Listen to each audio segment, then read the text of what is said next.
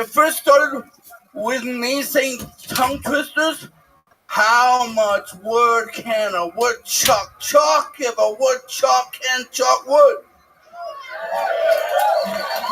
Now it evolved to me eating pussy. I dated a woman named Body, and she loved her. I went down there and said her name.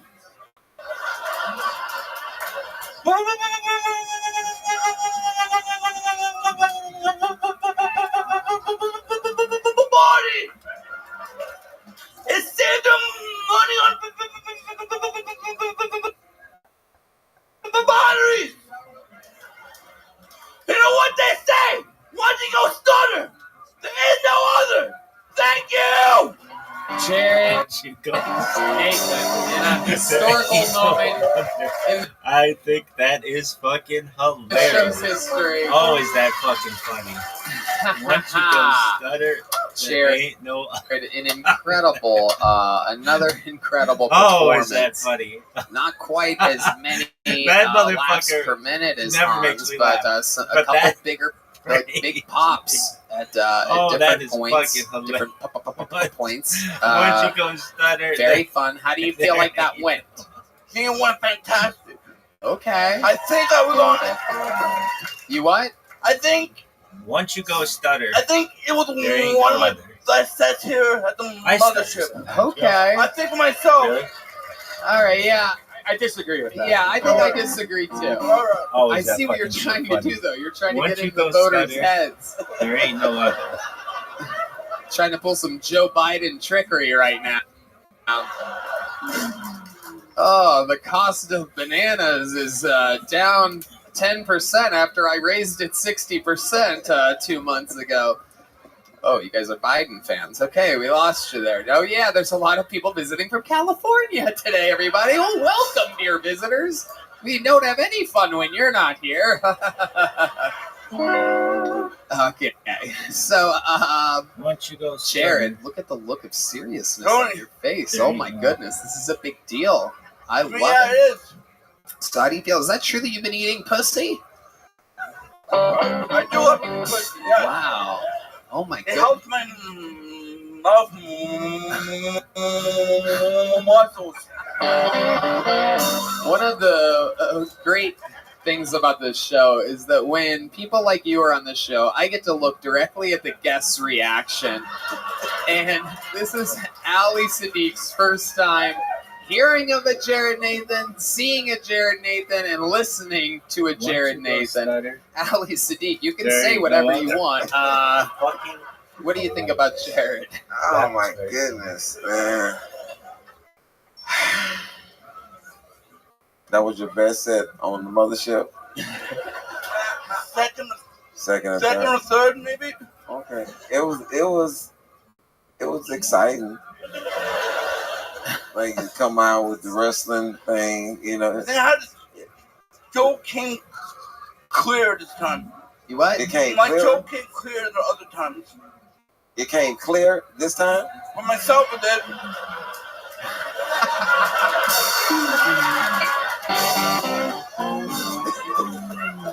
That is incredible. I can't imagine if this was my first time seeing you. Yeah. You're like, oh, that You was want to the... see something, Ali? What? You want to see something? I'm here. When I whisper, I do not stutter. When he whispers, he does not Like I'm stutter. doing ASMR. Wow. Don't worry, it's not airborne. You can't catch it. It's like he threw something over me. Yeah. When I whisper, I don't stutter. Like the yin yang twins.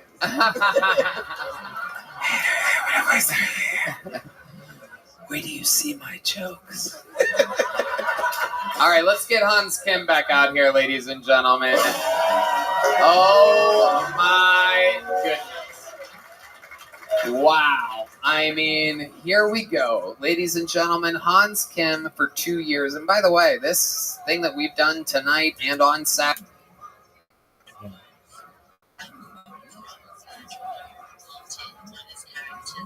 Talks about chaos, and he says that chaos is a ladder, like an opportunity. And I guess ladders are, a specific pattern, right? So I was just thinking about that to see what your thoughts were as well. Katie, hello.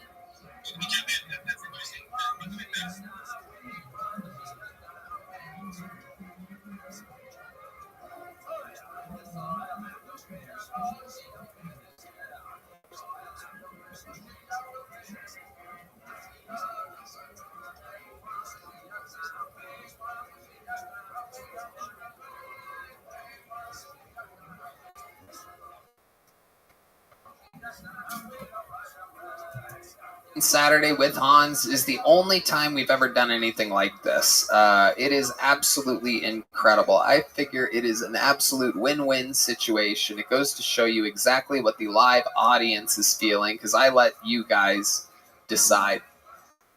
So, ladies and gentlemen, how many of you have Jared Nathan winning tonight's regular ship battle? Make some noise for Jared Nathan. All right. You've known him for 2 years. You've seen him over 100 times on the show. How many of you think Hans Kim retains again, huh? I had a feeling. The boy is in fighting shape. He's wide awake, stronger than ever. Hans Kim, how do you feel? I feel great. That was perfect. Perfect. This feels amazing, Jared. Jared's still trying to fuck you up. I tried to hug him. You got any more fat retards for me to beat, Tony?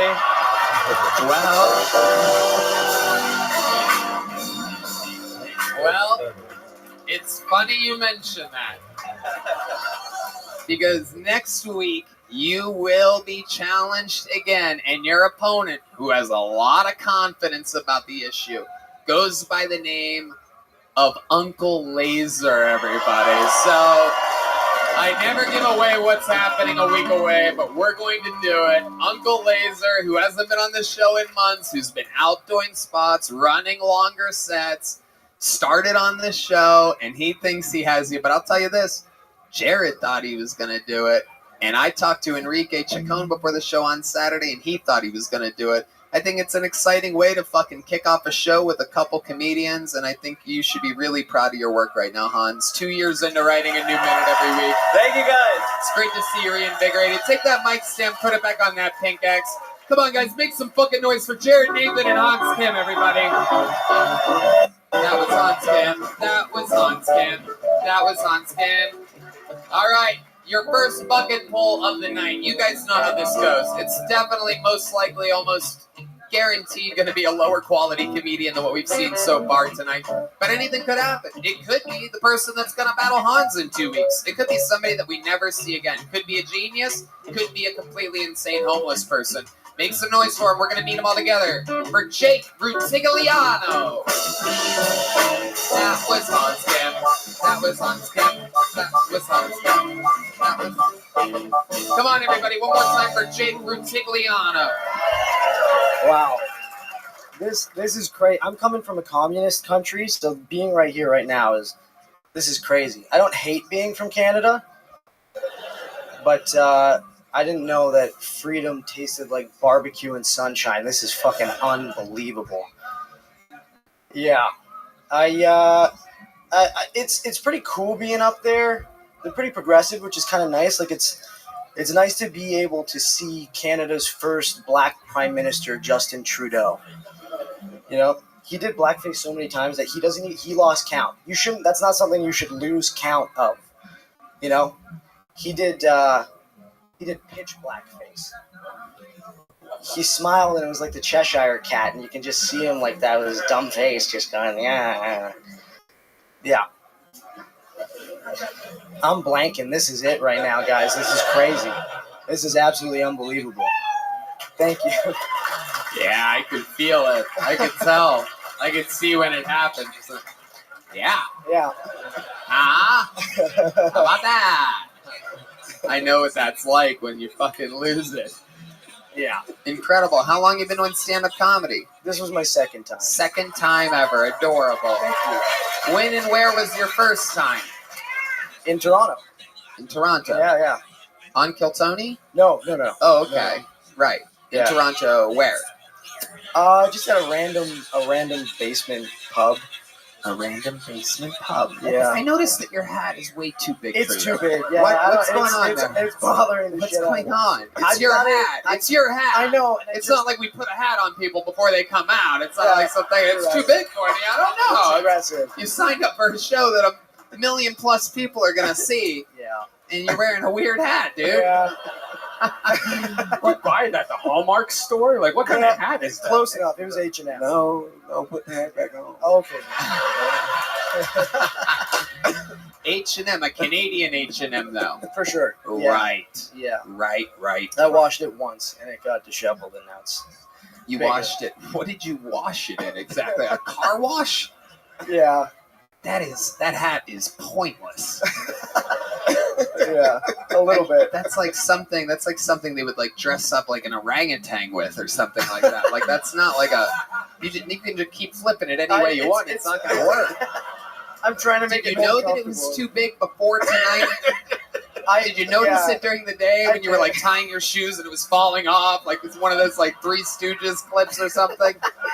I mean, the hat is obnoxiously big. It is. When did you It's large. notice that the hat was too big? When I got on the plane, You got on the plane from Yeah. Canada. Did you think about buying another one? I didn't. Why didn't No. you think about that? You have extra money? Not too much. No. And then I the rest I took out to bring here, and everything's cashless here. So Everything's cashless It's here? it's what it feels like. Ollie, My thing is this. Do you know that it's a thing where you can adjust the hat? Like, I'm like, are you just, like, you don't think, what you think that thing right there do? I Like, what you think? I tried to, It's but it's, like, I don't know what this does. It's just, you know. it started like puffing out and going on. Yo. oh my God! Look at all this There's so space. much room. It is obnoxious. Let's see how many little joke books we can fit in the side of your hat. It's like a beret. Here, catch this. And I just want you to put it like halfway in. You know what I mean? There you go. All right, there's one. Oh my God. Yeah, that's two. Just halfway in. Oh, shit. You know what? Put that one on that side. Put it on that side. Play inside. Oh my God. All right, here's the big one. Try the big one. It's like Toad from Mario. There you go. All right, one more. I want you to put this one on the same side as that one. I think it can fit. Right against it. Yep. Push it up there. This is absolutely incredible. Absolutely incredible. Oh my God. Yeah. This. You have a phone book in your hand. Holy shit. Yeah, that's tight. It's tight. Here, give me the big joke books back. You're not getting one of those. And then give me 3 of these small ones. No, 2. You're going to get to keep that one. I'll let you hold on to it now. There you go. So let me talk to you a little more. What do you do for work up there in Canada, Jake Rutigliano? I'm a server, and I'm an actor. Oh, yeah? What kind of acting have you done before? I went to theater school, Yeah? so I'm in a Shakespeare play this summer. Okay. Yeah. Can you give us like 15, 20 seconds of some good acting? Can you give us like a little you can. I know you can. I could try. Yeah. Sure. What do you take the hat off and hang it up on the it's making me furious. Oh.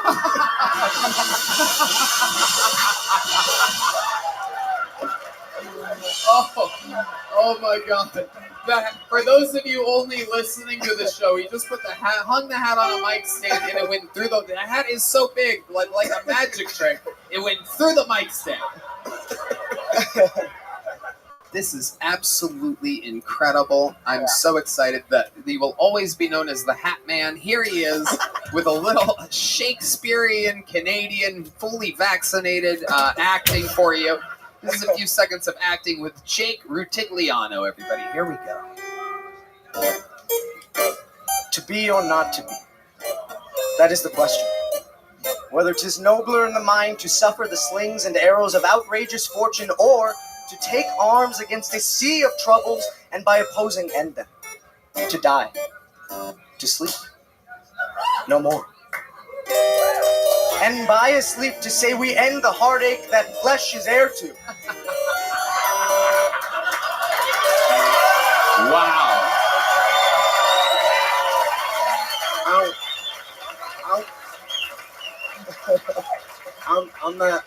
I'm not gonna lie. That's the first time I ever heard somebody do Shakespeare in a real voice. Okay. You didn't rev it up, Instead of like, no. Yeah. That was very, very impressive. Hats off to you, Jake.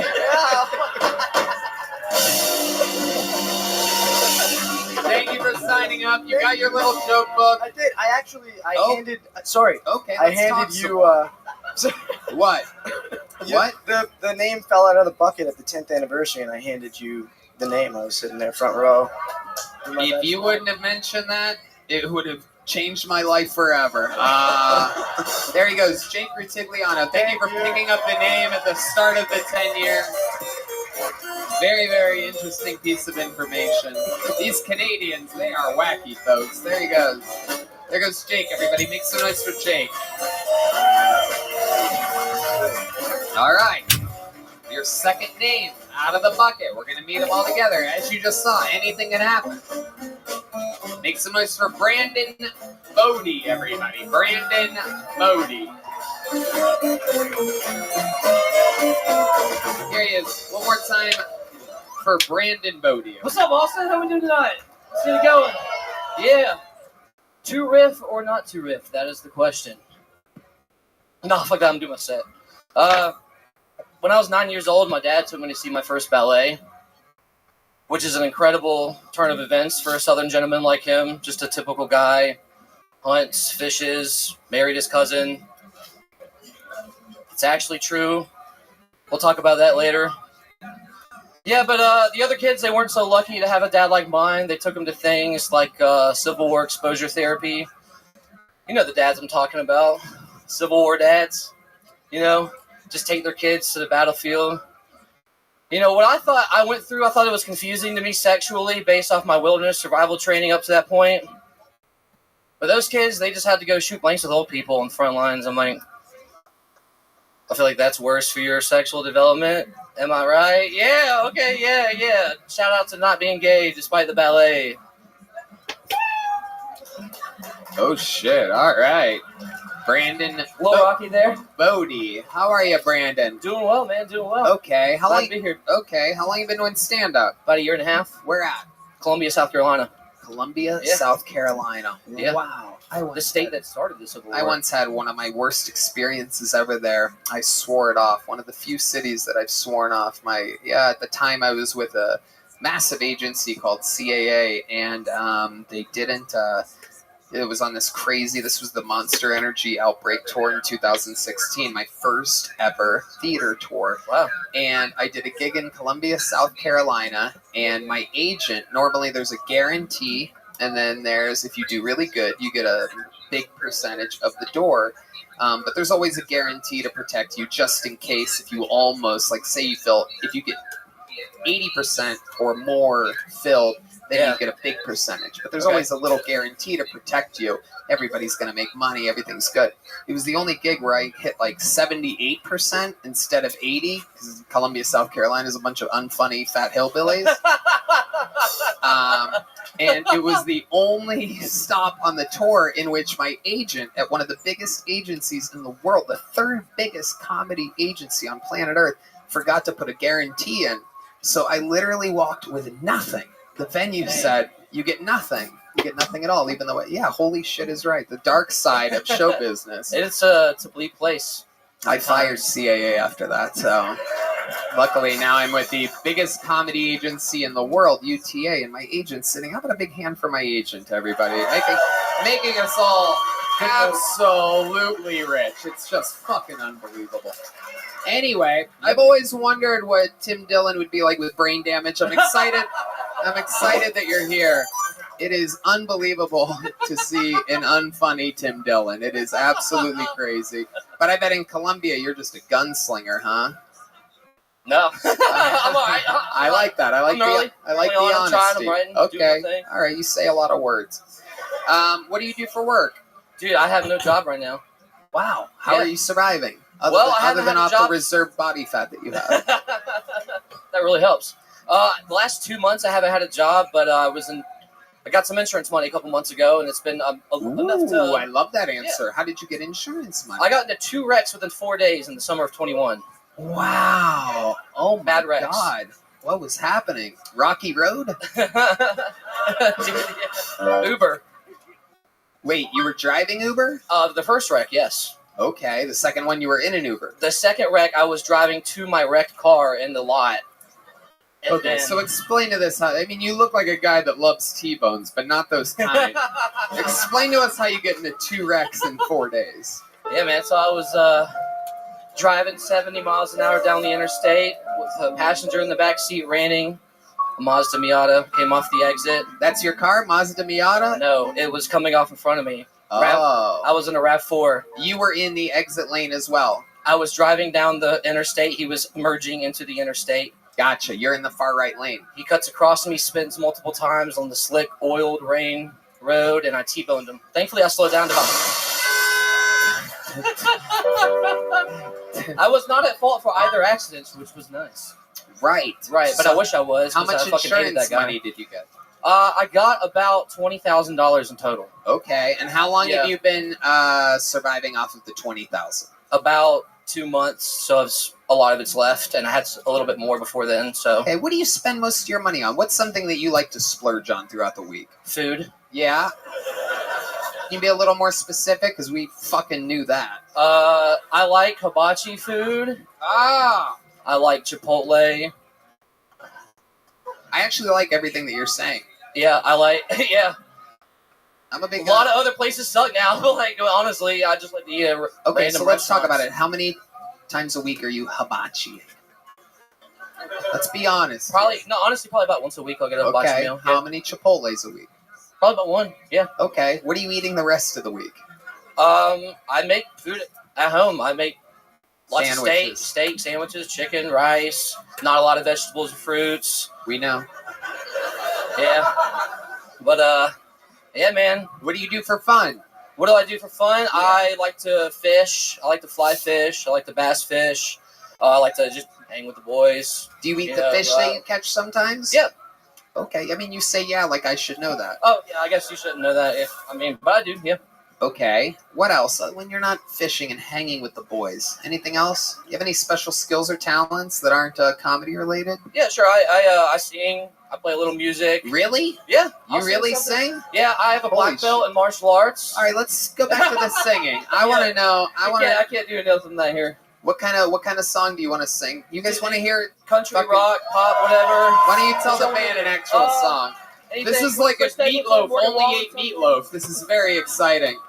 Brandon, you make so much noise into the microphone. It's incredible. I'll hold it farther. Stepped on more fucking punchlines with your fat feet than anybody I've ever fucking had on the show. So, do you think you had to tell this band what song into the microphone while facing them? No. All right. Impulse. Are we ready? Sure. Oh, shit. Oh, okie dokie. That's all right. Okie dokie. So are we going to do a song? Yes, yeah. Did you pick a song? No, I hadn't. Are you retarded? Maybe. Pick a fucking song. Don't say anything, because you're not going to be able to do it. Brandon. Let's do Tennessee Whiskey. There you go. You know what? Fuck it. I'm sick of you. You're gone. Okay. Brandon, everybody. There he goes. It happens. Brandon, take one of these. Take one of those. There he goes, Brandon. Ooh, like Tennessee whiskey. Sweet.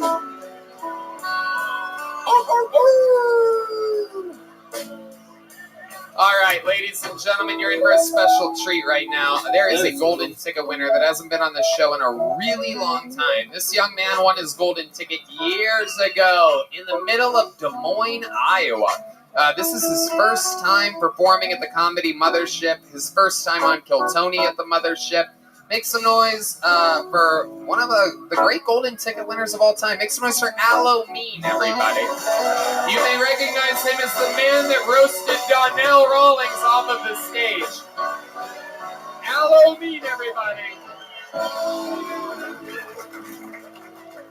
I'm glad Tony took a while to introduce me to come up here. I was backstage robbing that last motherfucker.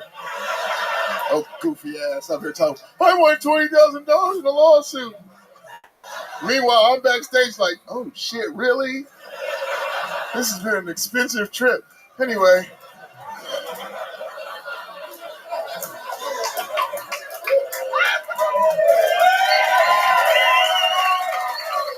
Texas supports niggas robbing white people. I like that.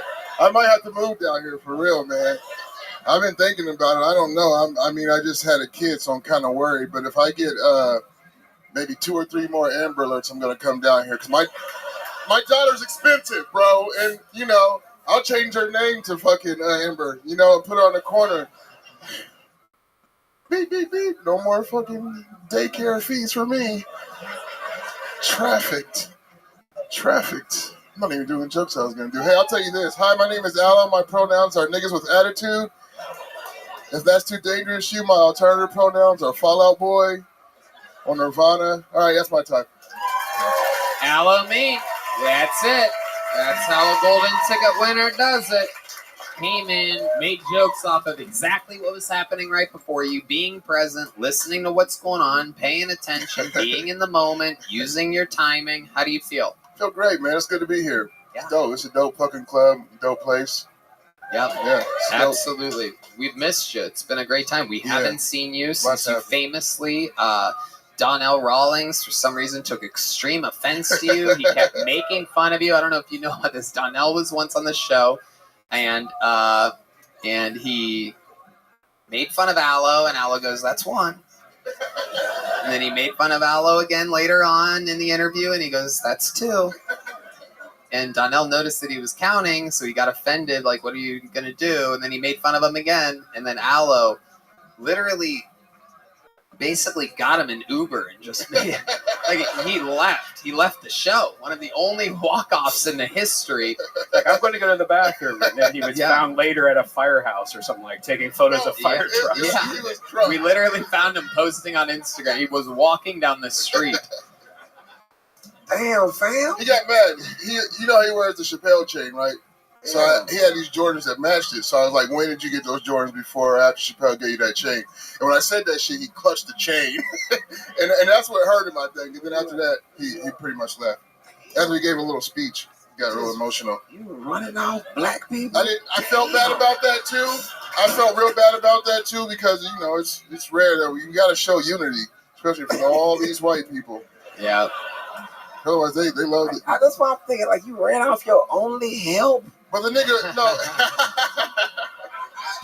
Oh, what's weird is when you said the first thing about the dude with the $20,000, it's the exact same voice that I would have used if I would describe it. $20,000. Like, why would you say it out loud?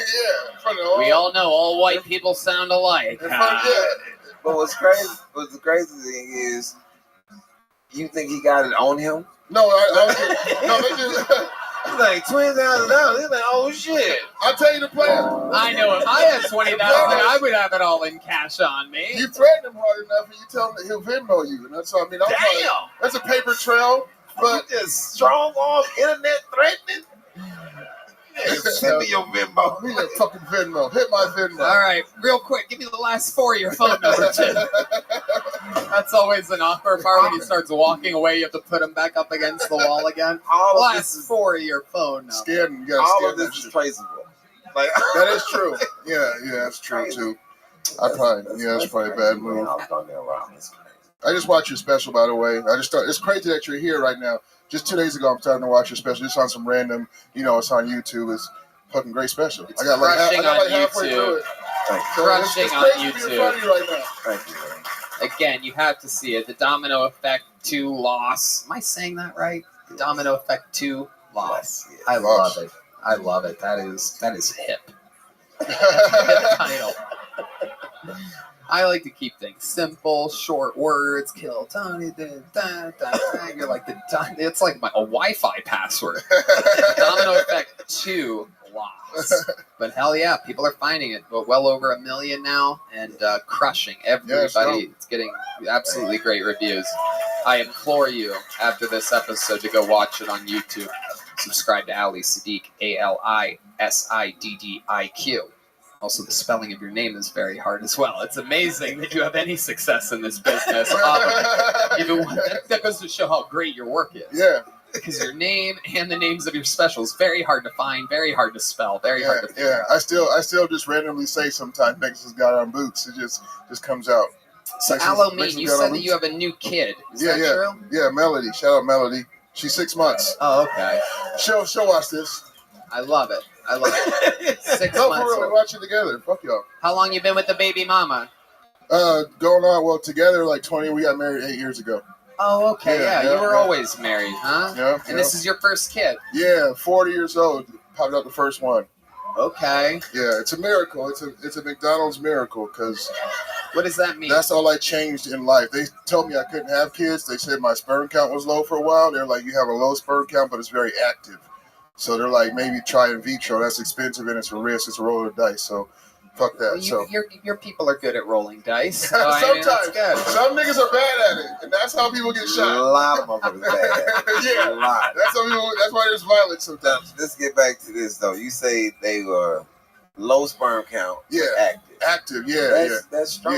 Yeah. I was Like, kind of proud of that. You know? You gotta it's not a lot of them, but they moving. Yeah, like Navy SEALs and shit. They defuse the proud, you know what I mean? They get in there. It's wild. And one is gonna keep marching no matter what's going on. You're like, I'm still going. By the shape of you don't seem very active at all. No, I got active. Are you sure it's your sperm in there? 100%. She looks just like me. I'll show you pictures later.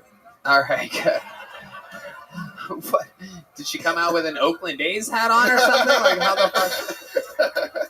Okay, what does your wife do for work? She's in sales. She's like an optician. She sells glasses and shit. Okay. Contacts. And you're a truck driver. Truck driver. Yep. How's that been going? It's good. It's good. I'm one of America's only, still working heroes. Because this is a consumer country. So we're more important than the military. Let us stop shipping shit, and y'all all be fucking going crazy, killing each other. You're welcome. I'm a hero. That's right. Stupid. I'm dumb. That's right. Okay. Anything else crazy happened since the last time we saw you that we should know about, Halloween? No, man. Just try to not make another kid for now. Okay. They're expensive. All right. Yeah. Tell all those active sperm to fucking chill out. Chill out, man. Right. I'm gonna have to start eating McDonald's again. That'll make. What is the McDonald's? I don't understand. The only change I made in my life was I stopped eating McDonald's, and I'll stop telling people that if McDonald's pays me. But for now, that's just the truth. So you were trying to have a kid the whole time. Yeah, we did. And then you stopped eating McDonald's. Mm-hmm. And then how soon after was it was she it was pregnant? probably like 6 months. No, it was probably like a 6 months to a year. So that's the only change I made though. I just stopped eating McDonald's. I still eat other shit. I came down here. I was fucking a Jack in the Box. We don't got those where I'm from. That is bad. Theory. No. Yeah, that shit fucked me up. That is bad. My butthole has been hurting ever since that. Yeah, it's bad. Yeah. All right, well. It was 2 o'clock in the morning, though. What are you going to do? That's true. Take risks. Okay. Aloe Mean, so fun. Great to have you. Great stuff. Thank you so much. I'll be back. Golden ticket winner, Aloe Mean, ladies and gentlemen. Come on. All right, pulled another name out of the bucket. Let's see what happens here. Make some noise for Colin O'Meara, everybody. Colin O'Meara. Here we go. There's Colin O'Meara, everyone.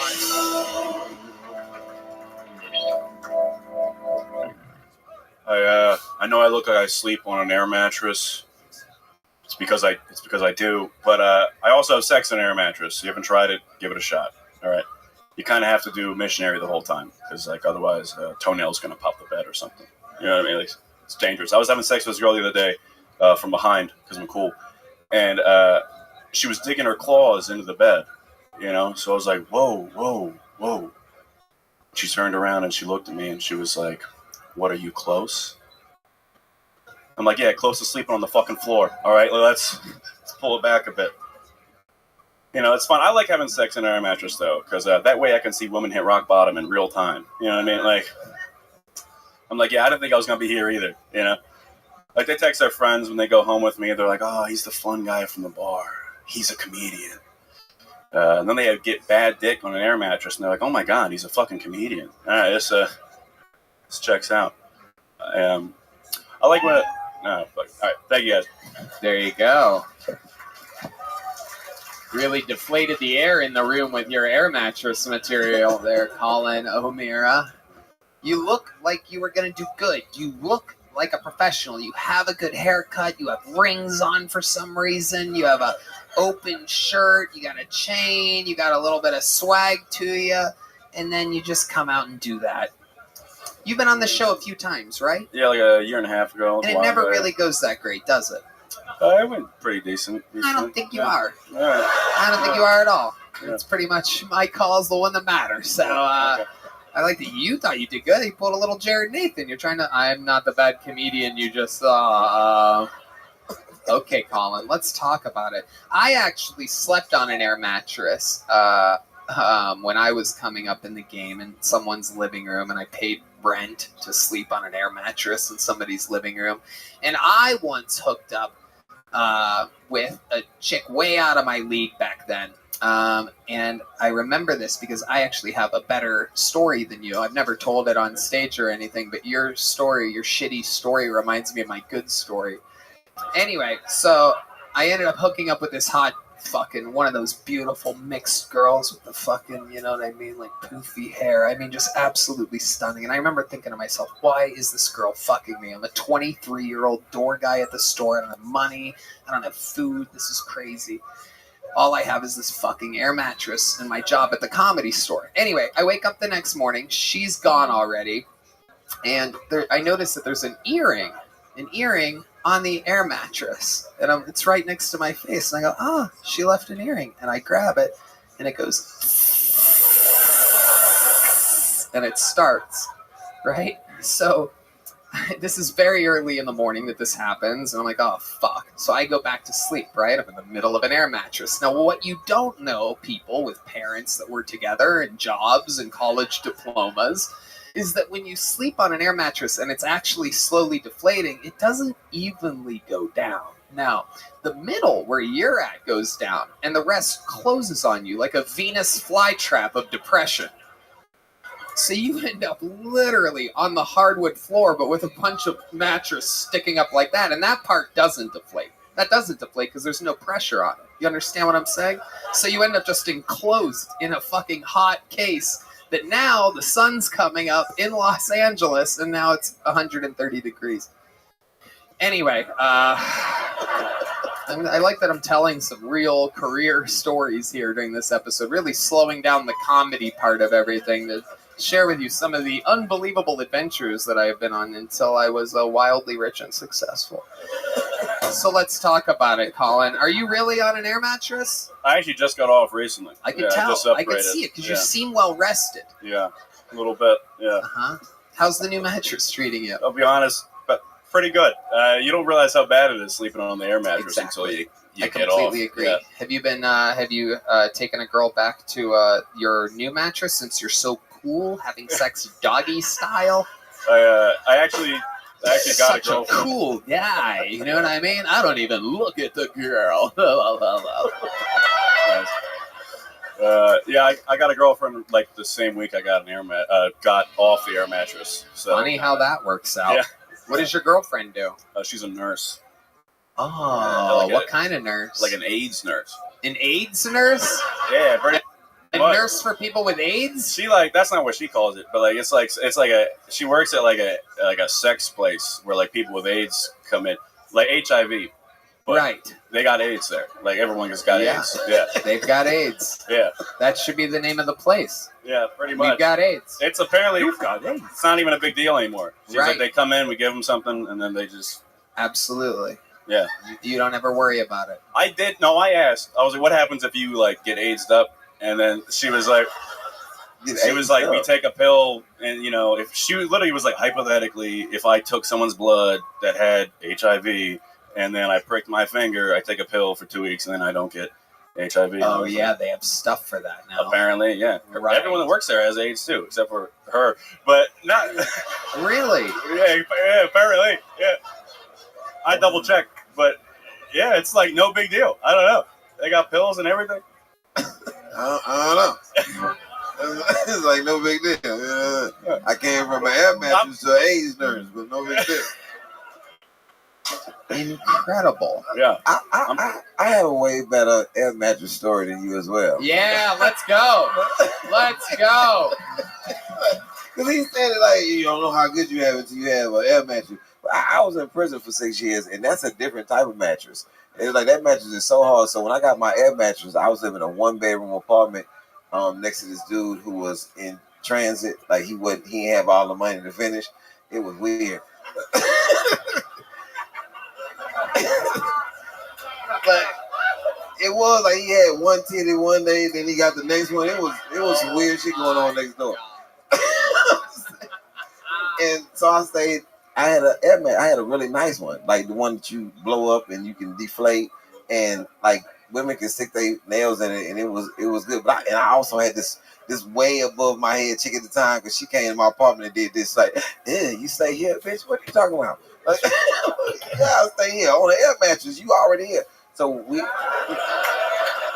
can't judge me. You saw what it was when you was coming up the steps. It didn't look like lunch. She was coming up the cement steps like, ugh. I'm like, yeah, it's what it is. I'm like, what did she think when she got in my apartment? It was gonna be lavish. She's like, you knew you was walking to an air mattress, but it was a nice one. I had sheets and everything. It sounded like you didn't have sheets for your. No, I had. That's the thing. They didn't. Most of the time, they didn't even know it was an air mattress until the next day. Like they'd be like, "Wait a second." But you had a magical air mattress. Dude, it you was had like a box spring for your air mattress. Your shit is on the floor. Everybody know an air mattress. It's on the floor. You like, nobody's bed is that low. No, right, dude. I had like a mattress topper that was like that. Oh, you dressed your shit up. So okay. yeah. That's what it was. You had a box spring and your air mattress on top of it like it was a real bed. I put sheets on everything. They'd find out because like after like we'd have sex, the bed would be like 2 feet away from the wall. They would have to jump down off the side. Yeah, but and then I'd fill it back up and then they'd leave. You know, when you walked out here, I thought you was gonna be good too. Yeah. I know. It's incredible. It really is wild. You look like you'd be good, but you're not. Why do you think that is? How long you been doing stand-up? A couple of years now, like 4. All of it here in Austin, Texas? No, I'm from outside of Philly. I moved here coming up on 2 years this summer. Wow, most people from just outside of Philly are hilarious. This is incredible. You're almost an anomaly. Jokes, they were just really cheesy. It was almost like cruise ship shit. What the fuck is this shit? Yeah. No, it's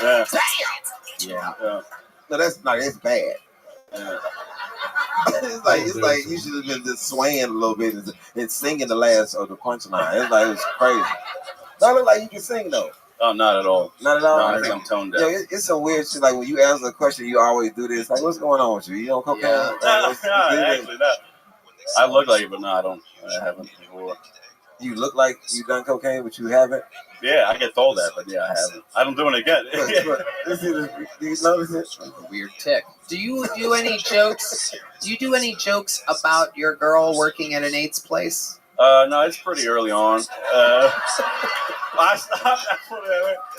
No, I don't. You have more ticks than fucking Jared Nathan. This is incredible. Unbelievable. So you don't talk about that? Yeah, no, it's pretty early. What are some other premises? Without doing the jokes, give us some more premises. We got air mattress. What else? Well, I've been on a few times. So what does a set list look like? Stuff that we haven't talked my about. My dad killed himself. I talked about that ad nauseum a lot. Okay. Yep. Was that before or after you started stand-up comedy? That was right before. Right before. Oh, yeah. He knew. He knew what was coming. Yeah. All right. Colin, you've already got a little joke book, right? No. Okay, well, congratulations. Oh, you look like you don't want one. You don't want one? Yeah, sure, I'll take it. No, the crowd is insisting I don't. No little joke book for Colin O'Meara.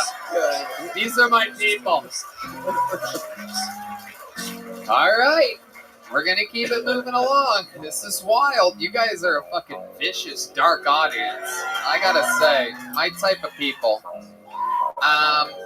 Okay, yeah, let's do that. Let's turn the fucking energy in here around right now. Ladies and gentlemen, you're about to witness something magical. Your next comedian is the newest regular on Piltown.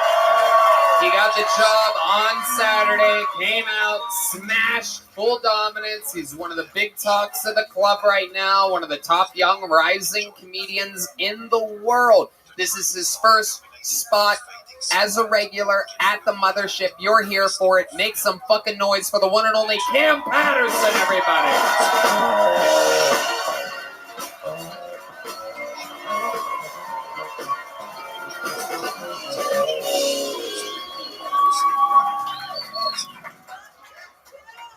Shut up. So I just moved to Austin, and I love Austin, you know, cause everybody lied to me when I got here. They were like, "Cam, you gonna love Austin? It's so diverse." Look at y'all. I've only seen 6 other black people since I've been here, and they've all been crackheads. And one of them saw me, got happy, said, "Oh shit, another one." He was like, "Nephew, come here, nephew. I want to show you something around this corner, nephew. Follow me." And I didn't want to follow him around the corner because I knew he was going to blow crack dust in my face. And if y'all did not know, that's how you make crackheads. Did you know that, sir? Welcome to the club, nigga. You live outside forever now.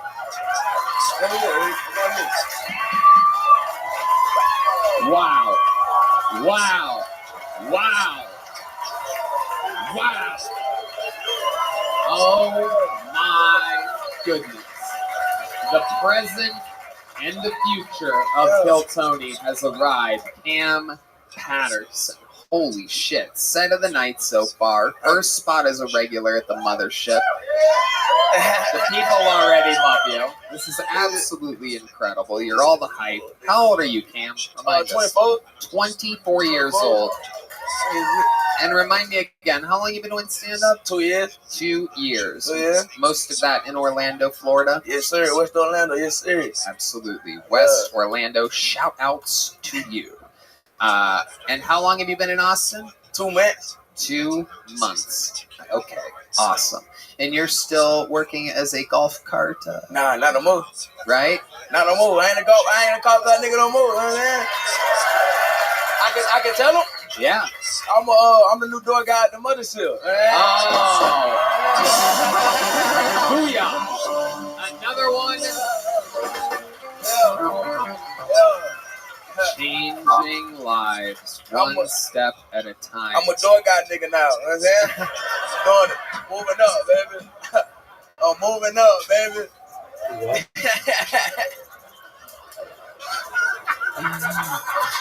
Moving on up in the world, baby. This shit great. Absolutely. My mama very proud of me. Yeah? You told her about everything that's going on? I cried like a bitch, dog. I cried so hard, it was insane. It was insane. Yeah, it was insane. She's so happy for me. You know what I'm Unbelievable. Yeah. I love it. You're close with your mom? Very close. My father, the reason I do this shit, though, me and my mom real close. You know what I'm saying? Right. Your father's the reason you do it because he hasn't been in your life? No. Oh, by the way, that's a me thing, not a black person thing. I didn't. He been the whole step of the way. Like even when I came out the first time to visit, he was here. Like when I came to visit for the first week, he was like, "Hey, this the city you need to be in. Don't even come back home. Like this is it." You know what I'm saying? He been behind me like the whole time. Hell yeah. You know Oh hell yeah. Yeah. Oh man. Incredible. No doubt in my mind, he's gonna try to take all your money when you're rich. There's no doubt about it. Unbelievable. Ali Sadiq, this Yes, is your sir. first time seeing the great Cam Patterson. Great. Me too. How you doing, son? Good to meet you. A lot of family support, huh? Yeah. Yeah, that's different. That's different. Oh, damn. No, that is, because my mother was like, what? You Oh, doing my what? mama hated this shit at first. Oh, she hated it she hated first? Yeah. Oh, she was not on board. It take that. Yeah. It take you to do a lot of good shows for them to be on board. Yeah. Your father was on board from the beginning? From the beginning. My mama called my dad. She was like, tell him, don't do it. Tell him it's a bad idea. Tell him to quit right now. Tell him to get a job and a career. My dad was like, I got you. I'm going to talk him out of it. And then he hung up the phone like, you want to do this shit, nigga, go hard. Yeah.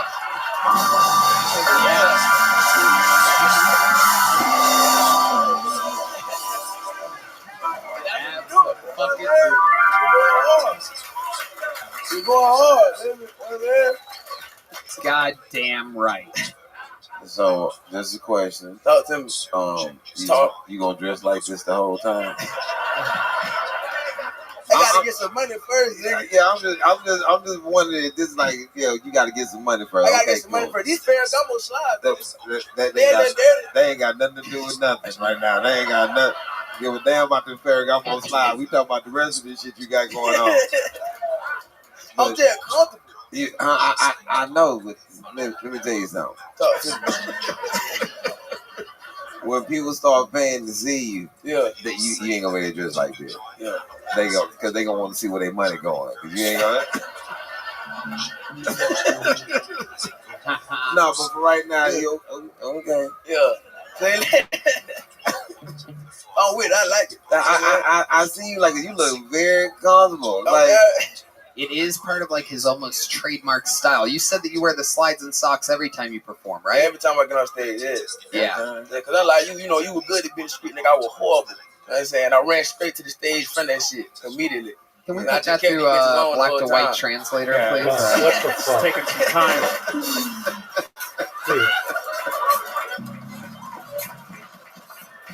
What is Okay.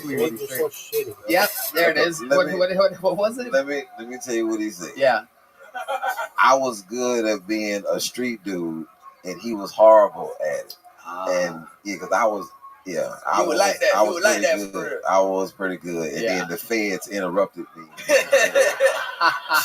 They know who the fuck I was. They were like, who the fuck is this nigga selling dime bags and shit? Did they just get you on the whim? Yeah, no, they ain't get me at all. Okay, good. I left immediately. Yeah, that's what you're supposed to do. Yeah, As soon as you see it, sign. Like, when did you start? Can I ask a question? Absolutely, I love it. I love it. This is my thought. Okay. Yeah. So how old are you? 24, right? 24. Okay, because my oldest son's 29, my oldest daughter 24. Yeah. Okay, so when did you start hustling? Like 19. I started 19. late. Yeah, I started after basketball. What you mean started late? That's 19. Yeah. Okay. Yeah, late. So I'm like a lot of years older than you. A lot. Like I'm 49. Yeah. What didn't you see? What did we say to make you get in the street to start hustling? What you mean? Like, by 1997, it was a lot of movies out and a lot of things out, and the whole say no to drugs and all this shit. And all the what made you start hustling after you saw all that shit? Because if it would have been out, because I was hustling way before. Yeah. I'm like in the 80s when crack first started, so we didn't know. We didn't have no commercials. You know what I'm saying? So if I would have saw like what happens, then I probably would have never did it. What did we say? And I always ask this when people start hustling way after I got out of prison. Yeah. I was like, fuck it, they're not gonna get me. So you saw the shit like, okay, you end up, because this was all the commercials. If you sell dope, you're going to end up in prison or dead. And you was like, they not going to get me. That's not They're not gonna get my ass. Like, I'm elusive. They gonna catch me. I'm elusive. It's an incredible amount of confidence. Where do you think this confidence comes from, Cam Patterson? You have it on stage. You had it on the streets. Shit, I don't know. My dad probably. I've always been a confident dude. You know what I'm saying? I've always been. Yeah, I've been horrible at everything else I did. And stuff I did comedy was just like this. It. You know what I'm saying? I love it, and you have a lot to do, my friend. A new minute every single week from here on out. His first minute at the mothership. Wildly, wildly successful. Come on, make it loud for the great Cam Patterson, everybody. He has arrived. Oh my goodness, how exciting. Brand new muscle. Of course, he's taken the place of the great David Lucas, who gets to do a spot anytime he wants to promote anything he wants in the future. He's enjoying his first Monday off in a while. So back to the bucket we go. Ladies and gentlemen, we're going to meet this person all together. Make some noise for Dylan Rasucci, everyone. Dylan Rasucci. A lot of Italian names tonight. One more time for Dylan, everybody. These people wait all night for this. Come on. You guys watch porn? Hell yeah. No, but there's too many ads before the porn videos on Pornhub now, you know? Like, I clicked on a video the other day, I clicked on a video and this ad popped up, right? And it's like this female robotic sounding voice comes on, and she's like, wanna masturbate, but don't have a partner? Guys seen that one? Dude, is that an obstacle for anyone? Like, are you ever like, oh, I wanna masturbate, but I'm all alone. Dang it. Guess I can't. Right? Partner. Like, does anyone see that ad and they're like, oh, I better phone a friend? Yeah, some of these ads are aggressive, though, you know? Like, the other day I clicked one and this one ad comes up, it's like, thousands of people are fucking in an online game. It's like, all right. That doesn't really appeal to me, you know? I don't need meta pussy. All right, whatever. Thank you. Wow, rough night for the bucket pulls tonight. My goodness, unbelievable. Dylan Rasucci. How long have you been doing stand-up? Let me guess, 2 years. Basically 2 or 3. Basically three. But not 3 yet. Well, I started right before the pandemic, like going a lot. But when did you start? The first, I mean, I did it sporadically for a few years, so I didn't really start until like end of 2019. When did you really start? The answer that you originally End of 2019. said. End of 2019. The end of 2019. Yeah. So that would be 4 years. Yeah. Well, then I say 3, I guess, because then there's like the weird break with the COVID and shit, you know. Right. So you did it for a month or two. How many times do you think you did it before the pandemic? Before the pandemic? I don't know. Probably like 50 or something like that. 50 times. So probably in between December of 2019. The first time I did was 2016, but then I did it very sporadically for a year and a half. Oh, it's getting worse, folks. This is incredible. Hey, I started good. You're like all the bucket pulls tonight smushed together to the point to where even your hat's a little too large for your head. It's absolutely incredible. I think we could fit at least 2 big joke books in the side of that thing. Okay, Dylan, what do you do for work? I work at a fish market. Okay, where at? Quality seafood in Austin. Okay. So what do you do at what do you do at the fish market? I do a bunch of work behind the counter. I cut fish. I've done deliveries once. They kind of had me do a bunch of different shit. Okay. Are these sketchy answers? I'm sorry. You're doing okay. How long have you been at the fish market? So there, I've only been there for like a month. But what did you do before that? So I've only lived there like 3 months from upstate New York. I worked at the fish market there for almost 10 years. Oh, okay. Yeah. All right. Okay. What do you do for fun, Dylan? Give us something about your very interesting life when you're not doing kind of stand-up over years and sometimes and not at all and sometimes. I used to play a lot of basketball. Oh, yeah, upstate New York basketball. This is what they look like, folks. This is fucking, wow. Okay, what else other than basketball? Go to concerts. I've seen the band Fish like 90 times. You love Fish. Yeah. You can't get enough fucking Fish. Yep. Fish, the worst band ever. Fish Market, the worst place to work on planet Earth. Yes, dude. Do you only hang out with girls with smelly pussies? Yes. Makes you feel like you're making money? Yeah. What is your love life like? You seem completely unbearable. Bro, come on. Are we bros now? No, we're not. You and I just Clearly the we're old not. pals?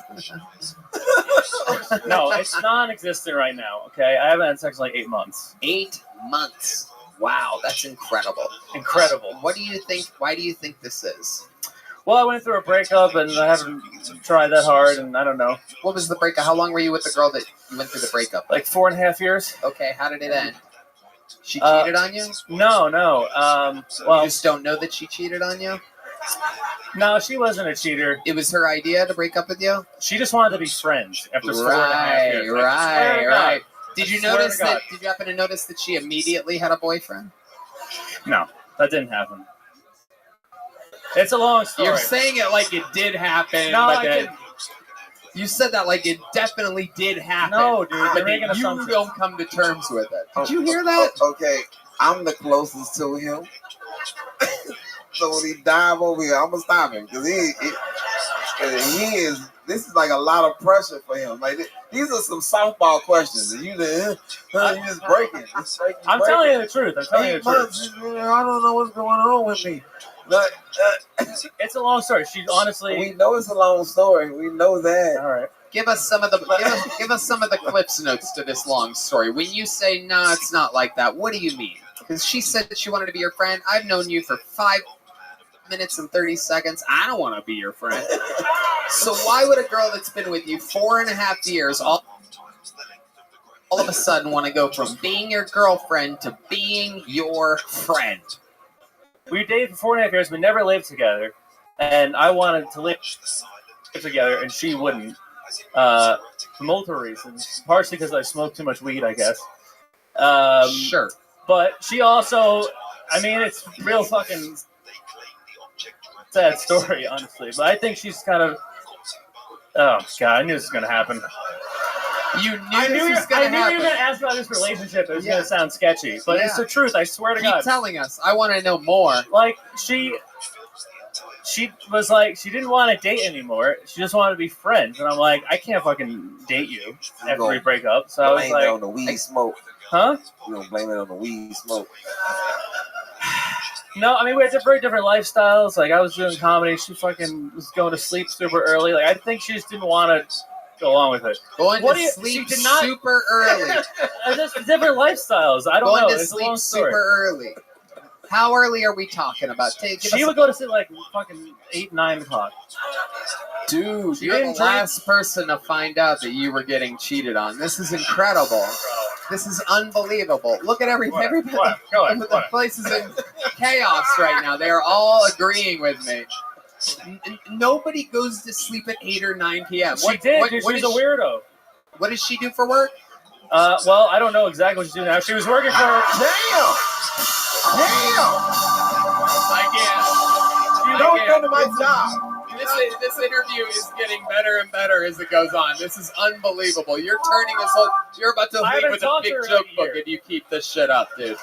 I haven't talked to her in like a year, but she used to work at an herbalist office. Herbalist Yes, office she's was super into herbalism. That's yes. like her thing. I swear to God.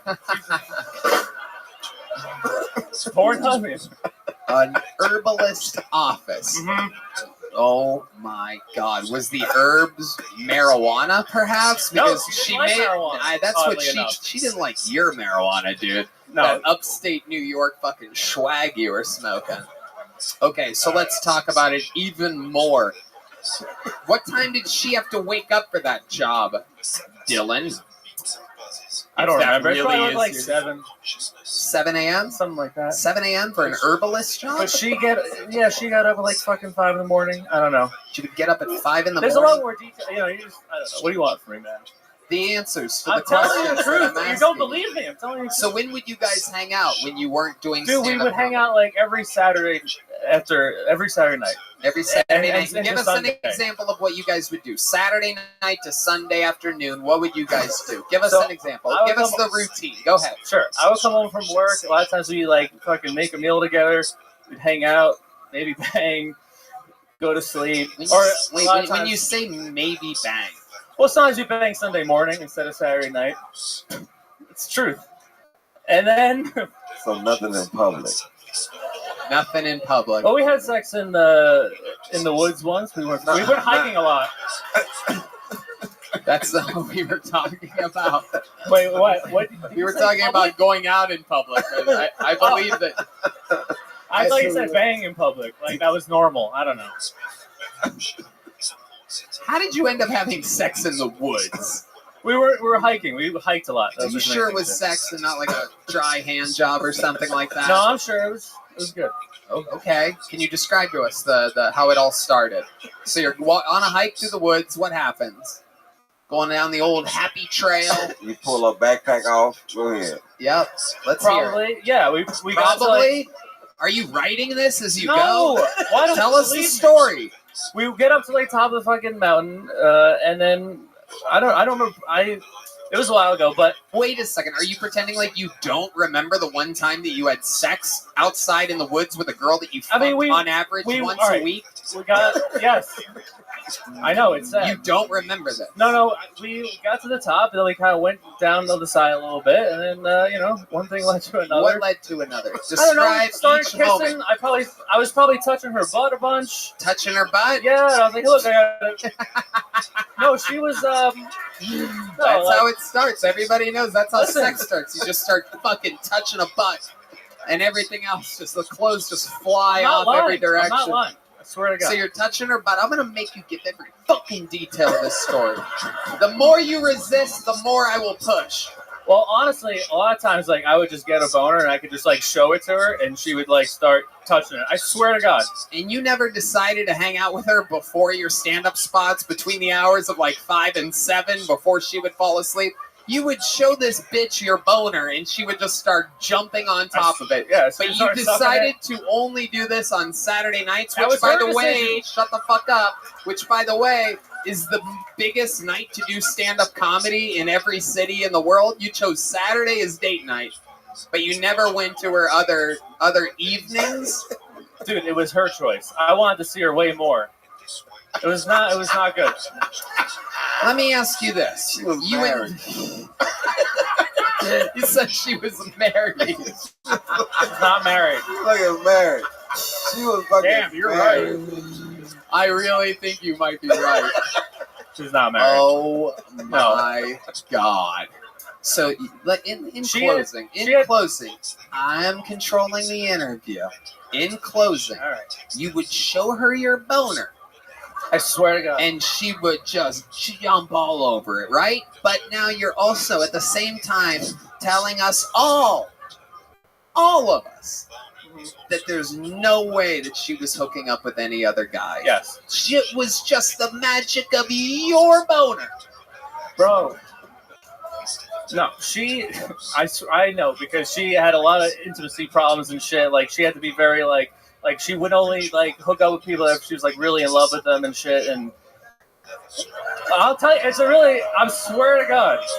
Now, fuck you guys. Fuck shit. you guys. Oh, there's the full heel turn. We saw this on Saturday, and we see it again. Come on, you guys can fucking move out of the net. You suck. You like my first joke? Here's a little joke book, my friend. There you go.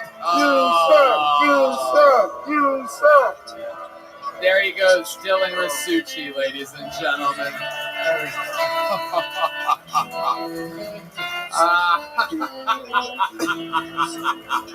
Just crumpled under the pressure. If his ex could see my boner right now, Lord knows what she would do to it. Everyone knows nothing gets me harder than someone snapping and having the whole crowd turn against them. Uncle Tony. I mean, just nothing. He was barely holding it together, holding it, and then fuck you guys.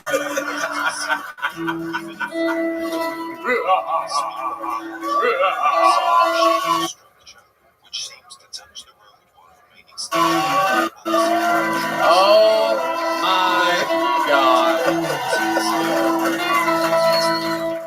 Let's get through another one of these bucket fulls, everybody. We're all in it together tonight. You with us? Here we go. We're going to meet them all together. Make some noise for Bobby Johnson, everybody. His baby shut him down. Come on, one more time for Bobby Johnson, everybody.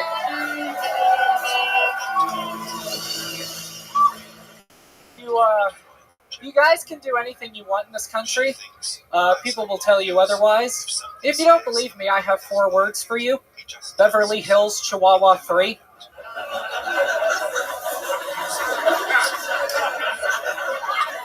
Because if they can make a movie about chihuahuas running a hotel, I think you can open a business. The other night, I was taking my after Chick-fil-A poo, and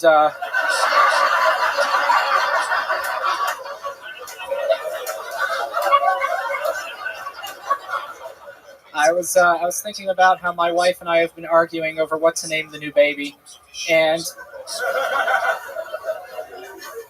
I would like to name it OJ. That way, when she goes into labor, I can scream, "The juice is loose!"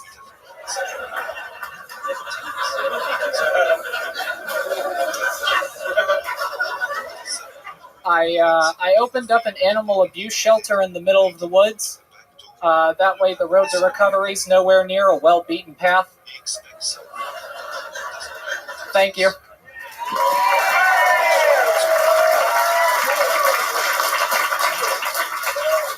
Bobby Johnson, Yes. welcome back to the show. I Yes. remember you. Yeah. I never forget a face like yours. I love it. Welcome, welcome. Yeah. Absolutely. How long have you been doing stand-up comedy? It's been 5 years and 9 months. 5 years and 9 months. How many times do you think you've signed up for this show? This is my 4th time. I want to do one at least on the mothership. Right. Yeah. Your 4th time signing up at the mothership? No. Overall in Austin. I don't know. Your 4th time on the show. Yes. Right. Exactly. How often do you sign up?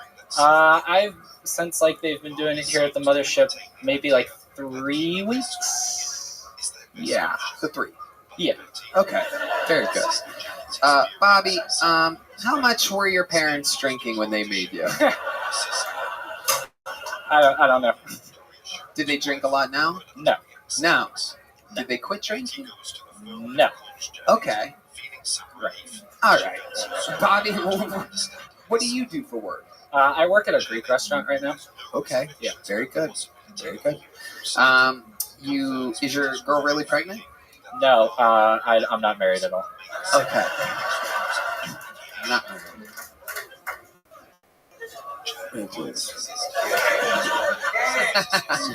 We're over here killing flies. Welcome to Texas. So, Bobby, how long have you lived here? In Austin, almost 2 years, but I've lived in Texas since 2009. Okay. Where'd you move in 2009 to come here? Birmingham, Alabama. Okay. Hell yeah. Huge upgrade. Yeah. Absolutely. That explains your face. Now I get it. Something in the water there. See, you do a lot of made up jokes, like, hey, I'm married, I got a baby on the way, I'm gonna name it OJ. Yeah. Okay. Yeah. What else do you lie about during your set? Oh my God, anything that's funny. I love it. Yeah. Okay. Right. All right. What's your love life like in real life since you don't have a wife? Not really anything. I haven't really done anything since I've been here. Okay. What do you masturbate to? Porn. Okay. Is it cousins? Are you into what people from Birmingham, Alabama are into? Yeah. You don't even do stepsister porn. You do real sister porn, don't you? Okay. When he said he haven't had sex since he's been here, are you talking about Austin or are you talking about period? No, since Austin. I was going to be clear. Right. Right. Well, the last time you did have sex, what was that like? I disappointed her greatly. Can you explain a little bit better? The last guy did as well. He just doesn't think so. But go ahead. Tell us about your disappointment. I know you'll be open and honest about it. I finished. It was in college. I finished very quickly, and she was just really disappointed. How quick are we talking? 1 pump, 2 pumps? 10 to 15 seconds. 10 to 15 seconds. Yeah. Okay. You pulled out, or was this with a condom? With a condom, yeah. With a condom. Yeah. So you came inside of her with a condom on? Yeah. And then you pulled out? Sure. Yeah. How long? Did you try to pretend like you didn't come? No. You're just like, I came. Yeah. And did you immediately start apologizing? No. No? No. What did you say? I'm just I'm done. And she's like, yeah, I know. Oh, wow. Oh, my God. How do you think she knew? I could see on her face. She was like, are you kidding me kind of thing. And I'm just...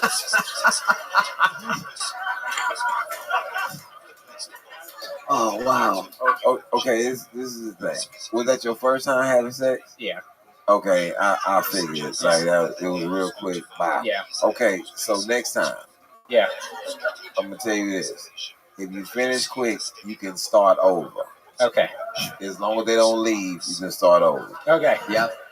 Like you and then you just take a hot towel, bathe yourself real quick, and then come right back. Don't take no time. Okay. Come right back. Okay. Right. Right. Absolutely. And next time you're about to come too fast, picture moving back to Birmingham, Alabama. And you're gonna last a lot longer. Yeah. Last time you were on this show, did you get a big joke book? I did. Very good. Well, then we have nothing left to talk about here. Fun set. Really good job. I do believe the best bucket pull of the night. Make some noise for Bobby Johnson, everybody. We're going to keep it moving. Thank you, Bobby. Hey, I'll go have me on the secret show first. Oh, look at that. He just got booked on a real show. Amazing. All right. Wait a second. We didn't get a female up here, did we? No, we did not. We will pull. Yeah, but that's a special treat. Yeah. Yeah, we gotta get one up there. Oh, there's one right there. All right, pass that along. In the meanwhile, we do have a special treat for you guys. You know, part of the 10-year anniversary that happened, there was a lot of great comedians that came out. A lot of legends of the history of the show that came out. This young lady is a legend in Kiltony folklore. One of the oldest performers that we ever found. She started very, very late in the game. You know, perhaps writing isn't the strongest set, but her performance, her likability, her entertaining interviews. Make some noise for one of the great legends of Kiltony history, Aphrodite, everybody! Oh, shit. Oh, shit. Oh, shit. Oh, my goodness. Come on, everybody. It's motherfucking Aphrodite. You know they put the ugly people too close to the stage. It's gonna throw me off. I wasn't ready for that. You know, I just want y'all to check this out. You know, God Almighty is a stand-up comedian. Did y'all realize that? Just look at the person next to you. Just look at their face. You'll understand why God is a stand-up comedian. Making jokes on all our fucking faces on my ass. He took my ass and made a joke out of it. And gave me a little skinny legs like a fucking ostrich. I said, God, I'm supposed to walk with this damn body. And he goes, go ahead, try it. God's gate. No, I'm sorry. But I got a new job, everybody. Yeah. I'm selling caskets for $29.95. And I mostly want to sell it to you young motherfuckers because I'm tired of you on the TV. I've been throwing cups and shit at the TV. I think about getting a gun and shoot it, so I'm tired of you young motherfuckers. You know, old people, we sexy too, you know? Bring your ugly ass kids over for us to babysit. Motherfuckers. Aphrodite with 1:07. An unexpected minute. You didn't even know you were performing until yesterday or late yesterday evening, correct? Yes. Because you told me that you were leaving, and I misread the message and said I'm expecting another minute because you said I'm leaving. Whatever. I misread the fucking thing. Yeah, I thought I was leaving today. And then I had to give you money for a hotel room again. Yeah. And shit, okay. Yeah. I got it. Why do they call it a hotel? Oh, how dare you, Aphrodite. You had an amazing minute, though, in front of 3,000 people at the ACL Live Moody Theater on Saturday night. An incredible performance. How did that make you feel? To be almost 70 and to see all you beautiful people, it's just, my heart almost stops, you know. It's just, live your life magically, you know, fuck what people say.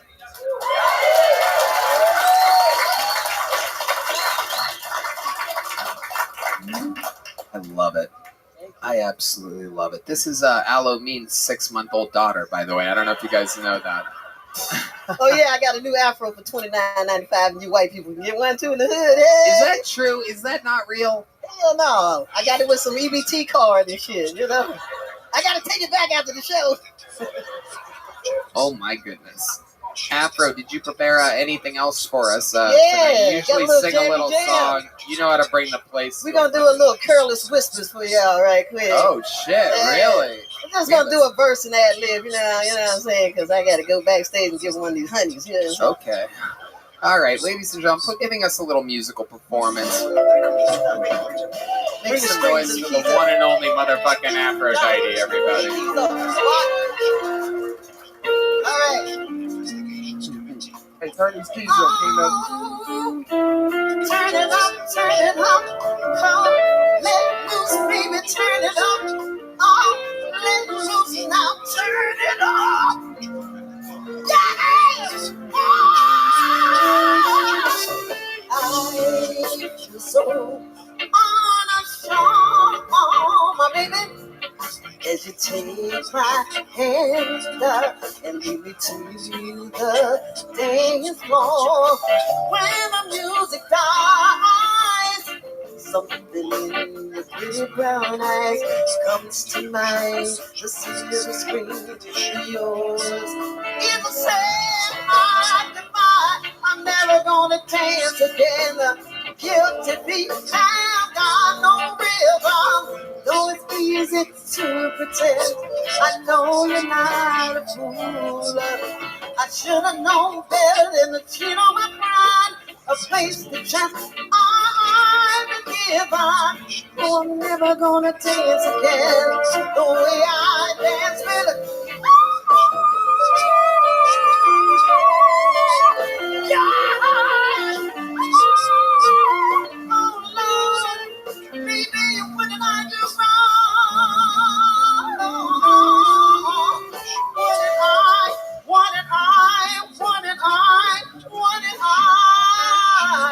I do wrong to you, baby, to make you leave me alone.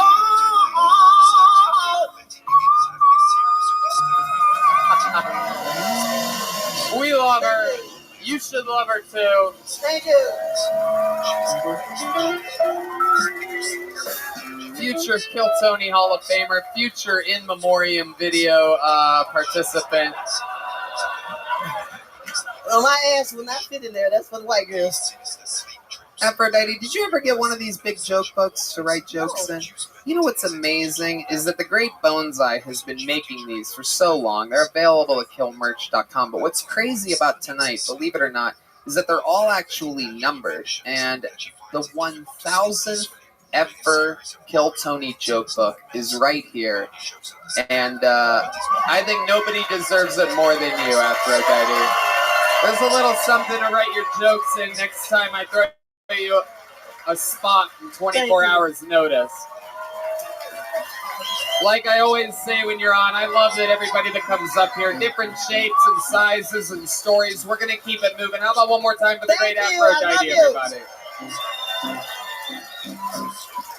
All right. We have one last bucket pull, everybody. We wanted to get a new woman up here because the scales are so tilted. There's so many fucking, as we've seen tonight, unfunny dudes that sign up for the show.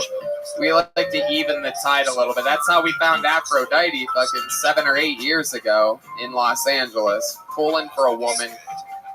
We got a new one here. Ladies and gentlemen, this is a brand new minute from Alexis Ramirez, everybody. One last quick set, then we put a ribbon on this thing. Here she is, Alexis Ramirez, everyone.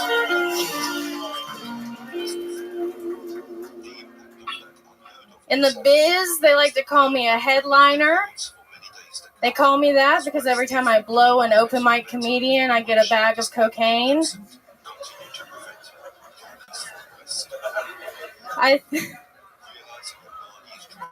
think autistic people have the correct response to eye contact. Personally, I believe eye contact should be reserved for two people, your mother and people who have seen your cum face.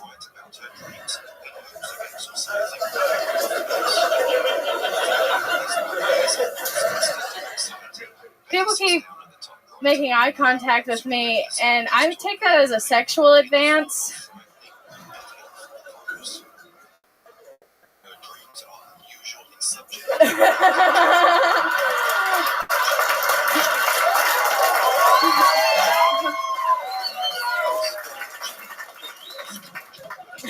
Okay, you done? Okay. All right, there you go. You just 54 seconds. You just started looking back and forth at me. How you doing? I'm good. How Hello. long you been doing stand-up comedy for? March 7th, 2022. 2022. I'll do the math for you. Thank you. That's a year and a couple months. Yes. All right, Not very long. good. How's it been going for you? Just doing it.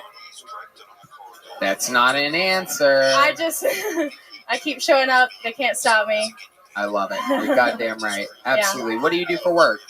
I'm a seamstress at a bridal company that could be in trouble. Maybe it's not in trouble. Maybe everything's fine.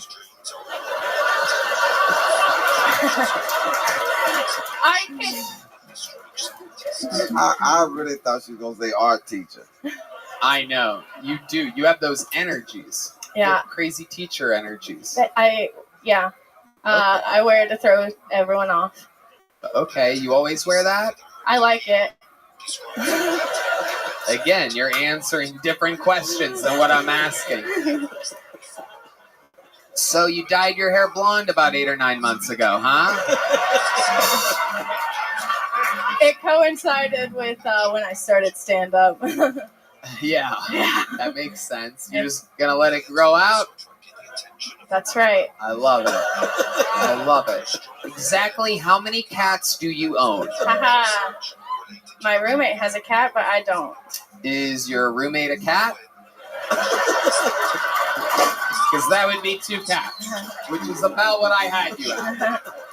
My roommate is my ex-boyfriend. Oh. So he is a pussy!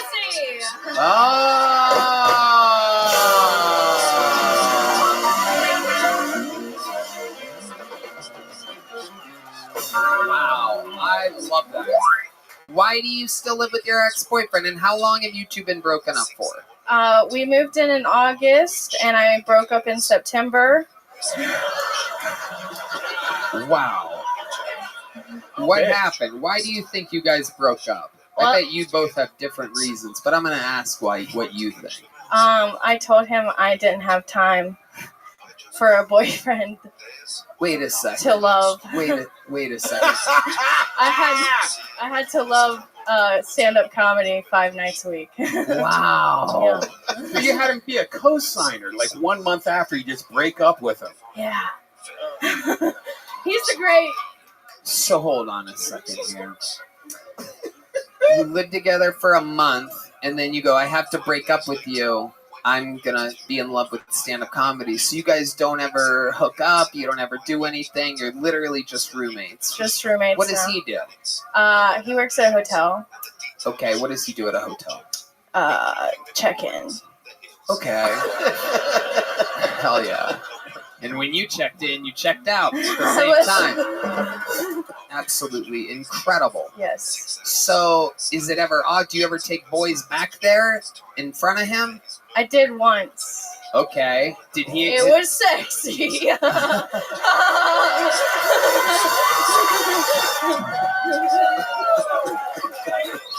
You're funny. Thanks. Okay, when you say it was sexy, can you describe it a little more? I was like, it's hard to make noise for me. So I was more excited to make noise so that maybe he would hear it. Oh my goodness. I would be pissed. Yeah. It's like you just said you had. So he didn't. Okay, so when you said you didn't have time for a boyfriend to love, keyword. Did he give you the other option? Why don't we just, you do what you do and we just fuck every once in a while? And obviously you have time for that. At that point, I was like 3 months into comedy. I was like doing it all the time. I didn't want to get in the way of that. Yeah, I feel like fucking him while I'm doing it still would be complicated. But why? But fucking somebody else while y'all still there was not complicated. So No, you, it's less so you think he complicated was just to sitting me. there listening like, damn, he doing a good ass job. He has his own stuff to figure out, Well, Can I take a guess at something and say that he brought a girl back to your place a few weeks before you did that? a man.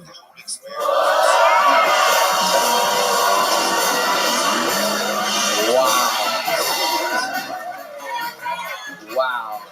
Curveball. Oh my God. He has some things to figure out himself. You turned him gay. I think I might. Oh my God. Manly under here. Did you inform the dude that you brought back? Because if you would have told me, it would have been extra noisy. Yeah. The man I brought back was a fan. A fan? A From fan of your an open mic. Oh my God. Yeah. And you were extra loud. Was it comedian Bobby Johnson? Because if you were extra loud, that'd be hilarious because he only lasted 10 seconds. So it's just 10 seconds of screaming. It sounds like a woman getting murdered and then it's over. I knew the other guy, but you didn't like him, so I didn't know him actually. No man. Wait, what? The guy from South Carolina, the other guy. Oh yeah. I know of him. Oh yeah. The guy that was that the guy that got booed with the sweaty shirt? Did he get booed? Everybody kind of sucked tonight, except for you. Yeah, it's actually incredible. The bucket pulls. It's been a year and a few months. Love to have you on the Secret Show Thursday. Wow. Incredible. I'm not in town.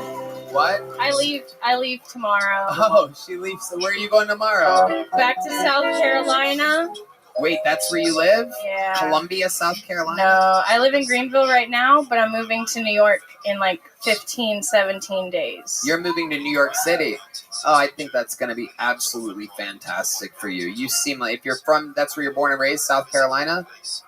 Mostly, yeah. Right. I think that's going to be amazing for you to live in a big city, get some experience, more experience, and my guess is you'll be back here in a few years when everybody realizes that everything's coming here anyway. But that's going to be good for you. Some city living, some life experience. I think you're hilarious. I don't think you really showed your full potential in your minute, but in this interview, the eye contact, the connection, the direct, funny answers, I know what funny people are like when they're over there, and I'm seeing it with you. It's very, very exciting. Congratulations. Here's a big joke book, number 1001 from the great Boneseye. Take this to New York with you. Fill it up with your best shit ever. It was nice to meet you. Alexis Ramirez with our Kill Tony debut, everybody. How cool is that?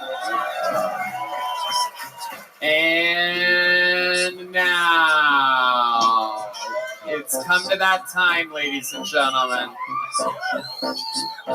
Ollie, you're about to see something, but this is the actual craziest part of the show. The man that you're about to see has done more new minutes than any person in the history of the show, more interviews than anybody in the history of the show. On Saturday night, he became the only second ever Hall of Fame inductee to the Kill Tony Hall of Fame. The man is an instant legend. Out of all the regulars, he refuses to retire. He refuses to take challenges. He calls the shots. He's making tens of thousands of dollars a month on Cameo. He is the Big Red Machine, the Memphis Strangler, the Vanilla Gorilla, here with a brand new minute.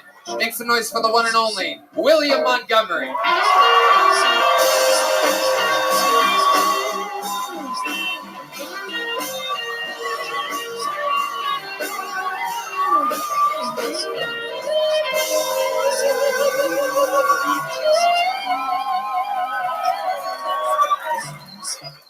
Excited about my parents being here tonight. If you see them, you'll be able to tell I have my mother's chin and my father's testicles. By the way, my dad is always saying, make Germany great again. Papa, what does that mean? The Saudis have taken over the PGA Tour, and they're already changing some rules. Miss a putt on the back nine, 10 years in jail and 1,000 lashes. Tee your ball in front of the tee markers, you know your hand's getting chopped off. Accidentally lose your ball out of bounds, 10,000 migrant workers never see their homes in Somalia again. Don't finish the hole with your same ball, you know your wife getting stoned to death. Donald Trump will appear in a federal court next Monday after being accused of illegally hoarding classified documents. When asked about the felony charges, Trump responded, "The only person who should be getting felony charges right now is Aphex Twin for performing live for the first time this past weekend in Denmark and not America." Aphex Twin! Aphex Twin! Aphex Twin! Aphex! Okay. All right, William Montgomery, everybody. Unbelievable. Again and again and again. No one brings more energy. No one brings more chaos to the show than you. Absolutely amazing. How do you feel? I feel pretty good, but Tony, tonight, I actually could have found out today, but I missed the phone call. Tomorrow I find out if I actually have skin cancer, so I thought I would kind of lighten the mood up tonight, so I brought a little friend. Y'all are going to have to be really quiet, though. I want to show y'all my sweet little friend I brought tonight. Oh, my God. Ladies and gentlemen. Oh, that is... It really is a sweet little dog. So all the pieces of shit on fucking YouTube and Reddit, suck my dick! Because this is a sweet little dog! That is a sweet little dog. She's already shit twice on me, so I hope she doesn't. Yeah, she looks scared to death right now. Yeah, I think this was a bad idea. I almost feel a little bad. She also doesn't like Hispanic people, so it doesn't help that Pablo Escobar is sitting in the front.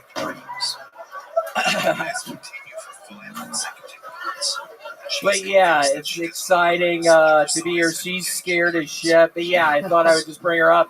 Does she always shake like that? She doesn't. She's just really scared right now. But wow. It's okay. Oh my goodness, the dog is definitely a sweet little dog. Does she like being in that bag? You said no, you fucking stupid bitch. I think it was you. She loves being in this bag, dude! She actually lives in this bag, bitch, so...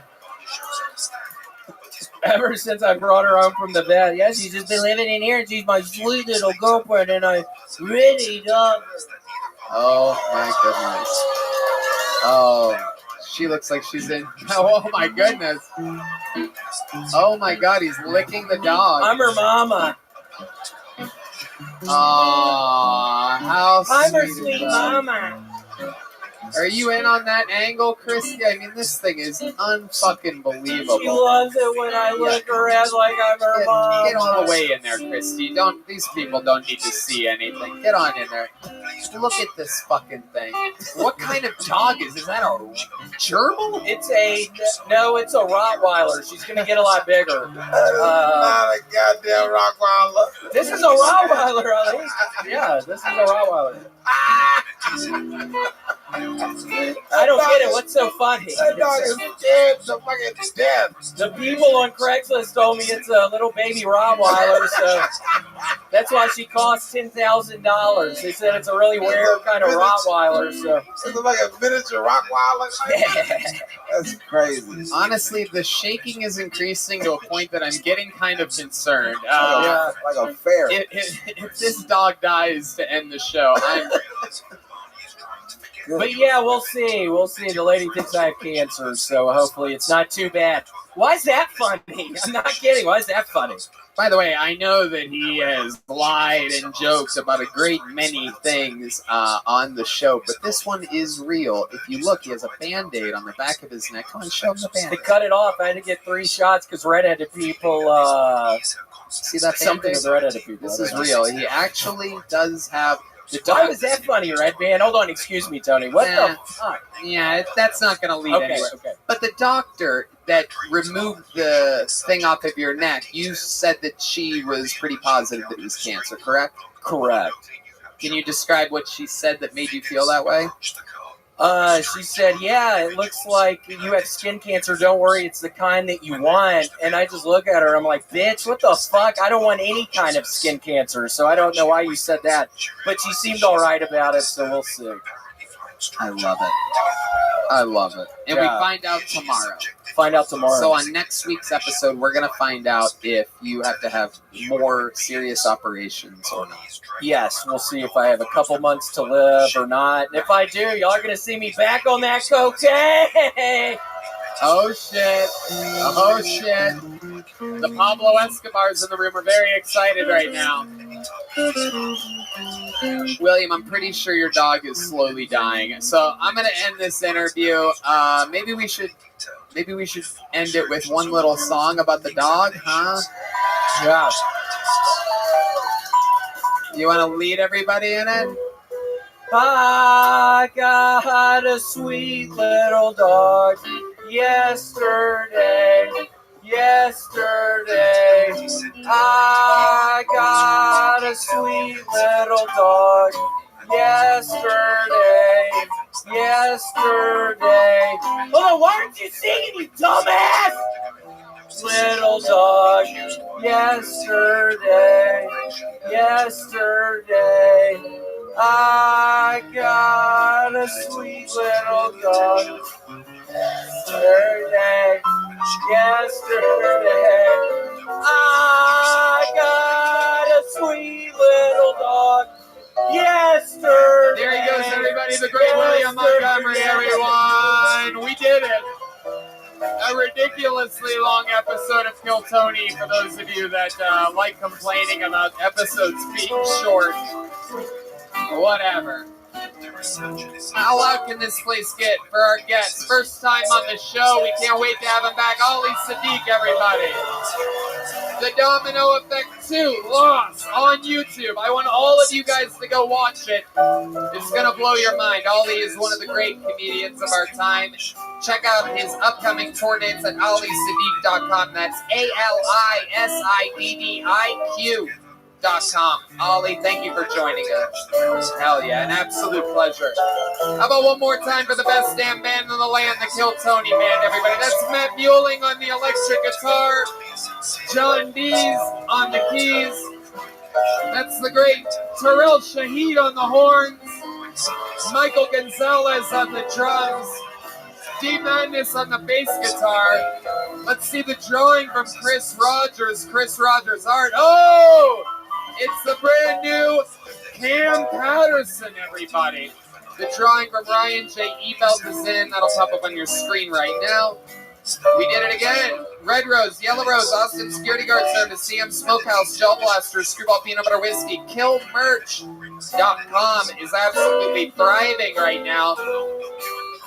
And you can also maybe, if this comes out, I highly doubt it, but maybe you can get tickets to the arena on New Year's Eve. I told everybody on Saturday, you're going to be sick of your family after Christmas time. You might as well celebrate New Year's Eve here in Austin. Plan a trip, spend a little money. This is the most fun city on planet Earth, I promise you. Or else I'd be hanging out in the city that you live in. And I don't think you see me there ever. Anyway. And check out my new comedy club, the Sunset Strip, next door at sunsetstripatx.com. We love you guys. Thank you. Good night, everybody. We love you. Thank you.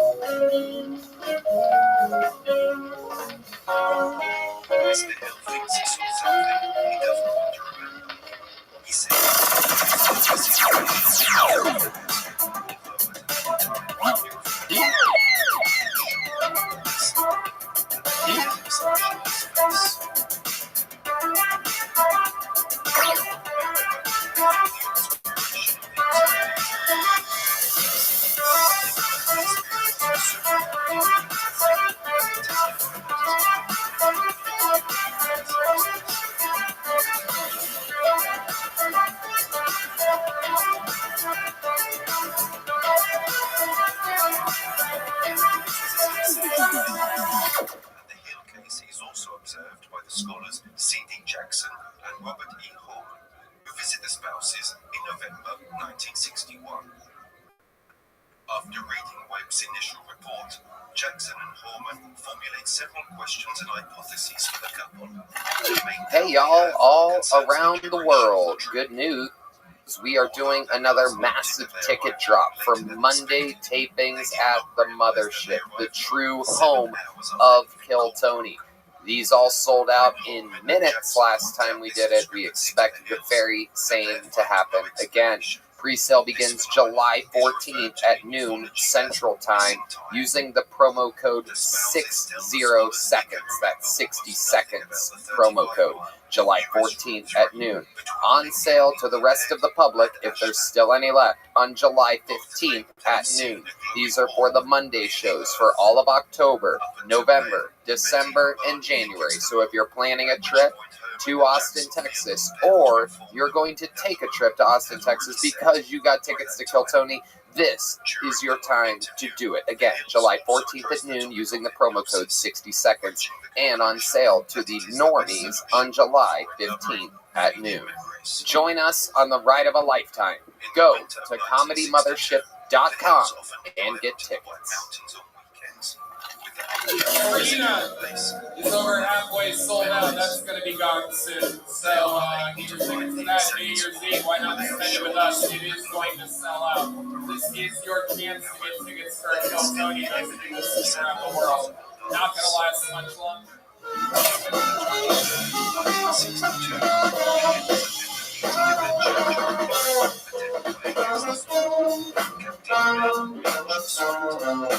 States Airforce. May you be interested in hypnosis, and also and reveal their strange encounter. Swans are particularly interested in their beliefs to stay. At that point, the spouses decide to answer connected with their possibility of hypnosis sessions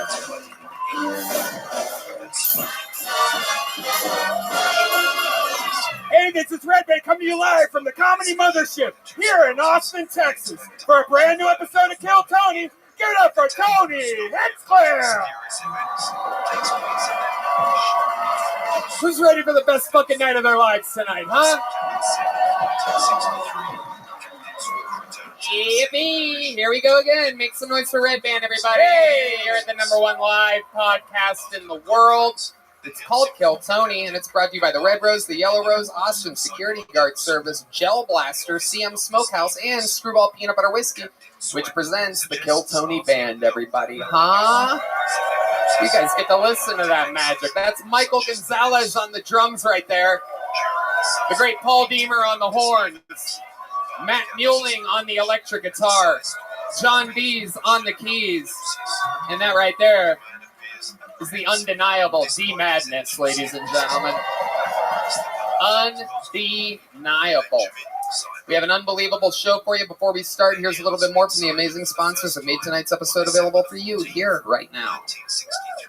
Hey y'all, it's official, it's announced, it's out there. My largest stand-up tour of my entire life. All the biggest theaters in all my favorite cities. Toronto, Canada, Royal Oak, Michigan, San Antonio, Texas, Chicago, Illinois, Charlotte, North Carolina, Atlanta, Georgia, Columbus, Ohio, Kansas City, Missouri, Indianapolis, Indiana, Philadelphia, Pennsylvania, Tysons, Virginia, just outside of D.C., Milwaukee, Wisconsin, Minneapolis, Minnesota, Youngstown, Ohio, Cincinnati, Ohio, San Francisco, California, Sacramento, California, San Diego, California, Phoenix, Arizona, New York, Clearwater, Florida, and Jacksonville, Florida. Tickets available at TonyHinchcliffe.com. Come see the crazy Texas fucking stand-up that I've been working on. You're not going to believe it.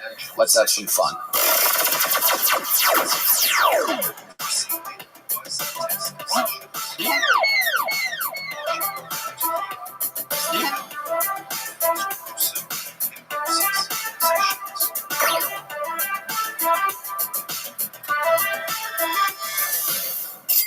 Hey, y'all. Using the internet without ExpressVPN is like writing an important report and forgetting to hit save. Most of the time, you'll probably be fine. But what if one day your computer freezes or crashes and all your hard work is gone? Let me tell you, as a member of the Writers Guild, that would be terrible. Every time you connect to an unencrypted network, cafes, hotels, airports, any hacker on the same network can gain access to your personal data. Passwords, financial details, etc. It does not take much technical knowledge to hack someone. Just some cheap hardware is needed. A smart 12-year-old could do it. Or a brilliant 9-year-old. Your data is valuable. Hackers could make up to $1,000 per person just selling your personal info on the dark web. Red Man! I love it. I am going to the airport tomorrow, and of course, I am going to have ExpressVPN turned on my phone and my laptop. It could even be on my tablet. It's all of your devices. It's easy to use. You just fire up the app, click one button, and get protected. Super secure. Did you know it would take a hacker with a supercomputer over 1 billion years to get past ExpressVPN's encryption? Ain't no one got time for that. Fire up the app, click one button, and get protected. Phones, laptop, tablets, and more so you can stay secure on the go. You want ExpressVPN, so secure your online data today by visiting expressvpn.com/killtony. That's Express, EXPRESSVPN.com/killtony, and you can get an extra 3 months for free. expressvpn.com/killtony. I'm telling you, delicious, amazing, greatness, and goodness. With HelloFresh, you get farm fresh, pre-portioned ingredients and seasonal recipes delivered right to your doorstep.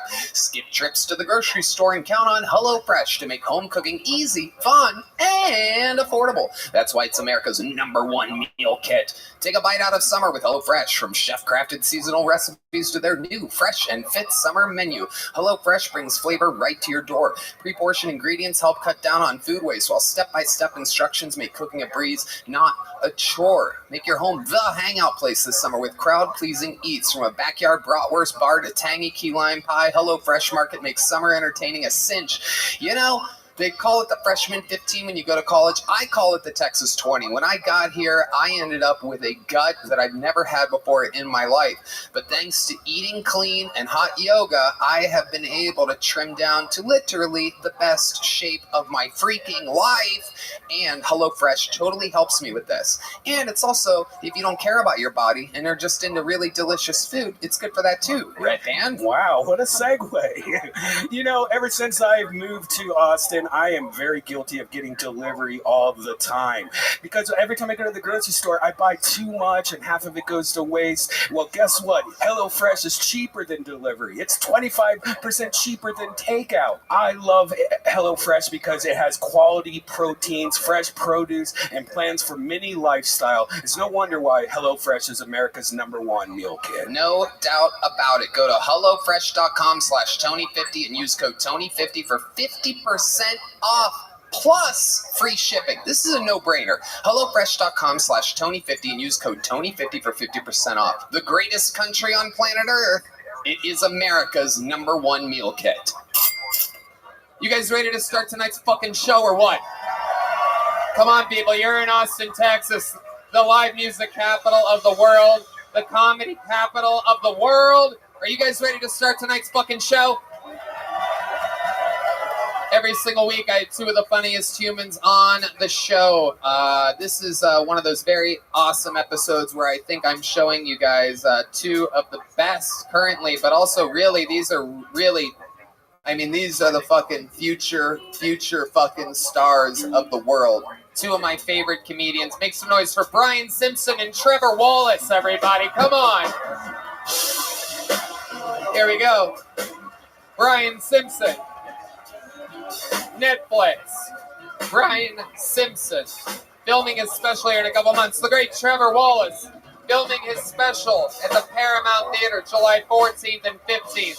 BrianSimpsonComedy.com. TrevorWallaceComedy.com. BS with Brian Simpson and Stiff Socks with Trevor Wallace. They're very popular podcast. Guys, you've both been guests on this show before. Welcome to the show. Who the fuck is saying that? Can we go, Mercedes, go fucking choke a bitch out real quick. How about a hand for Mercedes, everybody? She's the muscle. I know what you're thinking. Oh, wow, they have a hot chick working security. She's like fucking special forces and can kill you with her pinky, so don't fuck around. Don't be a homo. She will kill you. How you guys doing? Welcome back to the show. Grab those microphones, say anything at all real quick, and then I'll explain the show. What's up? I'm here from California, fucking idiots. What's up? Yeah. Uh-oh, look out. This guy's worst enemy. This dumb fuck right here. He's scared to death of people like you. Listen, Living within a 30-minute radius of him.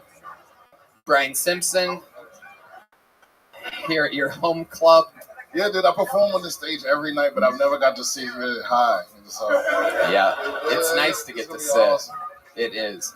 You guys have been guests on the show before, so you know all about it. This bucket is absolutely filled to the gills with over, I believe, 200 names, and the Undertaker's lanyard is in the bucket. You know, first world problems. That one's itching to get out. If I pull their name, they get 60 seconds uninterrupted to do stand-up comedy.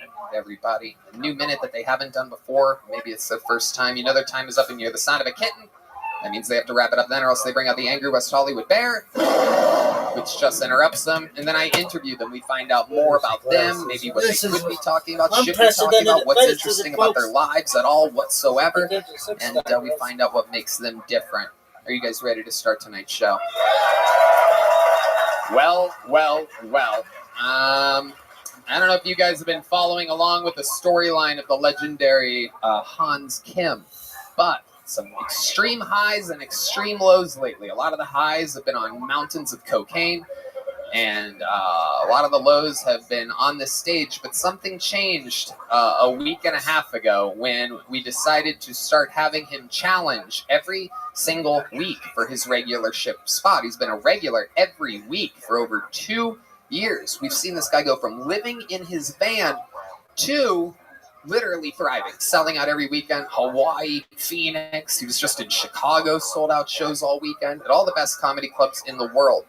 But his minutes have been a little bit shaky on the show, so we literally have someone challenging him that goes on after him every single week, that if they win, they become the new full-time regular on the show. What we've learned is that it makes Hans Kim perform a lot stronger, a lot better, because he's fighting for his life. So with no further ado, sing along if you know the words. This is Hans Kim. This is Hans Kim.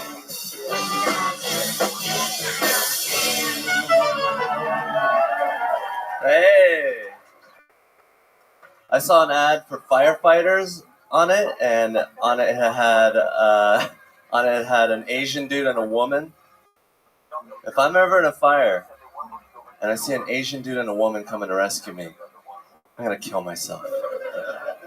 What'd you send the HR department?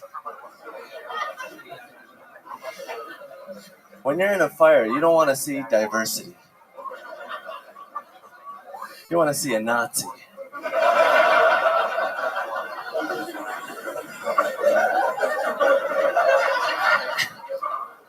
You want to see generations of food security and white privilege. Not an Asian dude and a woman. Who's going to drive the fire truck?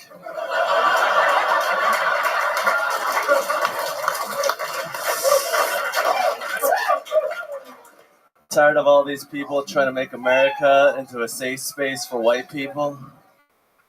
That already exists. It's called Europe. You want to drink tea and kiss dudes on the cheek? Go back to England, faggot. Thank you. Wow, there it was. Man, I was a little nervous at the beginning there. Tripped over the hole. I saw an ad of the firefighter ad. It was an ad of the fireman. It was a fireman. I'm like, oh, fuck. Oh, yeah, and then you fought like only a real experienced autistic Asian boy could do. How do you feel like that went, Hans? I felt like it went amazing. Oh, shit. Okay. Am I right, people? Come on. I love it, Hans. That is another new minute. It's hard to write a new minute. That's a complete bit. What kind of ad? Well, when you say you saw an ad, you say it like you read it in a magazine or something like that. Are you trying to say you saw a commercial or? It was a TV show, but I changed it to ad because it hit better with my demographic. What's your demographic? drunks and sex perverts. Incredible. Guys, you've seen Hans Kim before. What do you think about that minute? Brian Simpson, Trevor Wallace. Yeah, well, I felt the same way you did. In the beginning, I was like, oh, no, Hans. Yeah. Like, can you make rent after you're done on Kill Tony? You know? That's true. You guys are roommates. I didn't even think about that.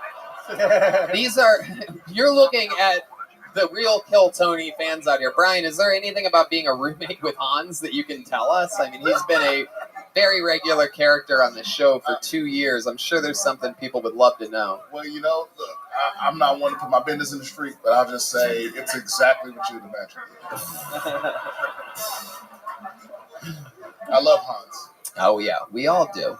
Trevor, have you ever seen Hans before? Not live, seen him on live. I love the outfit. It makes me just want to like vape and fight a Taco Bell employee. You know, it's just fucking Baja blast some shit up. You know what I mean? Thank you, Trevor. I wore this for you. Did you really? Fuck yeah. You got any Jewel Pods on you? Hell yeah. You do? They're banned in California, so hook it up. Hell yeah. I thought it was great. It was a phenomenal minute. Thank you. A good new minute, Hans. You know how this goes. Put the mic back in the mic stand. Go back behind the curtain. How about one more time for Hans Kim? We're going to see him in just a second. He's not gone. No, that was Hans Kim music yet. Guys, what you're about to see is, again, I mean, this is a whole new era of Kill Tonys. Someone fighting for regularship to start the show is insane. And I can only give credit to one of my favorite mentors and heroes, the great Vince McMahon, who likes starting shows with a bang every once in a while. I think it works out great. Anyway, the guy who you're about to see has the opportunity to change his fucking life. He's had a very controversial run on Kill Tony. He's on or off. I mean, it's either home runs or fucking big miss swings. Also has a huge cocaine addiction. He has great musical abilities, a lot of different things. He's really new to stand-up comedy. I think only about 8 or 9 months in. So here he is, fighting to become a regular every single week on the #1 live comedy podcast in the world. Make some noise for Uncle Laser, everybody.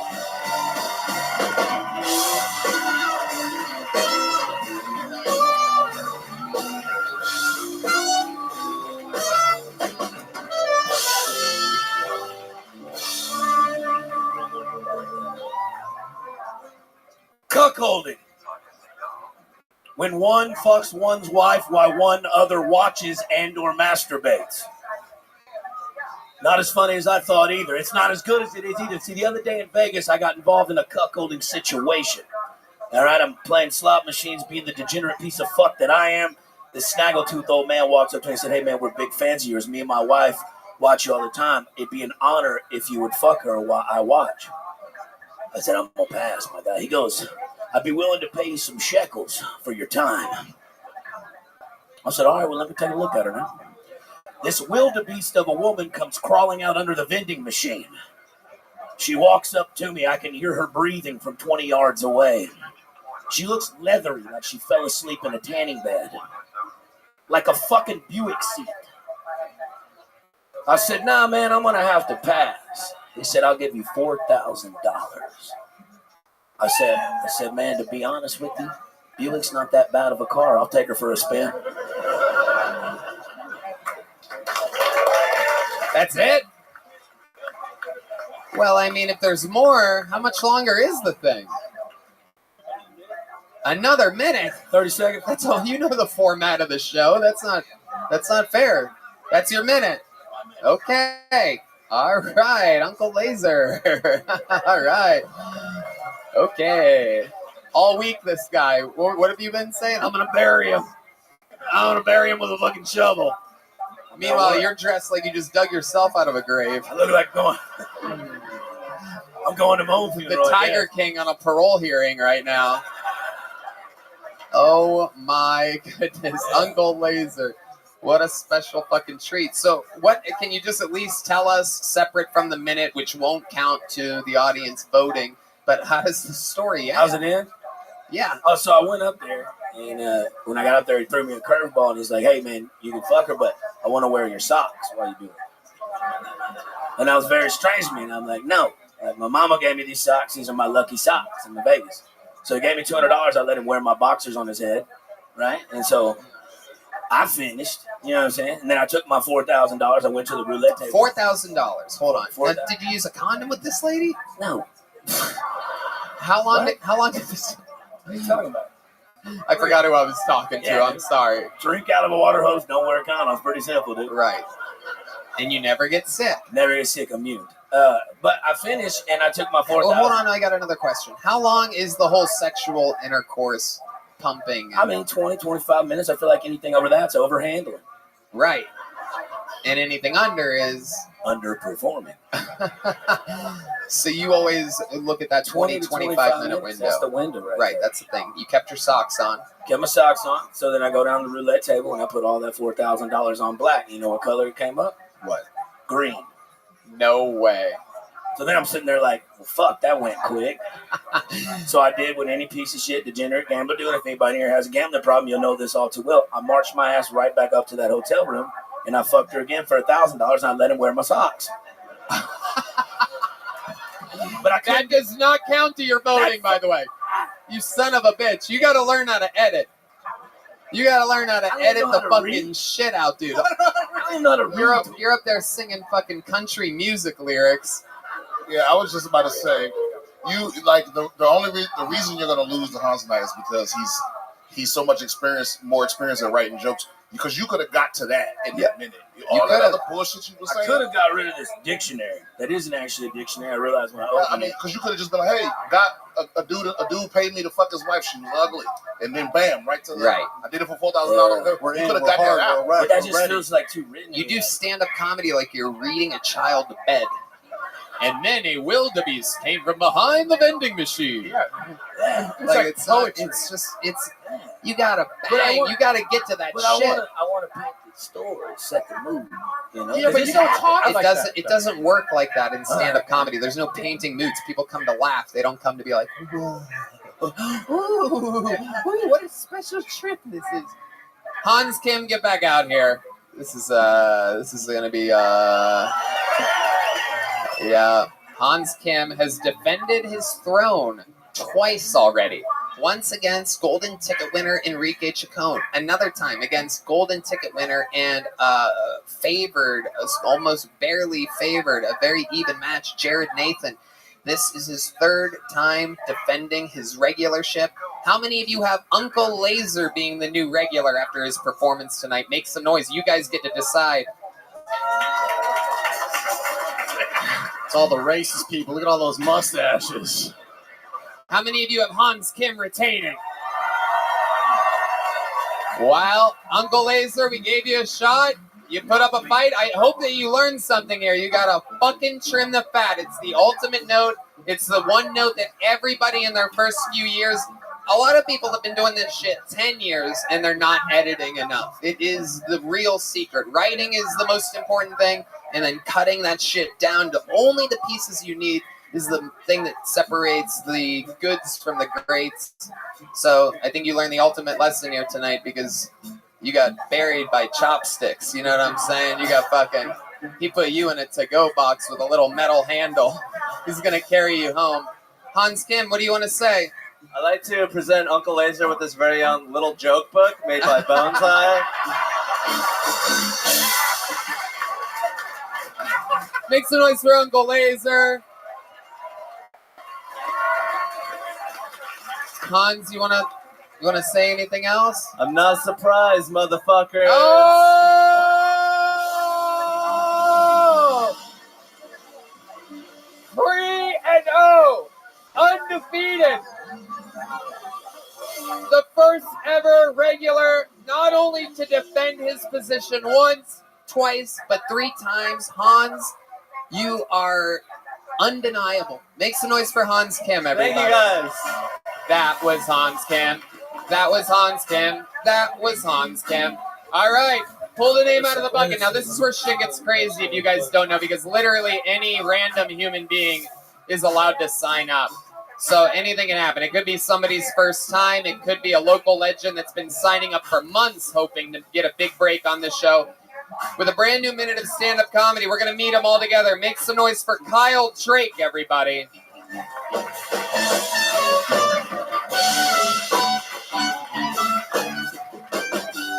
One more time for Kyle Drake, everyone. Come on. How are you doing? Doing good? Yeah.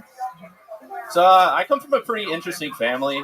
Most comedians do, you know. Like my father, he was a drug addict. Yeah, but he was a responsible one, though.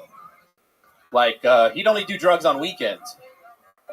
Yeah, because like that's when he had custody. But yeah, happy Father's Day. Right? I don't know. Interesting family. All I really have to say is like, white people, we're not the best. We're not. We don't even have the best genetics either, by the way.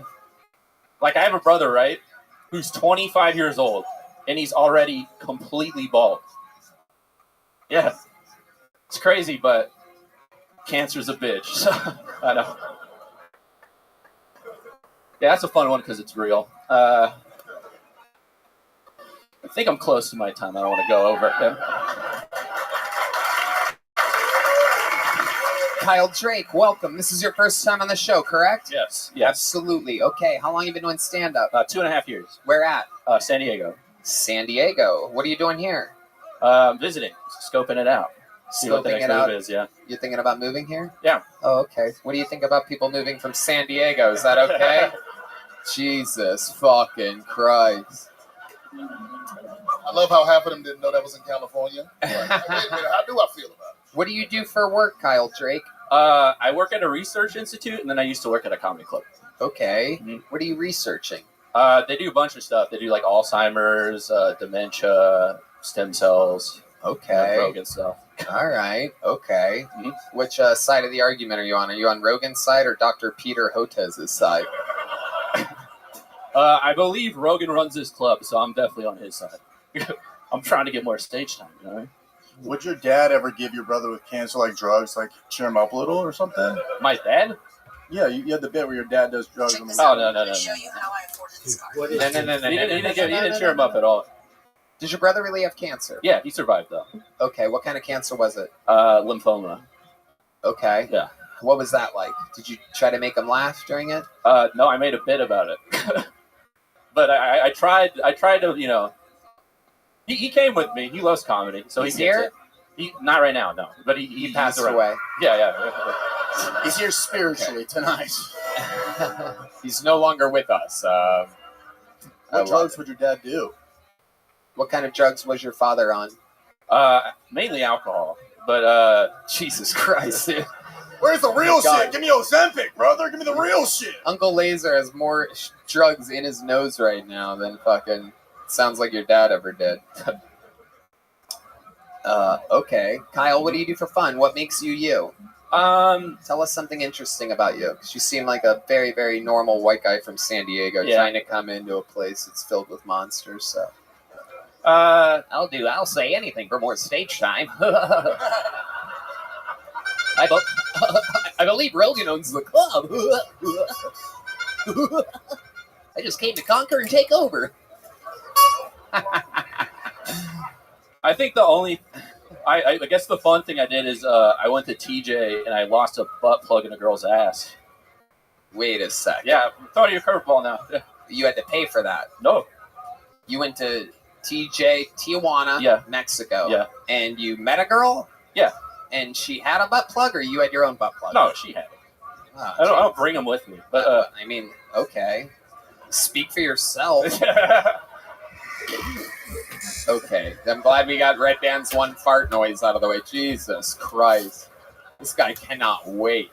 By the way, the fun fact about the soundboard is that the fart board is a totally different app. No, don't go back to the fucking fart board. You're allowed one an episode. So he literally has to bring it up. Okay. Thank you. Whoever's doing that, that's insane, Deez. Thank you. I literally hate that, so thank you, Deez. Thank you, John. Back to the comedy show. Thank you, John. Thank you so much. There you go. Yeah. Oh. Are you fucking serious? Are you fucking serious? That's how wild this shit gets. Sweet. Okay. All right, shut up, Are John's you mic. fucking serious? Thank you. Hi, Kyle. You suck so much fucking. Tell me more about you. Well, I came from the meth capital of California there for a bit, and then I moved to San Diego for school. Where? Stockton? Modesto? It was Riverside. Okay, Yeah. You that hate your makes sense. phones. And These then phones. I I hate went my to school in phone. San They're the Diego, worst. studied like neuroscience, and then I started comedy there. Just terrible. Worked at a club Darling, there, then I and try then to lost a play club this for a fucking couple thing in girls' Project ass Circle, there. but for some fucking reason, we're back to that already. Sucks. Okay, I give you. I'm trying to give you something. How did you lose it up her ass? Did you? I was having sex with her, and then on the thrust in, so I was going through the front, and it went in the back, and then I snatched it out with my cute little Are you hands. fucking serious? You got it out? Yeah, and we still had sex afterwards, so I was happy about it. If you got it out, then how did you lose it? I lost it. Went in, and then I got it out, but it wasn't like permanently lost. Yeah. It was sucked into the ether for a little bit, and I got out. Yeah, but butt plugs usually have a stopper, like a wall. I know. Like I know. it went through the wall? Yeah. Oh, Lord. Yeah, I know. I know. I don't even get it, Kyle. I don't even think this really happened. Did this really happen? Yeah.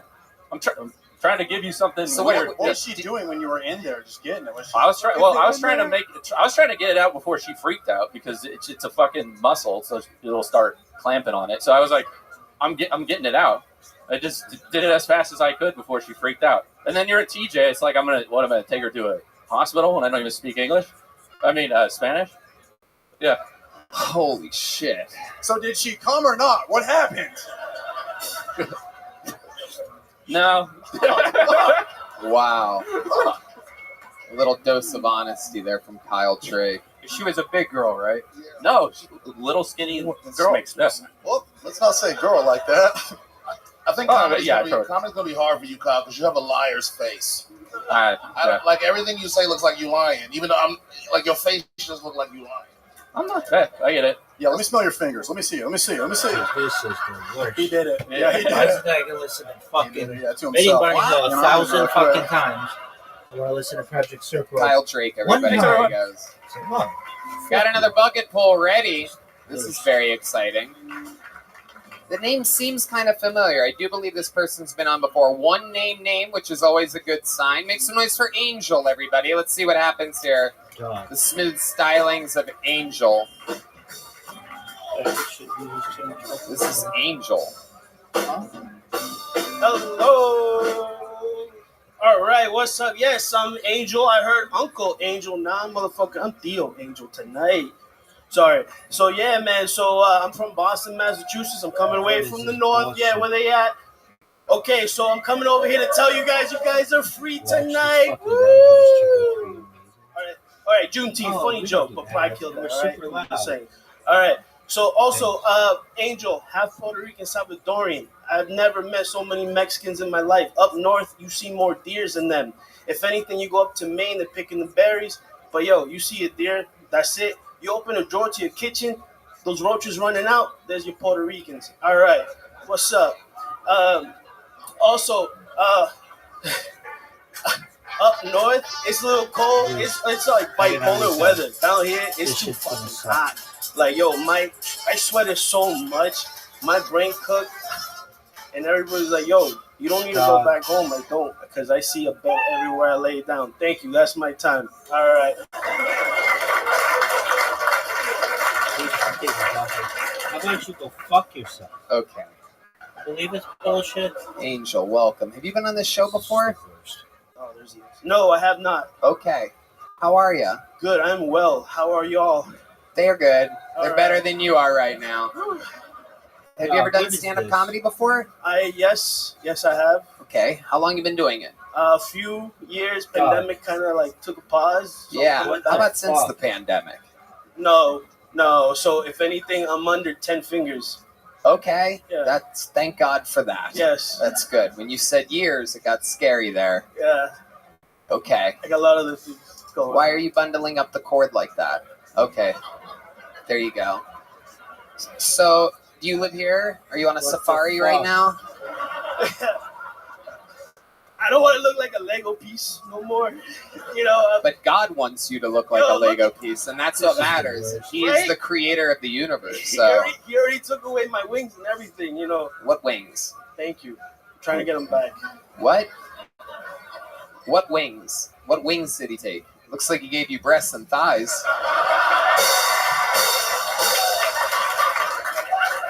It's my shirt. It came like that. I think it means a guy named Jesus took his chicken wings. Hey, I paid to get here. It's Juneteenth. You look like you do valet at Rainforest Cafe. You do look like that.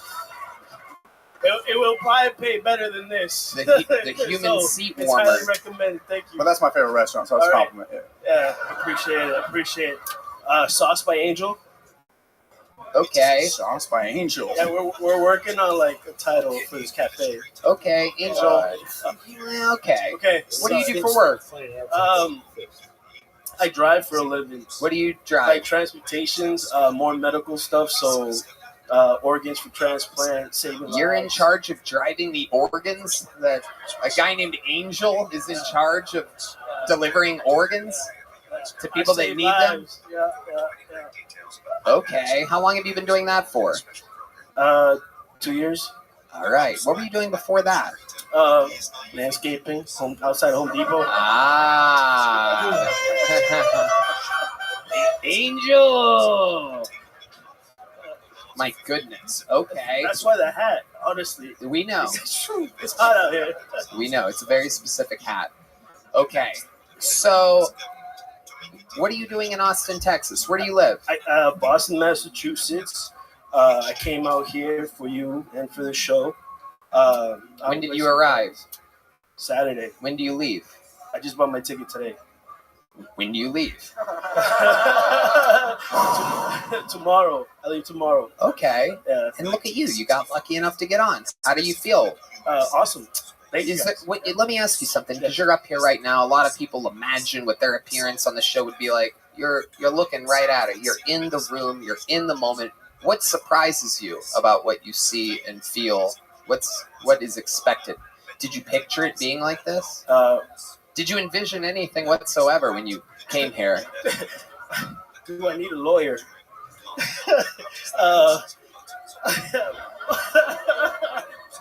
But fun time, great time. You know, that's it. You know, Tony, I have a feeling that there's an organ thawing.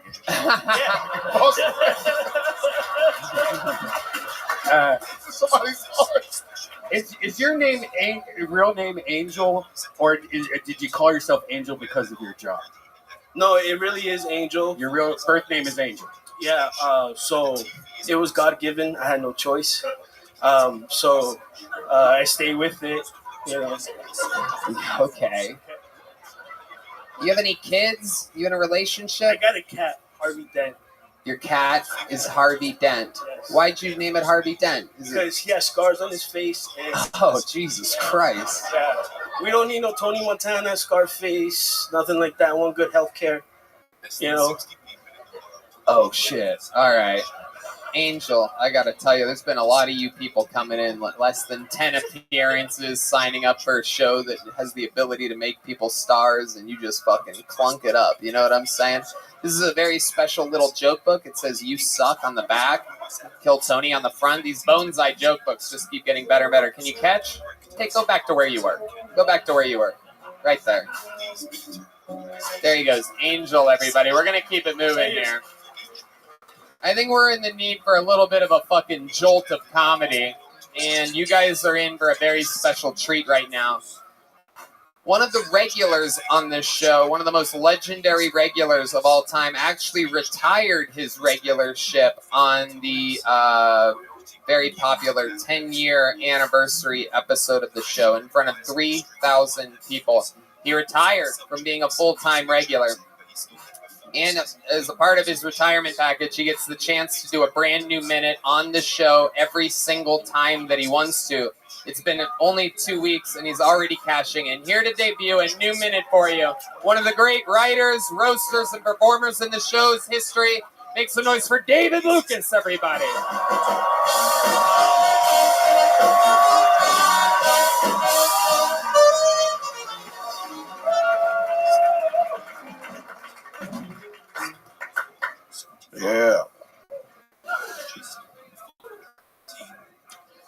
I hate this. I hate this new word women are using. This gaslighting shit. I hate that word. It's like, why are you trying to sound so extra? Like, bitch, I'm not gaslighting you. I am lying to you.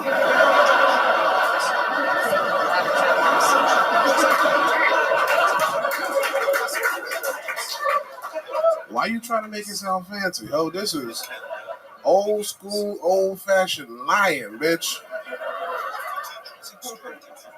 And if you're in a relationship, you gotta lie to your bitch anyway. She don't want to hear the truth.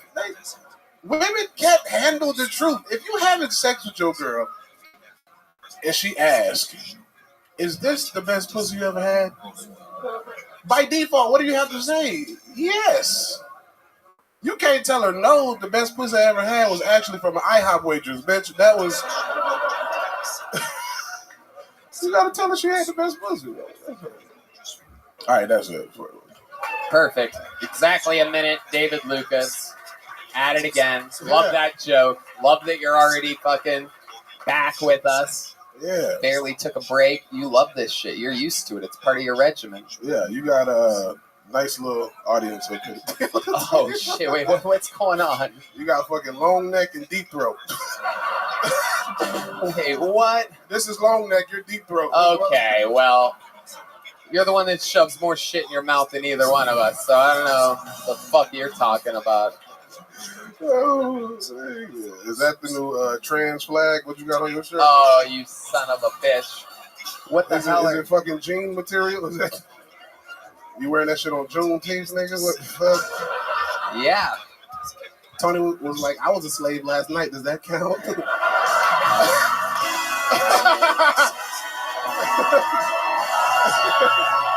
You son of a bitch. Look at Trevor Wallace, boy. You look like you about to be in Dude, Where's My Car on ice, bitch. Your ass.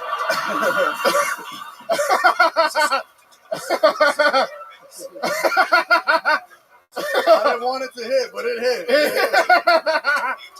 David doesn't use Zillow. He uses Waffle House. You gotta try again, nigga. That's no. It take a long time for a joke to get from your brain to your vocal box, nigga. By the time it get to your vocal box, it ain't shit, nigga. Nigga Trevor, boy, your ass out here, nigga, looking like you just drunk beer in a handstand, nigga. It fucking kicks in quicker, dude. Okay. It's fun to watch you make fun of skinny white boys that aren't me. I don't ever get to do this. It's totally, boy. Very, very exciting. You wearing a Dennis Rodman shirt because you only hook up with rebounds?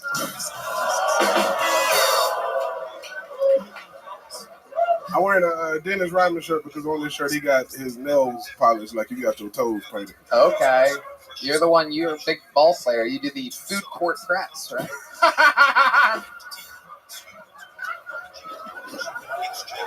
You only play basketball to play defense, nigga. Your ass, bitch. I got him.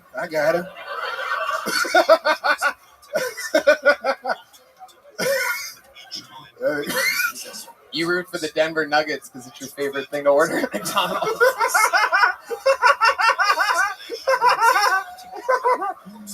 So stupid.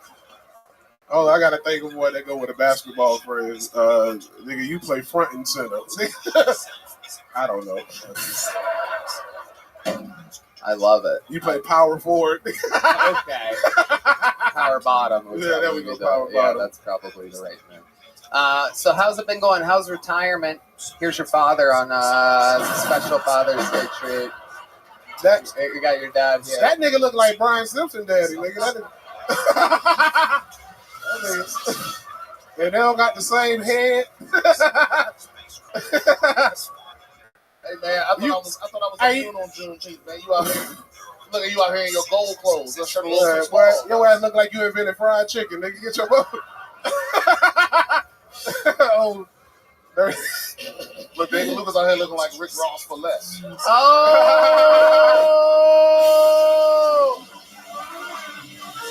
Oh my God.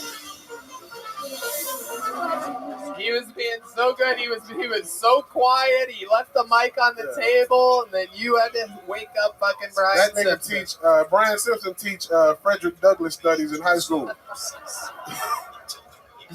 And you can tell D-Man is blind because ain't no way a regular man to come out with his hair looking like that. Oh, come on. It looks good. The front of D-Man's hair look like Florida. Oh, how dare you. That motherfucker got an Eddie Monster. He's not going to roast him back, Red Band. He can't even see the mic. Nigga, why you put it in his front? He got a feel for it. Oh, you got to tap the mic so he can hear the vibration. Okay. Know where it's at. All right. Blindness is also a side effect of diabetes, so you better watch your mouth, David. You're going to be double D madness. But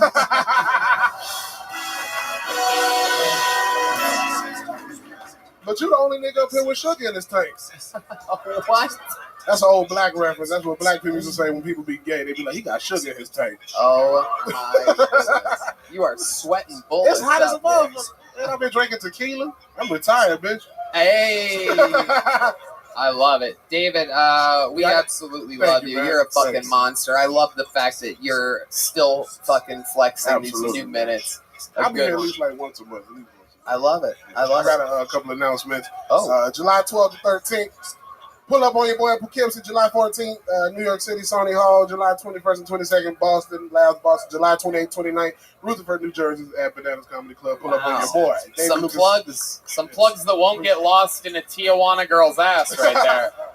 One more time for one of the greats in the history of the show, David Lucas. Absolute GOAT. Oh, we did forget to pull a name. Okay, we'll do that. Hey, is KP back there? Let's see. He ain't going nowhere. How many of you like it when comedians do good on this show? How many of you like it when comedians do bad on this show? Well, in that case, I have bad news for you. This next comedian's about to do really good on this show.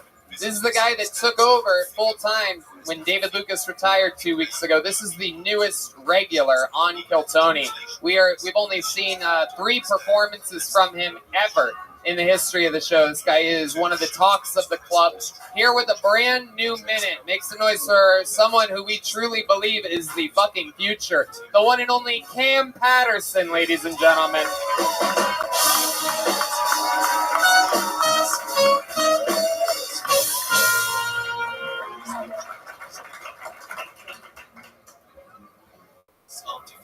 When I was in high school, I had a basketball coach. He smoked crack for real.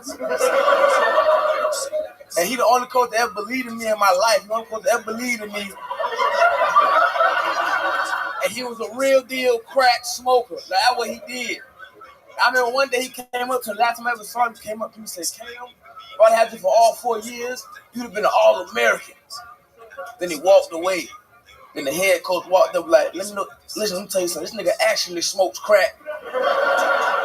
You can't listen to this nigga, dog. He told the stripper she's gonna be a doctor last week. You can't listen to this nigga. This nigga's a crazy person.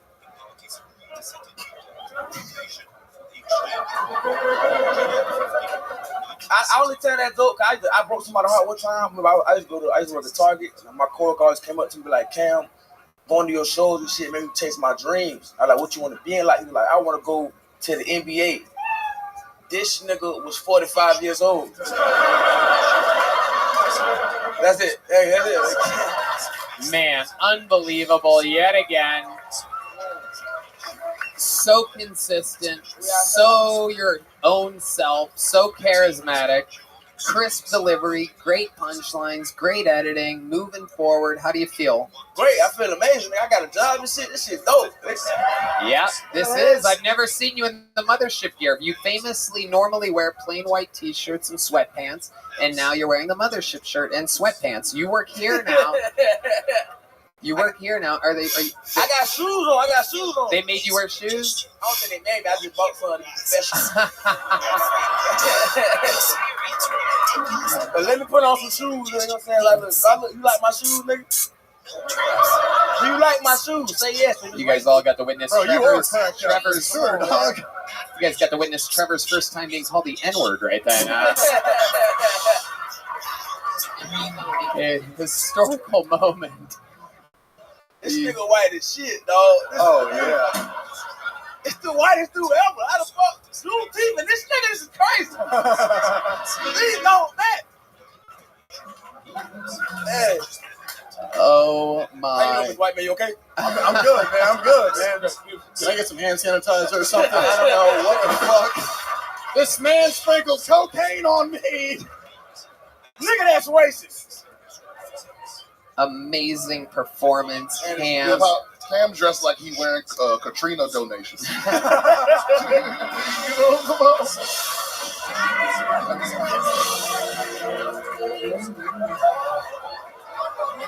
Oh my goodness. Looks like you work at Foot Locker and live out of a locker at the same time. No, you can't. Don't talk to me at Juneteenth. You can only say that.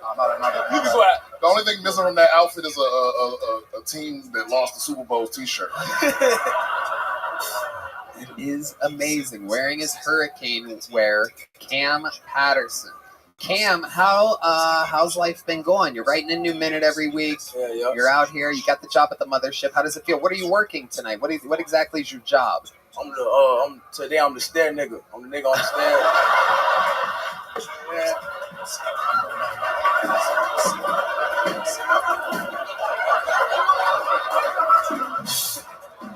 Now, you know that's what it is on his resume. Oh my God.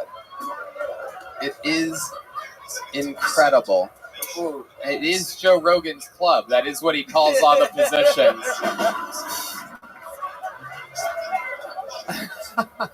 You have the bar, the stair, the yonder.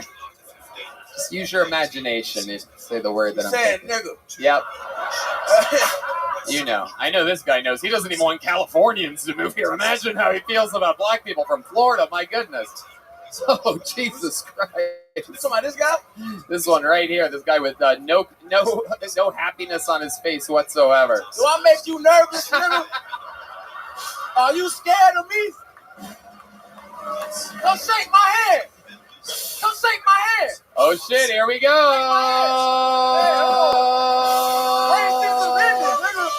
Wow. Oh, wow.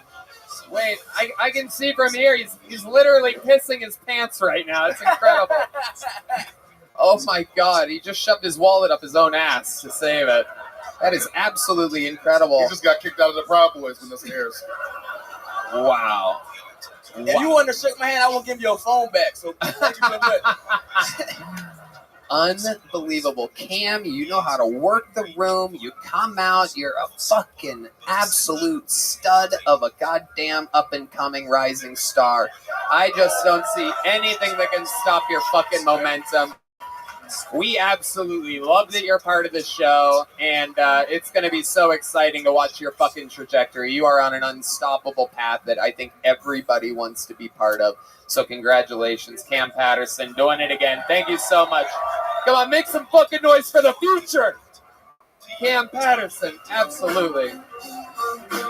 All right, back to the bucket we go. Here we go.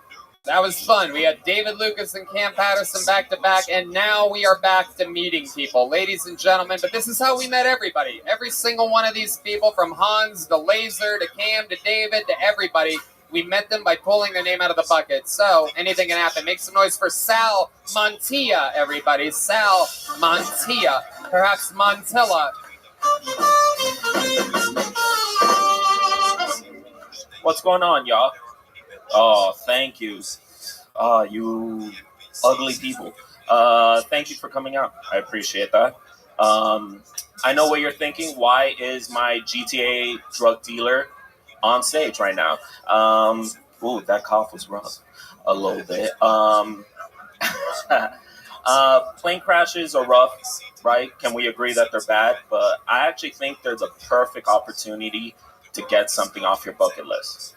Because in that 1 minute before touchdown, you get away with anything. You are a video game character. You know what I do in that opportunity? When Abuelita and Nana, they're praying for salvation, for a miracle, I'm going to get out of my seat and I'm going to punch a kid right there. I've always wanted to be in a fight. I'm always going to win. Haven't y'all? Hey, our parents beat us. I want to know what that feels like. Right? Oh, my God. I didn't think I'd get this far, y'all. Honestly, I thought I was going to black out on stage and pass out right now. Okay, wow. Hi over here, buddy. How are Hey, you? what's going on? I'm your worst nightmare. Look over here. Just keep looking at me. Don't get distracted. Your ADD is Kicking cost in you right everything. now. Oh, there you go. You just said something else. Look at you. Yeah. Sal.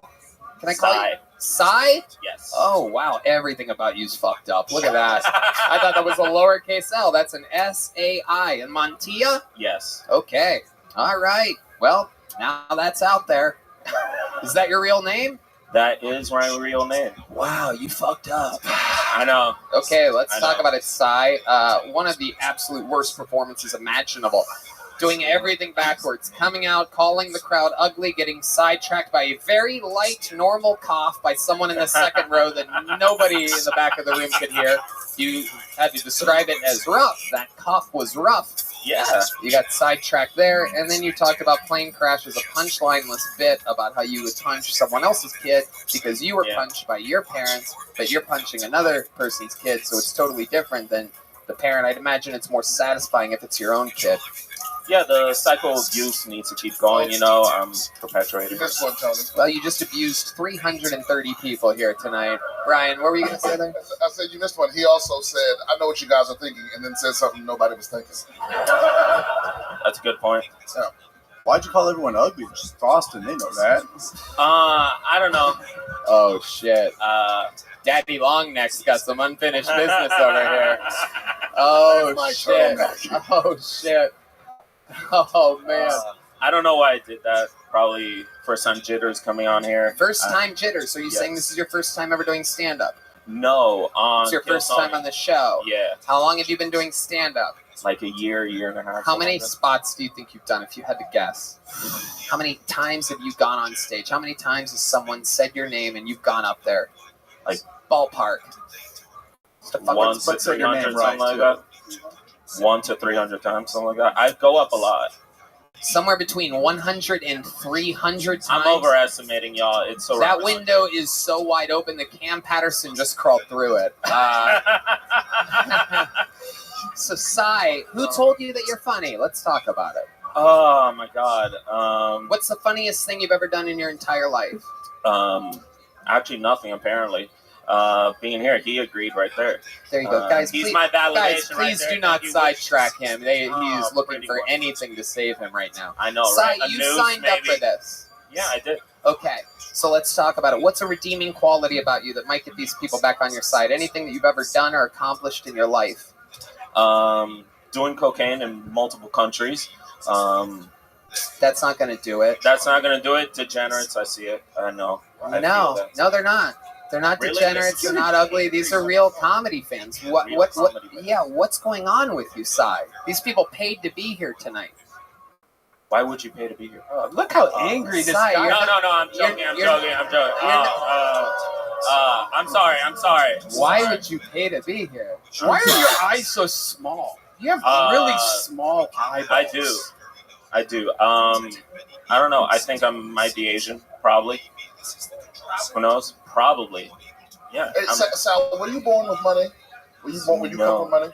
No. Is English your first language? No. Are your parents? Are your There you parents go. still together? Not even that. No. Okay. Did you go to college? Dropped out. What's the greatest accomplishment of your entire life?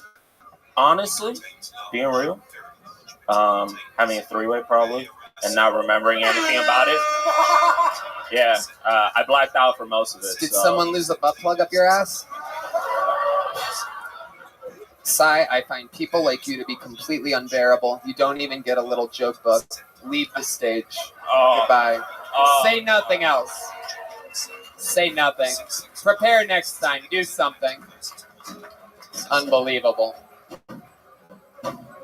I mean, what do you want? It's what the show is. I'll give the opportunity to everybody to sign up. Some people are just unbearable, wretched human beings.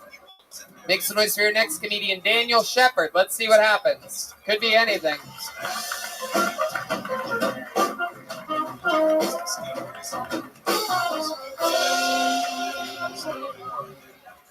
How's it going, mothership? All right, I'm not super famous yet, I'll admit, but my aunt actually just made it big. She's in a major Netflix series. Yeah, right. But anyway, it's actually The Confession Killer because she got brutally murdered. But yeah, back in 1979, her and her boyfriend got murdered by 5 illegal immigrants. She was Mexican, her boyfriend was white, and some funny stuff. But I actually found out about this during Netflix and chilling. Okay, I was in the middle of trying to fuck, and my family's crying on the damn TV. And you know I had to rewind that shit, right? Nothing makes you come harder than your mama's tears, evidently. Evidently. But hey, you gotta do what you gotta do, right? My mother's a conservative Mexican woman. She thinks Plan B is murder. Murder. Okay, and I've administered Plan B thousands of times, unbeknownst to her. So it turns out I'm a serial killer. My mama's little serial killer. Anthony. Okay, thank you. Daniel Shepard, everybody. A real way to swing the momentum back around into the comedy show. Hi, Daniel. How are you? Am I? How long you been doing stand-up? I'm going on like 4 years solid. 4 years solid. Technically, I started in 2016, but 2019 is when I started like seriously grinding, you know? Okay. You're in Austin. I'm from Austin, born and raised. Okay, there you go. That's right, Austinite. Look at that. That's how much you got from the hometown crowd. Ain't none of y'all from here, motherfuckers. Goddamn. All right, another.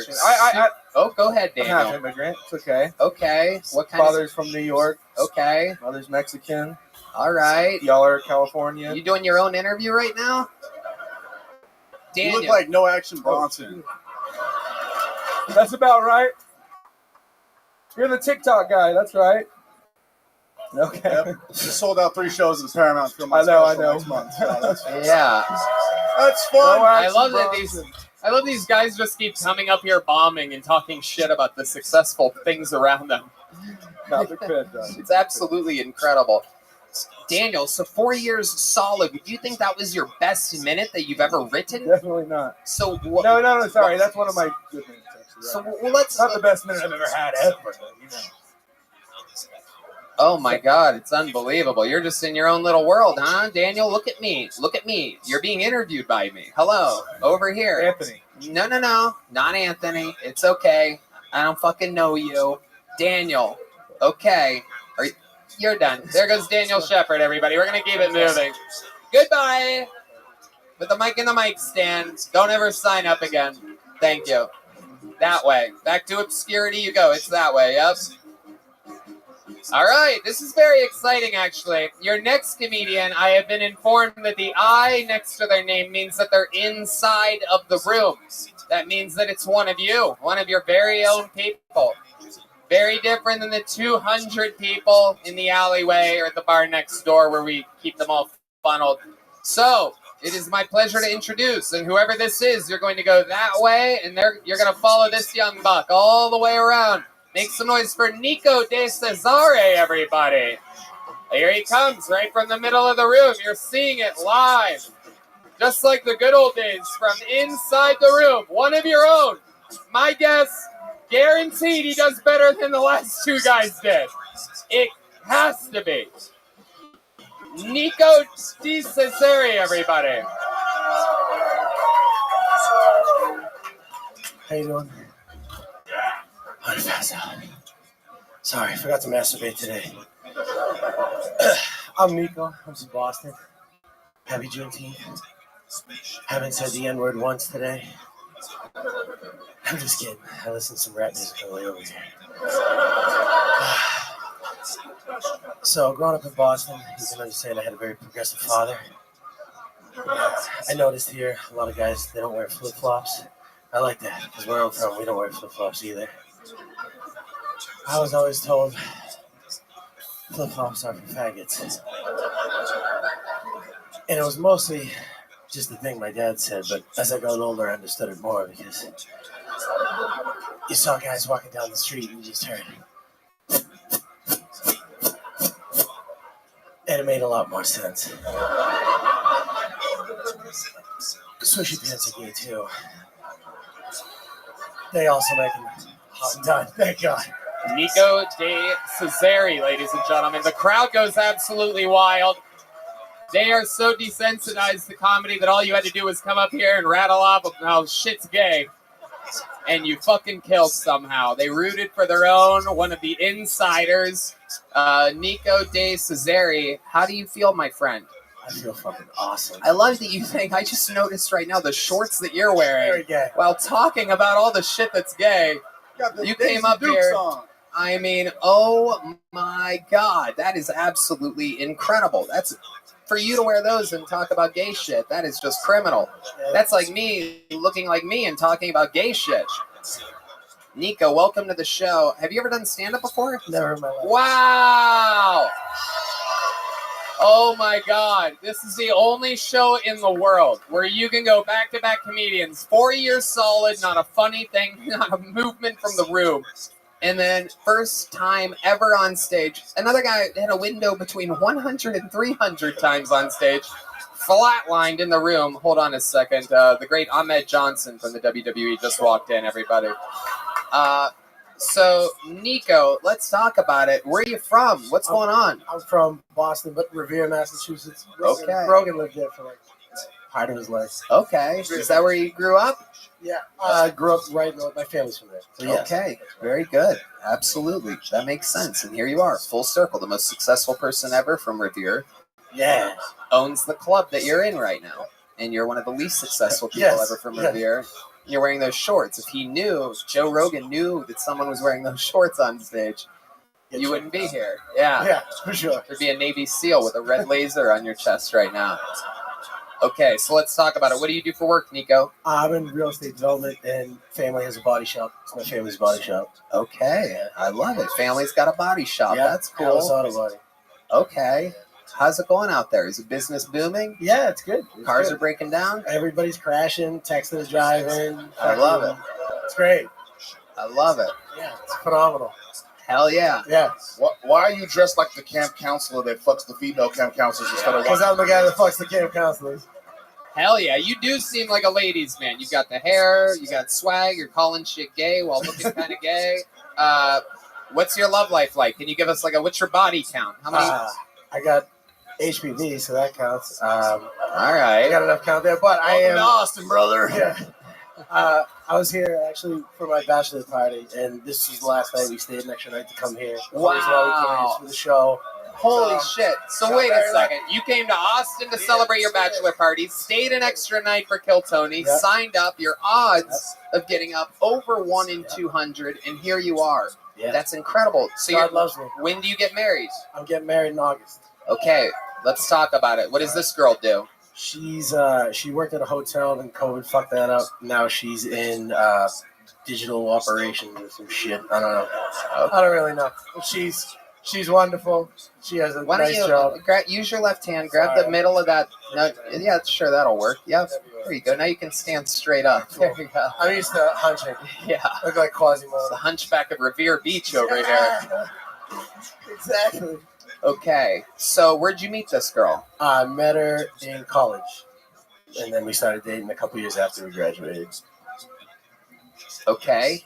And you met her in college? Yeah. Okay. Yep. So you haven't had much time to be a womanizer at all, huh? No, I started early. Yeah? Yeah. Okay. Yeah. All right. And you were just plowing through them on the regular? Yeah, very sexually jaded from a young age. I was the youngest of 3 boys, so there was a lot of pornographic material in the house. Why were you sexually jaded? A lot of pornographic material in the house. Oh, okay. I guess we have different definitions of the word jaded, but okay. Yeah. All right. And do you have any special moves in the bedroom? Is there any Revere Beach specials like this girl that you have? Like, do you have any special moves? Not with my girl, because she's very nice. I don't do bad things. But how about another girl? Any other girls that you're fucking? Do you have any special moves in the bedroom? Well, I'm a chronic masturbator, so I mean, it's mostly when she's cooking. I'm in the closet to sex. Is that true? Yeah. Okay. How many times do you masturbate? At least twice a day. Really? Yeah. Why in the closet? Because he's gay.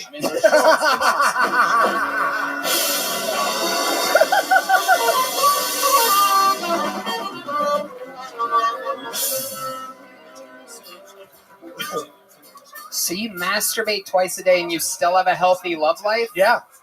Okay. What is going on? How old are you? 30. 30. Yes. All right. So, wow, that is incredible. How many times do you have sex a day or a week? I try to do at least twice a week. Twice a week. Don't you think you'd have more if you didn't masturbate in the closet twice a day? For sure. It's just so much easier to jerk off. But this is like a good girl. You seem to imply that she's a really sweet, good girl. You don't even know what she does for work. We watch the show every Monday, so next Monday she's gonna fucking kill me. But Okay. I have good news for you. You have 3 weeks for 3 episodes ahead right now. Awesome. But it's not going to be August just yet. What's your go-to porn? When you're in the closet, what is it? You use your phone?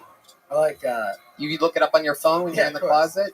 And you have like a bottle of lotion in there? Or you just dry hand it? Your own belt and Okay. All right. I like it. Leave it from a guy to revere to have the British are coming. You know what I mean? Hey, it's a little American history reference for y'all. Very rarely do I get to do a Paul Revere joke on this show. Seriously, what kind of porn do you watch in the closet? I like large white asses. Large white asses. Okay. No, is it specifically the ass itself has to be large, or are you into like a more plump type of girl? No, just big ass is fun. So what do you look up? Big asses? Big ass. Pog. Pog's a good one. I actually have been in the. I've been in. There's something about it. When going to porn, there's something about just a real fucking meaty bitch that it's just something about it. Brian, do you have any tips for the guys? Yes, we're going to our senior big white ass correspondent, Brian Simpson. Hey, listen, I'm offended that y'all would get your stereotypes mixed up on Juneteenth. It's skinny niggas that like fat white bitches. It's not. Fat black dudes don't do. Fat black dudes date fat black women. Right. Skinny black dudes date fat white women. Right. Yeah. Right. There's like flips. Something about like the weight on their shoulders or some shit like that. Right. It's like there's always stereotypes are affected by the weight of the individual. Yeah. Is your wife a big girl? No, she's skinny. That's like, well, no, I met her. She lost like a ton of weight when I met her. She was very voluptuous when I met her, and then she. What happened? How did she lose the weight? I think it was just like post college. She like beer weight, or oh gosh, she's gonna kill me. No, but she's gorgeous. I love her. Stephanie, I love you. You already said you're into big asses, and she doesn't have big ass. That's porn. Porn's different. Porn's totally different. Porn is different. Yeah. I'll give you that. Not the way she's gonna see it. No, of course not. You're gonna be having another bachelor party in about a year, dog. Yeah. I'm coming back. I mean, she is going to see this. You have dug yourself in a little tiny bit of a hole. Okay. And I wouldn't be surprised if you started masturbating in that hole. But since she's going to see this and you're getting married in 2 months and this comes out in 3 weeks, why don't you look at that camera right there? Yoni, come on in here. Get really, really close all the way in. All the way in, Yoni. And why don't you look directly at that camera and tell her what you think about her? Kelly, I love you. I'm so excited to marry you. I'm sorry for what I said. You understand it. I love you.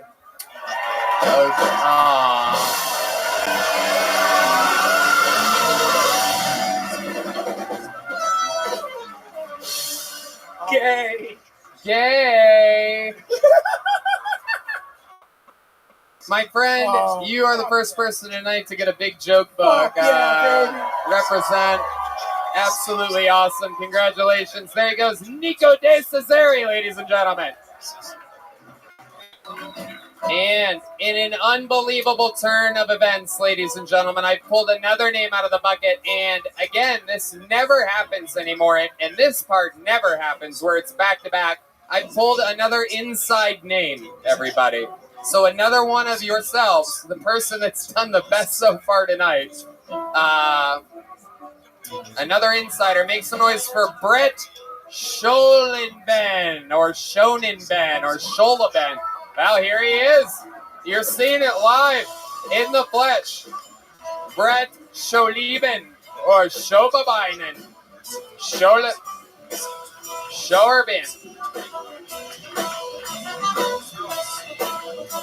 We have to get a girl. my god.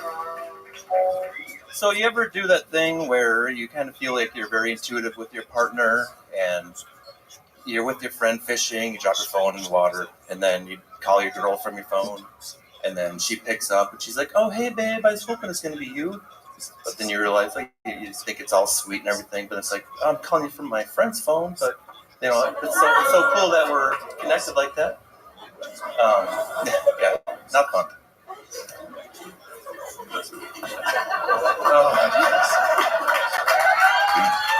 Thank you. So, there's times you can, like, I was married, and you start realizing things are going a little bit south. When I met my wife, she was all like, you know, you can make me laugh all the time. I really love that no matter how bad the day. Well, the first time I took the stage, like, everybody in the room was laughing a few times, but she was the only one not. And it's probably the bad time to take the stage at her funeral. Adorable. It's funny how, like, the people from the inside are so much realer than the professional comedians that supposedly wait and are dying to be up here. You seem like you don't even give a fuck, and it's great. It shows. It seems real. Yeah. Brett, what's your last name? I can't quite read this. Shane Leben. Shane Leben. Yeah, it's German. Oh, yes, we can tell. Yeah. It's Blichten Blochten. It's German. Yes, we know. Thank you. I love it, Brett. So welcome to the show. Thank you. How many Jews did you kill in World War II? No, I'm kidding. 2. Okay, very good. You killed none of them here tonight. So let's talk about it, Brett. You've done stand-up before? No. Okay. How about a hand? It's his first time, everyone. Let's find out what's real and what's not. Yeah. Were you really married? I was, yeah. Okay. You're not anymore? No. Did she really die? Yeah. Oh my goodness, what happened? Overdose. Accidental overdose. Overdose.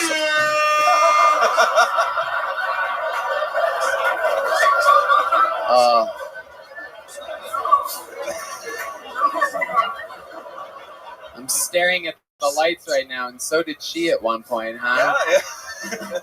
Okay. What did she overdose on? Was it that sweet dick? Am I right? You know it. No.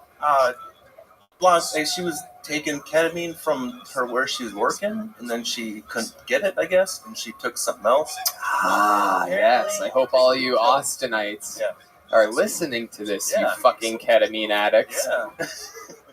All right, yeah, I got real in here just then. Yeah. People are like, wait, what? You ran out of ketamine? What the fuck? Everybody was thinking what I was thinking. Like, that doesn't sound like an accidental, like, she was stealing shit from work. Sound like she, because when you say accidental overdose, I thought you meant like it was some prescribed medication that she took too. Well, she was on Xanax and stuff too, and and there's a mixture. Damn. How long were you married for? About 15 years. 15 years. When did that happen? March of 2021. March 2021. My God, that had to be fucking hard, huh? Oh, yeah. Wow. So how many times nowadays do you masturbate in your closet?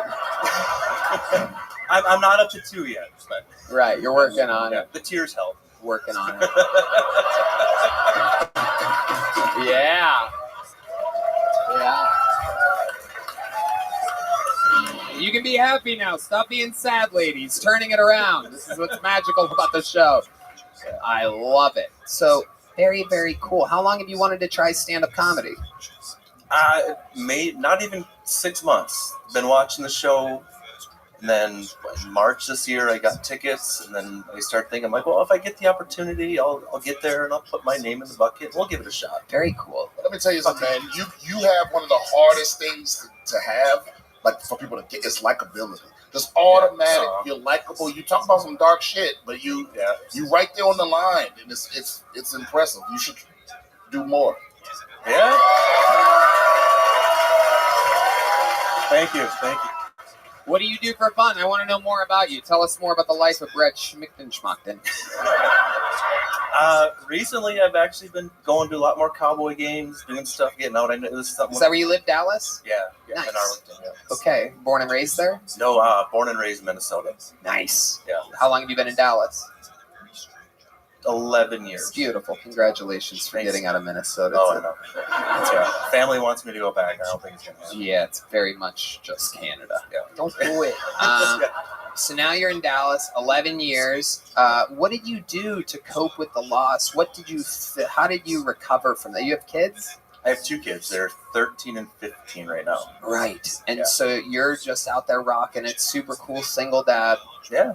Okay. Have you brought any ladies back to the house yet? Not in that sense. Okay, well, what do you do to cope with the Cowboys losing so much? Oh, come on. Come on. We're talking about a serious thing. His wife. Hey, I'm thankful they're sponsored by Miller Lite, not Bud Light. So, you son of a bitch. You son of a bitch. Okay, so what do you mean not in that sense? I wouldn't bring someone like through the back door. You sneak them right. in? Yeah, I got a window. You make sure that the kids are asleep or whatever. Yep. And then they come in. Okay. You're a funny guy. I think this guy might have poisoned his wife. No? Yeah. Benadryl helps. Right. I got to go to my shift at Topgolf, kids. Yeah. Make sure you double check the measurements. You don't want to over Benadryl them and have them follow in the mother's footsteps. So is that hard to do? Is it hard to sneak a woman in with a 13 and a 15-year-old? Have they busted you yet? No, but then like in Austin, they got a hotel. You're not afraid they think they dad can't get no pussy? Oh, my kids, it's creepy. They tell me often that their friends think I look like Johnny Sins. So, yeah. Your 13 and your 15-year-old know about a porn star? Yeah, no, when my daughter was 10, her friends were telling me that my friends think I look like Johnny Sins. He's brought up Johnny Sins, and you do indeed look like Johnny Sins. This just in, you look like Johnny Sins. That is incredible. How do your kids know about that? That's a great question. Their friends do, and I was at church yesterday with my daughter. Oh, yeah. And one of the little... Johnny confessing his sins. And one of my daughter's friends saw me, and he mouthed to me and her, "Oh, Johnny Sins." So parents are right there, and I'm like, "Oh, church, your kids know who Johnny Sins is." Yeah. And what makes you think they're not going to find this episode of Kill Tony in which you're talking about sneaking hose into their house? 100% they will, but it's all for laughs. I love it. Amazing. Yeah, it's just jokes. It's just jokes. What else about you? What else do you do for fun? Not a whole lot. I mean, we do the sporting goods, the sporting stuff. My kid's in basketball, so it's a lot of taking him to and from practices. Been getting out more. I ended up finding a swinger bar where I lived. Oh shit! Look at you! Hell yeah! And was oddly hit on by a really old guy. Right. Well, you're a fan of the Cowboys, so I mean, wow. So I'm going to go back to a question I asked earlier and then blew by. How did you fill that void? How did you cope with the loss of your?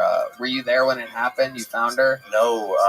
So I was making dinner and was plating it all up. So she's usually home around the same time every night. Oh God! And I got a knock on the door, a very authoritative knock. God. And I'm like, oh shit, this isn't going to be good. It's I don't know if it's going to be someone trying to bust in. Right. Was that her knocking on heaven's door? No. Okay. I'm sorry. It's one of my favorite songs. I'm sorry. No, it's local PD. Yeah.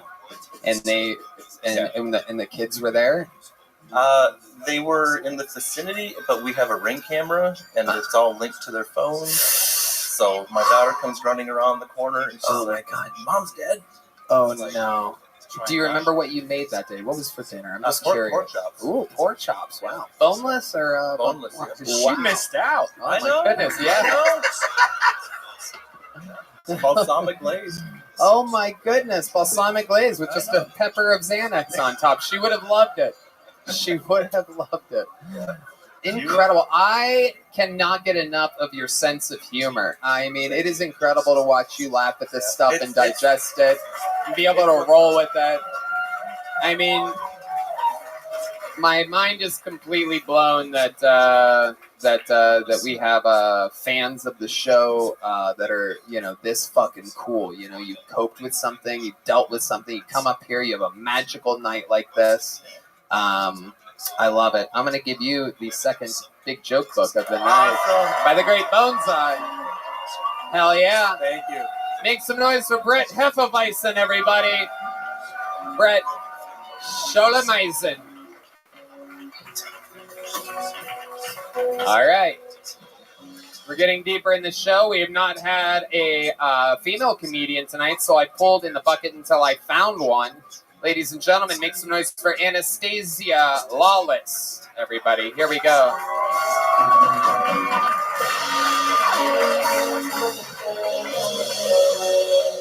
Come on, one more time for Anastasia, everybody. Let's go. What is up, motherfucker? I love whores, sluts, and porn stars because they are willing to do the jobs I will gladly do the paperwork to outsource. All right, you know what I'm saying? Do I want a train run on me? Not particularly, no. You know, I had a gentleman ask me recently, though, how do you know you don't want a train run on you? And since I'm such a genuine lady, I really gave it some thought, you know?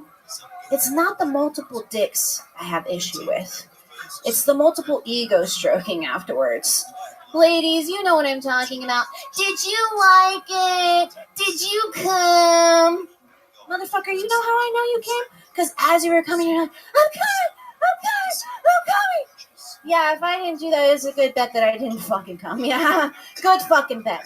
Yeah, no, I'm going to leave that work to the ladies of the night with the heart of fucking gold, all right? They're fucking amazing at it. They're fucking great at it. They're like, yeah, daddy, right there. You're the best I ever had. A lot easier to lie when you get paid for it. You know what I'm saying? Okay, Anastasia Lawless. Very interesting set, talking about how silent you stay. What's more silent, you during sex or the audience during your sets? I'm actually very vocal, but, you know, you have to make me come, you know? Like, and I'll tell you, like, I'm coming, you know, just like you guys do. Is that your real voice? Yes. Okay. All right. Is that your real voice? Yes, it is. It is. It's been working for me for 16 years. This is your first time on the show? No. Okay. When was your last time on the show? It's been about a year. How did that go? It went well. Have you washed your hair since then? Yes. It's very hot outside, though. It is so indeed. I don't lack sweat glands. Okay. Absolutely. All right, Anastasia. What do you do for work? I'm a postpartum doula, newborn care specialist. What does that mean? I take care of babies and I help parents and families in the beginning stages of their journey into new family land. What qualifications do you have to do that? I have lots of experience. I've taken 50-hour courses and I've traveled the states doing it. Yeah. Okay. So you have to have certified, CPR certified is very... Have you ever had to save a baby? I have had to help a baby from choking to death, yes. So what did you have to do? You plunge the stuff out of it? Actually, it's not, and I have to be current on my courses, so I have to say you should not do this anymore. But it used to be that you could do the little hook. That's what I did. Is that you getting a butt plug out of an ass? No. You get the food out of their mouth, so it was choking. Yeah. Were you feeding it? No. It was so someone else was feeding it. She was feeding herself. She was a toddler. Yeah. Okay. All right. Okay. Weirdest thing that's ever happened when you're working with these babies? Anything ever stand out to you?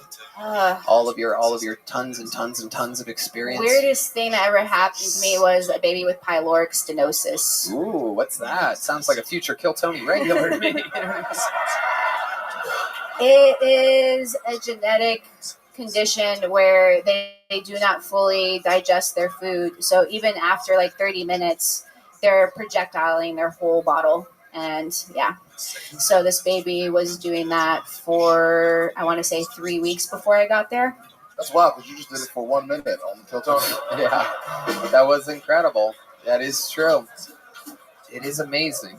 How long have you been doing stand-up, Anastasia? June will be 2 years. June will be 2 years. All of it here in Austin, Texas? Yes. Oh, I do believe there is a universal Amber Alert going on right now. That is incredible. Baby vomiting all over everything, everywhere. Missing its postpartum with Bibbidi Bob. Okay. What do you do for fun, Anastasia? What's like your wild nightlife like? I don't really have a wildlife night. I'm in my 30s, so. Right, perfect. You're already basically dead. You're right. No, I like to, hike, and I like to write songs and write poetry, and I do pastel Hey, work. Anastasia, how many Burning Mans in a row have you been to? I've never been. I don't have that much money. God, I mean. You change your stage name to Anesthesia because she is putting you to sleep.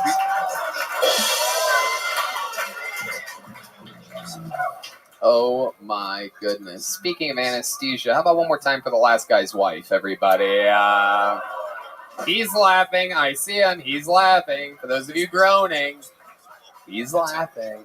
Oh, look who's not laughing over here. Fucking Jesus Christ, dude. Amazing. Anastasia. Wow. Are you in a relationship? No. When's the last time you were in a relationship? I was actually in a 10-year relationship. Okay. When did that end? It ended around. Huh? No, like I said, I'm not into trains. What just happened there? He said the train, and I said I'm not into trains, so that's not what ended our relationship. COVID. COVID ended your relationship. Yeah. Okay. Yeah. What happened? We had to spend all our time together, and we're like, oh, we fucking hate each other. Right, and then after everything you say, you go, and he's like, Jesus fucking Christ, I can't fucking deal with it. Somebody give me some fucking... Yeah, there it is. Incredible. What did he do for a living? 10 years in a relationship, that's a long time. We both are just hustlers. We do what we need to do to make money. Okay, right. Say that you can train babies or whatever. Train babies? I don't train them. I just help parents. Did he make you come? Oh, yeah. Mm-hmm. I wouldn't be with somebody for 10 years if they couldn't make me fucking come. Well, it seems like he didn't want to be with somebody for 10 years either. How did it end? Was it his idea? No, it was mutual. Okay. All right. Did you guys live together? Friends. Yeah. Mm-hmm. And you don't live together? We were together? engaged, everything, yeah. Wow, look at that. Incredible. What Cracker Barrel did he propose at? He did not propose at Crackle Barrel. No, but he did propose to a barrel that is a cracker. I'm actually mixed. Oh, really? What are you mixed with? I'm Japanese and white, yeah. Oh, wow. I don't really see the Japanese at all. And I don't see the intelligence of the Japanese running through you either. Incredible. What is the most Japanese thing about you? You a bad driver? No. Mm-mm. What do you think is the most Japanese thing about you? You ever do anything and you're like, that's my Japanese side. Like me, I talk with my hands. I'm Italian. You're Japanese. What's your thing? Well, the laughing, the giggling, the Asian giggle. Oh, I do see it. What about the suicide bombing?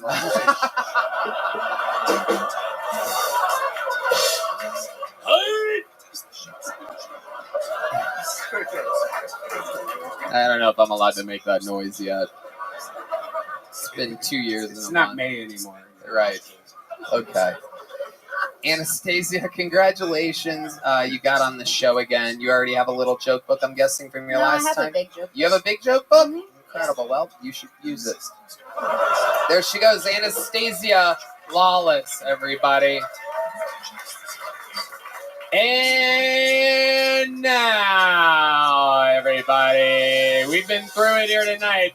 A lot of highs, a lot of lows. Hans Kim retained the re-entry of David Lucas into the Kiltony universe. The shining performance of the future Cam Patterson.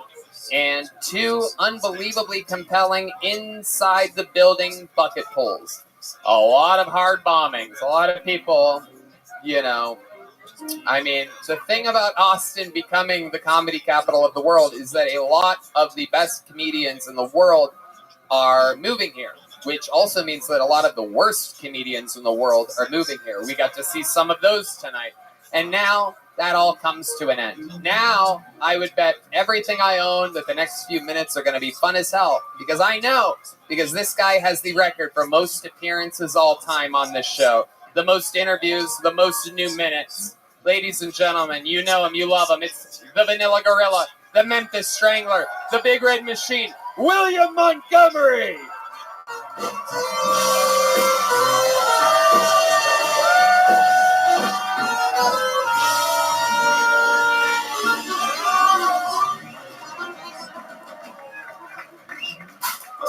Shouts out to all my boys in Jamaica for the happy Juneteenth.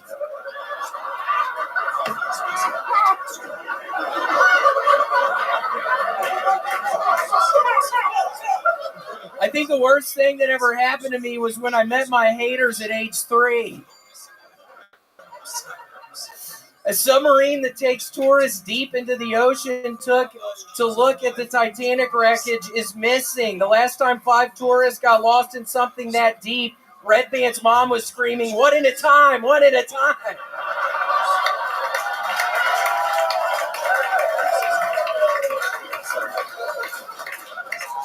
I'm actually thinking about becoming a Titanic truther. You mean you couldn't avoid an iceberg in an ocean that big? An Arizona man was mauled to death by a bear in an unprovoked attack. Wait, unprovoked? That dumbass walked up right to a motherfucking wild bear! Okay, that's all I got. Unbelievable. Unbelievable. Unbelievable. The man is in pure fighting shape. Always makes it, never misses. Again and again and again. The Titanic truther joke, perhaps being my favorite joke of the night tonight. Your delivery, your style, your energy. You've never been stronger. We found you when you were a bloated, obese mess. And I remember, I still get the memories on my Instagram sometime of years ago, and it's a bunch of me listening to the old Beck, just zooming in on inanimate objects. At 4 a.m, yeah, it makes me feel weird, but luckily I think we're past that, Trevor, I think. What did you mean when you said that you met all your haters when you were 3? When I was 3, I actually went to a place called Silver Springs outside of Gainesville, Florida, and I went up there to get the snake wrapped around my neck. And the guy was like, "Where are you from?" And I kept on saying America, and then everybody was laughing, and I didn't understand why. And he kept on asking me where I was from, and I kept on saying America, and there were a couple fucking haters out in the crowd, and I remember looking at them just thinking, I am from America, I don't get it. So it's pretty much that, just in Silver Springs. If y'all are ever outside of Gainesville, Florida, visit Silver Springs. They have a really great glass bottom boat. And Tony, I'm glad you asked me about that. I actually have a new sponsor tonight, Silver Springs Theme Park outside of Gainesville, Florida. Wow. Tony, you know what I love about William? Yeah.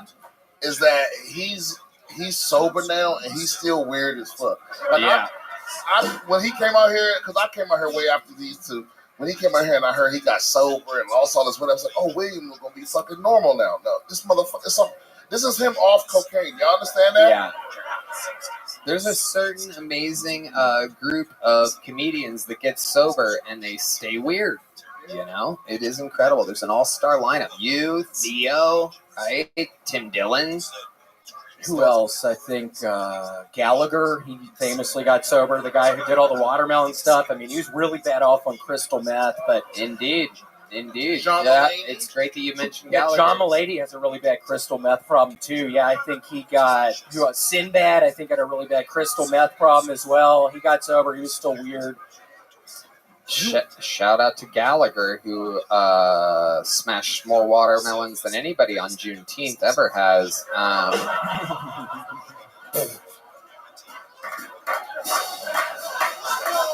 Shout out to Gallagher! Wait, that wasn't as good. Happy Juneteenth! So Juneteenth is a Jamaican holiday to you? Yes, I think it is. I did a little bit of research earlier. I think it started out in Jamaica. Where did you do this research at exactly? It's on Mad Magazine. I've been reading a bunch of Mad magazines. There was an article. Alfred E. Newman's still going strong, but yeah, I read it in Mad Magazine. I love it. How much is the Silver Springs amusement park paying you? Is that what it's called? Yeah, Silver Springs Amusement Park right outside of Gainesville, Florida, down in... How much are they paying you each time you say that?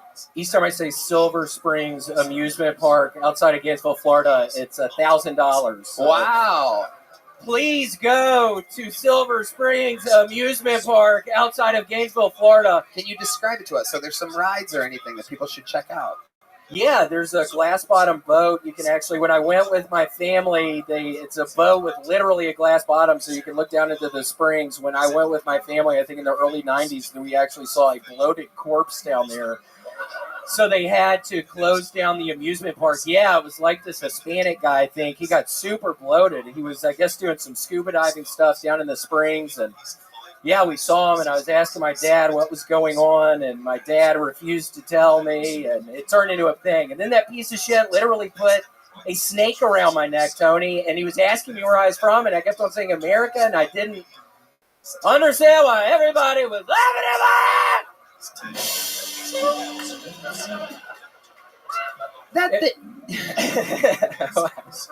That thing that you do sometimes where you get really loud and it sounds kind of like urban, unlike the way that you normally speak. It sounds kind of, what would the word be?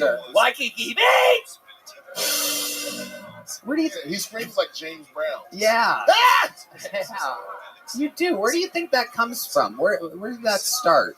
We had a really sweet lady that used to help out my parents, an African-American lady growing up, and her name was Imogene, and she kind of got me talking like that from an early age. Okay. What was Imogene, what kind of help was she providing exactly when you say she was helping? Folding towels, doing the bedding, doing the dog walking, making the meals. I'm trying to figure out what my parents were actually doing back then. I mean, Imogene was doing everything!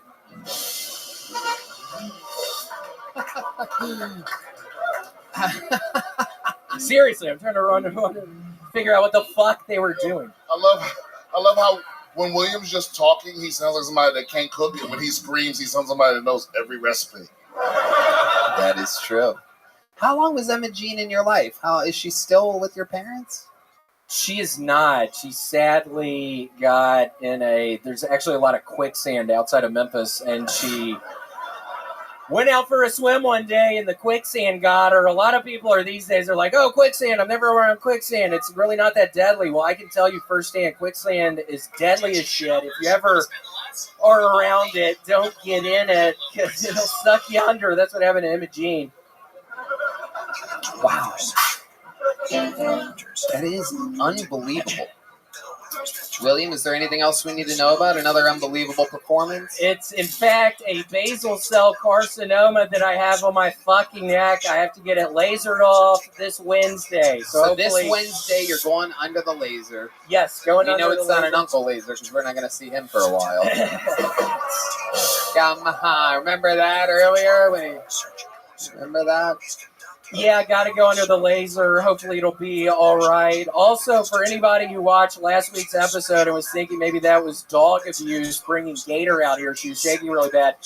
I'm happy to report she actually got drunk as shit in Mitzi's.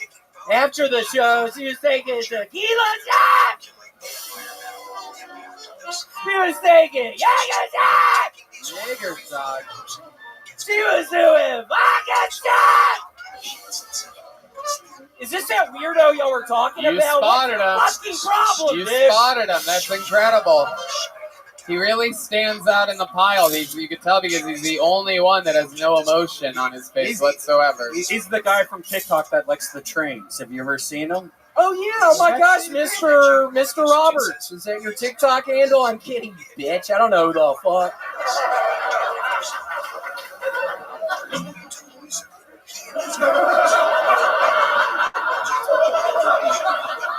So you were saying that the dog that was in question of animal cruelty last week, because it was shaking profusely, this sweet little dog that you bought, that all is well because it was doing shots of liquor afterwards? Yeah, she's, 8 weeks old, 9 weeks old now, so I'm thinking I can't drink, but my loved ones are sure as shit going to be drinking, so I got her drinking pretty early on. I'm just a little worried. She's such a small little dog. I'm worried about the size of her liquor. I'm worried about the size of her kidneys. I don't know if it's a sustainable thing, but she's having fun. I'm having fun. We all having fun.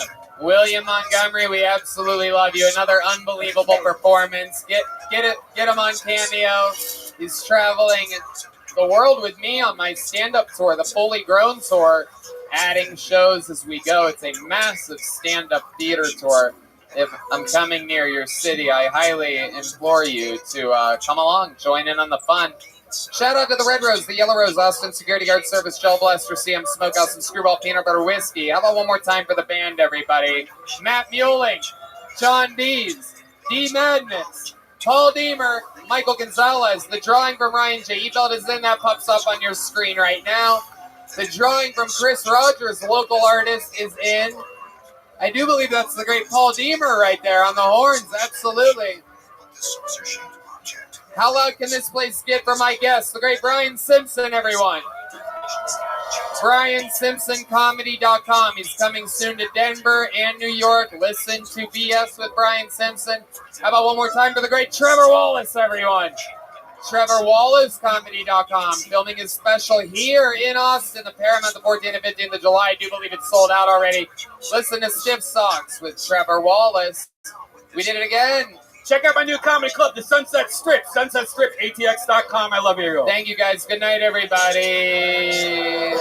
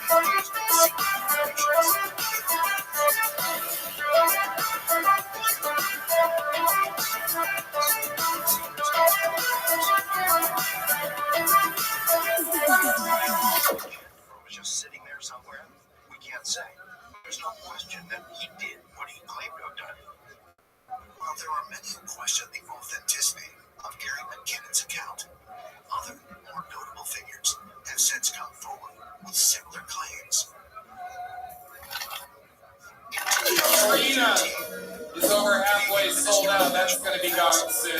So get your tickets to that New Year's Eve. Why not spend it with us? It is going to sell out. This is your chance to get tickets for a film Tony that's going to be listening around the world. Not going to last much longer.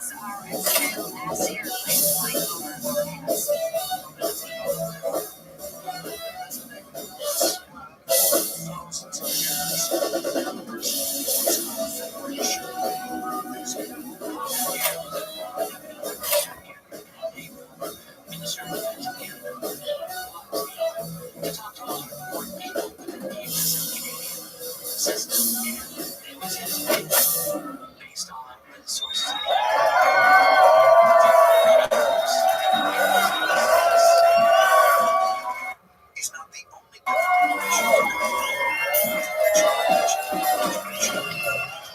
this is Rabbi coming to you live from the Comedy Mothership here in Austin, Texas, for a brand new episode of Kill Tony. Get up for Tony! It's clear!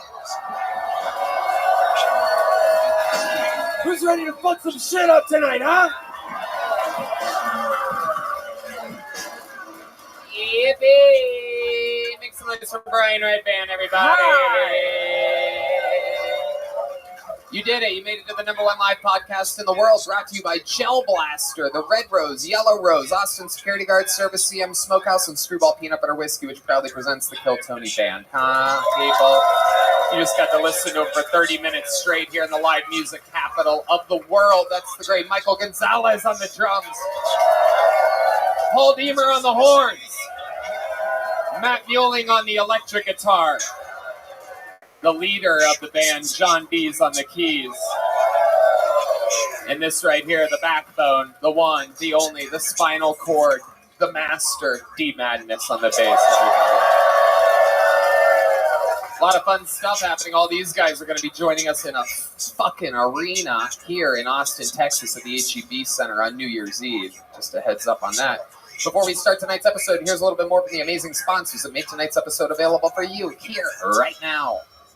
Hey y'all, it's official, it's announced, it's out there. My largest stand-up tour of my entire life. All the biggest theaters in all my favorite cities. Toronto, Canada, Royal Oak, Michigan, San Antonio, Texas, Chicago, Illinois, Charlotte, North Carolina, Atlanta, Georgia, Columbus, Ohio, Kansas City, Missouri, Indianapolis, Indiana, Philadelphia, Pennsylvania, Tysons, Virginia, just outside of DC, Milwaukee, Wisconsin, Minneapolis, Minnesota, Youngstown, Ohio, Cincinnati, Ohio, San Francisco, California, Sacramento, California, San Diego, California, Phoenix, Arizona, New York, Clearwater, Florida, and Jacksonville, Florida. Tickets available at TonyHinchcliffe.com. Come see the crazy Texas fucking stand-up that I've been working on. You're not going to believe it. Let's have some fun.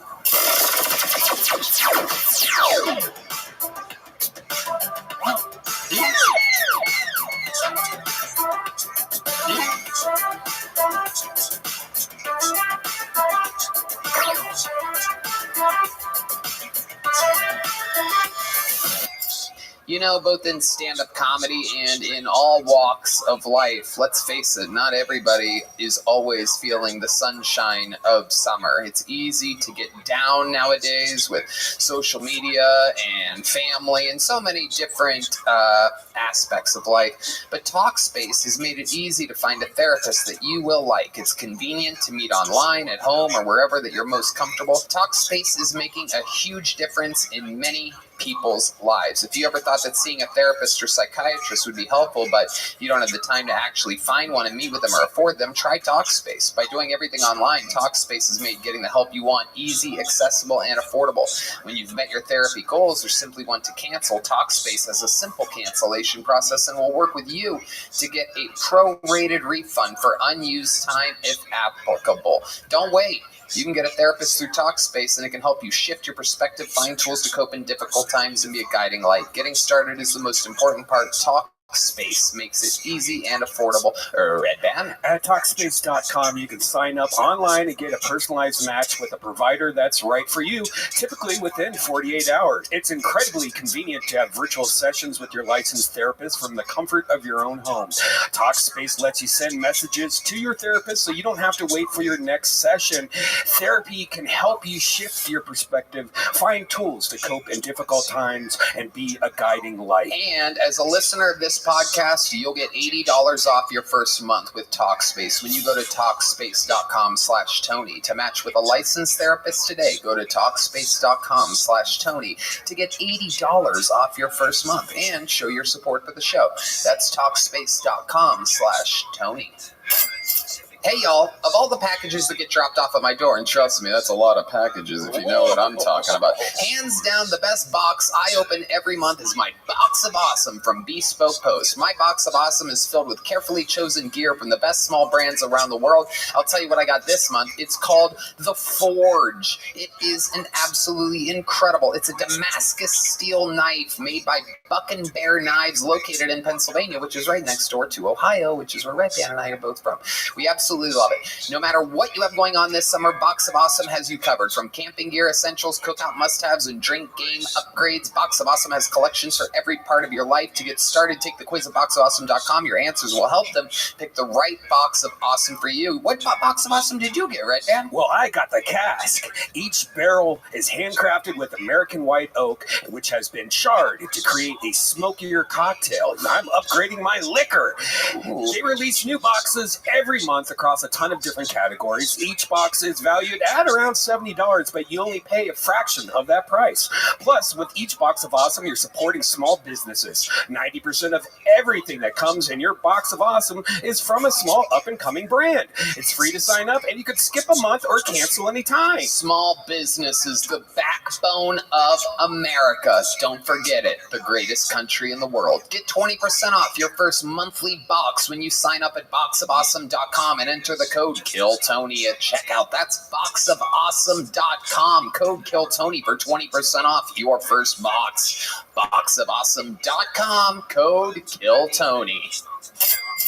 Hey y'all, now that we're in the thick of summer, you might be looking for wholesome, convenient meals to support sunny, active days. Factor, America's #1 ready-to-eat meal kit, can help you fuel up fast with flavorful and nutritious ready-to-eat meals delivered straight to your door. You'll save time, eat well, and stay on track reaching your goals. I've been so busy lately. Have a huge tour coming up. We just did the 10-year anniversary, which was exhausting to plan and execute and produce. And with all this stuff going on, I'm too busy to cook, and I'm even too busy, to be honest with you, I've gotten too busy to order delivery. Like, it's crazy. By the time I do it, I'm already too hungry. It takes too long for it to get there, no matter what type of delivery option I go with. So I have fallen in love, deeply in love, with Factor. I skip the extra trip to the grocery store and the chopping and prepping and cleaning and the ordering, and I get all the flavor and nutritional quality that I need. It's fresh, never frozen meals are ready in just 2 minutes. So all I have to do is heat and enjoy, then get back outside and soak up the warm summer weather or work. Red Dan? It's great, and in only 2 minutes, it really does save a lot of time and money. It doesn't taste like 2 minutes. It doesn't. It's amazing. It really it's not frozen. It's like it's cooked. Like a chef cooks it, and then you're just reheating an amazing meal. And they offer delicious, flavor-packed options on the menu each week to fit a variety of lifestyles. If you're on keto, or if you're just calorie smart, vegan, veggie, and protein plus. Prepared by chefs and approved by dietitians, each meal has all the ingredients you need to feel satisfied all day long while meeting your goals. And if you're looking to mix it up, you can add a protein to select vegan and veggie meals each week. This July, get Factor and enjoy eating well without the hassle. Simply choose your meals and enjoy fresh, flavor-packed meals delivered to your door, ready in just 2 minutes. No prep, no mess. No doubt. Head to factormeals.com/KillTony50 and use code KillTony50 to get 50% off. That's KillTony50 at factormeals.com/KillTony50 to get 50% off. And now, the show. You guys ready to start tonight's show or what, huh? It's a sweet 73.0 degrees on stage right now. Every single week, I have one of the funniest comedians in the world on the show. This week, no different. This guy, an absolute legend of the game, much like myself, comedy store through and through, bleeds black and red. An unbelievable superstar coming off of one of the biggest specials of the last few years. Truly, a guy that is a fucking survivor, someone who I've always looked up to. Make some goddamn noise for one of my favorite big brothers in all of comedy, the one and only Ari Shaffir, everybody.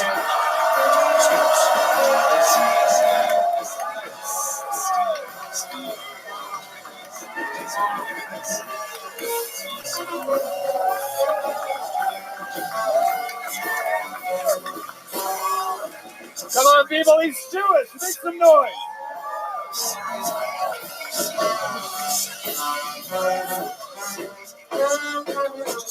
Woo! Fresh off of one of the biggest specials in a really long time, Jew, available on YouTube. Millions and millions and millions of views. Nothing but great reviews. What's up, man? Welcome back. Thank you very much. I appreciate being here. It's great, as always. I was talking to myself back. I was trying to whisper because I didn't want anything to be through. So I was being as quiet as I could because I know how it is to record a live podcast. Right, exactly. You're a professional in show business. It's amazing. I fucking love it. You've done this show many, many times. It's good to have you on. The main room for fucking year to... Yeah. And many a times we're stuck having you absolutely shit-faced with Shane and Mark and after Protect Our Parks, and I'm glad to have you here solo. We're going to really get to delve into these people here tonight. Yeah, Mark was supposed to come, but his anus prolapsed. Oh, that happens a lot with Really him, bad. yeah. Did you give him advice? Yeah, he had to the hospital, but he said the deductible was too high. He didn't want to go in. That's incredible. That's incredible. Yeah. And you agreed with him, right? I do. Those deductibles, dude. Ari's done the show numerous times. He knows what it is. A ton of people signed up for the chance to get 60 seconds on this stage. If I pull their name out of the bucket, they get 60 seconds of stand-up comedy, uninterrupted time. You know their time is up and you hear the sound of the kitten.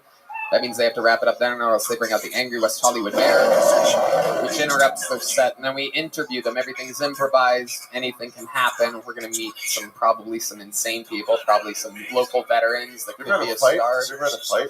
Like a physical fight? Yeah, anything can happen, but with that. There was once a guy in, of all places, Austin, Texas, about 7 years ago at Moon Tower Comedy Fest, who was pulled out of the bucket, who got really, really mad. He had a really bad set, and Jeremiah Watkins at the time made fun of him, and he pushed Jeremiah, tried to grab him. Then Big J. Okerson grabbed him from underneath his armpits and threw him into the arms of another bouncer, yeah. Hey, couldn't he not grab Jeremiah because he's so skinny? He was on mushrooms also, the guy that attacked. That's not mushrooms. Right. Yep. Him being on mushrooms has nothing to do with the story whatsoever. But yeah, that's the gist of it. You guys ready to start tonight's show or what, huh? Ladies and gentlemen, every week we start the show with the same young man that has been doing it for over 2 years. For the last 3 weeks, he has defended his honor of being a regular here. It is an absolute incredible feat. This week, we're giving him the week off of defending his spot to see, as an experiment, if he is literally lazier when not being challenged. So we're going to see if he still does as good as he has the last 3 sets, and if he doesn't do as good, he's going to challenge for his regular spot next week. It's all pro wrestling shit. I think you guys get it, right? Ladies and gentlemen, here with a brand new minute, the one and only Rolex wearing ROTHSCHILD.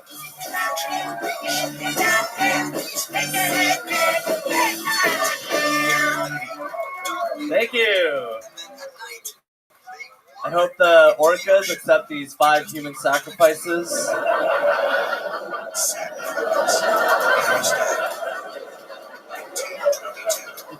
As a peace offering and this bloody war between our species. I'm actually going to start my own submersible tour of the wreckage of the submersible tour of the wreckage of the Titanic. I like how OceanGate was like, hey, you know how they're all making subs good? How about we make ours shitty? That'll disrupt the space. These fucking billionaires took an Uber to the Titanic.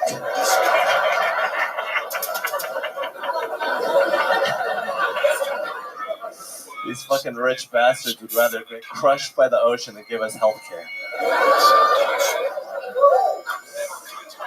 Rich people are stupid. Andrew Tate went to Romania to be a douchebag rapist.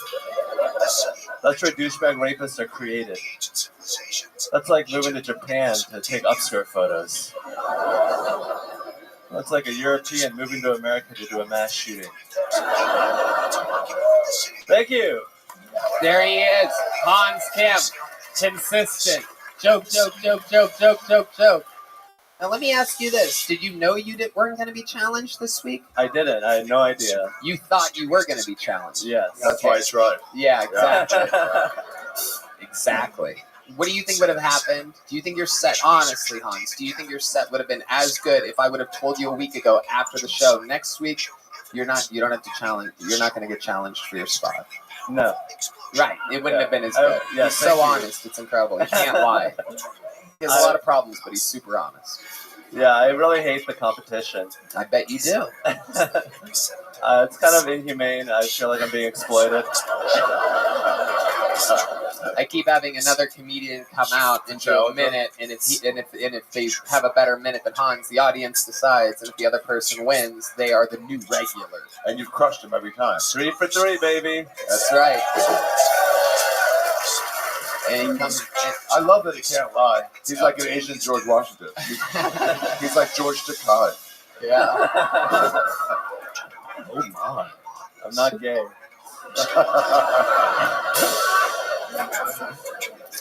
I love it, Hans. What's been going on this week with you in your personal life? Tell us all about it. I found out my girlfriend has Tourette's. How'd you find out? Because she said I love you. She said my dick was big. She told me, and then I realized, like, whenever we get into a fight, and afterwards she starts, like, spazzing out. It's kind of cute. What do you mean exactly? Give us an example of exactly what happens. She'll be on her... You always come back too late. That's a comedian's girlfriend. She's like... What? Hold on. What? What is that? She's just on her computer going... Okay, that's not a sound that has anything to do with this. Jesus fucking Christ. What are you saying? She just makes that noise? Yeah. And you think that's Tourette's? Yeah. Did you talk with her about it? No. Did you see what she's looking at when she's making that noise on the computer? I think it was porn. Could be. Yeah. I think she was coming. Yeah. And you've never heard that sound before.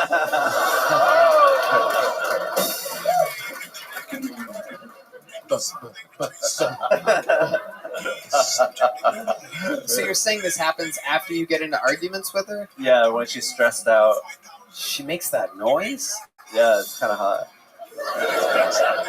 I don't know. That sounds weird. I've never heard of anything like this. Anger-activated Tourette's? Is that a thing? Yeah. Is that a thing with people with Tourette's? I guess so. I don't know. Anyone with Tourette's out there? Really? You really have Tourette's? Does it help when you Okay. get angry? When you get angry, does it set it off? Yeah, it does. Story checked out. Really? I want to see. Fight Hans. I'm gonna move. You like your front row seat? I'm gonna move you to the back of the room right now, you piece of shit. Oh shit! There it is. Whoa! Oh my god!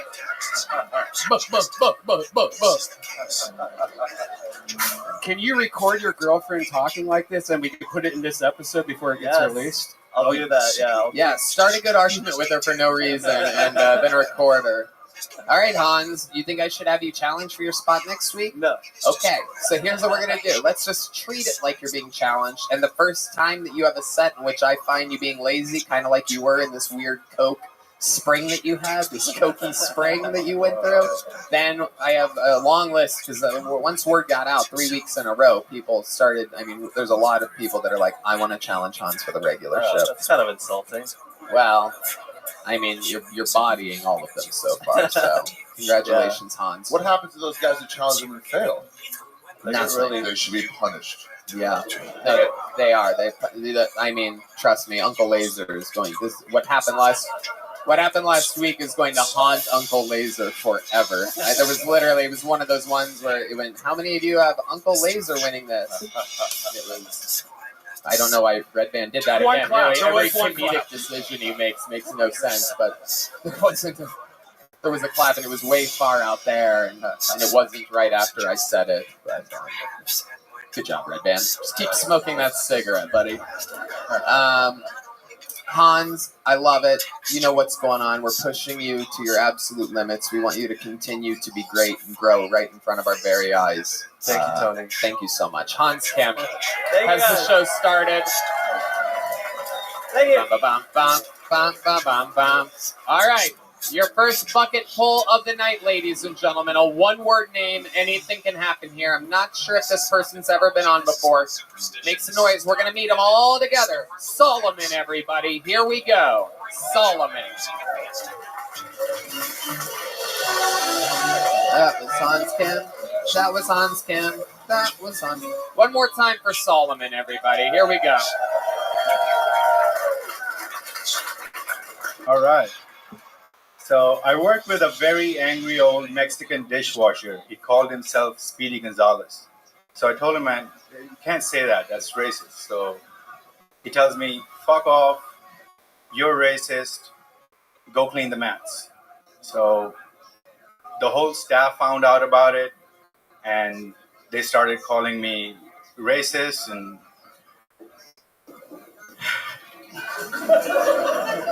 yeah, I had to leave the job. I think I'm not taking Hans's spot.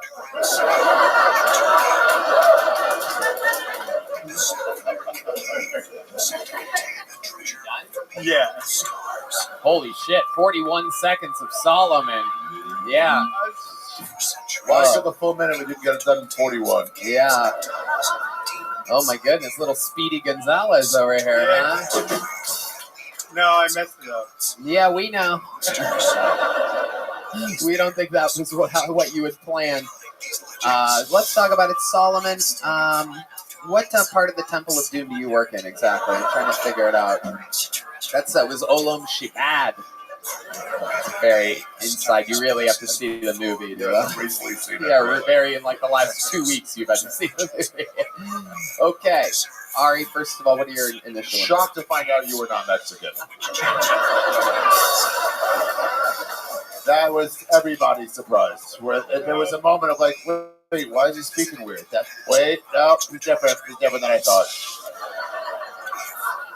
What are you again, Solomon? Pakistan. Ah. The Mexicans of India. Yes, absolutely. Actually, Mexicans for the Saudi Arabians and the Dubai. They built Dubai, yeah.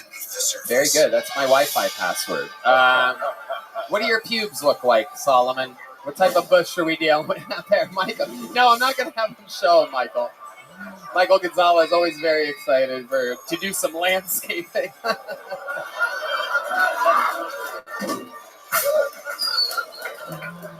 No, I'm guessing full bush, right? Just fucking. You have like a turban on it or something like that? What's going on down there? A little magic carpet? No, it's pretty trim. Yes. Oh, really? Okay. Very interesting. You asked him what his pubes were like? Yes. Show them. No, we're not going to do it. Pretty trim, though, huh? Yes. Okay. And what do you do for work again? Dishwashers? Yeah, I did, but then I had to quit. Why'd you have to quit? There's the racist incident he was talking about. You had to quit because of that? Not just that. It's there was this girl that. Where do we think this is gonna go? I think he got a little flirtatious with the girl. Perhaps a hostess. Am I right? No. A waitress. I know. Can I guess? The manager. Can I guess? Oh. Go ahead. No. Ari Shafir. Did this girl have an elephant arm and 8 arms and then an elephant head and you worshipped her the whole time? No? Oh, okay. So I thought maybe. Okay, so what do you do with the female manager? Yeah, I thought there was like some chemistry, but she turned out to be a lesbian. Okay, so let's go step by step here, my friend. I think that's correct. So, first of all, let's start here. What was the moment where you thought there might be chemistry? Was it like a way she looked at you when you're washing dishes? Yeah, she plays all the same sports teams you do. What was the first moment where you're like, hey, there might be something here? It was the eyes. Every time she would look, she would, it was like.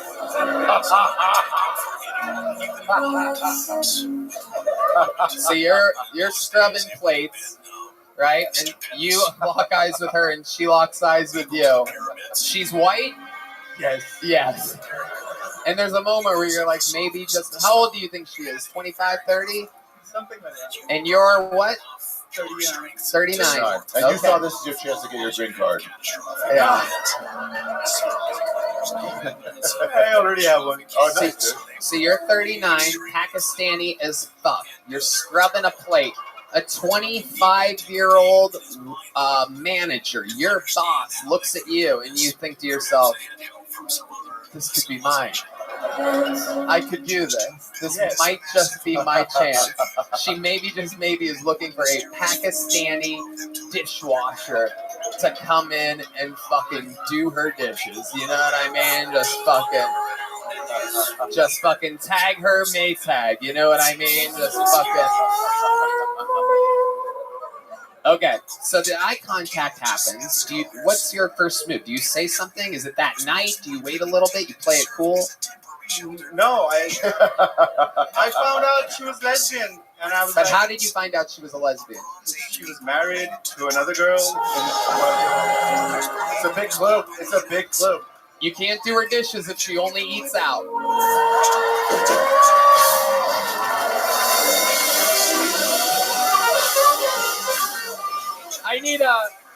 We need to get the thing that lifts me up in the air. Can we work on that? Can you tell Joe Rogan that I want one of those? Spend some of this Spotify money, for Christ's sake. I want to fly, Joe.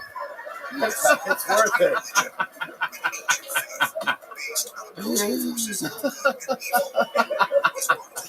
Okay. All right.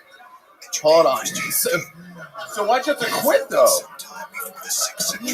I kind of want to go one more step here. How did you find out she was a lesbian? Who told you that? One of the staff members. Did you ask the staff? So you were like asking around? No, I wasn't asking, but they were like, "Oh, her wife and her." I'm like, "What?" Can I act it out? Can I act out what happened? Yeah. Okay. So that's her.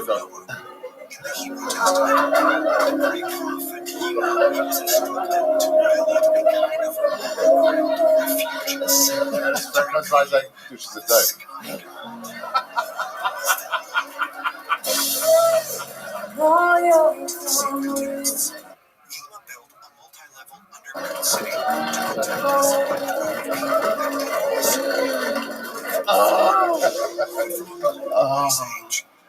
So, how long was it that you went thinking that you had chemistry before you found out she was a lesbian? Was it a week? Was it a month? Like a couple of days in. Couple of days in. Yeah. So you spend a couple of days, you're thinking about this girl. Let's say a song comes on the radio, a love song, you're thinking about her, right? Yeah. Okay. And then you find out she's a lesbian. Yes. Now, do you think you showed any signs of emotion when you found out that she was a lesbian? No, I was like, I can't compete with a vibrator, so. Well, you can. I mean, people like you could just fly an airplane right into her pussy, you know what I mean?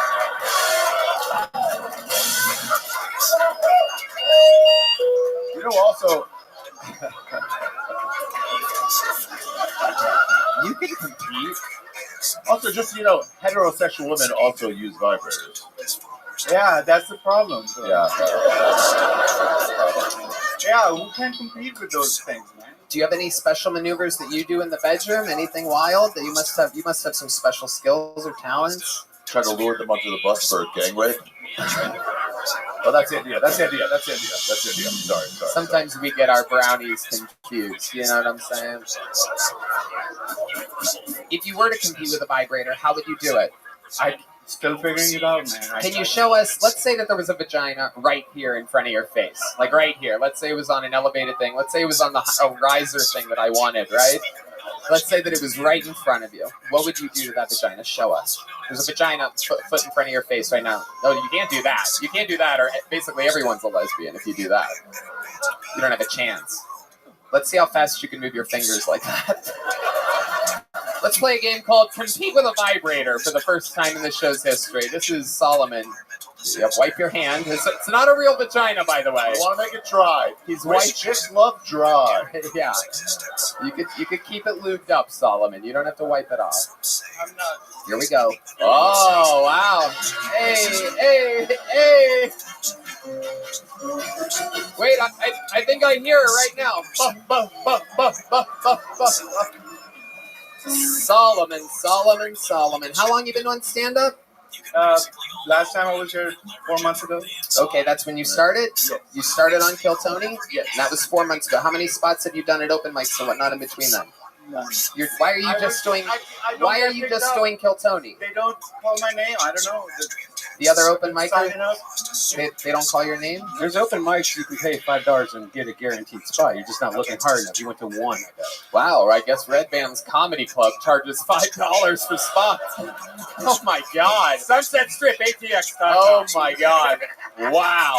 What a promotion. Unbelievable. You're going to charge a dishwasher. Oh, it's a shrink. It's $5 probably. Oh, you know what? I was actually just reminded of the last thing. So when you say that you had to quit, Yeah, what happened that's what I then? wanna That's know. right. I almost fucking fucked this whole interview up. What happened was that she just was getting bossier and bossier and bossier. To you, the dishwasher? Yeah, it was like the manager? Telling you what to do? Fucking bitches in this country who don't know their place. Yeah. No, it was like too much bossing around. What was she saying? Do the fucking dishes? What could she possibly do? Wait, what does this have to do with the what you like water? This is separate. What, you mean this was a bossy lesbian? I've never heard of such a thing. That's where we're coming to. That's how they are. So with a final moment, is it you quitting? You take your apron and throw it off, or what is it? Yeah, no, I went home, wrote a letter, and I, gave it to the hostess. And like, did you put a little anthrax in it? All right, Solomon, if you want to come back, you have to do a bunch of open mics. You did 41 seconds. You're a hell of an interview, but if you want to do this, you got to be in the game, man. Last time you got a little joke book? Yes. I bet you did. You enjoy it. Fill it up with jokes. There you go, Solomon, everybody. Thank you. Good interview. Great hat. Dressed up at least. Heck yeah. There he goes. Solomon.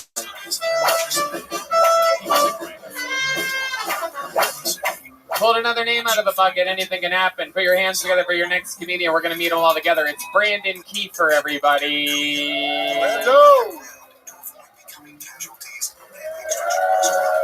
Make some noise for Brandon. Let's go.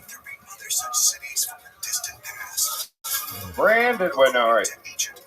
I'm in town from Chicago. How's everybody doing? That's good. I'm actually from Georgia, so relax, all right?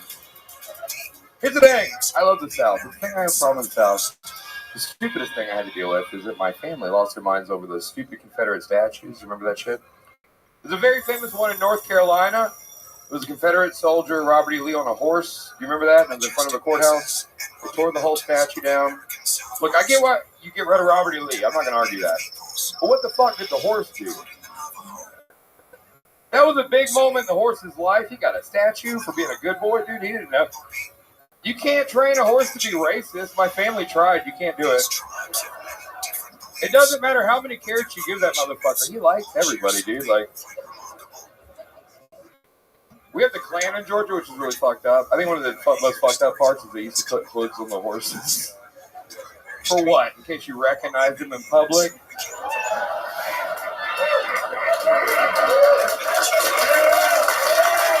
I really like you. That's really good. Really good yeah. premises, really good angles. Brandon Kiefer. How long you been doing stand-up in Chicago? 9 years in Chicago and 2 years in Georgia. I can tell. I was here last night for roast battle, so fuck yeah. Oh, I love it. Okay. Where's your home spot in Chicago? Where do you go up to? I love Lincoln Lodge. We've been around there in Zanies. Yeah, Zanies is great. Lincoln Lodge is small, but it's like the community-based thing. You know what I mean? Very cool. Yeah. Very cool. And you live in Chicago still? Yeah. Right. Very nice. What makes you stay in Chicago? Why'd you choose there? The city rules. The comedy scene needs work, you know what I mean? But the city rules. What do you love about the city? I'm always in and out of there, and I'm like traumatized because they always booked me when I was coming up throughout the winter, and I would always have these bad long winters, and I would do the 4 or 5 days, multiple shows a night. I think it's a little cleaner than New York and a little bit more personality than LA. I love Chicago. I love the chubby chicks with attitudes. Yeah. We're full of them. We're lousy with it. Interesting stuff. So you've spent 9 years there. What else are you into, Brandon? So I am a locksmith. That's like a locksmith welder. That's like what I do when I'm not doing this shit. It kind of gives me the flexibility and shit like that. You ever lock yourself out of your own place? Yeah, you feel like a goddamn idiot. Yeah, as a locksmith. Who do you call? It's like, who do I call? Yeah, I call into work. I'm like, I'm not going to come in today. Incredible. Absolutely incredible. What else? What do you do for fun? You're a drinker. I'm a drinker. Most people that What gave it away by sweating and hot body? No, people that stay in Chicago tend to. You have to heavily medicate. I'm too drunk to get $2,000 together and move to New York. Yeah. Not a tattoo of booze on Not it. a tattoo of my cutoffs. Look, dude, I'm living my life right now. Right? I like your style. Yeah. They flew you in for a roast battle, or how does that work? Yeah, they flew me in. They gave me $100 and told me to buy a plane ticket. Incredible. How did was it Moses that found you?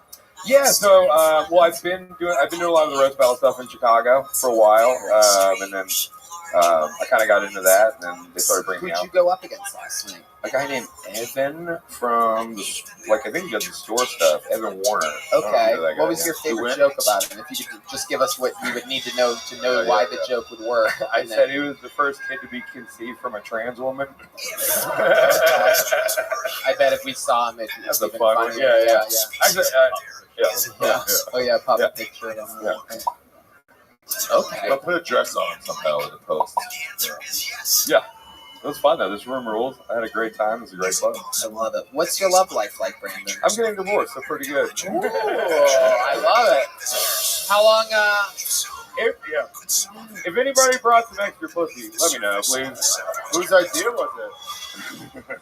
Obviously mine, right? It was both of ours. We were just crushing it all the time. How long were you guys together? How long were you married? 4 years. We actually met in Austin 4 years ago. Wild enough.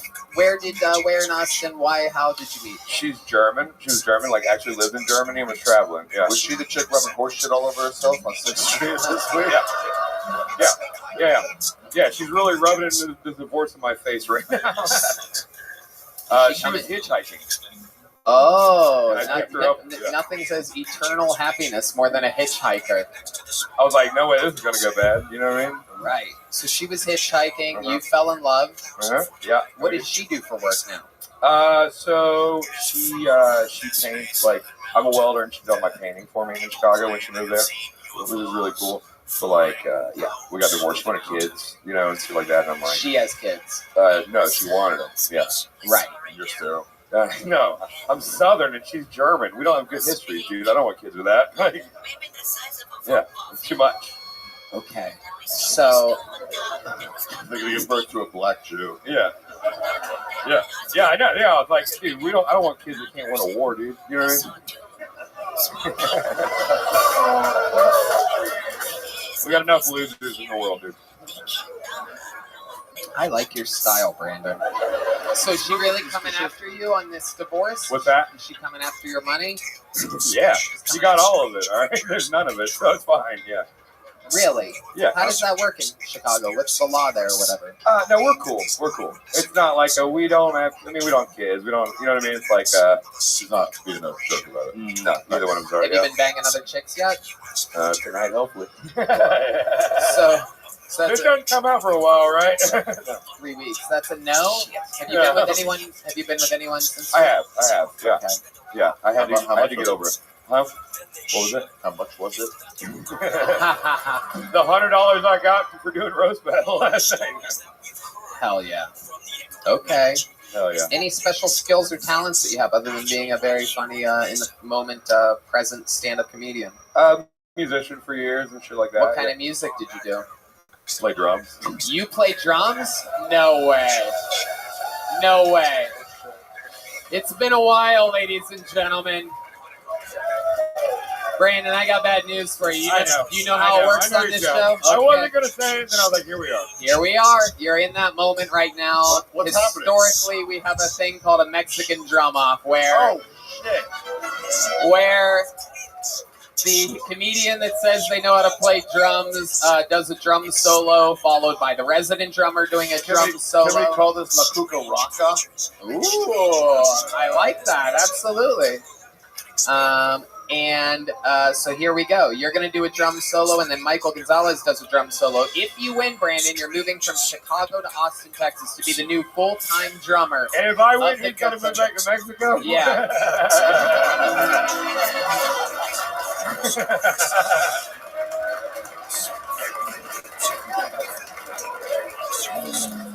That's a good one. No one's ever done that in the history of the Mexican drum-off. But no, if he wins, he has to... If you win, Brandon, he has to move to Chicago and fuck your ex-wife. So...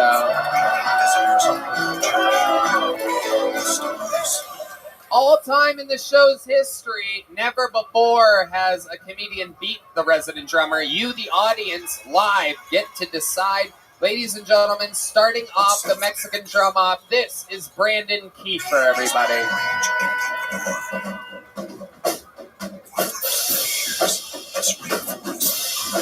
Eastern slopes has been the land of the shore. The hunters who are fiercely protective of their homeland and its secrets. And of all the shore's secrets, has been surrounded by time as the entrance of Brandon Kiefer. An incredible performance. Shockingly good. Stand right there, Brandon. Stand right there. Demons, go stand next to him. Okay. I guess just switch it up. All right, good. There you go. Yep, just like that. Ladies and gentlemen, defending his throne all time, undefeated in the history of Mexican drum-offs. This guy practices for about 8 hours a day and plays with professionally all around the world continuously, flying back every Monday to be here for this show. I present to you the reigning, defending drummer of Kill Tony. This is Michael Gonzalez.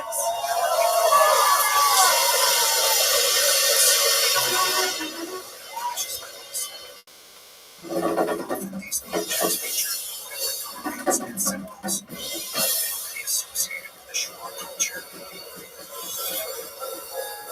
In his 15th century,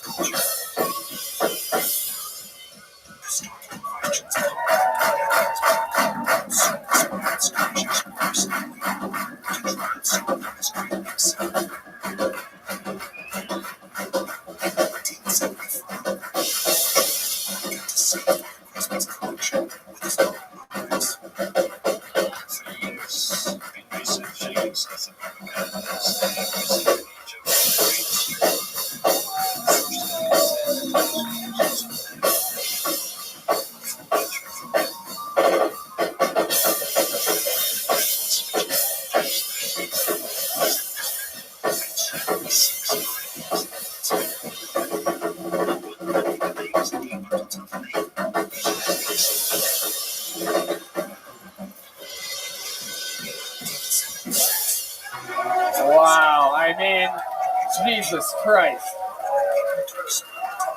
All right. Brandon, step back up to that microphone real quick. I obviously won. How many of you have Brandon Kiefer winning this Mexican drum-off? People did a solid job. How many? That's much more than Uncle Laser had last week against Tom. How many of you have Michael Gonzalez win?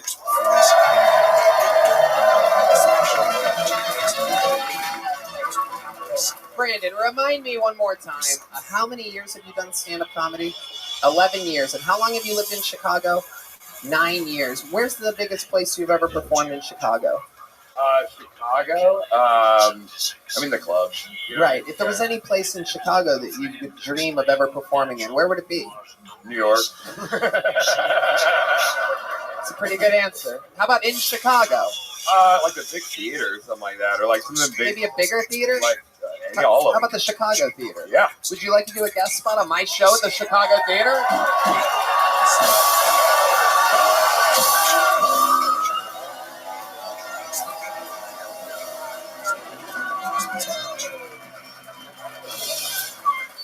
Well, no, I'm good. Convince me, bro. I gotta get better Yeah. I would love to, bro. That would rule. You got it. We'll see you there. All right, perfect. There he goes, Brandon Kiefer, ladies and gentlemen. Here's the big joke bug. Great stuff, man. That's what happens when people with a lot of experience and a lot of skills sign up for the show. I mean, you know, it's amazing back to back. We had Solomon, who's done it twice only on the show, 1 minute and 40 seconds combined, and you got to see him walk away with nothing. And Brandon Kiefer is performing at the biggest theater in Chicago, one of the biggest theaters in the country, the iconic Chicago Theater. Anything can happen here. And one of the amazing parts of this show is Can I say something real quick? Yeah. The Ku Klux Klan has been around for at least 200 years. That's the first time anyone's hit that angle. It really, the second he said the hood's on horses, I'm like, that's an unbelievable premise. Right there. Totally. So close to It really is. It's one of those things. Usually it's like, you know, Louis or Bill Burr hit something like that, right? Where it's like, oh, fuck. His premise discovery is a huge part of the business. And it was right then where I'm like, wow, this guy's got like a real second gear. And to be able to show that in a minute, it's really something else.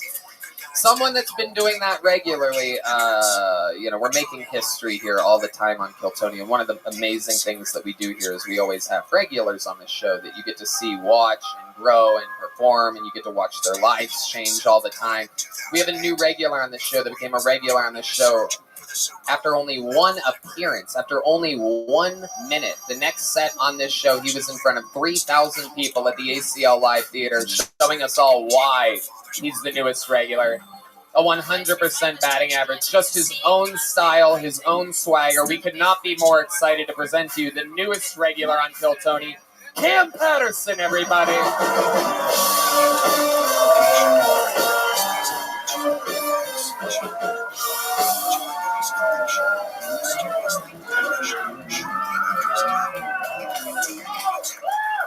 We go from the Ku Klux Klan to a nigga. What a transition. This shit is beautiful. I used to play sports in high school, and if I think I play like basketball, football, you a racist. Because I played water polo and lacrosse. I bet y'all would you have guessed that shit, white man? I'm glad you did it, and I'm lying. I played basketball in high school, but I remember after my season, and all my teammates said he was gay. Now I had no problem with gay people at all. You know who you love, you know what I'm saying? But I had to ask him. I said, hey man, when you step on my ass during the games, is that like a gay thing? Or that more like a basketball thing? He said, no man, that was strictly a basketball thing. I said, okay, I understand, but I didn't play.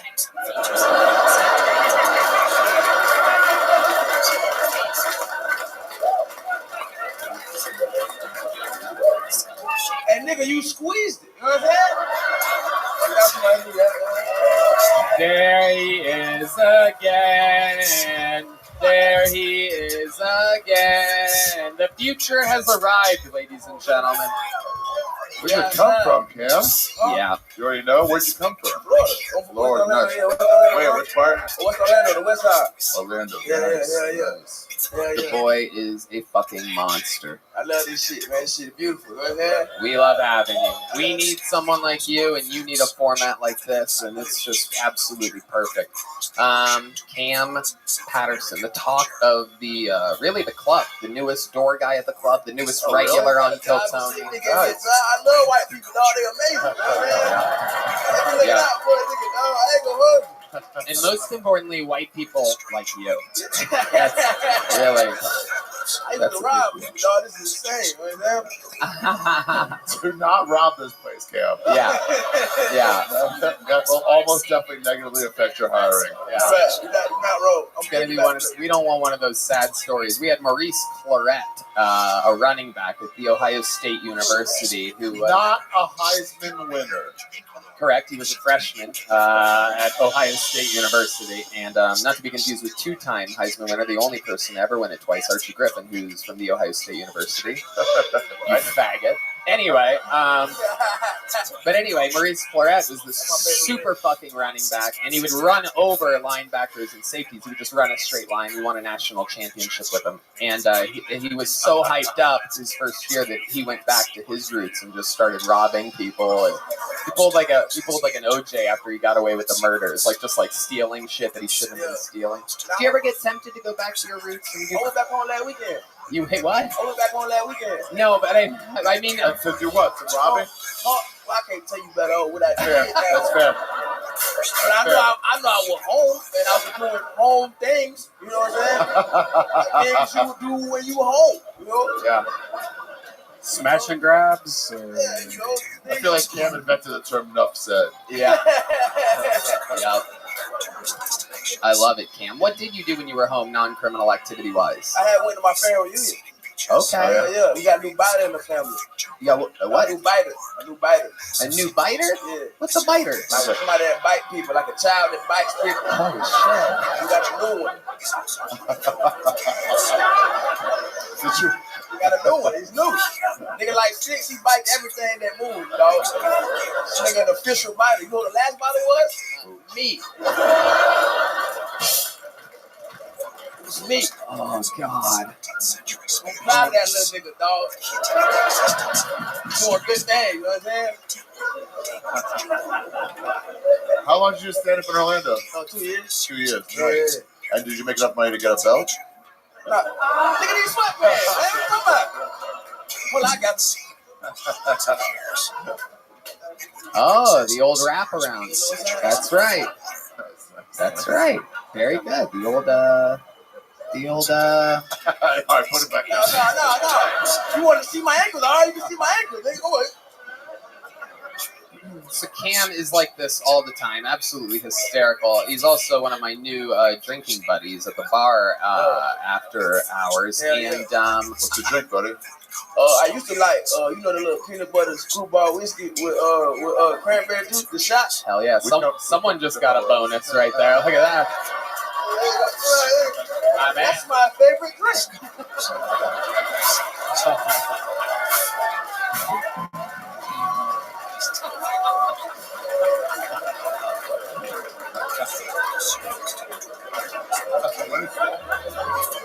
Holy shit.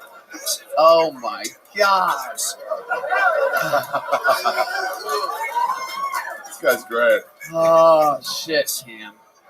So this week, and ever since we first met, you were telling me about your uncle that convinced you to explain to these people. He told when I started doing comedy, I never related to nobody in the comedy scene, and I met a dude who got real close to me. He was like street dude I ever met, doing comedy in my scene. And I call him my uncle because when he taught me everything I know about comedy, he tried to fuck my auntie all the time. So he taught me everything I know about this shit. You know what I'm saying? And I always tell Tony about how he was like my mentor when I was there, and he here. He's here right now. Is he back there? He's in Austin. I know you're in Austin. Is he here? Yeah. Is he back there? He should be. Okay. Can we bring him out? Can we get him? Is he ready to do a minute, you think? I think so. Yeah. Okay, sweet. This is amazing. Because I told him the other night at the bar that I wanted him to come out and do a minute after you did a minute. So I was just seeing if we had that all set up. I didn't get to coordinate with anybody before this. What's his name? David Johnson. So we're going to do it right now. Is he back there? Can we confirm? No. Okay, let's get him then. Let's find him. Let's find this nigga. Let's do it. Gotta find this nigga, dog. I know you have the ability to do that. Is there some kind of call you guys do? Hootie hoo! Does anybody have a 9mm I could shoot a couple times in the air? You got some crack dust? Some crack dust. Throw it up like LeBron James. Yeah. Yeah, come, dog. I think you just smoke crack in the 80s. So, yeah. I guarantee it. So anyway, Cam and his uncle were at the bar here the other night, and it was I spent, 2 or 3 hours absolutely cracking up. My hand was fucking red from slamming the bar with you two flanking me on each side. Everybody was watching me like, look at Tony trying to bond with the blacks. You know what I mean? But I was really, I was just enthralled and completely entertained. He is a hysterical monster. You guys... You know what he was calling you? What was your nickname? You remember his nickname for you? He kept calling you THC. Ah, that's right. Hey, THC, I love you, nigga. He was. That is his uncle. You my favorite nigga ever. Yeah. We got home that night. He was like, "Tony, that been called nigga. That mean taught his life." That is true. Tony really enjoyed me calling him a nigga. I ain't my nigga. That is true. I was hard as a rock all night. It was incredible. You think he's in the building? You have your phone on you? Yeah. Call him real quick. You think his phone's working? You think his phone's on? Where'd he go? Check the safe. If I had to guess, since he got up here, that guy changed his number.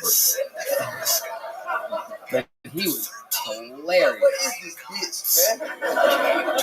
We got him? Yoni's running to Where's he running to? He's probably with Hans Kim's girlfriend. Oh, shit. Very,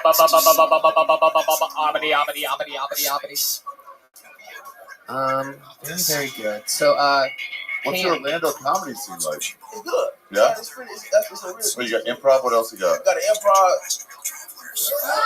That's it. Orlando? Yeah, only as an improv? Yeah, well, only as an improv in the city. She know, you know it, right? You was from Orlando, right? Hell yeah. You saw me in improv? Oh yeah, we also got the Milk District. That's a real big show. What does that mean? The fuck is this like that where all the chicks with fat titties hang out? Oh yeah. You have to have fat ass titties to come to the show. If you don't, we kick your ass out. That's why she was there. You know what I'm saying? All right, well, I guess we're going to get your uncle up here some other time. From what I've been told, he has left the building. Fucking idiot. All right. It's pretty crazy. How long is he in town for? We leave tomorrow. Well, then this may have been his only opportunity. Let's go if he comes back.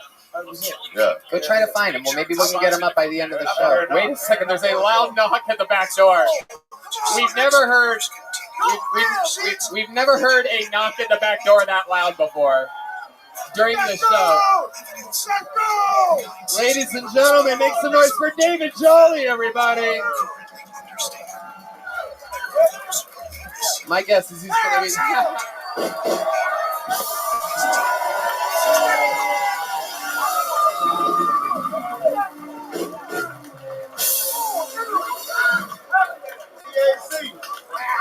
Hey, y'all shut the fuck up. I got a minute.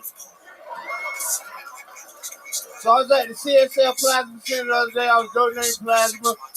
Some people call it saving lives. I call it $40.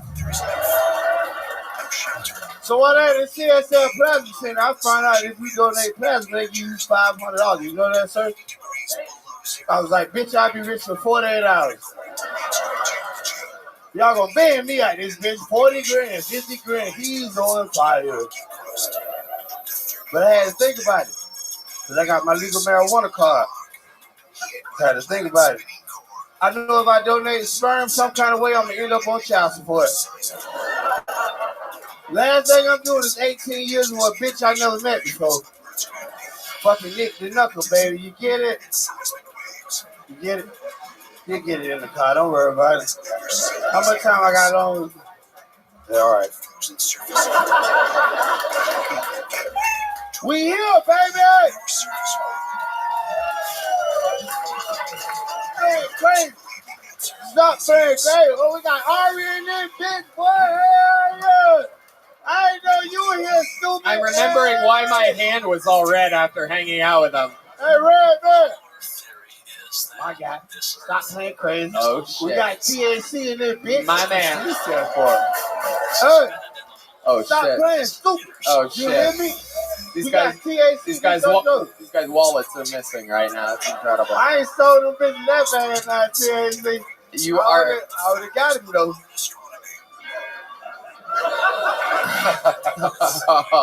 We getting that. Stupid ass boy, you got me here, ain't you? Stop saying crazy. That's my nephew. That's my fucking nephew. This is like being at the Tell log. me he didn't go crazy. Did he go crazy? He went crazy? Yo, we here now.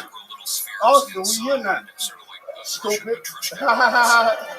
All right, so let's talk about it, David. All right. Welcome to the show. Thank you. I'm so sorry. You're doing great. You're great. You're doing great. You don't have to apologize. I'm not the police. Relax. You know, you my nigga. I know. You know the vibe. You're my guy. You my nigga for real. You're my guy. That's gang violence, dude. You remind me of two of my favorite things: Pink Floyd and George Floyd. And I love you. Very entertaining. Very entertaining. Hey, look. First of all, give my dog Tony a shout out for y'all being here. Man. Oh, it's all good. It's all good. I want to hear your story, David Jolly. How long you been doing stand-up? I've been doing stand-up 7 years, and like this is my nephew here. Yep, that was my next question. Hey. Tell us about what it was like your first time, seeing Cam Patterson perform. Were you there his first time on stage? He sucked so bad. Wow. Really? I love it. Yeah. That's natural. And I let him know he sucked. Good. But then when he got good, I was like, hey, fly. That's my youngin' there. That's the reason why I'm in motherfucking Austin, Texas right now. Ari Chevelle, you hear me? I'm here because of him. Hey, am I lying? I called him on the film. I FaceTime. I say, hey, boy, I'm finna get on the flight. He say, look, you ain't coming out here. I say, well, I'm on a flight. I got out here. That's when, but y'all Adam. Yeah. You know I'm a regular, I'm an unpaid regular. Okay. Yeah. All right, that's all industry talk. But let's talk about what airline did you fly? JetBlue? You know what I flew. Got you. Everybody. Seriously. Stop playing crazy. You're setting a record for sideways high fives on the show right now. You all right? Oh shit! What is that? Oh shit! What's that? Absolutely. Okay, so tell us more about your life. How do you make a living? What do you like? How do you? What do you? Crack. I sell a little dick.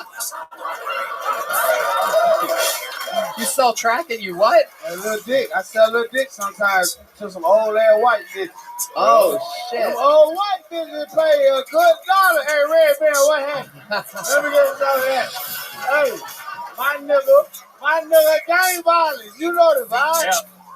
Okay, so describe to us some of these white women that you be selling dick to. We're all very interested to know what that's like. White women? Yeah. They pay top dollar. How much? 1 or 2.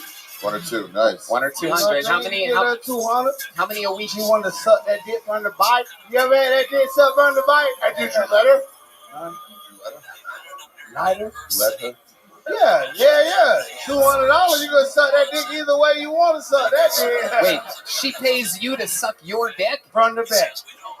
Wait, from the back? $200. Wait. $200. Hold on a second. You suck that dick like that. Hold on. Like Bambi style.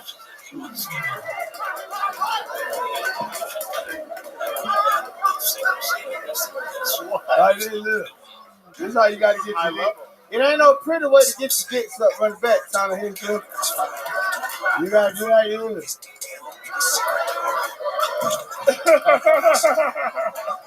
God, I love you, Tony Hinchcliffe. Oh, there's no pretty way to get your dick sucked from the back. Anybody. Oh, that's going to be on your What's up, tombstone dog? one day.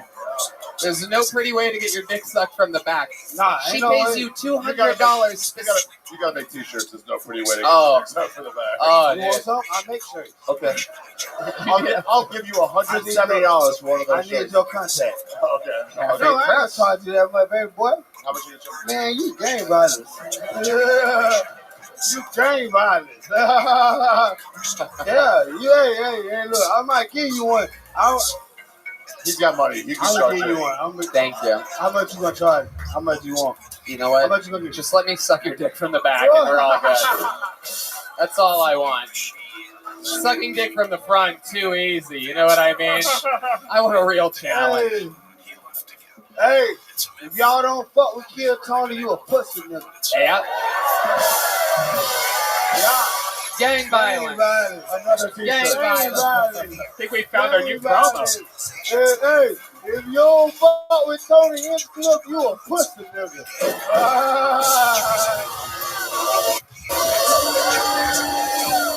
Stop playing crazy, nigga. We here now. You know what? I'm hosting the show in blackface next week. All right.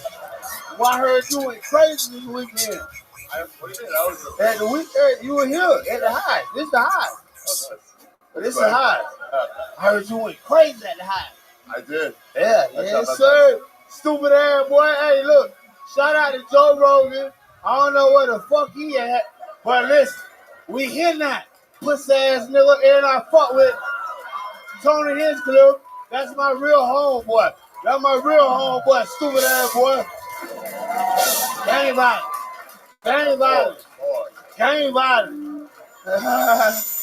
Oh my God. An instant legend of the show. How often do you think you're going to be coming back to Austin, No, Texas? I'm moving. I'm about to get a little shit ass room on 6th Street. Oh, hell yeah. Right over the Yep. All you need to do. How much is rent? Like $4.99. $4.99. I just did the math. That's only 2.5 reverse dick suckings to get your. David Jolly, you just became an instant Kill Tony legend. I need to touch everybody. Not only. Come here. I need to touch everybody. Not only is your charisma translatable to everyone, but he's also the Roger Mayweather to Cam Patterson's Floyd Mayweather. He fucking got this guy in the game. Yep. And we shoot shit up. Oh, I don't know about that. No. No more shooting. No more gel blasters. They're shooting gel blasters. Shoot shit up. Shoot gel blasters all the way. Shoot shit up. Oh, that's the blind. Cam, you're a fucking legend. Hey, this all I want to know. Why y'all brought the blind nigga back? And what happened to his dreads? He cut his dreads for the 10-year anniversary. They're in my windowsill in my office now. He gave them to me as a gift. You an asshole, Tom. No, he gave them to me. I didn't ask him to. So you made the man cut his hair off? No, I didn't make a guy cut his hair. This isn't. He did. Yes, I told you. No, he did. You know, hey, you 100 with me. Okay. You already know the vibes. I love you. It's a real love you. I love you. Hey, we here not. Austin, we here not. Gang violence, stupid ass boy. Make some noise for David Jolly and Cam Patterson, ladies and gentlemen. Wow. Unbelievable. Amazing. I mean, some poor innocent soul's about to have to follow this. That's incredible. I love you. Are you ticklish? Okay, there you go. Okay, go on. Get the fuck out of here. Wait a second.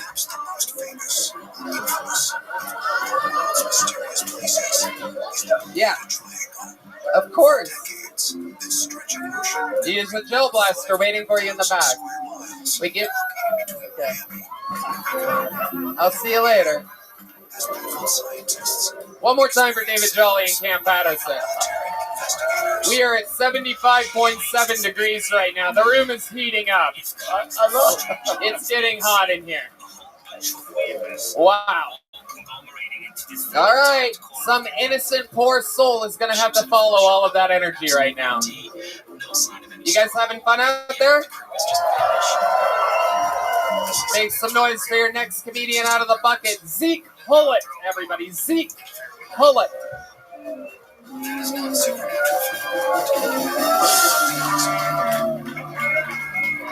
All right, how we doing?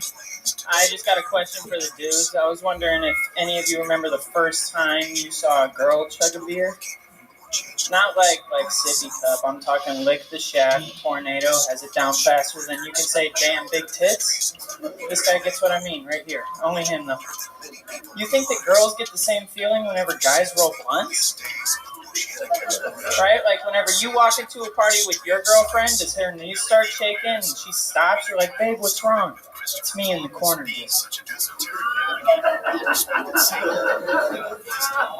Traversing to the new world is turns out just as Columbus got into the earth.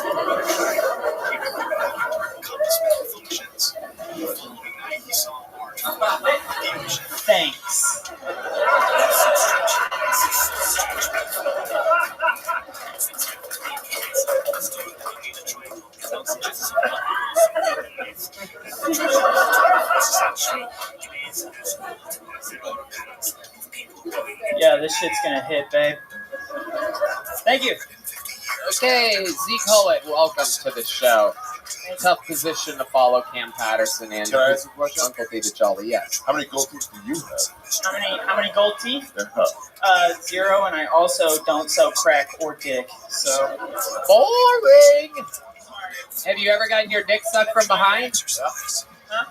Huh? Have you ever gotten your dick sucked from behind? From behind? No. Have you ever got it sucked from the front? Yeah, dude. Nice, dude. Very good. Huge. Zeke, where you from? Illinois. How long have you been doing stand-up? Just a little over a year. Okay. Pretty comfortable for you. Yeah, not bad. You live there still in Illinois? No, I live here now. I moved here at the end of October. What made you move here at the end of October? So I used to wrestle in college. What college? University. Right. The Fighting Illini. Yes. We suck. I know. We're really bad. You know they suck as a wrestler? Yeah. Do you follow college wrestling? No, but I was a wrestler in the state of Ohio, which is Big Ten, which is the same conference as Illinois. Tony, I'm sorry. I apologize. I did go to the Ohio State University wrestling camp under then head coach Russ Hellickson. Yeah, that's a reference for fucking college wrestling. Yeah. I was way off. I know. Yeah. Sorry. What weight class were you a wrestler? 135? I was 133.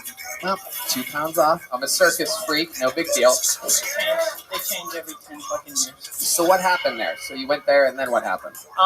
So once COVID hit and everything's kind of started getting stressful, I started off the year with like a couple bad grades, fixed them right away, and then I missed a practice. Afterwards, I missed a COVID test the day after I got the vaccine, which I was required to get, and they kicked me off. Wow. Yeah. Unbelievable. Oh, no. That shit infuriates me. That is incredible. They made you take a thing that gave a bunch of people the thing, and then told you you can't do your thing because you didn't do this other thing. And the bad grades. And the bad grades, yeah. You had bad grades? I did for a little bit because I didn't know if I was. So how old are you now? I'm 21. How do you make a living, 21-year-old? I bartend at Chili's. Whoa! Damn! Best baby back ribs in Austin. Yeah, sure. Yeah, for sure. The celebrity just told me that Chili's ribs are the best in Austin. Nice. Wait, I'm a celebrity? Dude, I work at Chili's. To me, yes, dude. Yes. Chili's baby back ribs. Chili's baby back ribs. There you go. Baby back. We've all seen The Office. Come on now. All right. Zeke, what's your love life like? You're 21. You seem like a really. I mean, maybe you're not as white as I think you are. Maybe it's just because you went up after Cam and David Jolly, but you seem white as shit. Yeah. This is quite the contrast to what was just on the was stage. up here right now the entire time. I want to say he was up here right now the whole set. I get what you're saying. Right. Yeah. How bad do you want to put your knee on his neck? Oh, shut up. Shut the fuck up. Wait, from behind? All right, John Dees isn't laughing. Maybe I messed up. D Madness is laughing, but I didn't get John on that one. Get quiet in the audience. I grew up in like a country ass town, so yeah, like Central Illinois, cornbread boys, you know. Right. So What do your parents do for work? they're both nursing professors. Okay. Yeah, nothing really exciting. My dad used to downhill mountain bike professionally. What's the craziest thing that's ever happened to you in your entire life? Honestly, a couple days ago, a week ago, after leaving this, there was a homeless dude walking in the parking lot, and he was like, "Hey, can I park here?" Oh, my bad. Yeah. He was like, "Hey, can I park here?" And I was like, "Yeah, I mean, my car's right there," which immediately... Wait. Hold on. A homeless guy was like, "Can I park here?" Yeah, so I didn't know he was homeless. He was dressed like me, right now. Yeah.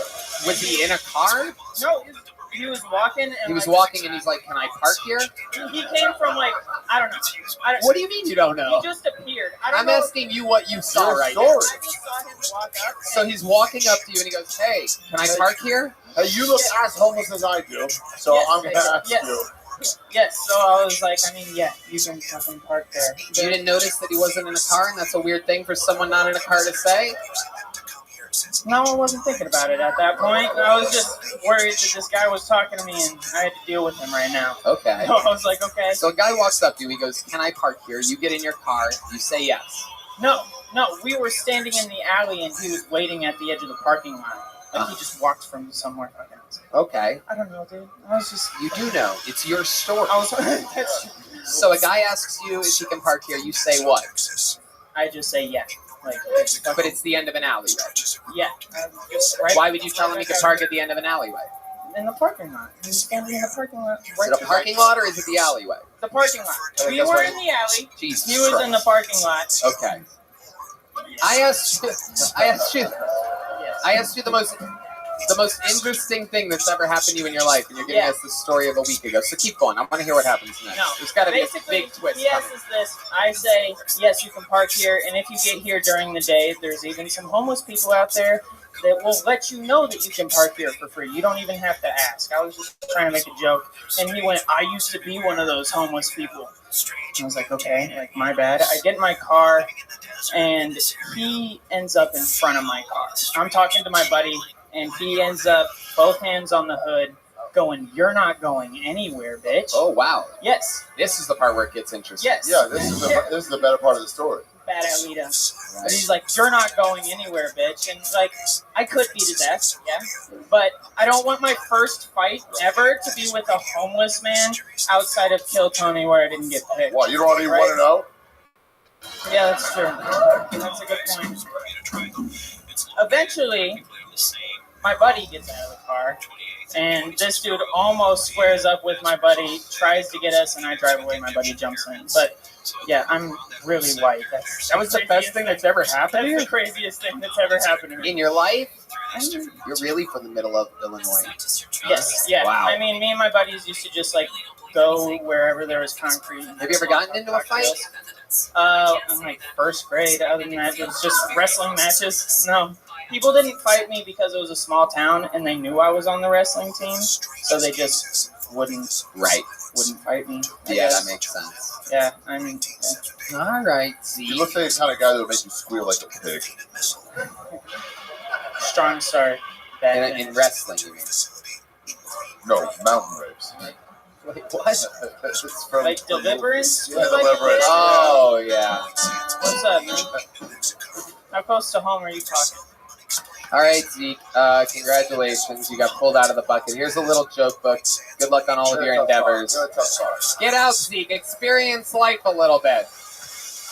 Go out at night and stuff, Zeke. Enjoy your gel blaster. He's getting a gel blaster. Poor boy. The most exciting thing that's ever happened to him was a guy leaning against his car last week. Your next comedian out of the bucket goes by the name of Zach Black, everybody. Here's Zach Black. We're going from Zeke to Zach. Here we go. Here he is. Zach Black, everyone.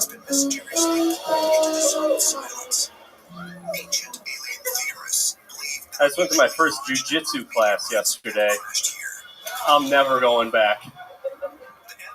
Right off the bat, this guy grabbed a hold of me, wrapped his legs around my head, his balls were in my face. I'm like, this does not feel right. First of all, we were still in the locker room. I didn't even have my pants on yet. This guy had me in a butt-naked choke. I'm tapping out, his thumb's up my ass. Should have known to avoid the guy with the black belt and the brown finger. But you want to know the worst part? That was not how I thought my first time meeting Joe Rogan would go. I think I got the full experience. One of your heroes. I feel like one of those girls that met Bill Cosby. But for one thing, got a whole nother. If you guys don't like Bill Cosby jokes, just have another drink. I'll be done before you know it. And that was the Bill Cosby quote, so here we are. Thank you. All right, Zach Black. Welcome to the show. You've been on before, correct? Yes. What did we talk about last time you were on? What do we know about you? Well, I talked about my dog being in my car, and you said that after the show, a girl was going to blow me while my dog watched. And that did happen. Whoa! Yes. Look at that. That's incredible. And she had a dog, too, and while she was blowing me, her dog was blowing my dog. No, it's not true. It's not? No, my dog watched. Zach, how long have you been doing stand-up comedy? 5 years. Where at? Buffalo, New York. How long have you been here? 7 months. Let me take a moment to once again recognize that I hate Buffalo and all of upstate New York. Yeah, me too. Indeed. 7 months here. Buffalo's really known as a cold place, right? How does it feel to be in 75.9 degree weather right now? It feels much better. A lot of people complaining about the heat, but it's much better than 3 feet of snow. Right. Right. Absolutely. Okay. Zach, what do you do for a living? I'm a door guy at another comedy club. Outlaw Comedy? No, that's my production company. Hey, you call it outlaw because you're an outlaw? Yeah, a bit of a rule breaker. No, it's it's fit the Texas vibe. Might get a belt buckle and a cowboy hat. Who the fuck just comes here and gets a belt buckle and a cowboy hat? You know what I mean? Come on, get it together, dude. Come on, you cornball. Okay. So, what's interesting about you, Zach? Give us something. Is that your real name, Zach Black? Yes, sir. I don't believe you. All right. Let me see your ID. I don't have it on me.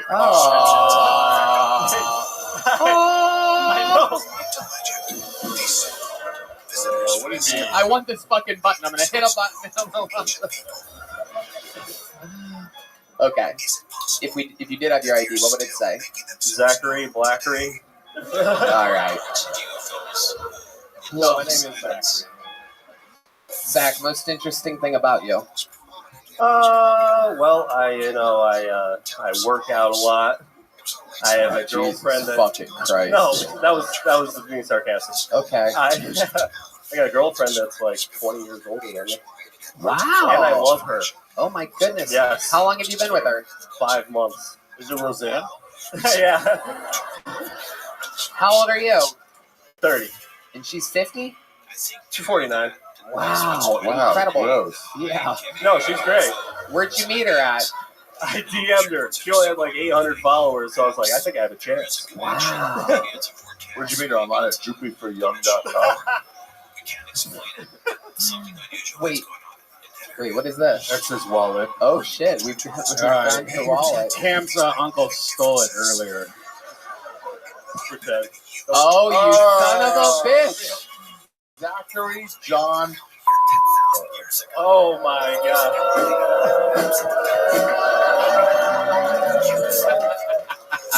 It's not a bad name. How does it feel being caught in a lie in front of 1 million people right now? That must be embarrassing. Sometimes you go on the stage names. I didn't want it the whole world But when to know. but when I asked you if it was your real name and you said yes, that would be a what? But yeah, you're right. Yeah. What? Wait, repeat the full sentence. It's a joke? You explain it to me, sir, what you mean right now. Are you defending him? So why would you say that? That's the right response. That's the right response. I mean, you don't do that. You don't do that. This is what happens when YouTube commenters go to live shows. It was a joke.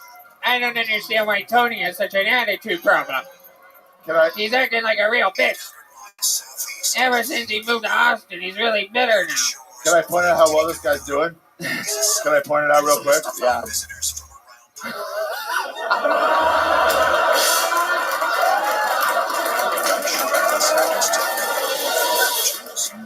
What are you even going to do with that?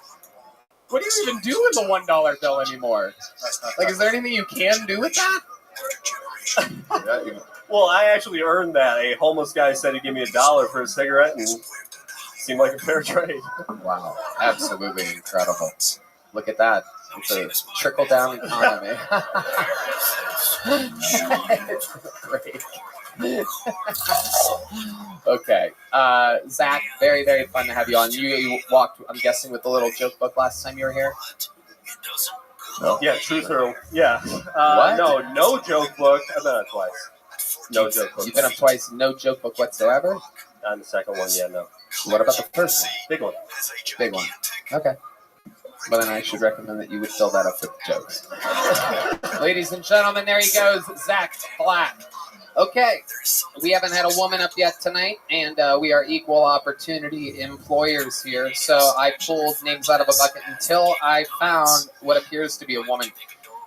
In the history of the show, there are very few people that are, that memorable. One of them in the history of the show goes by the name of Swiggy. I'm very interested to see what's about to happen here because the name that I've pulled out of the bucket is Swiggy's mom, everybody. Let's see what happens here. Swiggy's mom.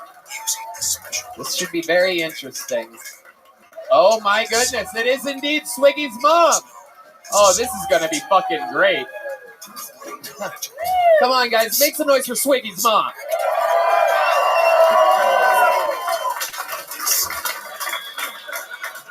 Ready? Fly me to the moon and let me sing among those stars. Let me see what spring is like on Jupiter and Mars. In other words, hold my hand. In other words, baby, kiss me. You want to hear some more? I would love that. Oh, I'm sorry. That's all I got. Wait, you signed up for the show to sing 30 seconds of Fly Me to the Moon? No, that's Zach's girlfriend.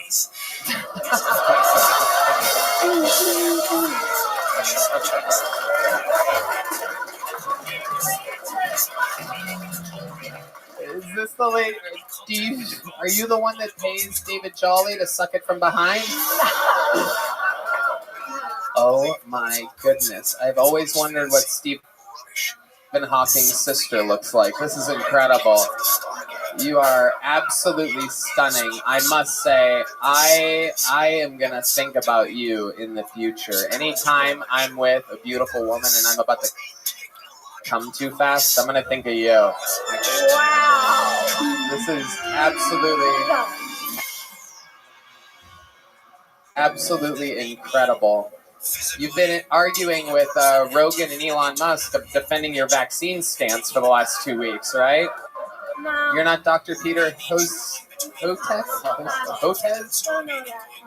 Okay, let's talk about it. Even though that was absolutely horrendous and against everything that the show stands for, I still have a feeling that I can interview you and get some goodness out of you. Are you really Swiggy's mom? Yes, I am. Amazing. What's the first library you ever worked at? What? You used to answer the phone for the Ghostbusters, correct? No.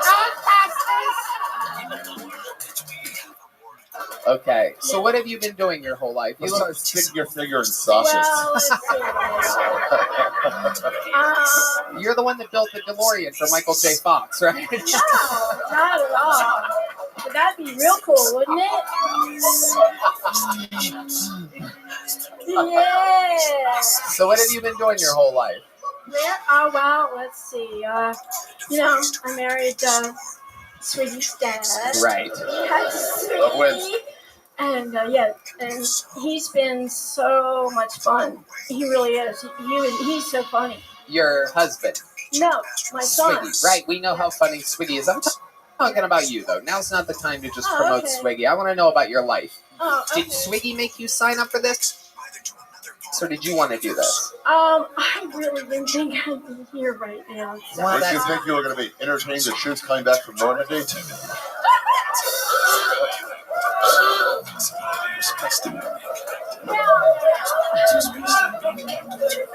I honestly didn't know.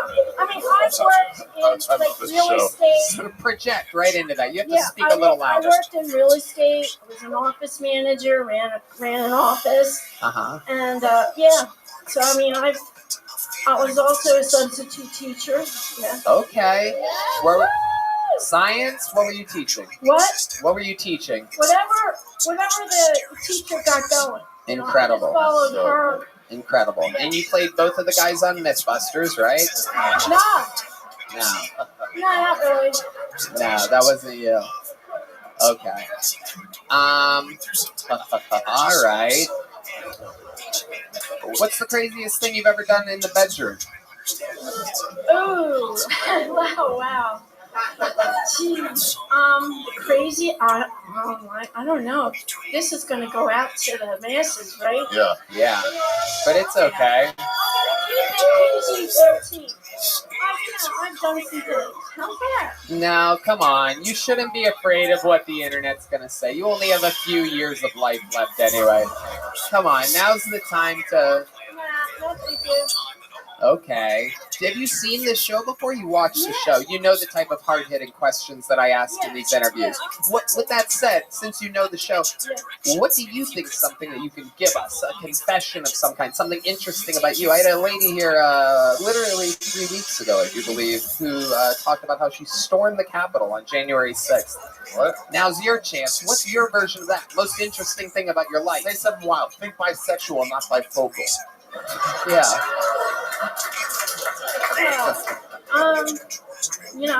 Something wild about your entire life. Could be anything. You once accidentally murdered somebody and had to get rid of the body. No, nothing like that, guys. I'm sorry. Maybe I was a Boy Scout leader and Cub Scout leader. And, yeah. You were? Yeah, I was when Jimmy was growing up. Who's Jimmy? Yeah, I was Swiggy. Oh, he's been pulling a Zactor on us the whole time. Son of a bitches with their stage names. Okay. All right. I know. Red Band's mad because you're not a real female comic, but I feel like there's something interesting that I can get out of you. I try so hard with people like you. I don't know. Yeah, I'm boring. But why did you sign up for the show if you're boring? I really didn't think I would be. But think about how crazy that is. If you played the lottery, you have a chance of winning. It might be a small chance. Here, this isn't even the lottery. You shut the fuck up. Bunch of fucking homos out there. Jesus Christ. So here you are. You fucked up then. Yeah. All right. Okay. How about that? Yes. I had sex in a Corvette. There you go. In the back seat. All right. Okay. Oh, Tony drives a Corvette. Yeah. Mine does not have a back seat. That is incredible. That's a tight squeeze. And so is the back seat. Yeah. I'm kidding. I don't think you have a tight pussy. All right. Swiggy's mom, I tried to get the most out of you. You get what you paid for, and you signed up for a crazy show. You got put in the hot seat. 30 seconds of flying into the moon didn't cut it. I tried to make the interview interesting. I tried my very best. My advice to you is don't sign up for things that have a low chance of you getting up if you don't have anything prepared if you do get up. All right. Yeah. Okay, there you go. There's some wisdom. Swiggy's mom. I'll tell you what, though. I'll give you a little joke book. Swiggy's mom. Swiggy's mom. Yo, over here. There you go. Absolutely. Just go. Get the fuck out of here. That's what it's for. What's this for? Write your will. No, we started late. We should get a real female comedian up here, right? Sorry to Christopher. Sorry to Hunter. Caitlin Cannon is inside, too. There's an eye here, which means they are inside. We got Caitlin Cannon.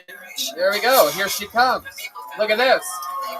One of your own people defending the audience's honor here tonight with 60 seconds uninterrupted.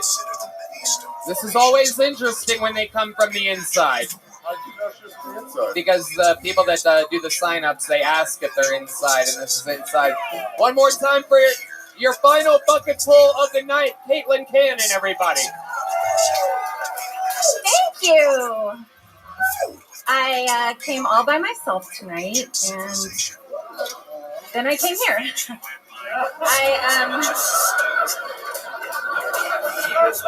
I tried to pick up a guy in line. I said, "Excuse me, sir. Are you a gynecologist? Because my pussy is thick." So, I'm alone, but there are some advantages. For instance, there was no one to tell me I couldn't get a sexy stripper tattoo of my grandmother. And before I had them suck out all of my fat and put it into my boobs, I was like really depressed and kind of suicidal, you know? And I didn't know why. And now I know that it's because I was really a skinny girl with big boobs stuck in a fat girl with little boobs body. And that's a hard life. The last guy I was with, he wanted to come on my tits, but they're like brand new, you know? So. I mean, I said no, but I let him come on my grandma's tits. Damn, Caitlin Cannon coming in with real slut energies. Wow. Absolutely incredible. Hello, Caitlin Cannon. How long have you been doing stand-up comedy? This is my first time ever. Wow, look at that. First time ever. How would you like to open for Tony Hinchcliffe at the Chicago Theater? Who is that? Adorable, very sweet. So, Caitlin, this is your first time ever doing stand-up comedy. Where are you from? Nashville, Tennessee. Okay. Born and raised? No. Okay, Jesus. I'm from Alabama. What a bitch. I play music. I'm a songwriter, and I'm just on tour, like a shitty tour. Okay. And, you know. How does that happen? I just leaned on the keyboard because I saw her knees are the same as William Montgomery's. Damn. Those are some... I don't get it. Is that because of my you have fucked up knees. No one's told you this before, right? Because I'm white? What? It's okay. It's going to bother you for the rest of your life, this moment right now. I kind of feel bad right now, actually. Because those knees are beat up, dude. I mean, those... You literally have... I see you're trying to bend them now, but you might as well just own it at this point. Yeah, that's incredible. I can roast you. Okay. Too. All right. Very good. You yep. Okay. You're are okay. Jewish comedian, and you. Caitlin, I'm gonna save you, Bonbenet Ramsey. This is incredible. I'm gonna protect you from anything else. What do you do for work? I just told you I'm a songwriter. That's what you do for a living? Yeah. Okay. Well, we're running deep into this part of the show. We got to put a ribbon on this thing. So you sing? Yeah. You don't fly me to the moon? Did you give the band a song real quick? They could play it in a fucking heartbeat. They're not like the bands out in Nashville that take weeks to practice. Yeah, right. Oh, Keith Madness like that one. Hell yeah. Austin represent. Gang violence. Gang violence. Just one of the new terms I picked up recently from one of my friends that calls me the N-word a lot. Give them a song. Well, I only know the songs I've written, but Oh, I could sing God. one of those. Oh, Jesus. That's Nashville shit right there. Sing one of those for you. All right, I'll do it. What are the chords? E flat. And then? Oh, shit. I don't know You wrote it. I know. I'll do it a cappella. All right. They'll follow along. We'll just go from here. D-Madness said they're going to watch. I don't know. The back of my knees probably look like the fucking... Okay. It's all right. It's all right. You're great. You're great. No one's looking at your knees anymore. You're... Let the black dudes do the rhythm. Okay, here we go. The fuck did you just say? The fuck? Okay, here we go. This is a sexy song. Not if you're singing it. Oh, I'm kidding. All right, here she is with her knees. Caitlin Cannon, everyone.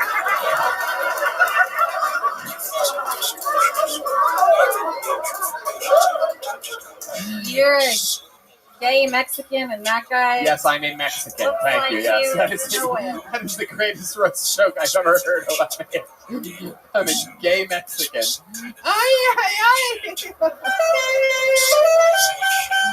Hola. A gay Mexican. I have been made fun of my whole life. I've never been called a gay Mexican. That's incredible. I like it. Well, I know it is absolutely. I'm trying to get better at this part. You're good. You're good. The roasting part. Sing us a song. That's what you do. We do the roasting. You don't have to play our game. You don't see me out here singing with my weird knees out. You sing. You sing a song. I'm trying to make you look good right now. Yeah. Okay. Okay. 1, 2, 1, 2, 3. I knew just what I was getting into, knocking on the door of your hotel room and nothing but a jacket and some funky shoes. I knew it was on. I heard you say, ah, ooh, gaga. I knew you were gonna tear your way into me like a present on Christmas Day. I know all about the consequence of getting into bed with you. My heart is saying I don't need that shit, but all of my body is saying I do. Babe, I think that you might be the best drug in Tennessee. I don't care what I gotta do to have it. I am a love addict. Sometimes I think nature has got it out for me. Why can't a woman just get to fuck one night together out of fall in love? So hard to find a good man over 40. I know you're lying when you say that stuff. I just got excited you get it up. Now I'm matching the drapes to the furniture, and I'm picking out 1,000 counters. And you're probably insane or a murderer, but I say to myself, I'll be good when I'm dead. That's space. Wow, that was actually pretty cool. Excellent. That was pretty cool. Country song. How long you been doing that for? I've been songwriting since about 2012. Okay, 2012. Yeah, I've been in Nashville for 3 years. Did you get your heart broken or something before you started writing songs? Yeah, I have a perpetual broken heart. It's always broken. How about now? You have a lover now? No. Do you find that having no one in your life that loves you helps you with your songwriting? Yeah. This is Tony. I'm talking about the creative. Process. I think that it helps to. I think that it helps to kind of have a broken heart because you're trying to fulfill that with. Yes, with the I have audience. to constantly rewrite that narrative every day of my life. Yeah. It's like having achy breaky knees.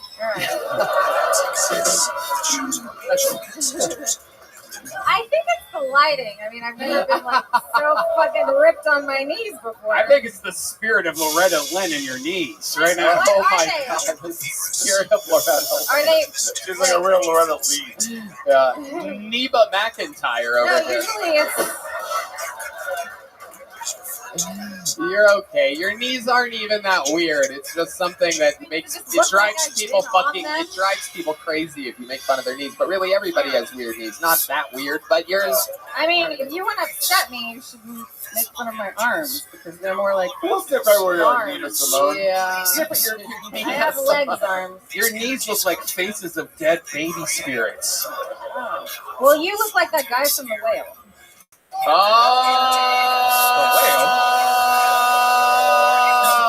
Free Willy? What the fuck? No, Whale. No, it's the Brendan Fraser. Oh, thank you. That's a compliment. The very rich man. Not a compliment. Yeah, sorry. If you wanted to really make fun of him, you should have said he looks like your knees. Yeah, I do look like one of your knees. You were very much fun, Caitlin. It takes a lot of fucking courage to sign up for the show. You came up here guns a-blazing. You did it for your very first time. For a first-time set, I found it completely entertaining. You handled the roast jokes really, really well. Here's the big joke, folks. Enjoy. You're going to get a gel blaster as well. There she goes, Caitlin Cannon, ladies and gentlemen. All right. This is it, everybody. You made it to the finish line. There's only one person that could possibly put a ribbon on a show like this. Barack Obama. That is correct.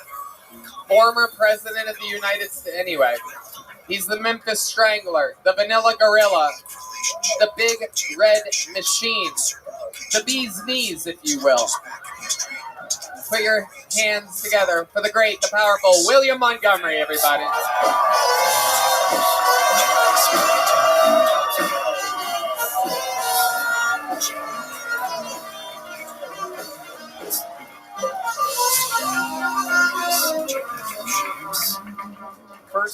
First off, Tony, are you really Mexican? Hey, table of contents, wrap it up already. I'm trying to start reading over here. Nothing worse than opening a book and having to skip past the pages that say dedicated to Mumsy and Pop. You don't hear me starting a set announcing the name of my agent and my tax accountant. Get to the good shit, you pompous authors. If I wanted to read about who you owe everything to, I'd read you your obituary. I'm sick of this shit. Okay, let's get on to the next one. I heard somebody say the other day that they felt like Schindler's List was too long, which sounds a little anti-Semitic because I feel that list could have been way longer, like 7 million people on it.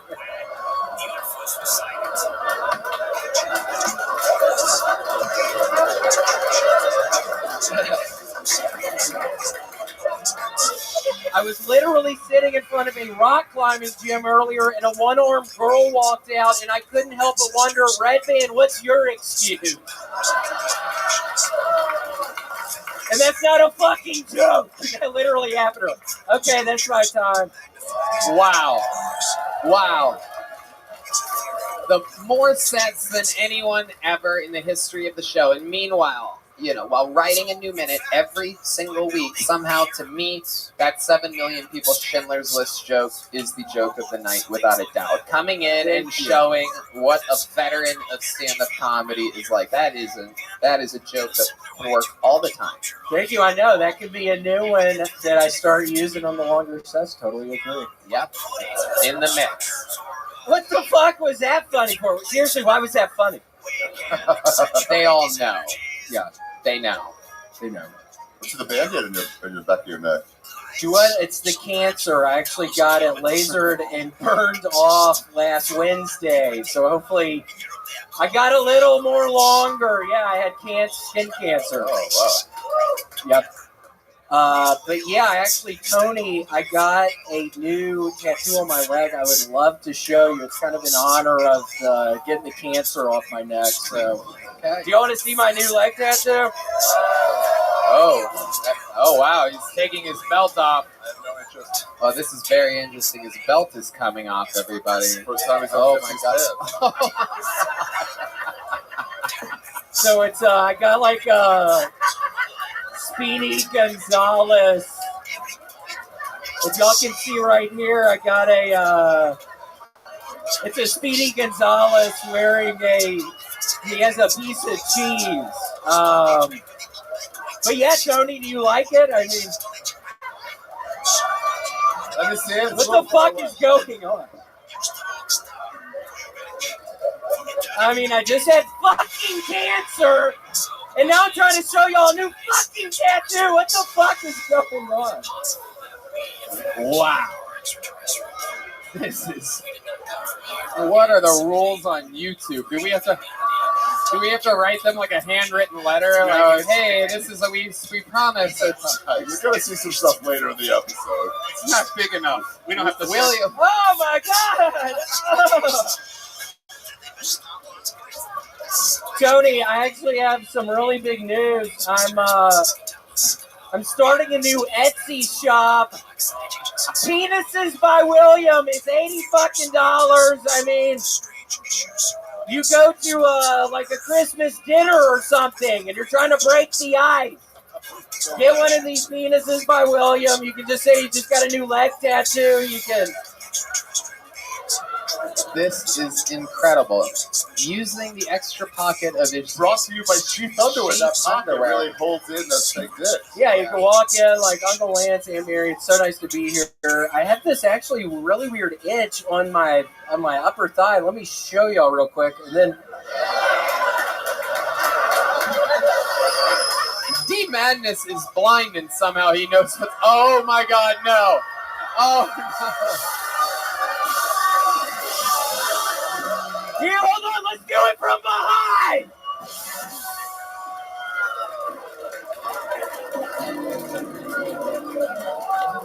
No, Ari, this was actually my real penis.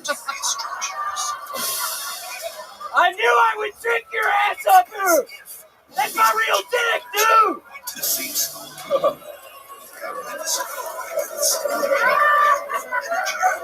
No, but we make them really good. I have a new Etsy shop. It's really called Penises by William. They're $75. Wow. I mean, did you mold it? Like, is that your real dick? Huh? You molded Dude, after. don't fuck with me right now, bitch! I just had Ori suck my dick. Don't fuck with me now, bitch. wow, this is an incredible moment in the history of Kill Tony. The first ever exposed penis. The first ever man-on-man blowjob. That was exciting. That was very sweet of you, Ari. Thank you. I love it. Actually, Tony, I don't know if you remember, Ari was actually the first person to expose his penis on Kill Tony live on YouTube. I remember that. I didn't know it was live back then. Yeah. That was. Yeah, that was one of the flags we got. Yeah. That thing is absolutely incredible. I can't stop staring at it, William. I must be honest. The fact that it's... I know, it looks a little bit like, I'll be honest, mine's a little smaller than this, but it looks kind of similar. The coloring is pretty similar. But I can make them for you like this. I mean, I had to test a bunch of different dyes, a bunch of different colors. I mean, you just send me a picture of your actual penis, and I'm going to be able to mold one that looks pretty much just like it. I've already made 3 for Red Band's fucking dumbass.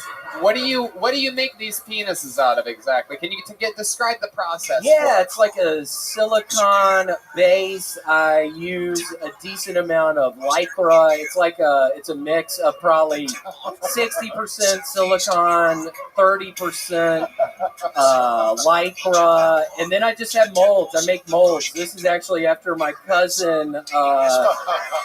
My cousin Robert gave me a mold of his penis, so this is actually my cousin Robert's penis. But yeah, I have all different kinds of molds, and yeah, I just have it's 30% lycra, 70% silicone, and you mix it together. You have to heat it up for 20, 30 minutes, and then it ends up... Then do you shape it yourself with your own bare hands? Yeah, I put it in the mold. There's a mold. Wow. Yeah, cousin Robert was really sweet. He let me put my mold on his thing, and... didn't ask too many questions. You apply the mold with your hands? Yeah. Okay. Directly on your cousin Robert's penis. Yeah, there's also balls attached to that. Yes. Are those his balls too? Yeah.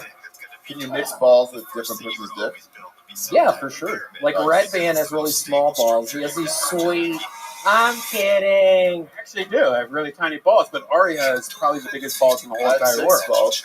Maybe I could, after this, maybe mold Yeah, you. I think it's time. It's that time. It's gonna be a lot of editing this episode. Make sure you get It's disgusting, guys. another pair of sheath underwear. Take note that we all wear sheath underwear. Oh my God. That is absolutely incredible. This is Kill Tony, the #1 live podcast in the world.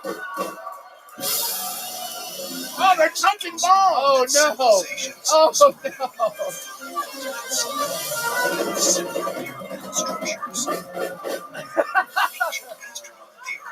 Make some fucking noise for William Montgomery, ladies and gentlemen. Check them out on Cameo. Make some noise. Wait, I want to tell you something. Yeah. Hold on, before the chest drop. Give me 1 second, waiter. I was in Romania. I was on a European tour, the wrong side of history tour. I was in Romania, and I was at an underground post-punk rock club. And he was asking me about American comedy. And I was like, yeah, it's pretty great. He goes, I'd love to bring some of those guys over here. I'm like, well, who's your favorite? Who do you want to bring over here? There's really only one guy. Oh, wow. William Montgomery. They want to book you, dude. They want to book you at Control Club at Bucharest, Romania. They want you there. Well, I ain't never give a step fucking Romania.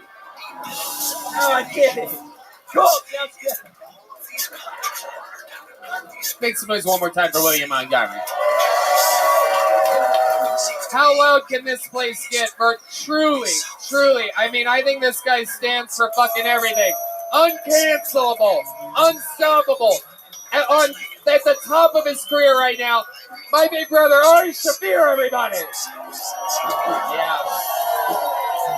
Go watch 2 on YouTube.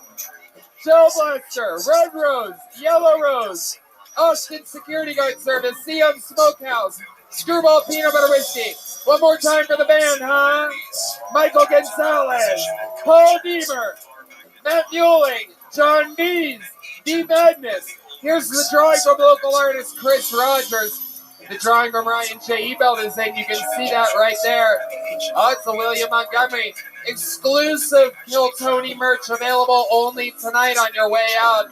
If you want a little souvenir for your way home. If you have $5, come to the Sunset Strip Comedy Club. Go to the Sunset Strip Comedy Club. There you go.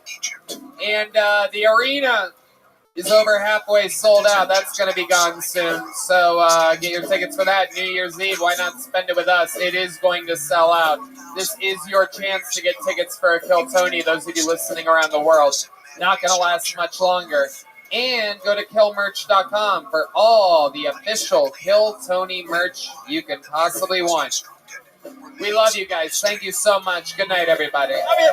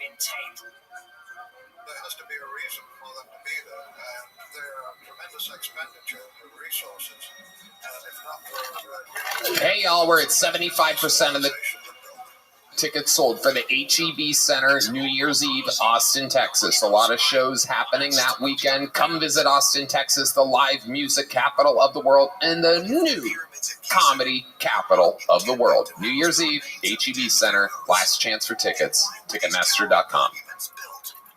Kill merch is absolutely killing it. We have new drops coming, and everything else is absolutely thriving there. I mean, it's just unbelievable. We've sold out, and we are refreshing on everything. The store is an absolute wild success. From stickers to tickers to old American pickers. The Lord only knows what you will find at killmerch.com right now. Yes, I got the shit that will break your neck. And I got you all in shit. And I said, raise your fucking hands and no disrespect. And I got you all in shit. And yes, I got the lyrics in the disco set.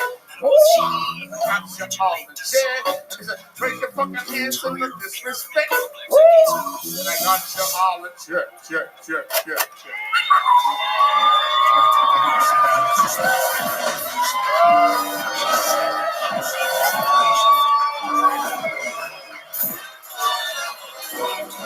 Hey, this is Rabbi coming to you live from the Comedy Mothership here in Austin, Texas for a brand new episode of Kill Tony. Get up for Tony Hinchcliffe! Who's ready to fuck some shit up tonight, huh? Yippee! Make some noise for Red Band, everybody! This is it. You're at the #1 live podcast in the motherfucking world. Brought to you by Gel Blaster, the Red Rose, Yellow Rose, Austin Security Guard Service, Screwball Peanut Butter Whiskey, and unbelievable new sponsor, IV Drips. You can go to, if you're coming here to visit, use the promo code KILL10 at the one and only CMHUS.com. Connect Mobile Health, an amazing local company here in Austin, Texas. How about one more time for the Screwball Peanut Butter Whiskey Band, everybody? Holy shit!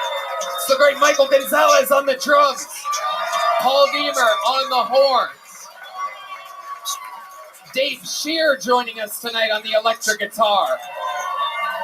And this right here is the great and powerful D Madness, ladies and gentlemen. Live in the flesh here yet again. Lots of good times ahead. Before we start tonight's episode, here's a little bit more from the amazing sponsors that made it all possible for you here right now. Hey y'all, it's official, it's announced, it's out there. My largest stand-up tour of my entire life. All the biggest theaters in all my favorite cities. Toronto, Canada, Royal Oak, Michigan, San Antonio, Texas, Chicago, Illinois, Charlotte, North Carolina, Atlanta, Georgia, Columbus, Ohio, Kansas City, Missouri, Indianapolis, Indiana, Philadelphia, Pennsylvania, Tysons, Virginia, just outside of DC, Milwaukee, Wisconsin, Minneapolis, Minnesota, Youngstown, Ohio, Cincinnati, Ohio, San Francisco, California, Sacramento, California, San Diego, California, Phoenix, Arizona, New York, Clearwater, Florida, and Jacksonville, Florida. Tickets available at TonyHinchcliffe.com. Come see the crazy Texas fucking stand-up that I've been working on. You're not going to believe it. Let's have some fun. The Sunset Strip Comedy Club, owned by Brian Redvan, is in downtown Austin, Texas. Check out The Secret Show every Thursday. All shows can be found at sunsetstripatx.com.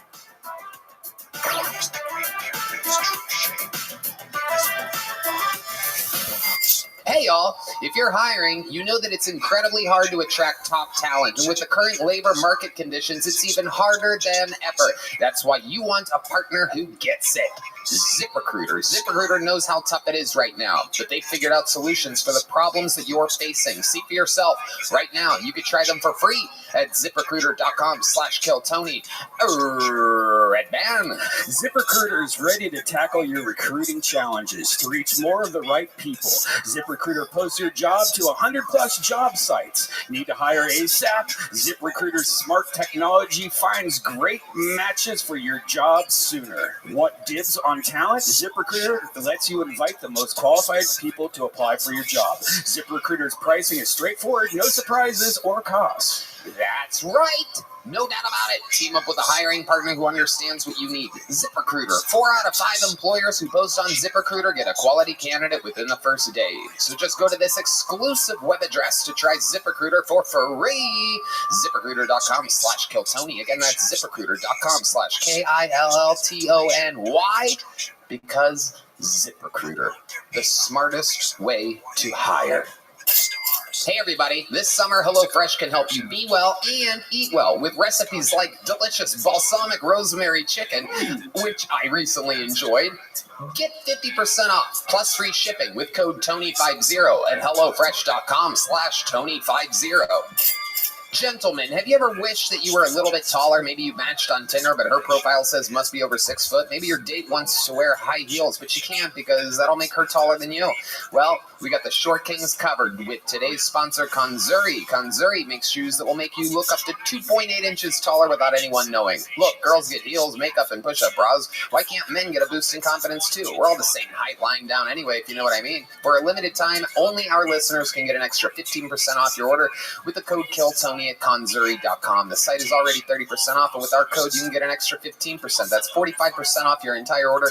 Support the show and check them out at CONZURI.com and use the code KILLTONY. You know, Tony, one time I went on a date and I had no idea. Like, I'm 5'8". I'm pretty average height. I didn't know the girl was 6'5". It was so uncomfortable and embarrassing. Damn. But luckily, it didn't work out. Because that would never have worked out unless I had these shoes. Kanzuri.com. Use the code KILLTONY now.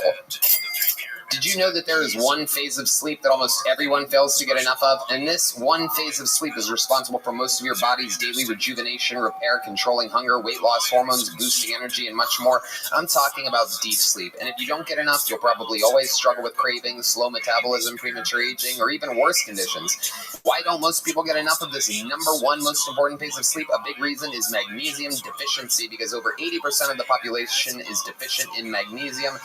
Red Band, you know all about this. Yeah, because magnesium increases GABA, G-A-B-A, which encourages relaxation on a cellular level, which is critical for sleep. Magnesium also plays a key role in regulating your body's stress response system. Those with magnesium deficiencies usually have higher anxiety and stress levels, which negatively impacts sleep as well. Now, before you go out and buy magnesium supplements, it's important to understand that most products out there only have 1 or 2 forms of magnesium, and the reality is your body needs all 7 forms of the essential sleep mineral. That's why we recommend Magnesium Breakthrough. Magnesium Breakthrough contains all 7 of those magnesiums designed to help calm your mind and body and help you fall asleep, stay asleep, and wake up refreshed. The deep sleep benefits are really noticeable. Visit magbreakthrough.com/KillTony and order now. Use the promo code TONY because there's always amazing gifts with purchase. That's why I always love shopping at Bio Optimizers. Now go to magbreakthrough.com/KillTony to get your Magnesium Breakthrough and to find out this month's gift with purchase. Thank you. You guys ready to start tonight's episode?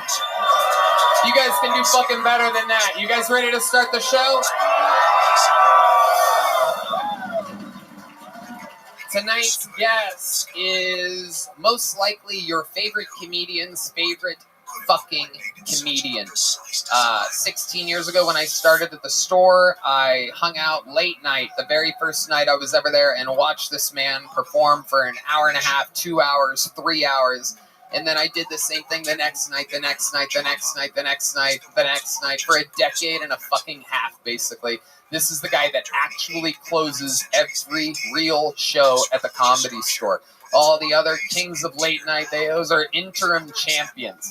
This is the actual guy who closed every show in the original. And he's the creator of the funniest movie of all time. I double dog dare you to watch it or watch it again.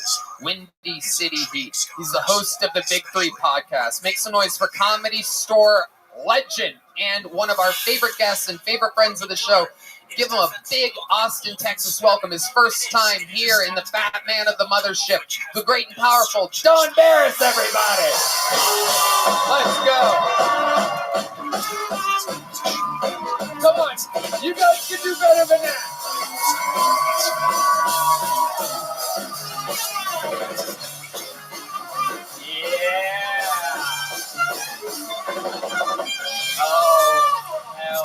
Yes. Thank you. One of my buddy old pals, one of my fucking great mentors, fucking legend at the store. Can I ask a question to this audience? Because when you were talking backstage, I heard you talking about how stupid this audience is, and I think you're right. Who here likes to fuck?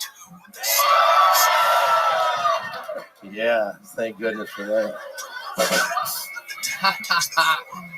They do. They do like to fuck here. Don, you've been a guest multiple times. We're going to have a lot of fun tonight. We're going to watch comedians together. Oh, D-Madness on a 25-second delay there.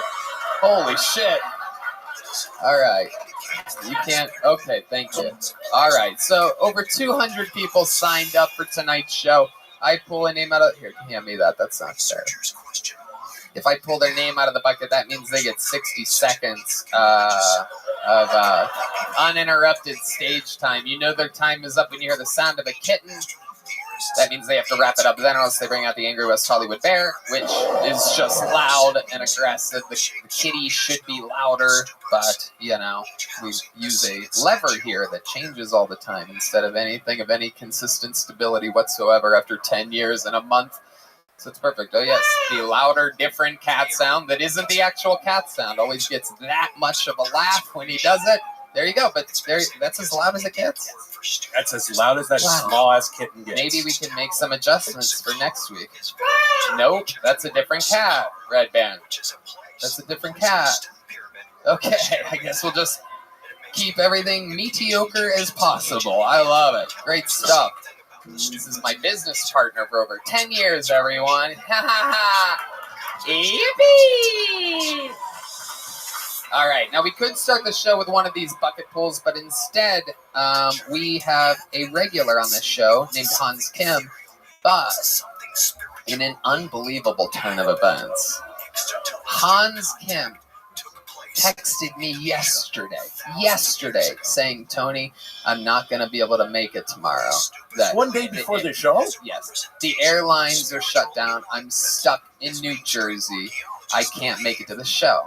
I'm like, wait, what airport? Newark Airport? He's like, yes. He's like, all flights are canceled because of weather. I Google flights out of Newark and click news on Google. There's no news. So then I look up flights Newark to Austin for that day. Everything's on time. Everything's running fine. So I take a screen grab of that. I send it to him. He's like, no, that's not actually how it is. Because he's that crazy or hopped up on drugs that he literally thinks that I don't know how flights work. Because he's been flying for a year or two. He must be the master of how flying works. That perhaps the internet has not caught up yet to what's going on in Newark. So I argued with him back and forth saying, you know, if you don't make it, you're going to get challenged next week again, because I stopped having him challenged for his regular ship position. I don't know how many of you are caught up on this storyline here, but there's a lot of shit going on. To push Hans to the absolute limit, we've been having him fight for his life and have to have a better minute than somebody else, so the other person becomes the new regular on the show, which means they get to do a new minute every week. Which means they create their own fan base. They sell out tickets on the road, but Hans has been defending his throne. But it turns out he indeed did not make it here tonight. So next week he will be challenging for his regular ship, and in his place, ladies and gentlemen, golden ticket winner, young buck from Houston, Texas. Make some noise. This is a brand new minute from Enrique Chacon.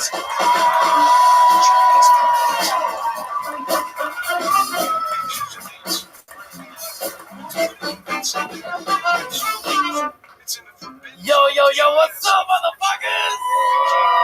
Hell yeah, man, I like partying with white dudes, man. They're always down to get fucked up, you know what I mean? Especially the ones with green hair. You know they got good weed, bro. So we were hanging out with some white dudes before a party, and for fun, they decided to go feed vegan tacos to the homeless people downtown. And in my head, I'm like, yo, they're homeless, y'all. They smoke crack, dude. They don't give a fuck about being vegan. They just want to know who wants their dick sucked for $20, which I do. I think that's a really good deal. So we were downtown feeding these homeless people these diarrhea tacos, right? And it turns out that shit is illegal, y'all. The police rolled up, and man, dude, I knew I was gonna get fucked up because he took off his body camera. Connor was getting rear-naked choked, you know, knee on his fucking neck, bro. I'm backing away. The officer's approaching me, y'all. I'm getting scared, and he just goes, hey, Enrique, are you with them? Are you with them? And I was like, no, officer, I'm homeless. I just want to know who wants their dick sucked for $20. So they arrested me for prostitution. Enrique Chacon. We let you go there. Respect for the reigning, defending golden ticket winner of Kiltony. How you feel, Enrique? I feel fucking great, y'all. Dude, they just gave me another fucking promotion at Buc-ee's, son. That's true. He does work at Buc-ee's. That's the world's greatest gas station. Don, you ever been to a Buc-ee's? I've never been to a Ducky's. I just remember. But before the show, we're up there and you're throwing shit around like crazy, making noise. Yeah, he was causing a little bit of a stir up in the green room. That is true, Enrique. Tell the people what you did. I was looking at some alien shit, bro, because it looks so fucking dope, dude. Like I said, I used to be an art teacher, bro, so I'm looking at this shit like, damn, bro. This is way better than all those fucking children pieces, dude. And then I knocked that shit over, dog. Fuck it, dude. Did he just squeeze in a bit there after his time was over? That's why I was interested, you know, because he's an art figure. I used to be an artist before comedy, you know. Fuck yeah. So, Enrique, what's been going on since the last time you were on this show? Fuck, man. My chihuahua got bit by a fucking rattlesnake, y'all. And we paid for that bitch, bro. We paid her to stay alive, right? But then my pit bull got bit by a rattlesnake yesterday, man. And I'm not gonna lie, I was like, man, fuck this motherfucker, dog. These people aggressive. I can take them on vacation, you know what I mean? How much did you have to pay to keep the dog alive? Man, me and my girl had to pay like $1,800. $1,800 for some fucking anti-venom. You know how many homeless blowjobs you could get for $1,800? You could get your chihuahua bit by a real rattlesnake. You know what I'm saying? 90. God damn. 3,600. 3,600? No, it's 90. Holy fuck, dog. I think you multiplied instead of divided, Don. Yeah, I'll fight anybody in here. Fuck you. I'll meet you in the back. If you're bigger than me, I'll bash a brick on your fucking head. I love it. Enrique, what else is going on? Your love life's good? I met your lovely lady after the 10-year anniversary episode. Yeah, man, we just walked out looking like a lesbian couple together, bro. It is true. She's 6'2", like I said. Like, I'm not lying, dude. I'm into that shit. Yeah, you guys look like the number 10 when you're with each other. It's incredible. Cheesy, but really true. She is a line, and you are a ball. Just a round son of a bitch. You don't gotta be in shape to fuck, Tony. You look like one of those street soccer balls that poor Mexican kids make out of, like, tinfoil and paper. Damn. You have to throw me under the bus like that. Bitch, I be in the rerun, then fuck with me.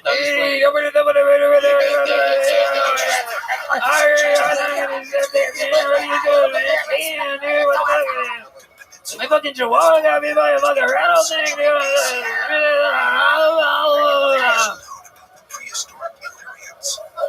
Like Chupacabra Goldthwait over here. It's fucking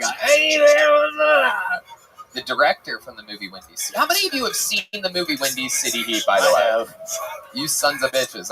I've done it before. Last time it was a wild push for it. I'm gonna do it again. Every Kill Tony fan gets a homework assignment this week. That is, go watch Windy City Heat. I feel like the best place to see it is on YouTube. Yeah, it's on YouTube, right?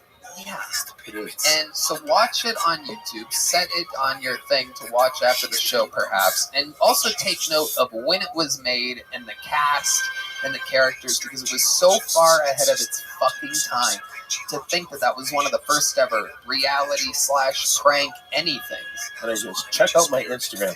I have a lot of dick pics, okay? Yeah. Get a lot of likes. Enrique Chacon, you got the show started today. You showed everybody how the format works. Thank you so much. It's not easy. A new minute all the time. One of the newest residents in Austin, Texas. Okay, now here's a little fun fact for you. You remember I pulled a name out of I accidentally dropped a name out of the bucket earlier? And then I put it back in, and I stirred the bucket around a fucking ton of times. But I looked at it before I put it back in, and the name that I pulled out is that exact name. So this person, whatever's about to happen, is supposed to be on this stage tonight. The odds of that, I think, are 1 in like 400 if there's 200. Yeah, or maybe he would say 6,000. But I mean, fuck you! Fuck you! Yes! Make some noise for your first bucket pull of the night. We're going to meet them all together. Seabass Matar, everybody. Seabass Matar, and I pre-pull the next name. What up, what up, what up? My name is Seabass, y'all. That's a nickname. It's not a real name, okay? It's philosophy. It's an acronym. It's a way of life, okay? Seabass is spelled C-B-A-S. And it stands for can't buy anything expensive. Now, I know who's not Latino because you guys are like, what? Expensive? You didn't say it right. Bitch, I know. I can't afford the vow is what I'm trying to tell you. The last dude you want to see on Wheel of Fortune. Can I get a vow? No. Okay, expensive. Expensive it is. Can't buy anything expensive is a way of life, okay? When I go to the movies, I'm using, coupons. I'm using fucking gift cards. Me and my wife are going to the Dollar Tree before the movie. You know what I'm talking about? Ladies, if you carry a little ass clutch, stay your ass at home. We want the girls with the beach bag. The fuck you gonna sneak in with a clutch? M&M's? Fuck out of here. Me and my girl, we watching Despicable Me. We got the wine tail, the yellow tail, the big one, $12, drunk as fuck on a Sunday, talking about para tu, watching the Minions. Am I right? All right, y'all. Thank y'all so much. I'm Seabass Matar. Seabass Matar. Yes, sir. Thank you for saying that right. The show, Seabass. Absolutely. Pleasure. Is it really how your name is spelled? No, my real name is Sebastian. Everyone just calls me Seabass. I'm Hispanic, so Sebas. Okay. Seabass. You Mexican? Cuban, Chileno. But hey, in Texas, we're all Mexican. Wait, what was the second thing? Cuban? Chilean. Chileno. Michael, what does that mean? My he's from Chile. Hey, Oh, bro, okay. get this man a Absolutely. map. I should have known that. Get this man a map. I thought it was Chilean. That's how we say it. No, in Chileno, the greatest man. country on planet Earth. Hey, listen. I was born here, motherfucker, okay? Yeah. 100% citizen. Yeah, I don't, 100%. anybody who says that, I don't believe it. You know who I've never heard say that? A white person. A guy wearing a shirt like that. I was born in America. Like, not a believable thing. How long you been doing stand-up, Seabass? Please tell me less than 2 months. Nah, about 6 years. Oh, fuck. Yeah, about 6 years. Oh, man. Oh, shit. It happens. Wow. Incredible. Where have you been doing this for 6 years exactly? So I started off in Miami, and then I've been out here for about a year and a half, give or take. Wow. And how's it been going out here? It's going, it's going. Wow. Slowly but surely. Out here doing it. Can't buy anything expensive. More like can bomb all sets. You're not that great at this. All right, yeah, absolutely. Okay. We're working on it. What do you do for work? I'm a server, bartender at a restaurant. How old are you? 29. 29 years old, serving and bartending. What's your living situation? I live with my wife. Oh, okay. She not my sugar mama, but she my Splenda mama. Okay, she keeps you warm since you're so chilly.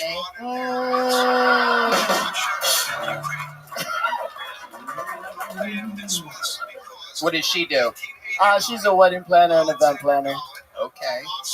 Hispanics love weddings. She's Hispanic too? 100% Cuban. 100% Cuban. 100% baby. Oh, shit. Damn. Always. She put mustard on your dick and then suck it off? No. Cubans like mustard. No, we don't. Yeah, I they don't do. know. Yeah, No, they do. listen. Have you ever had a Cuban sandwich? Motherfucker, have you had a Cuban sandwich? Fuck out of here. Yeah. Yep. Oh, D Madness is in the conversation. And taste is like a big deal to him.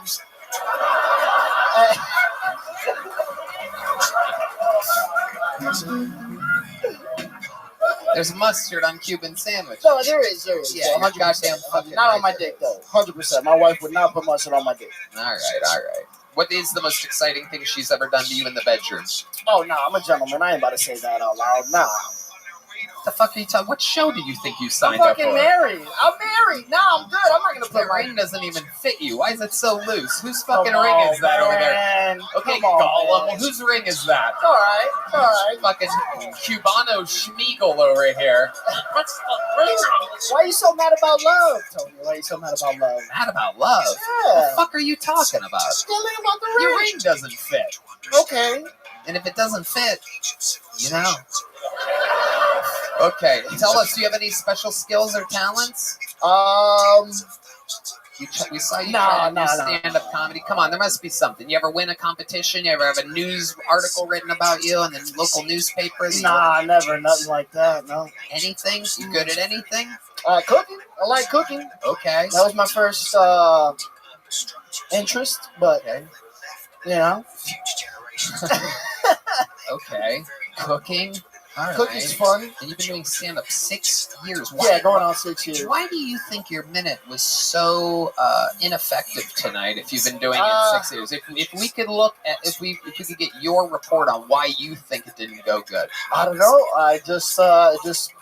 I think I did well. I'm not gonna front. Like I felt like I did okay. Well, I'm not gonna sit here and tell you I crushed it. Breaking news. Definitely not. Definitely didn't crush it. Hold up. Breaking news. This is CNN, the Cuban News Network. 6 out of 10. 6 out of 10. Baby. It's on the scene, our field reporter thinks he did good, everybody. Wow. Yeah. What do you think your best short joke is? What do you think? Did you do it? Was it in that minute? No, it definitely wasn't. I want to know what you think. 6 years in the game. I want to see what your best. I'm going to let you do one more quick joke. It's got to be less than 20 seconds. You got one of those, right? Let's fucking hope. Quick joke. All right, now we just gotta stay in the pocket here. Why do Cubans talk so loud? Why? Because they still got salt water in their ears. Oh shit! All right, my friend, you're leaving here with a little joke book and a gel blaster. Congratulations! Make some noise for Seabass Matar, everybody. These people trying their best. They moved to Austin. Everybody's trying to fucking make it. Everybody's trying to get a shortcut, and they're not even willing to tell us the craziest thing their wife does to them. He said, "I can't do that. I'm married." That's when you can do it. That's for life. If it was a girlfriend 2 weeks in, I'd say you might be right. Maybe you shouldn't tell us. Son of a bitch. Make some noise for your next bucket pool. We're going to need them all together. Anything can happen. You guys having fun? All right. Make some noise for Chris Beasley, everybody. Here we go. Chris Beasley.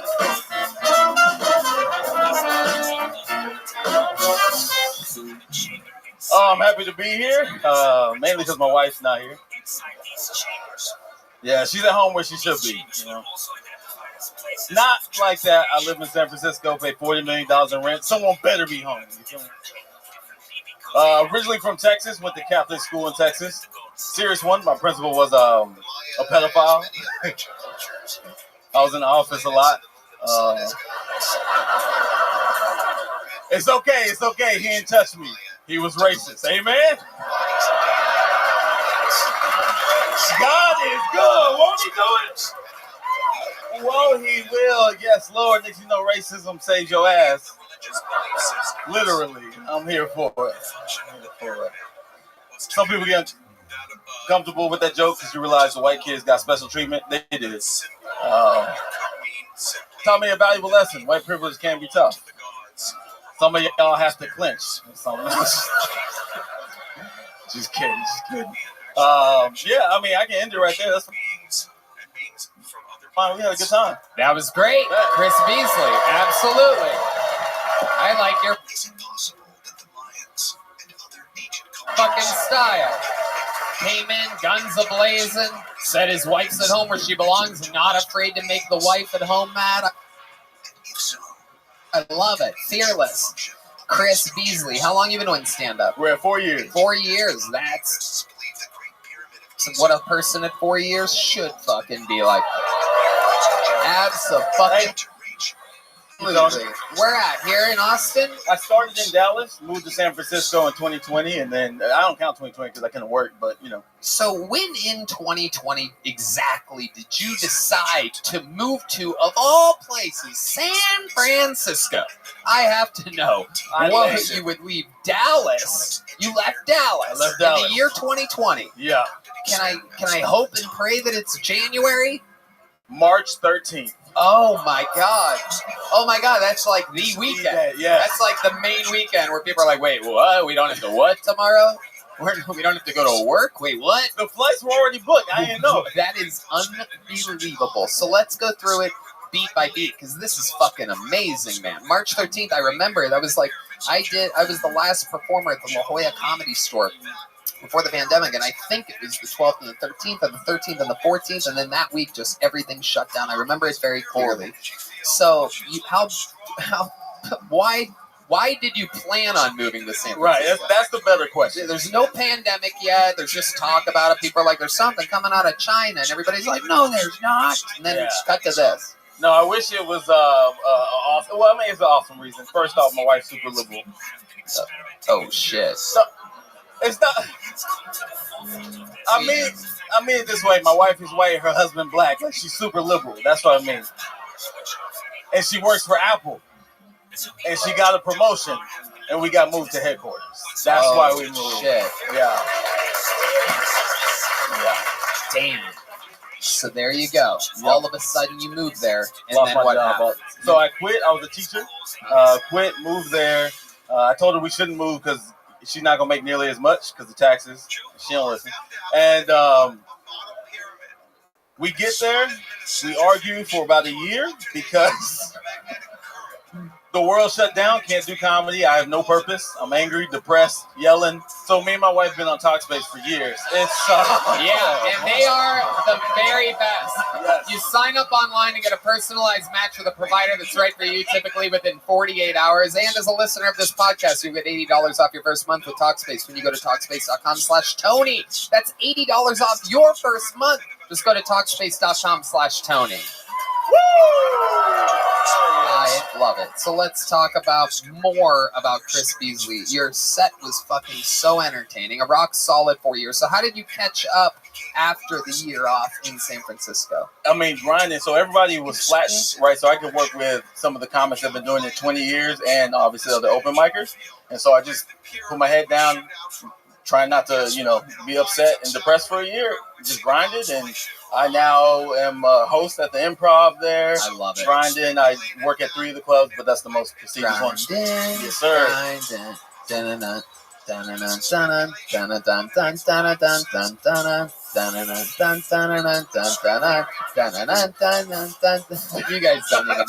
about. It's the clips.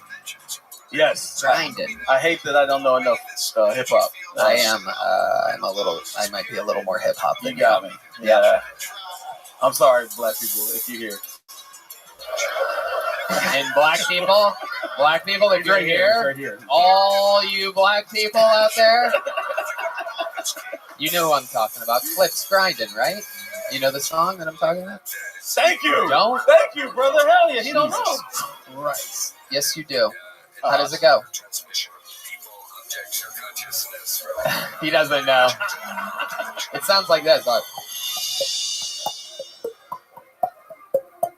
you know that song?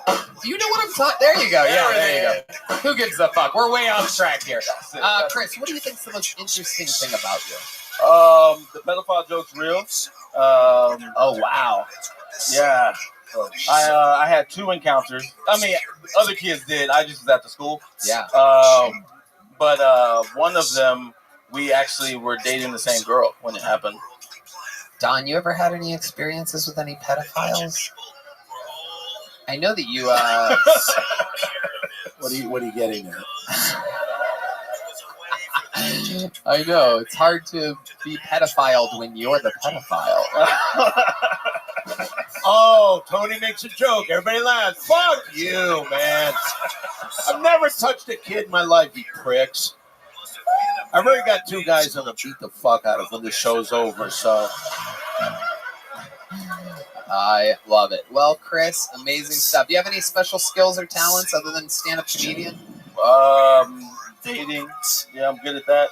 I mean, I'm married. I succeeded. I think I'm done. Can you give us one of your tricks or tips to being a great dater? Ooh, bet. Okay, first off, figure out what each of you provides. So do some Myers-Briggs, no astrology. That's just bullshit. Wait, provide some. Wait, what? Myers-Briggs? You know what Myers-Briggs is? No. Y'all don't know what Myers? No, man, you didn't even know what Clips Grindin' was. It's one of like the great hip hop songs out of the okay, 2000s. This is dope. Okay, so year 3 is a bad idea, but for our anniversary, I gave my wife her Myers-Briggs score. Don't do that. She was upset. Yeah, this is a true story. Because we were struggling. Like, in relationships, year 3 is tough. And so we were struggling. We were getting mad at each other. I was like, look, I think I can solve this shit. Let me just look at us. I checked Myers-Briggs. I saw exactly how we lined up differently. Coached her up on it. Gang. 7 years later, we still rocking. I promise. You ever cheated on your wife? Huh? Ever cheated on your wife? Have I cheated? No. What the fuck? Did you not listen to the last comic? No. Chris Beasley, I love your style. How long you in Austin for? I'm doing all of 35 visiting family, so I'm up and down this whole week. San Antonio to Dallas, back and forth, so I'm around. What? Does that make sense? You just named a freeway and then a bunch of cities. That's what I'm doing. How long are you in Austin for? Well, tonight, right now, and then I'll head to Waco. I know you're here right now. Got that one. I'm seeing me right there. I can move. I can go wherever, but I'm just chilling in Dallas and till Sunday, so I can up and down 35. Does that make sense? Yeah, it does. Sense, right? Up and down 35. That is indeed the freeway. Very, Don, were you going to say something? No, you said that. You were talking about the freeway, and then you found out it was the freeway you was talking about.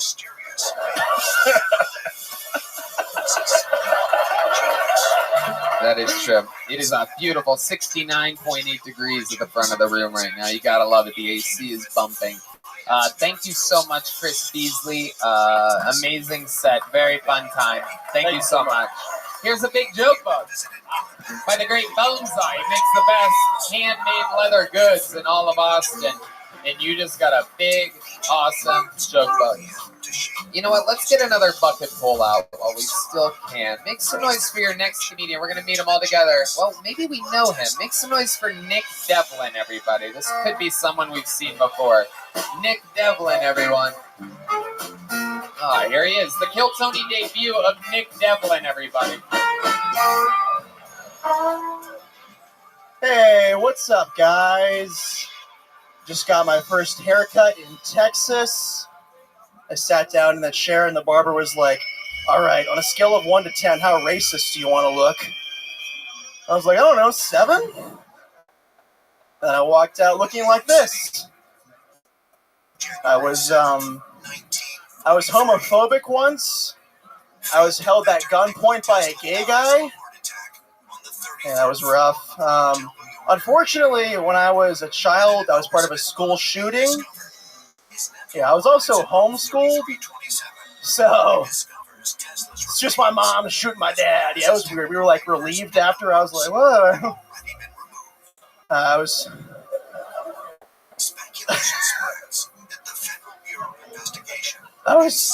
pulled over recently and arrested on a technicality. The technicality was that I was drunk. All right, I'm Nick Devlin. Thank you. I appreciate it. Nick Devlin. Thank you. Okay. Nick. How are you, my friend? I'm good, Tony. How are you? How did that... What the fuck was that? It was a burp. Whose burp was that? It was yours. Was that not yours? Am I tripping? What? What was that noise? Guys, what was that noise? What was that? Does anybody know? Everybody's just goofing around. Bro, wasn't it? It's okay. It's just a live podcast heard by millions. Who gives a shit about a random noise? It was not me. Yippee! Fuck yeah! Love it. It did. It sounded almost like a soundboard of some kind, but nobody has one of those around here. Anyway. Nick Devlin, let's talk about it. How do you feel like that went? I felt like it was better than my last time, but not that great. Like, I feel like it was an You've been on the show before? Yeah, it was like 5 and or 6. And it was worse than that? It was yeah, about 5 or 6. Yeah, it was worse. 5 or 6 what? weeks ago. 5 or 6 weeks ago. Yeah. My God, I do not remember you at all.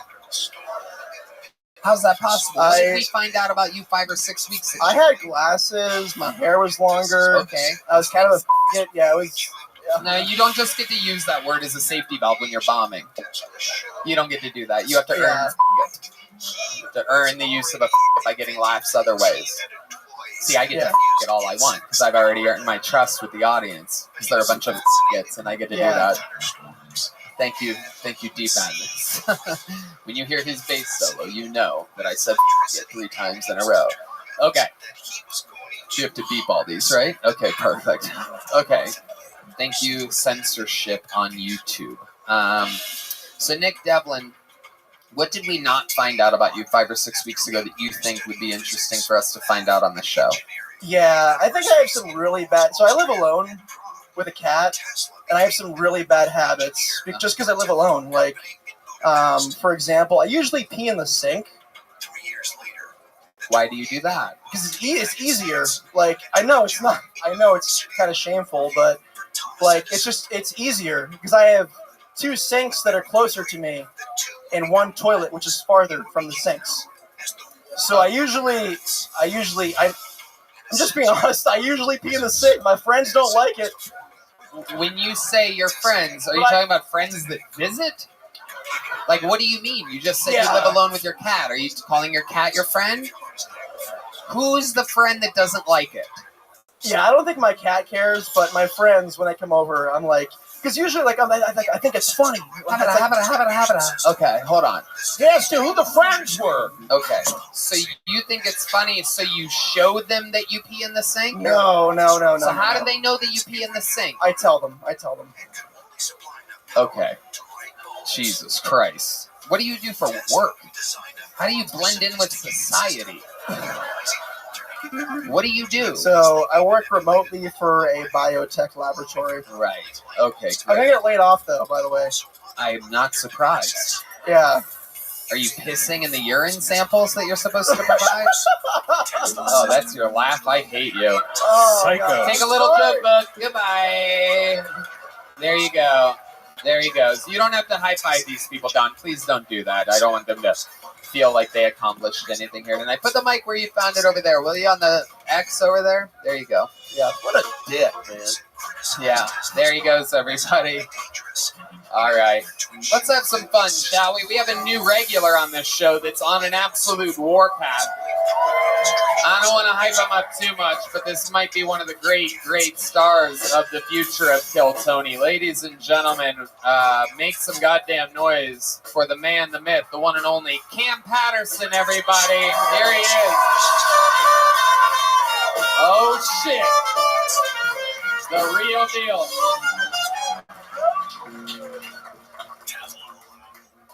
My dick ain't that big. That's not funny, bitch.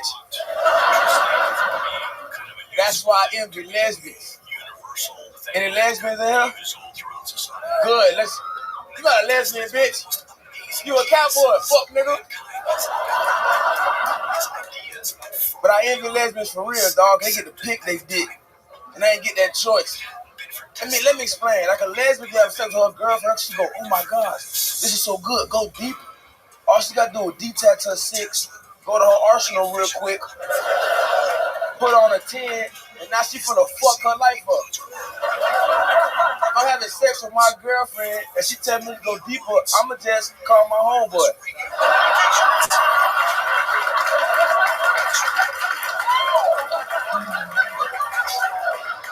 Cause I know Daquan dick way bigger than mine, dog. That guy's so much. Wow, exactly 1 minute.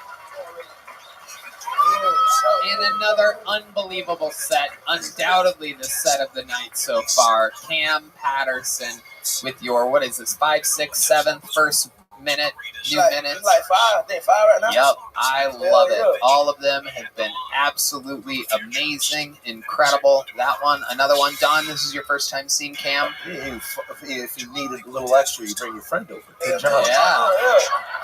You running trains on me. You want to come too, Don? Hell yeah. Hell yeah, I would like that. I can tell you, I can tell you from a lot of late nights at the store, Don Barris has a famously huge cock and balls, everybody. Why don't you show the people real quick? No, I'm not going to show. I'll describe it. I can put both hands around it, the head sticks out. True. What Dr. Heveridge did during my circumcision has been talked about my entire life complimentary. And the reason I bring that, Dr. Heveridge passed away last week. You know, he may no longer be with us, but his artwork lives on in the head of my cock.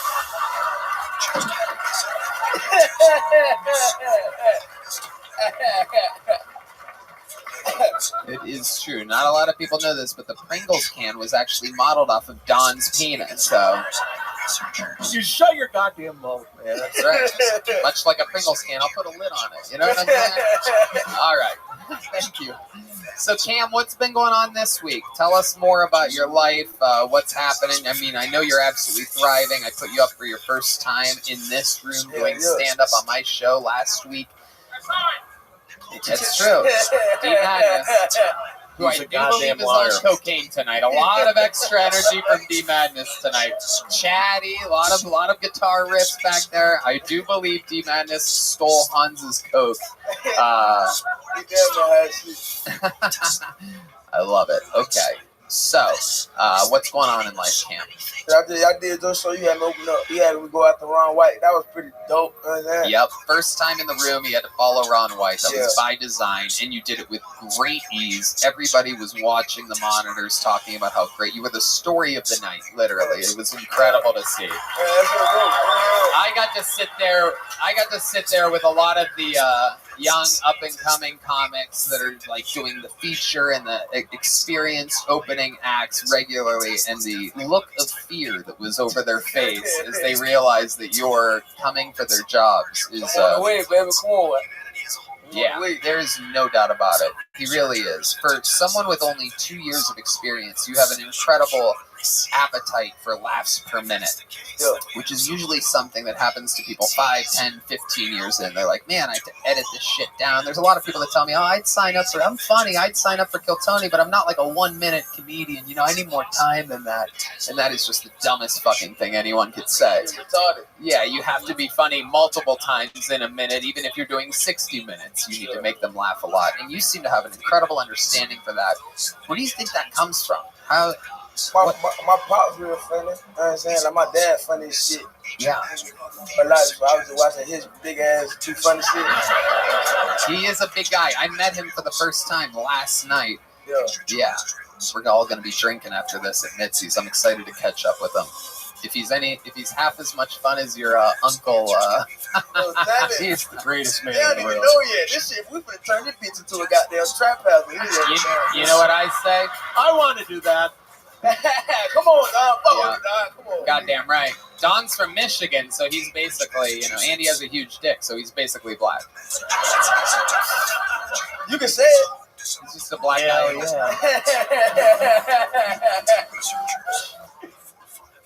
I love it. What else, Cam? Anything else before I let you go? For the first time, and I don't like that shit. Y'all can keep that shit to yourselves. I think that shit is just lazy cooking. You know what I'm saying? Oh, I don't want to cook this fish. You a bitch, dog. I hate you. I've been shitting for 3 weeks, nigga. That shit is so upsetting. My ass just spit water right now.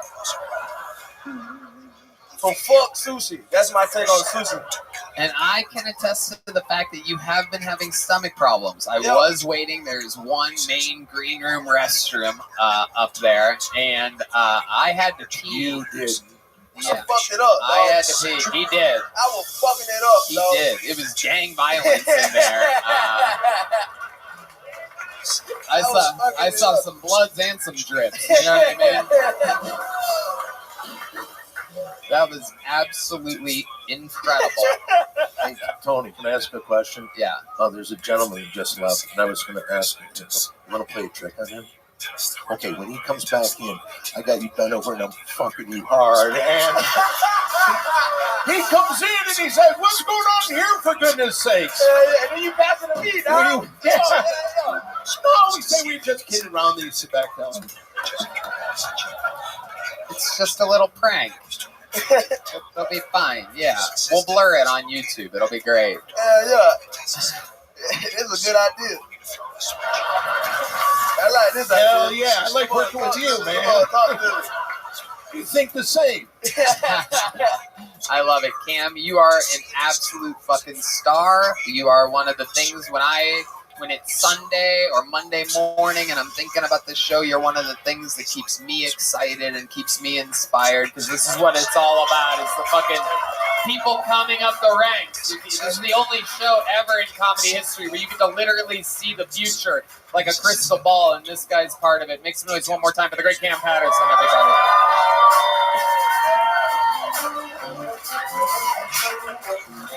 Cam Patterson, everyone. And I pulled another name out of the bucket. Here we go. We're going to meet them all together. Not easy to follow Cam at all. We've had quite a few uncles on the history of the show. This is another uncle. We're going to meet them all together. Uncle Simmy, everybody, or Uncle Simey, perhaps. Here we go. Uncle. Okay. Uncle Simmy. How's everybody doing? My name's Uncle Simmy. That's a nickname I got from my niece, actually. She couldn't really say my name. So you say, Uncle Simmy. So my name's Uncle Sam, actually. So I'm from Fort Worth, Texas. If you can't tell, it's actually a new addition. Got this cowboy hat at Buc-ee's, of all places. I was looking for just something cool to wear for July 4th, and it just turned out that this looked a hell of a lot better than all that other bullshit. So, last week, I don't know how much time I have. Last week, I got out of a really interesting Airbnb situation. I don't know if you know this, Airbnb, they have immersive experiences now. I should have looked at the reviews, and I had my notes, but I'll try to remember the review. The review basically was like, don't take your fucking family here. It's a sin. Hashtag pure evil 1 star. They diagnosed me with bipolar. We'll talk about that later, I guess. Oh, yes. You will be talking about it later with your many personalities that you have, I do believe. Wow. Okay. What should I call you? You can call me Sam. Okay, Sam. So, you gave us a lot of information. You're from Fort Worth. You're from Texas. You got the hat at Buc-ee's. Then you questioned how much time you had left at that point. I don't know where to look. 33 seconds in with no jokes done, you questioned how much time was left. And then you told us a story about an Airbnb, but turns out you forgot your notes, which I guess had the punchlines on them. Nothing memorized whatsoever. Don Barris. Have you ever taught math classes? Math classes or meth classes? Math. Math. I was pretty good at math. So no, but in high school I did. Oh, that was glad I brought that up. Sorry, I don't know where you're. There's a lot of answer there, Uncle Sam. So, okay, how bipolar do you think you are, buddy? It's debatable. Yeah, I know. Okay. It probably looks pretty bipolar right now. Yeah, pretty bipolar right now. I'm on my meds. Don't excuse me. Off the meds? On the meds. Okay, here we go. This guy just came back. You wouldn't believe what she wanted to do. The many you got up.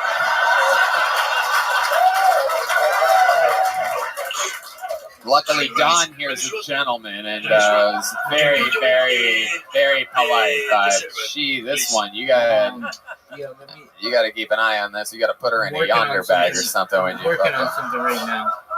Okay. So, Sam, you said you're on meds? 100%. Okay. How long have you been on meds? I'm working on something. At least 2 weeks. 2 weeks? Well, I technically got out of the hospital 2 weeks ago. What were you in the hospital for? Let's talk about it, Sam. As direct with the answer as you can be. My family thought I was going to kill myself. Okay, why did your family think that you were going to kill yourself? This is a doozy. I know it is. I'm a great interviewer, and I'm trying to get to it. You don't have to say it's a doozy. Just tell the fucking story. It was a text. Okay. That said, I have intentions of harming myself. Okay. And I said that in a massive panic. And after I got out, I realized I didn't mean to say that. I was so confused why everybody thought I was trying to kill myself, even though I didn't. What the fuck is going on here? Okay, so you weren't trying to kill yourself. No. No, not at all. You were just kind of having like a little episode. Yeah, sure. Okay. That's the theory. Okay. Absolutely. I agree with Have you ever talked to any therapists? I'm with a counselor and a psychiatrist and a family counselor. You have it all right now. May I make a recommendation? If any of those people are ever unavailable, go to Talkspace.com and use the promo code Tony. Tony. Get $80 off your first month, and you show your support for the show. Okay, so let's talk some more, Sam, because I like you. I think you're a good guy. I think you're likable. Have you ever done stand-up comedy before? The first time. This is his first time, everybody. He's out here trying out. That's one of the big parts of getting diagnosed as bipolar. First, you get a psychiatrist, then a therapist, then they put you on meds, and then you get to start stand-up comedy, everybody. Because of the trauma. The exact order of the events. trauma. Oh, that's my story. It really is wild how many people are drawn into this industry. What are you doing? Gauging how freaked out I am. You're much calmer than most people. Oh, good. Yeah, That it's makes very me feel good. The bipolar meds are helping you out tremendously. Mood stabilizers. Right, they're mood stabilizers. Definitely. Yes. Okay. So did something set this off, this bipolar thing? Is this a newer thing? Have you always struggled with mental health issues? I've always struggled. 6 months, super depressed, can't get out of bed, barely making it to work. And then 6 months of good. And then sometimes a little, what are you doing with your money? You know? This has a happy and then you're ending. back down. And so now there's a diagnosis. So this is kind of a breakthrough. What do you do? What are some hobbies or some exciting things that you do in life that bring you joy? I'm an audio engineer by trade. Oh. That's why I make most of my money. Okay. And I also drum as well. You drum? How long have you been drumming for? Sorry? How long have you been drumming for? Since I was a kid, 5 years old. Really? Yeah, but I'm not professional. But I played at church. So. Oh, you played at church. I made money in church. Oh, yeah. Wow. Okay. And look how God rewarded you with bipolar. Incredible. Whatever that is. No mercy whatsoever, this God of ours. Coming someday. You think you could do a drum solo? Really? Yeah. You know what? Let's have a little good side of the story. I don't know if you guys know this, but that historically on the show, we have a little thing that we do where someone can challenge the resident drummer, obviously Michael Gonzalez in this case, to what we call a Mexican drum-off, where he does a drum solo and then our drummer does a drum solo, and whoever wins gets to be the full-time drummer on Kill Tony. And if Michael loses, they have to switch roles. So he has to be an audio engineer in Fort Worth with bipolar, and in which case Uncle Sam would be the new Uncle Sam, or Sam or Simmy or whichever one of you I'm talking to right now. You're gonna want that symbol in a second, so I would put the hat anywhere else. Okay, all right. I guess that's one way to do it, Sam. So, ladies and gentlemen.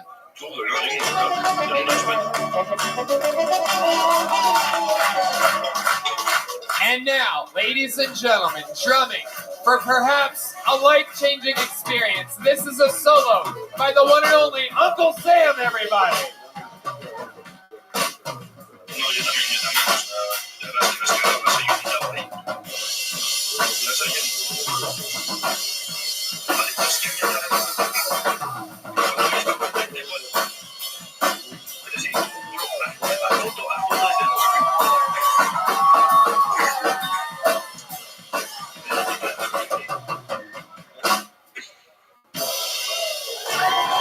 There you go, Uncle Sam, everybody.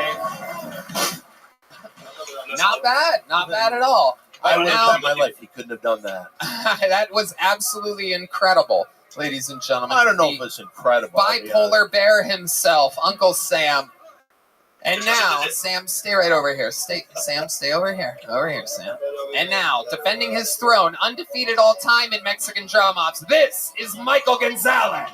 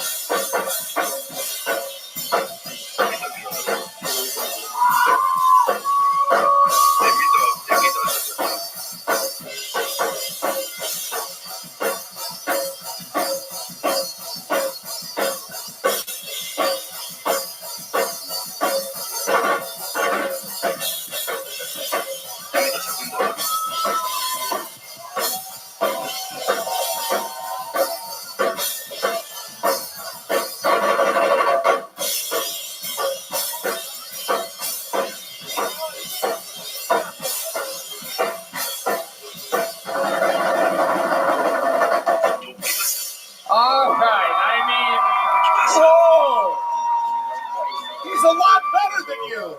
I mean, Jesus, Michael. I mean, you didn't have to beat him up that bad. What the fuck? I didn't realize Mr. Nice Guy over here. Then all of a sudden he waits until he has an opponent with mental illness to fucking just do an extra 45 seconds of hitting every fucking thing on the kit. Oh, come on. Bullshit. Oh, no, don't point at him. Don't point at him. Fuck yeah. How many of you have Uncle Sammy winning that? Oh, wow. No, Man. don't even raise it. Put your hat back. By that kind of response, you would have thought it was Uncle Laser, not Uncle Sammy. My God. Oh, shit. How many of you have Michael Gonzalez? Amazing.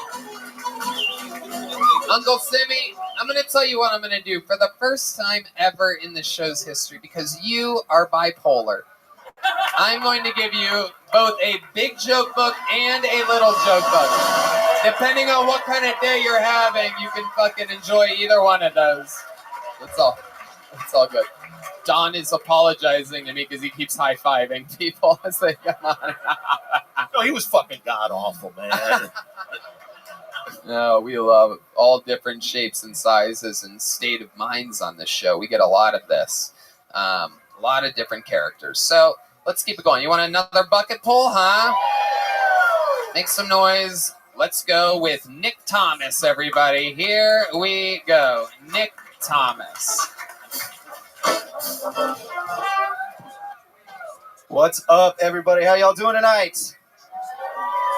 All right. So I learned this the other week. I learned that the biggest consumer of BDSM sex toys in America is white people, which is a little wild to me. That means we have to role play slavery to come.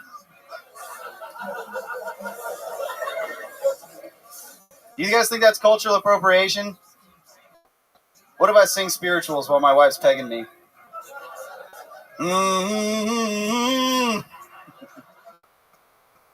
It's all right, guys. Don't worry. I married a Mexican. I'm one of the good ones. I don't know if you guys know this. When you marry a Mexican, you get a stepkid.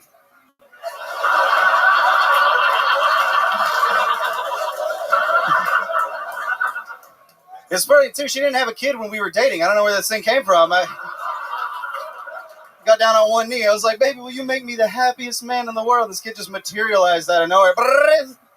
15 years old, 2 jobs, immediately. Thank you. That's my time. Thank you, guys. Nick Thomas. A good set. Hell yeah. Thank you, guys. You killed it. Hey! Stupid. Okay, Nick, let's talk about it. How long you been doing stand-up? I did stand-up for 6 years in El Paso, where I'm from. I took 2 years off, so I've been doing it a year straight since being in Austin. So collectively 7 years. Yeah, okay. Don asked me to ask you, why the dress? Why the dress? Well, fun fact. It's a dress if you're wearing underwear. Whoa. Oh, my goodness. You got nothing under there, huh? Hey, that's for me to know and for everyone in here to be uncomfortable about. Wow. Well, show this guy, Vic. I love it. Nick, where do you meet your Mexican wife at?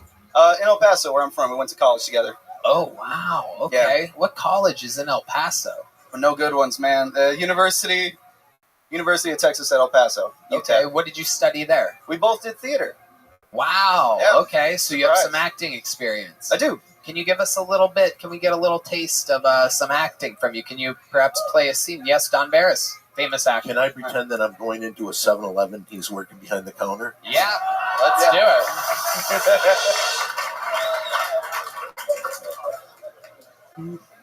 Hey, what's a dude with a dress on for? You wearing underwear? Well, fun fact. It's only a skirt if you're wearing underwear.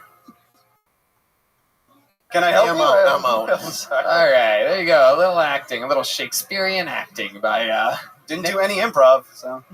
Okay. So, Nick, how many kids do you have? I have one kid. Just one? Just the one. How have you been able to only maintain one kid with a Mexican wife? Birth control.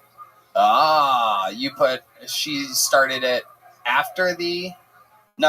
Well, so it is my stepkid. She's actually my stepdaughter. And after the Oh, calm down. Did you hear that? Some asshole. I mean, that was incredible. Just like, That ain't your fucking kid, dude. assholes. I know, man. Well, you said that I fuck kids, so that was kind of mean. Yeah, I mean, you know. I mean, you do have a pretty fucking wild side, Don. I mean, you remember what happened when you ran over that? I remember. Yeah.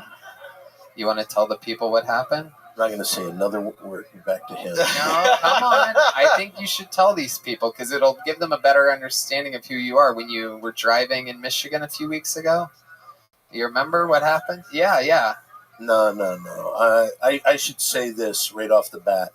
This is a joke, and the only reason I say this, I want people to know I've never eaten the vagina of a squirrel. Okay, you still want me to tell this story? Okay. I'm driving in northern Michigan. I hit something with my car. Now, has anyone ever been in an accident before? Yeah. All that adrenaline goes through, and it's like crazy. When I was saying the adrenaline was going through me, I kept thinking, what did I just fucking hit? So when the car came to a stop, I'm on the ground, I'm looking everywhere, and then I feel it. I was not doing very well. For 45 minutes, I watched this, and at the end, we lost a squirrel that evening.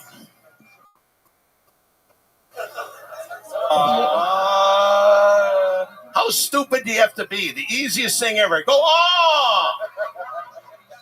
All right, so crazy thoughts start going through my mind. I first think, what if this is a mummy squirrel? And this mummy squirrel has all these, what do they call their children? Chipmunks? So there's all these chipmunks waiting for their mummy squirrel to come back. And I started getting mad at myself because I thought, I just ruined a family. Then about 40 minutes, I looked at it and it did not look good. And so I thought, what could I do to make this squirrel's last moments on this earth beautiful? So ate the squirrel's pussy. Now, real quick, here's what I found out that night. Did you know? Shut up, man. That night I found out, did you know a dead squirrel's vagina tastes exactly the same as one that's alive? Could I describe that taste with one word? Yes. Nutty. Okay, go ahead. Fuck yeah, Don Barris is here, everybody. Make sure you check out the Big 3 podcast on the Don Barris podcast. How come this chick wouldn't applaud for me? Thank you. There you go. All right. Do you have any special skills or talents, Nick? I'm also a chef. Oh, wow, boring. Okay. All right. Do you have any special moves in the bedroom that you do? I recently learned that your dick goes in the front hole. Okay. That's, you know, now that I think of it, that's probably why I only have one kid.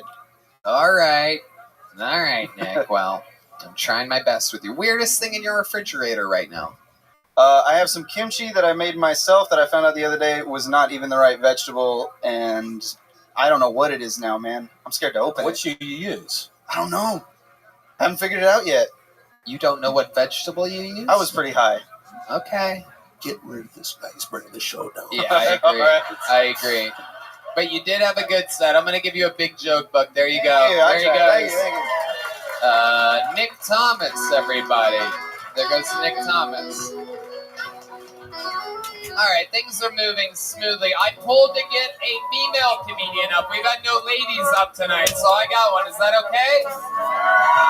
All right, representing the women here tonight, make some noise. 60 seconds uninterrupted goes to Karina Reyes, everybody. Karina Reyes. Have you guys ever had sex with someone that kept their glasses on? Yeah, he was like, if I'm not wearing them, I can't see you. And I was just like, why do you think I took mine off?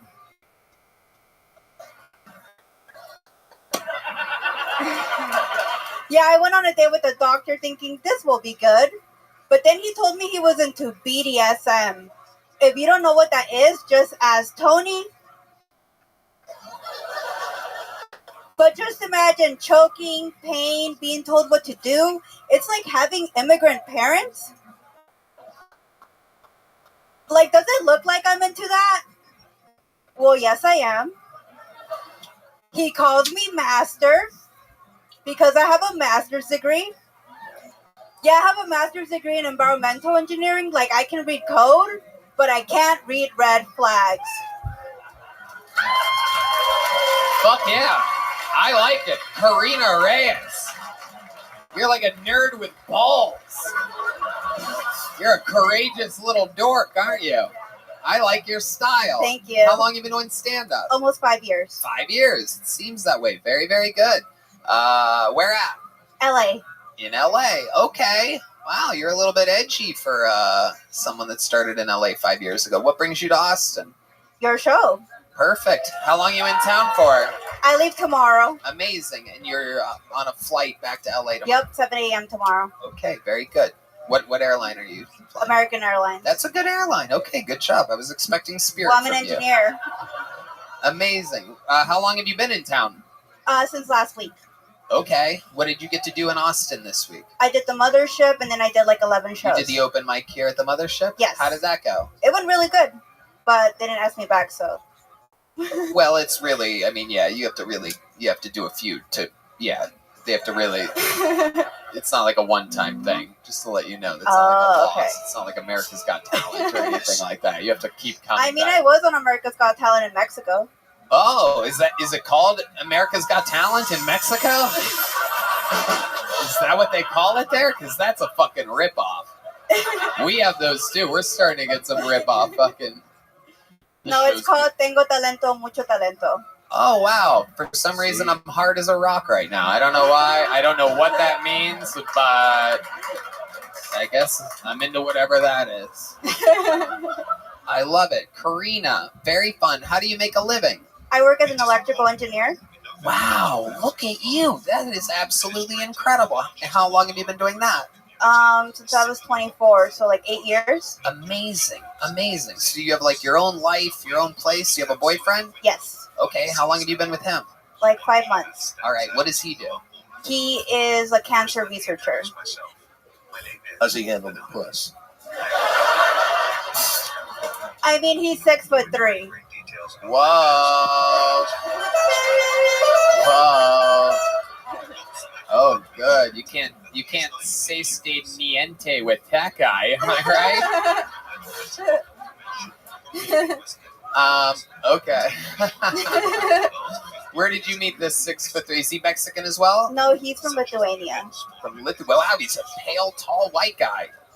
Oh my goodness, look at you. Yeah, he doesn't have a green card, so I was like, he's only dating me for that, but at least I met the only guy in LA that wants to get married. Okay, yeah. Why have a green card when you can have a brown bitch? You know what I'm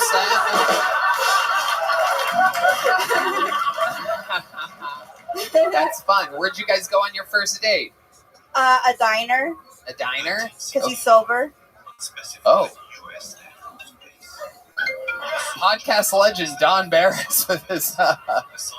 You gonna take it? It's his mom.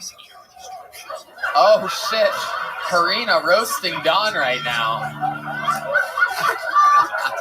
I can't talk right now.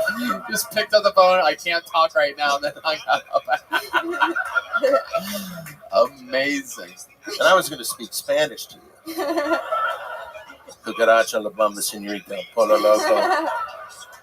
So you guys went to a diner. What was it, like Mel's Diner? Or? I forgot. It was like a 90s diner. Okay, maybe Norm's? Probably. Okay, probably. All right, so you guys go to a diner, and then what happens? And then he was like, do you want to watch The Last of Us? And he really sold me on it, and I was like, let's go to my place. Oh, shit. Stupid. Oh, shit. The Last of Us. This is just the beginning. My goodness. So you take him back to your place, this lanky Lithuanian fucking B-level basketball player, and then what happens? And then we watched 3 hours of The Last of Us. 3 hours? That's how long it took for him to Lithuania? Well, I don't know. Well, what I would do is, like, I would get, like, really close to his face and talk to him. And then I would, like, move my head. And he'd be like, is this girl crazy? Like, is she just getting me here for games? And then I kept doing it until he finally made the move. Damn, look at you. You just take what you want. I love it. Did you think she was going to kiss me there? I was really hoping she was going to spit in your mouth. Well, not a lot of people know this, but Don Barris famously used to have people at the Comedy Store, females specifically, He'll have females to pay only, me for that. spit in his mouth. And all that it would take for that to happen is the audience would have to chant, spit in his mouth, spit in his mouth, spit in his mouth. Come on, Don, for old time's sake. It would be podcast history. Hold on. I want the guy with the beard to do it to me. Oh, shit. Will you do it, sir? Will you do it? You better not. No, I'm joking. I'm not doing it. No. Will you do it? Stand up. Will you spit in his mouth for us real quick? How many of you think she should spit in his mouth?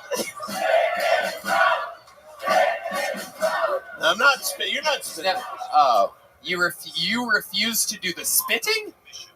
I didn't want to do it without his consent. He's given consent. Now will you spit in his mouth? Oh, look at this little cock block over here. Oh! Oh, how about Wait, this? How about you spitting in my mouth then? All right. Will you let her spit in your mouth? All right, I'll do that. Come on up here. Hold on, wait a second. Hold on. I just heard her go. Wait. It's got to be just kind of gentle. Here we go. What is your name? I'd like to know people before their saliva touches my mouth. I need their name. Samantha. My birthday's on Wednesday. Okay. No one cares when your birthday is. What's your name? What's her name? Make some noise for Samantha, everybody. And one more time, for the first time in Kill Tony history, let's all say it together. Spit in your mouth. Spit in your mouth. Spit in your mouth. Spit in your mouth. Spit in your mouth.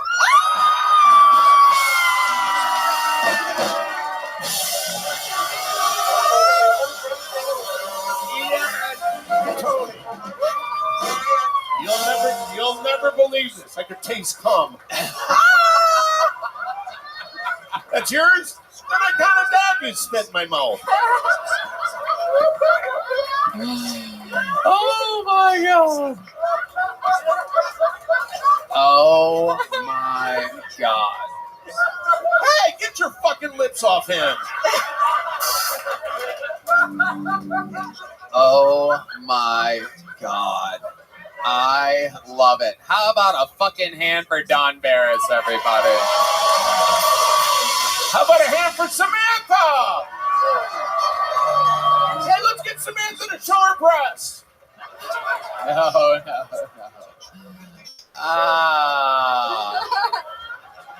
I love it. This is the type of chaos that I absolutely love. Karina, I find you to be so interesting. Can you give us another fun fact about your life or something like that? I mean, what I else was about supposed you? to be born a twin, Oh. but I'm also a magician. So when my mom was pregnant, I made the other one disappear. Oh my goodness. I think you're also a murderer. Wow, that is incredible. So is there like pieces of the twin inside of you somewhere? Like The glasses. All right. Could I have her jerk me off? No, Don, no. No. Sorry.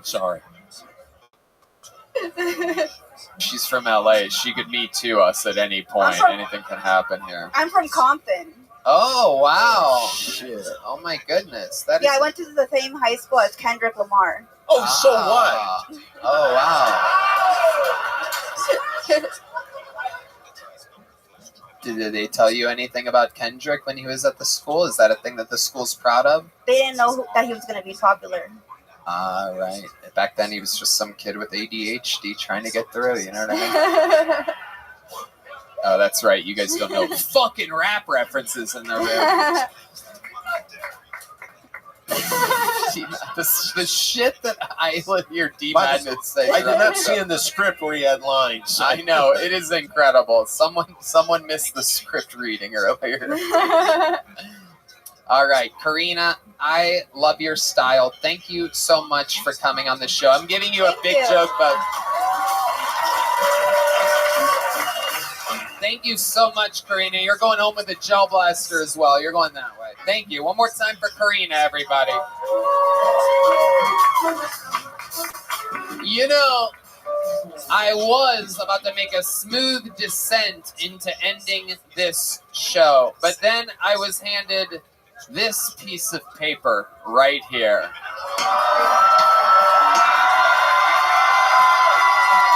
I do believe Hans Kim is racing here right now so that he doesn't have to challenge somebody next Can I week. ask you something? These guys went crazy when they saw that Hans is on the way. Let me tell you this. He fucked you. He didn't get here on time. And you cheer him like he's a hero. Yeah. Spit my mouth again. That is true. Hans Kim is racing to get here right now. I cannot imagine how unsafe the roadways are right now with Hans Kim out there driving as fast as he can, knowing that there's over 300 people waiting for him and the possibility of a challenge coming up if he doesn't make it in time. But to stall for Hans Kim, I pulled another name out of the bucket. And of course, again, the Bucket of Destiny has such an amazing sense of humor that it has given us yet another Asian comedian that we know that has been on this show before. Ladies and gentlemen, while we wait for another Asian comedian, I present to you Tai Nguyen, everybody. Tai Nguyen.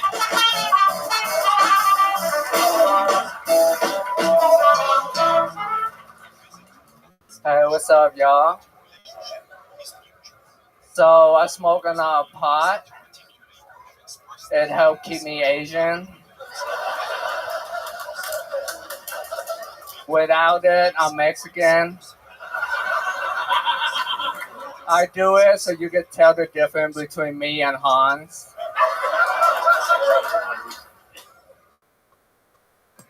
This year, I'm working on being more vulnerable. I found that it's hard for me being an Asian male and being vulnerable because I was raised by the Viet Cong. So now when I'm on a date with a lady, I try and be vulnerable and let her know, hey, I text and drive. And if she's okay with that, then I'll be a little bit more vulnerable and let her know, hey, sometime I have a drink or two and then drive. And if she's okay with that, then I'll just be 100% honest. Hey, I committed manslaughter in a Volkswagen.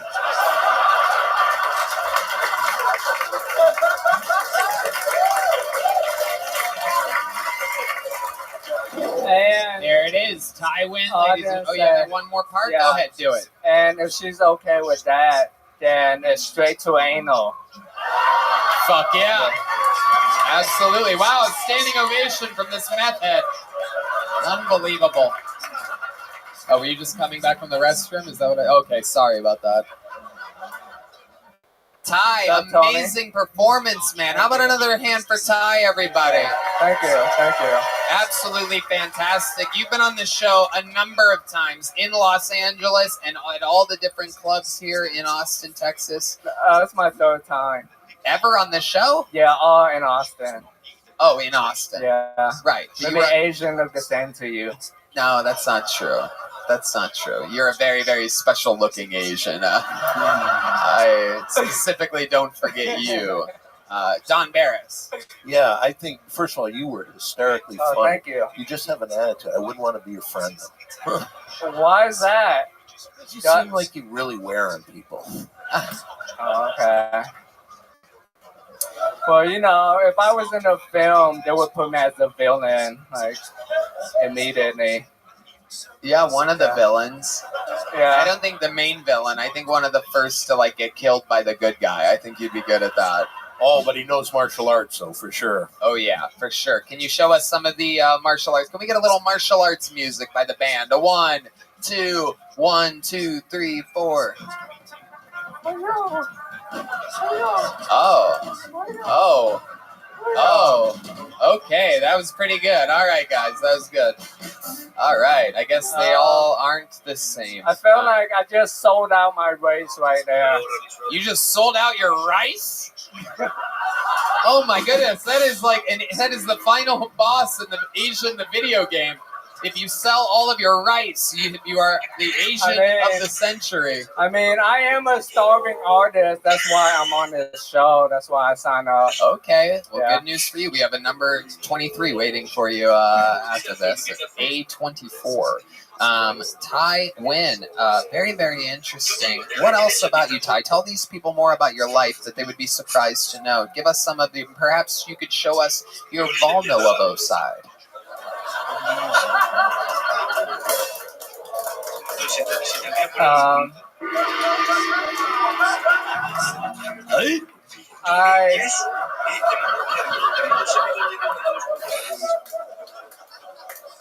I live in Pflugerville. Oh, wow. He's actually Pflugerville famous. He has a hit song all about Pflugerville that became really popular. What? Yeah. What does it sound like? You want the band to play behind you? Will you sing it? Yeah, I'll sing it. Okay. Talk to Michael. Tell Michael what it is. So, Tell him how it goes. 130 tempo. 130 BPM. That's the tempo. How about this? I'll just sing a cappella and you'll follow. Get the guy with the disability back. All right. Here he is singing a song. I'm from a city with a name that's hard to spell. Half the people living here got a job at Dell. Blue shirt, gray khaki, that's my cubicle fit. Drive a Honda Accord with a beautiful kit. Me and the boys hang out in the cul-de-sac. We drink red wine, eat trail mix snacks. The homie got drunk and he tried to rap. I received complaints on the Nextdoor app. Got the ring alarm for them petty burglar. Stole my brother catalytic converter. When I see them sucker, I'll make them pay. Like the grass ain't cut and I'm the HOA. Over there. I'm at the dog park, buying a ton of reefer. Can't go outside with the cedar fever. Sore throat, runny nose, my sneeze are violent. When I say Pflugerville, the P is silent.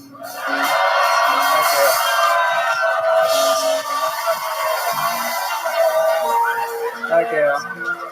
Oh my God. Yeah.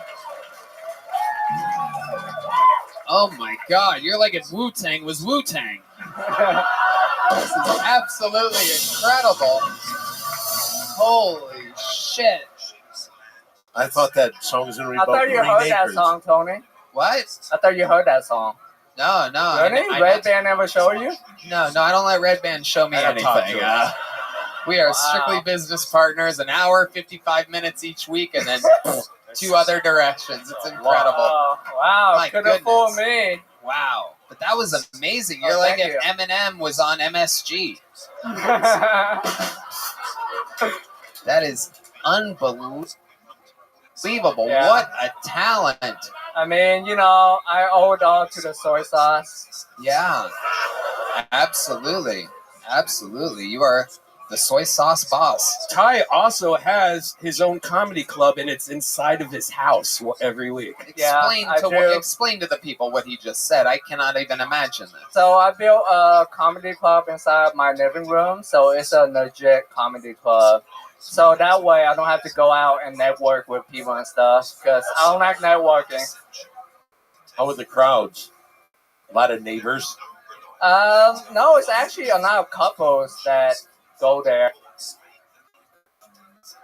So it's kind of weird because the neighbor don't know what I'm doing. So they think I have a swinger party every Saturday night. Right. Yeah. It's like your house is like your head. It's a business in the front, party in the back.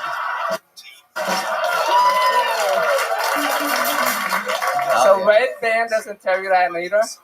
No, I don't. What you see is what you get, guys. I mean, really, we are strictly. It's like, you know what I mean. It's like Roger Waters and David Gilmour. They do a thing together. They don't hang out.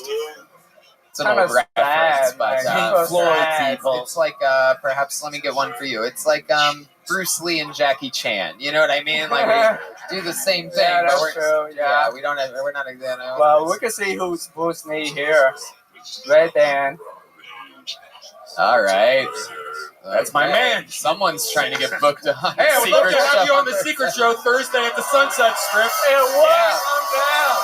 I'm down. But unfortunately for you, you chose the wrong Bruce Lee because I have two Tony and Friends show, one on Tuesday, one on Wednesday. But since he's Bruce Lee, I'm not booking you on him. So I'm gonna book legends like Don Barris. You win a little, you lose a little. Yeah. It's part of the game. That's it. Yeah. That's it. That's just how the fortune cookie crumbles. All right, there he goes. That's how I win, everybody. Here's the big joke, Bob. You have one of these yet? Have you ever gotten one of those? Okay, absolutely. Is Hans here yet? He is? Wow, ladies and gentlemen, this is one of those... Ty, you're going that way. What's happening? Why? That's the first time ever people have started to try. It just happened twice in a row. Okay, ladies and gentlemen, this has never happened before where Hans has missed his spot. It's never happened before where Hans has threatened to not show up the next day. It's never happened where he faked flights being canceled out of Newark. I think he felt the pressure. I think he knew I had something up my sleeve. So here, with a brand new minute, this is ROTHSCHILD! What's up? Holy shit. I made it. Does anyone have any cocaine for me right now? I had a bunch, but I lost it all at the White House. Hope you guys had a great 4th of July, or as I like to call it, Juneteenth for white people. Let's go invade Iraq again. Yeah. Let's go to Vietnam, best out of 3.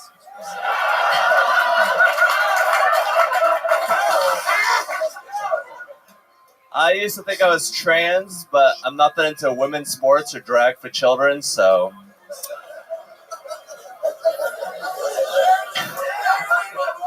These trans people are doing the Lord's work. They're educating our children and humiliating our women.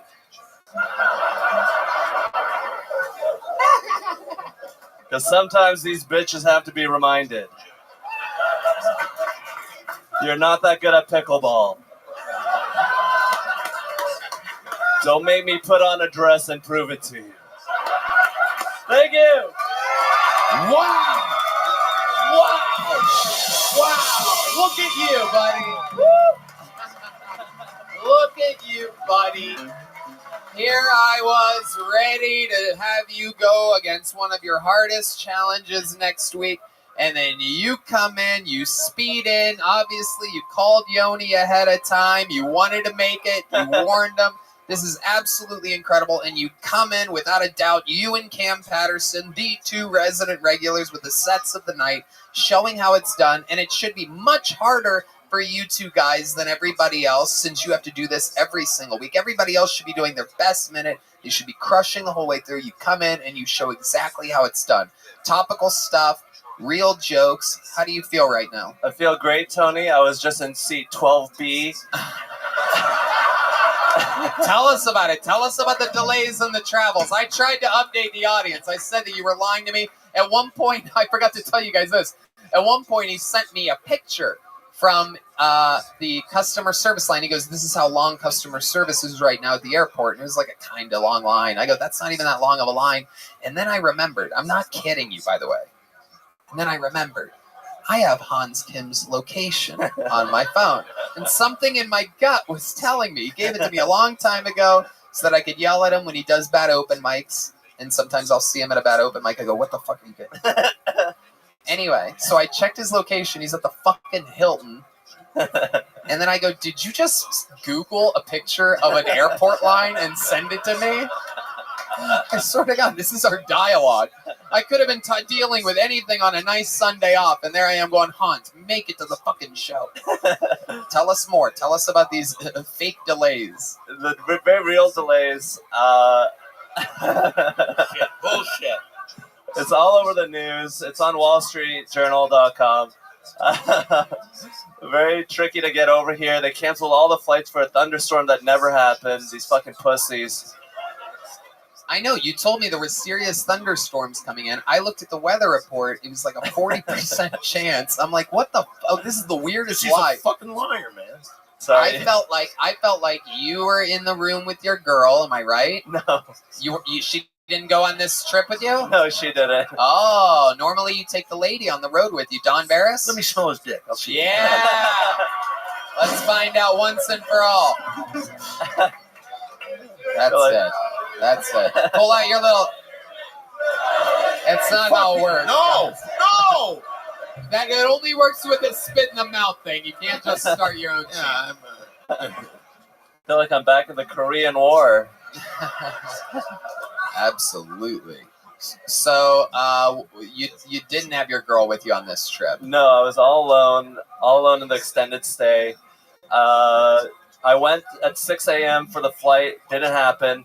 Then I went back home and I went to the hotel, just relaxed. And I went the next day, today, went for the 1:30 flight. That was booked. I was on the standby list, so I got bumped to the 3:30. That was delayed till 5:30. But I got on, and now I'm here at the greatest live podcast of the world. Wouldn't miss it for the world. Tony. Yes, Don Let's say Barris. we have the whole audience just beat the fuck out of him for lying. So let me ask you this, because normally you've been taking your girlfriend on the road with you. Why did she not end up on the road with you this weekend? Where were you again? New Brunswick. New Brunswick, New Jersey. Yes. And you went solo. Yeah. Why did she not go with you this week? She didn't go with me this week because her friend Sophia, or I shouldn't have said her name, but her friend was in from London, England for the 4th of July, so she had to hang out with her all weekend instead of coming with me. And she went out all night, 6th Street, got drunk, had a great time, so I'm glad that she has freedom to do that. What did it feel like? What did it feel like being alone on the road? Were you lonely at all? Yeah, I was constantly checking her I have her location. How lonely were you exactly? I was about 7.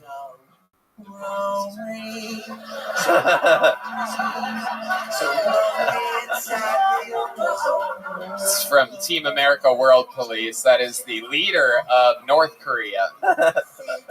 Okay, that's enough. That's pretty Were lonely. you so lonely? That was pretty lonely. So what did you do to pass the time? I had the Kleenex next to my bed. That's all it takes. Hotels they put it in the bathroom. I move it to the bed all the time. Yeah.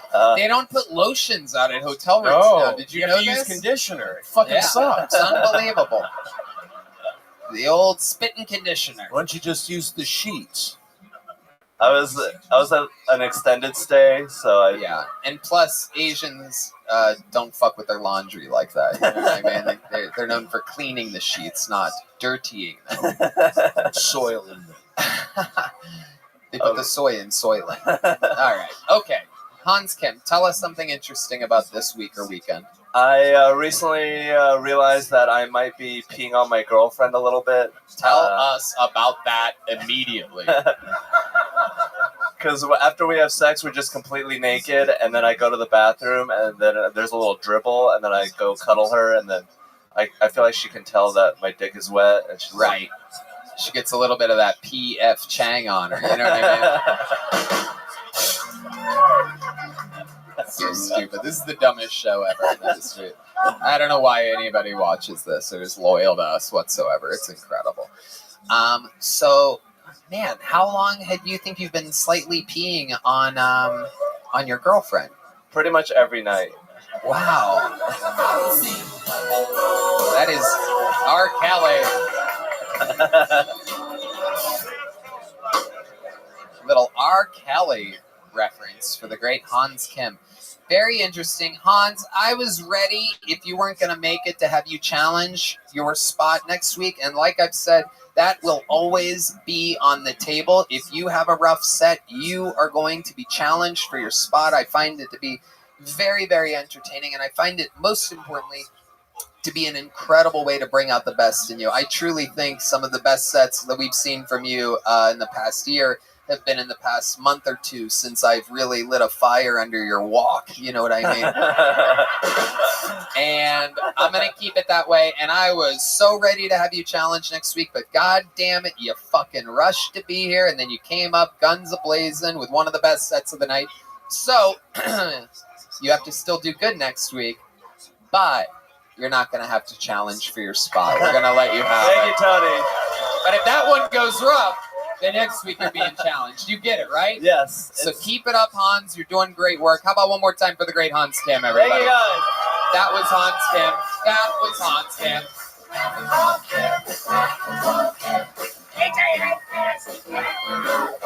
Well, now, ladies and gentlemen, it has come to that time in the night where there's only one way to put a ribbon on a show like this, everybody. There's one guy that never misses his flight. There's one guy that never's running late. This guy has the most sets in the history of the show, the most interviews in the history of the show. The only living Kill Tony Hall of Fame member. He's the Vanilla Gorilla, the Memphis Strangler, the Big Red Machine, William Montgomery!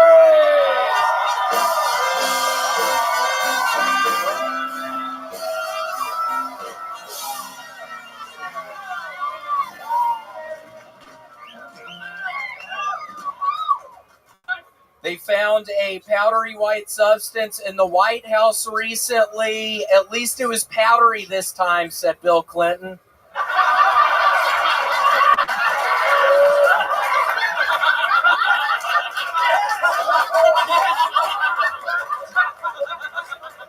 Pete Davidson is going back to rehab stemming from PTSD and depression. I mean, imagine if you had dated Ariana Grande, Kate Beckinsale, Kim Kardashian, Larry David's daughter, Cindy Crawford's daughter, Christina Applegate, Caitlyn Jenner, Chelsea Clinton, Larry David's other daughter, Red Band's mom, Michelle Pfeiffer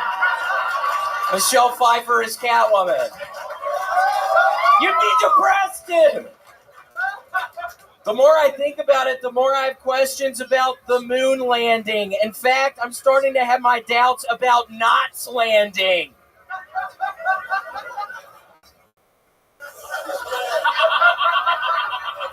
I don't know if y'all remember that movie, Don't Tell Mom the Babysitter's Dead, but yeah, that's what my father told me December 14th, 1992.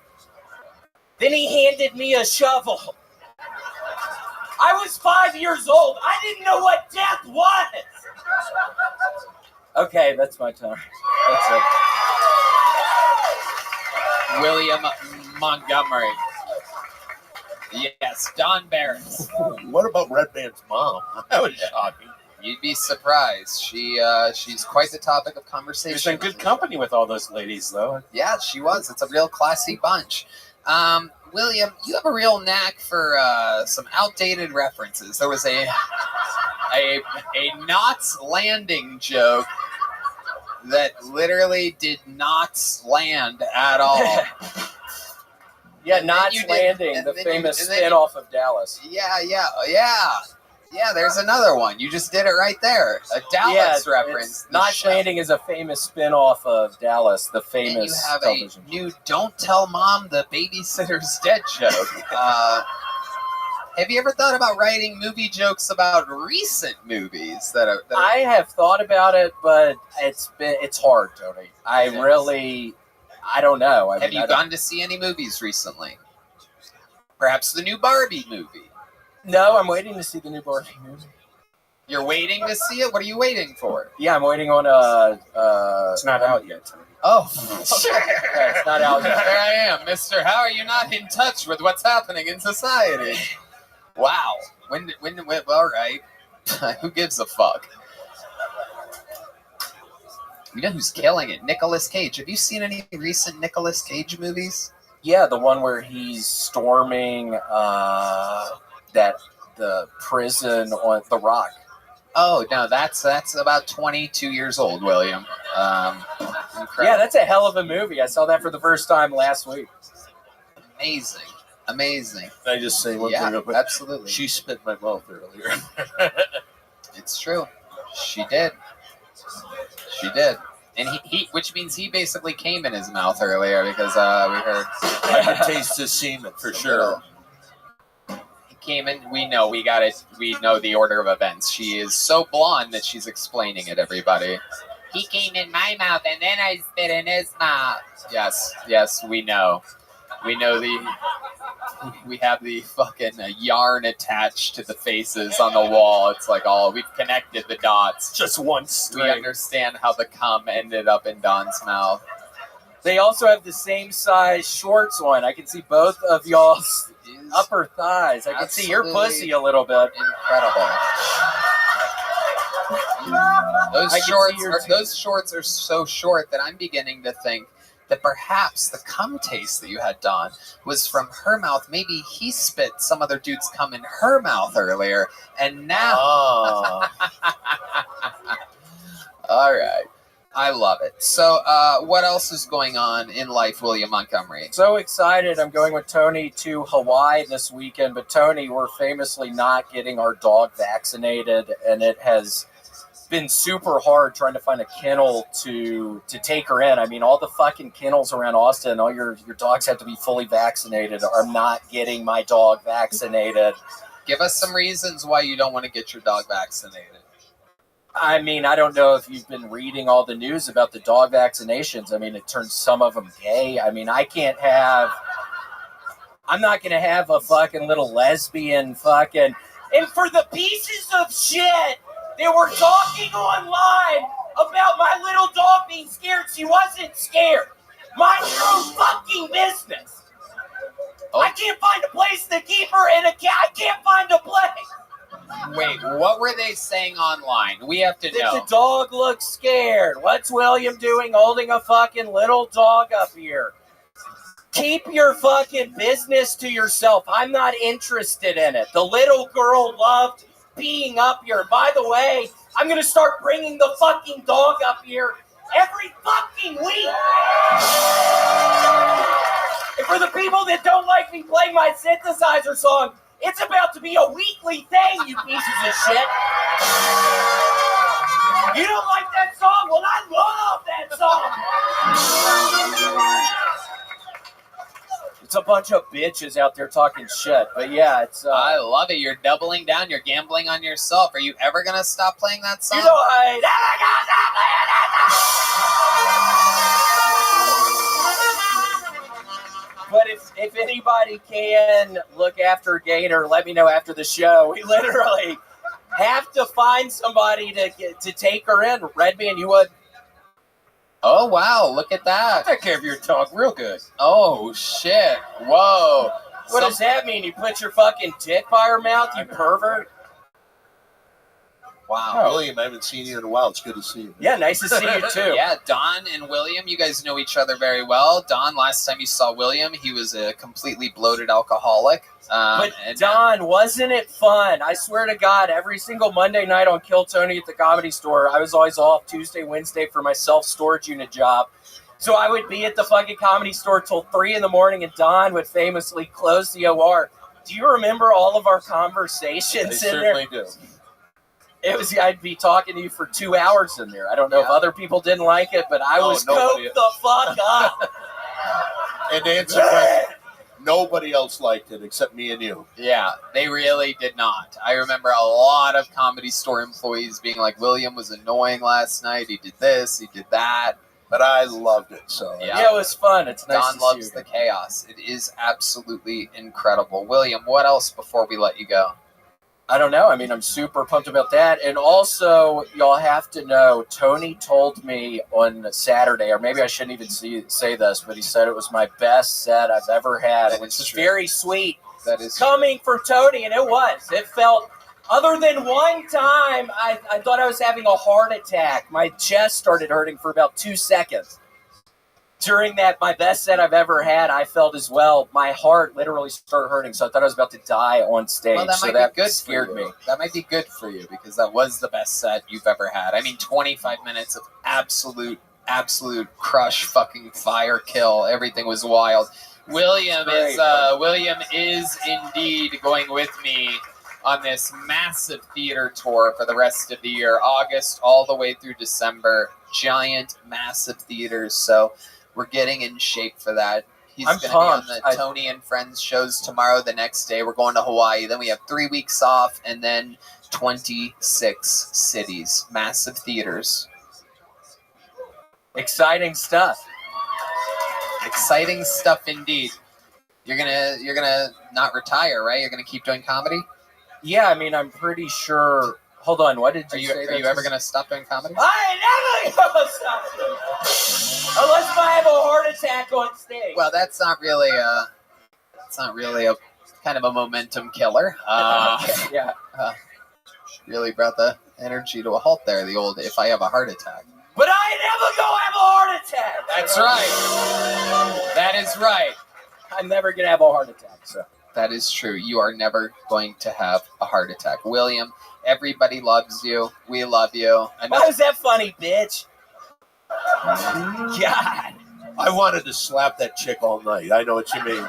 She has a little bit of an attitude problem. It's because she is waiting for that guy to die. Is that true? Is this a family here? Yeah, it's a family. Don't let the son start to answer. I just want to tell the daughter, you look good. I mean, real good. All right, well, okay. Thank you to the piece of shit that just threw me at the... Dude, you're not allowed to do that. I'm going to kill you right after the show. Someone throw a car at you? What is that? It's a Hot Wheels car. Why would someone throw a Hot Wheel at you? I mean, what the fuck were you thinking, dumbass? Why'd you throw the Hot Wheel? Having the set of my life up here right now. Oh, Jesus. All right. Ladies and gentlemen, one more time for the great and powerful William Montgomery, everybody.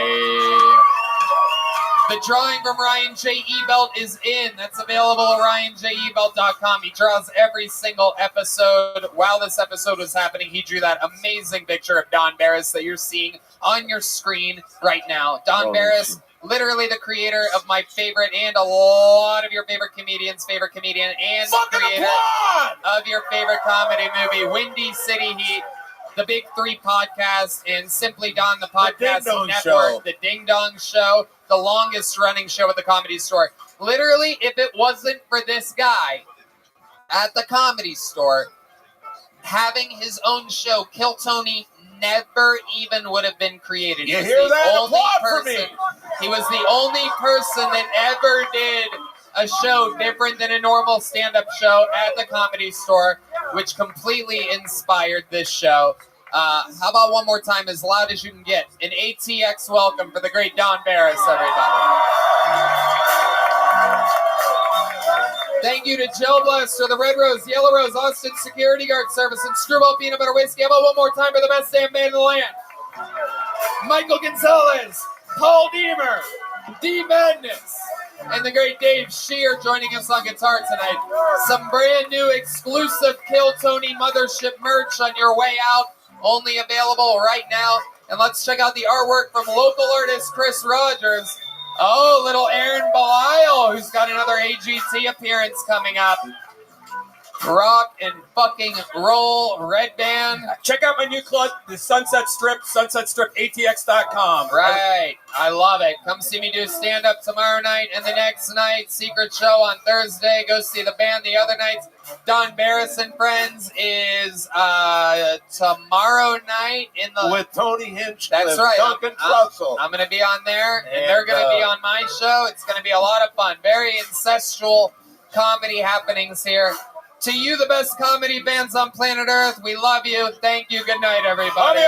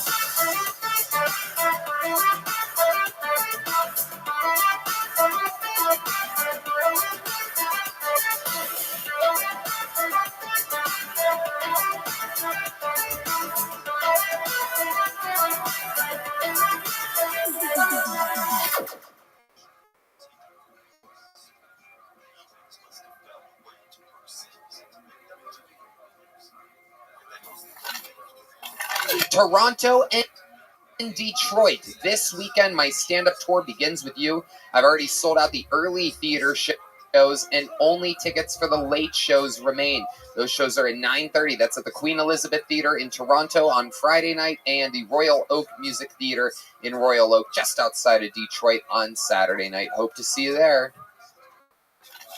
Kill merch is absolutely killing it. We have new drops coming, and everything else is absolutely thriving there. I mean, it's just unbelievable. We've sold out, and we are refreshing on everything. The store is an absolute wild success. From stickers to tickers to old American pickers. Only, Lord only knows what you will find at killmerch.com right now.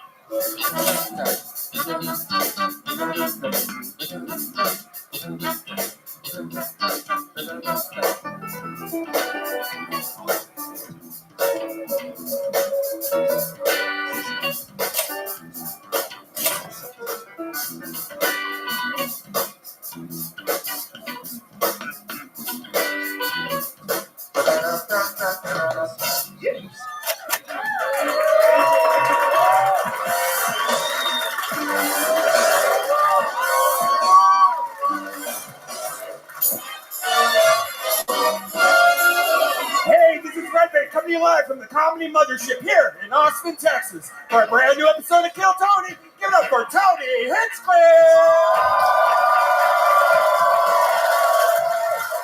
You guys ready for the best fucking night of your lives tonight, or what? Yippee! How about a hand for Red Band, everybody? Oh, yes. This is Kill Tony, the #1 live podcast in the motherfucking world. You guys excited to be here? The show is brought to you by Gel Blaster, the Red Rose, the Yellow Rose, Austin Security Guard Service, and Screwball Peanut Butter Whiskey, which presents the Kill Tony Band. There they are, everybody. Make some noise for them. That's Michael Gonzalez on the drums. Paul Deemer on the horns. This is the great Matt Muelling on the electric guitar right behind me. John Dees on the keys. And this is the great D Madness on the bass guitar. Also, for those of you coming in to visit Austin, Texas, if you need an IV drip, make sure you go to Connect Mobile Health, CMHUS.com, and follow them on Instagram at Connect Mobile Health. Get an IV drip on a Sunday before a Kill Tony, or a Monday, or a Tuesday to recover, but by then it might be too late. This place is fucking wild. Welcome to the show, everybody. We're going to have a lot of fun tonight. Before we start, here's a little bit more from the amazing sponsors that made tonight's episode available for you here, right now. The Sunset Strip Comedy Club, owned by Brian Red Van, is in downtown Austin, Texas. Check out The Secret Show every Thursday. All shows can be found at sunsetstripatx.com.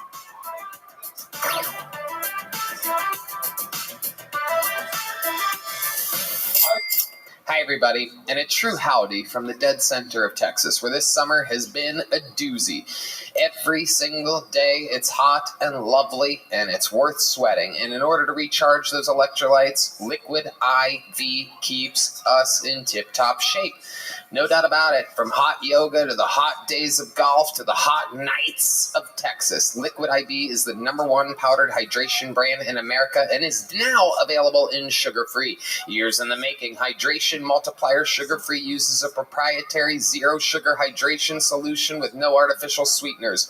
With 3 times the electrolytes of the leading sports drink, plus 8 vitamins and nutrients for everyday wellness, Liquid IV hydrates 2 times faster than water alone. Keep your daily routine exciting with 3 new flavors: white peach, green grape, and lemon lime.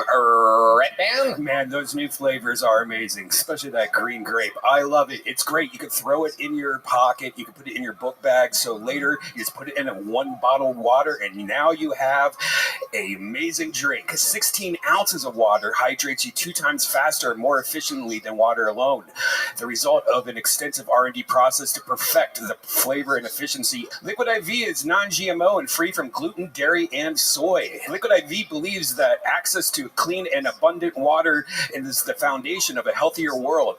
They partner with leading organizations to fund and foster innovative solutions that help communities protect both their water and their futures. To date, Liquid IV has donated over 39 million servings in 50-plus countries around the world. No doubt about it. Real people, real flavor, real hydrating. Now, sugar-free. Grab your Liquid IV Hydration Multiplier Sugar-Free in bulk nationwide at Costco, or get 20% off when you go to liquidiv.com and use the code TONY at checkout. That's 20% off anything you order when you use promo code TONY at liquidiv.com.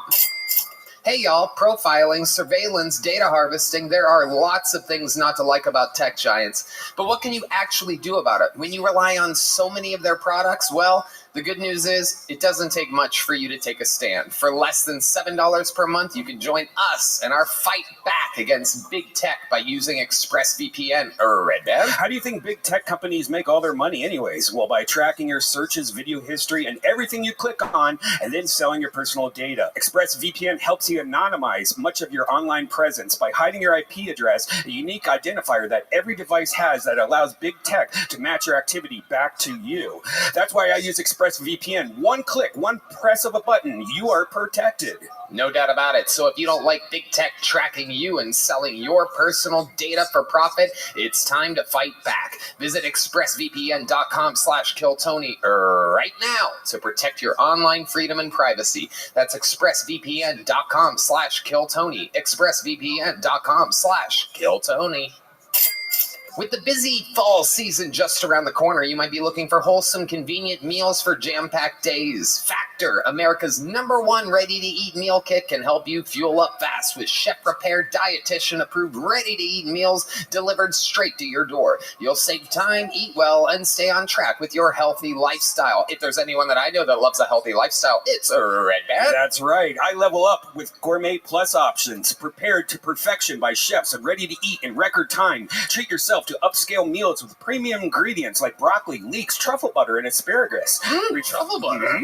Refresh your healthy habits without missing a beat. Choose from 34 plus weekly flavor packed dietitian approved meals, and they're ready to eat in 2 minutes. Need an extra boost to support your wellness goals and feel your best for the rest of the summer? Try Protein Plus meals with 30 grams of protein or more per serving. This August, get Factor and enjoy eating well without the hassle. Simply choose your meals and enjoy fresh flavor packed meals delivered to your door, ready in 2 minutes. No prep, no mess. Head to factormeals.com/killtony50 and use code killtony50 to get 50% off. That's code killtony50 at factormeals.com/killtony50 to get 50% off.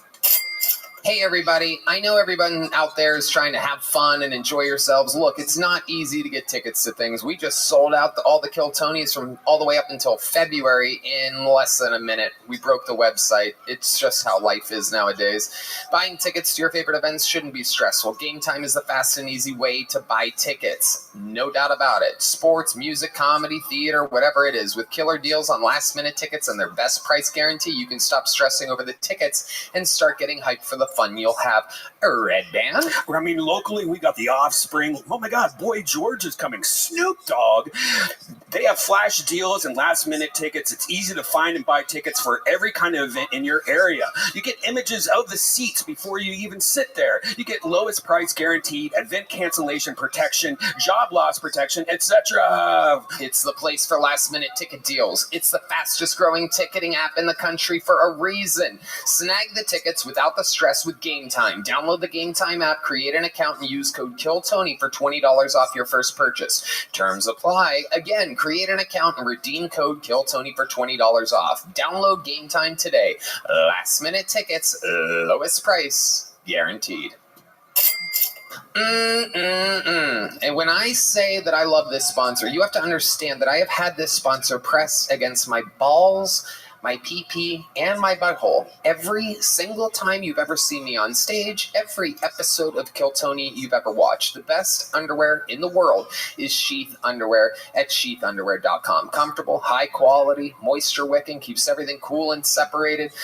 Great for working out, comfortable materials. It's hot here in Texas, and I threw away all my other fancy Nike, all the other underwears in the garbage can with Sheath. We mean it from the bottom of our hearts, even Red Band. I'm wearing it right now. So for 2023, step up your underwear game, graduate from holes, loose fabric, cheap cotton, or overpriced designer brands, and buy the greatest underwear that has ever graced the balls of man. Sheath Underwear, the underwear of legends. Sheath can be worn like regular boxer briefs, or you can use the incredibly high-tech Sheath pouch to keep everything separated. I wear these every day, and I can tell you they are the most comfortable pair of briefs I've ever worn. Every single day. We all wear them. Everybody that from the show that you love, everybody has Sheath Underwear, from Yoni to Tony and everyone in between. So go to sheathunderwear.com and use the promo code TONY to get 20% off your next order. So once more, sheathunderwear.com and promo code TONY for 20% off. Hey y'all, I have to tell you about this super blend I'm loving called Kachava. It's hands down the best thing I've found to feed my body the nutrients it craves. Kachava is an all-in-one plant-based super blend made up of superfoods, greens, plant proteins, antioxidants, adaptogens, and probiotics. In other words, everything your body craves to feel your best.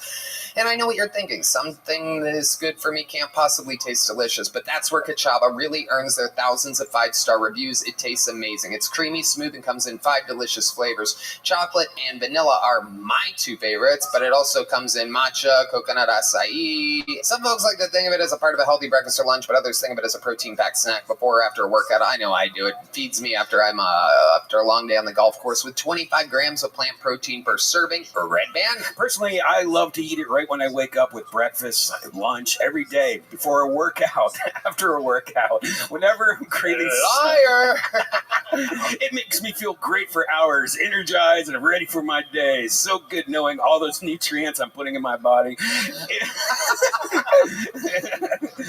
And you know what? My first impression was, wow, this is delicious. I love drinking it. It makes my day better because I don't like eating. It's easy just to pound down right before I go out. I am so with you on that. Pound down to Pound Town. Kachava is offering our listeners 10% off for a limited time. Just go to kachava.com/Tony, spelled Kachava, and get 10% off your first order. That's kachava.com/Tony.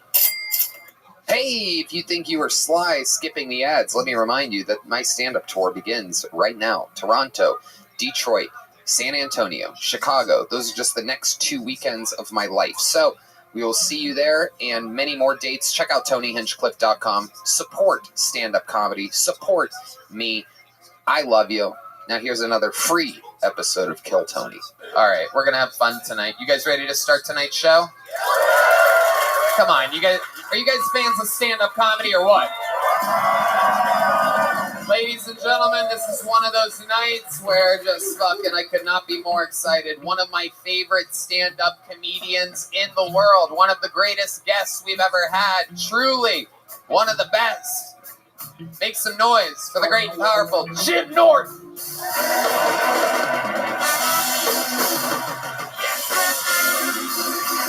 Fuck yeah.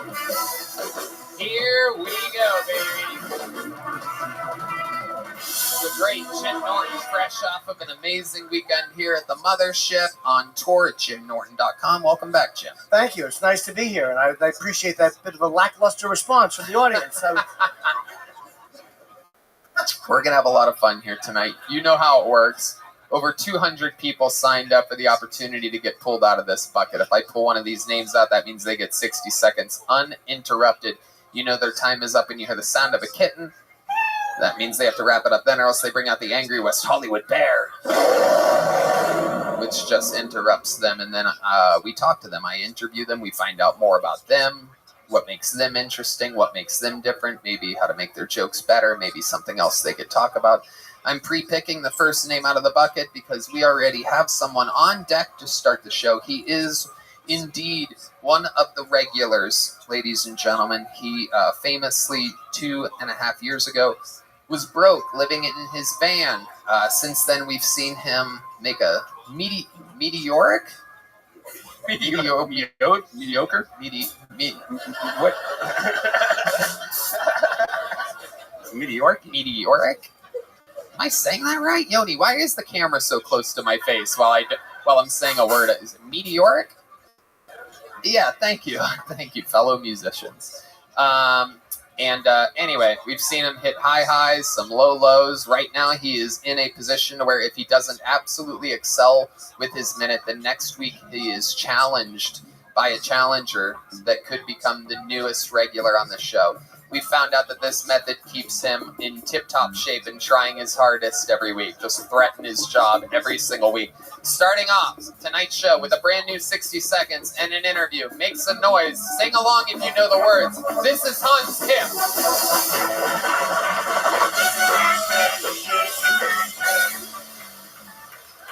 Thank you. I feel bad for the girls that have to have sex with me. Because after I finger them, they're like, well, that's the best that's going to get.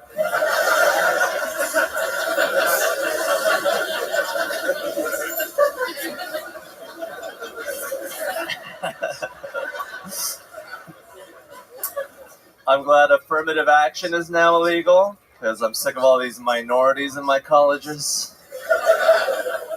Call me old-fashioned, but I don't think a college classroom should look like a Dollar General.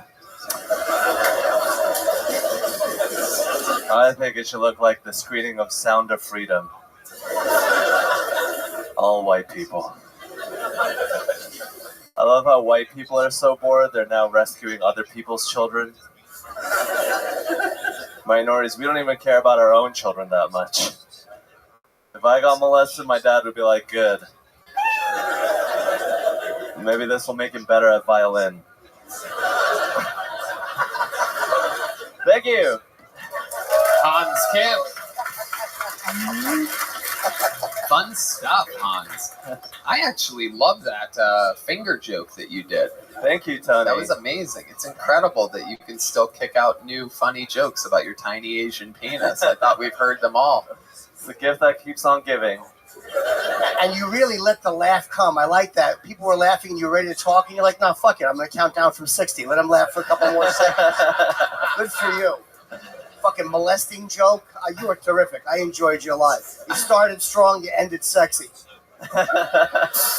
Indeed, you really did. Did your dad try to make you learn violin? Or did your Asian parents make you try to do Asian things growing up? Can you give us some examples of some of those things? He wouldn't let me watch TV at night or on the weekends, and I got really mad and I punched a hole in the wall. Oh, shit, that's an after-school special. Dad! Yeah.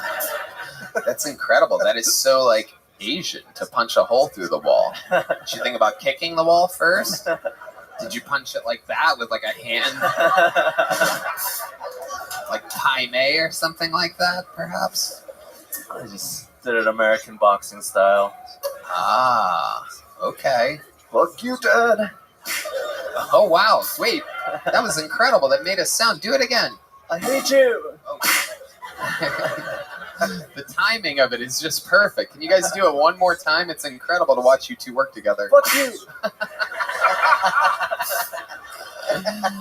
Amazing. Hans Kim, what else is going on with you this week? Tell us more. I've been killing it on the road. I just did a rally in North Carolina, which is great. It's a practice for my 1 minute, and then I have to fill in 59 minutes after that. Wow. Where was that at? Raleigh, North Carolina. Okay. Did you open with the same joke about fingering a girl? That's a great one on the road Yeah, to open with. yeah, it was in there. Good for you. For But sure. did you open with it? No. Okay, yeah. Yeah, that I don't will like. really. That's a make or break joke. They're gonna love you or hate your guts. Yeah, it's a good temperature reading. Yeah, literally. I like my dick. When you finger a girl, Hans, what finger do you use exactly? I use the middle finger. Whoa, he's going for distance. He's going for speed. Yeah. I fucked up. I've used the thumb. That's a real. Hitchhiker. I figure you might go with the pinky. This way, when your dick, you can exceed the expectations of the pinky. You're fucking up throwing your biggest finger out there. Do you have to let it finger? Do you have to? So let me ask you this: your middle finger compared to your dick, what is the length and width difference there? Yeah, it's way bigger than my middle finger. Okay, when you say way bigger, can you give us an example? Would it hurt Lena the plug if you? Not everybody's on the TikTok out here. It's like a dick. It's not. All right. Fuck. It's not like your dick, Tony. I heard some things in the grapevine. That's crazy. You've heard nothing about my dick, Hans. Okie dokie. God damn it! I don't want people knowing about my huge dick. Stop it, guys. Stop embarrassing me in front of our people. It's very, very normal, guys. I'm just like one of you. Stop with the horse sound. Okay, there's a lady squirting in the corner right now. Hans, anything else we should know about you before continuing on? I drove my girlfriend on my moped, but she was drunk. She sort of passed out on the back. Oh, shit. Yeah. Is that a true? I thought that was the setup to a joke. That's a true story. Yeah, that's. She was on there because she was sitting on my dick, and it didn't keep her on there very well. Wait, you had her in front of you? No, I was just trying to put a punchline on it. That's weird because you actually snaked your dick back under you and rode a moped. Yeah, it's more like a ropey hard-on. She was a ropey hard-on. Yeah. What's that mean? You lasso a little cattle with it? Yeah, this fucking guy's a roper right here. His name's actually Ropey Hardon. I don't know if you've met him before.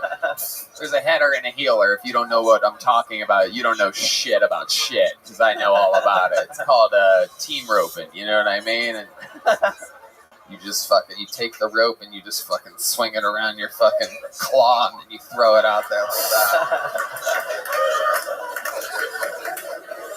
You see that, Jim? You see this guy? Yeah, I heard you talking to him, and I see who you mean. You see what that he's got a stapler for a right hand. Fuck yeah. I loved you in Jurassic Park. Yeah.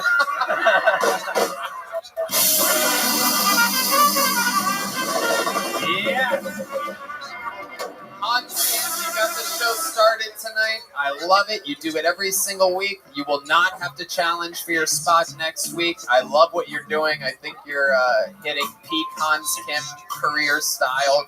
A lot of great new stuff lately. I love it. Make some noise for Hans Kim, everybody. That was Hans Kim. That was Hans Kim. That was Hans Kim. That was Hans Kim.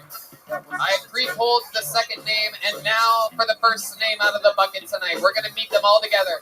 Historically, one-word names on this show end up being very interesting characters. I feel like this is going to be interesting. Make some noise for the Kill Tony debut of Kojak, everybody. Here we go. 60 seconds of stand-up comedy, and then an interview.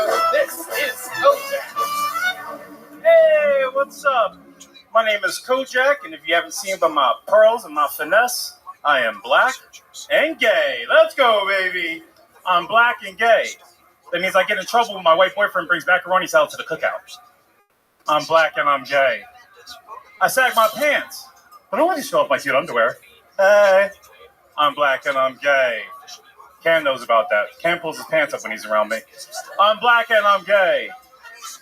I can say figure nugget. And not get in trouble, bitch. I'm black and I'm gay. After I shoot my boyfriend's mouth, I yell, Kobe! Then I helicopter my dick. I'm black and I'm gay. I get my reparations from swallowing unborn white children. Woo, white privilege tastes so good. I can taste the trust funds.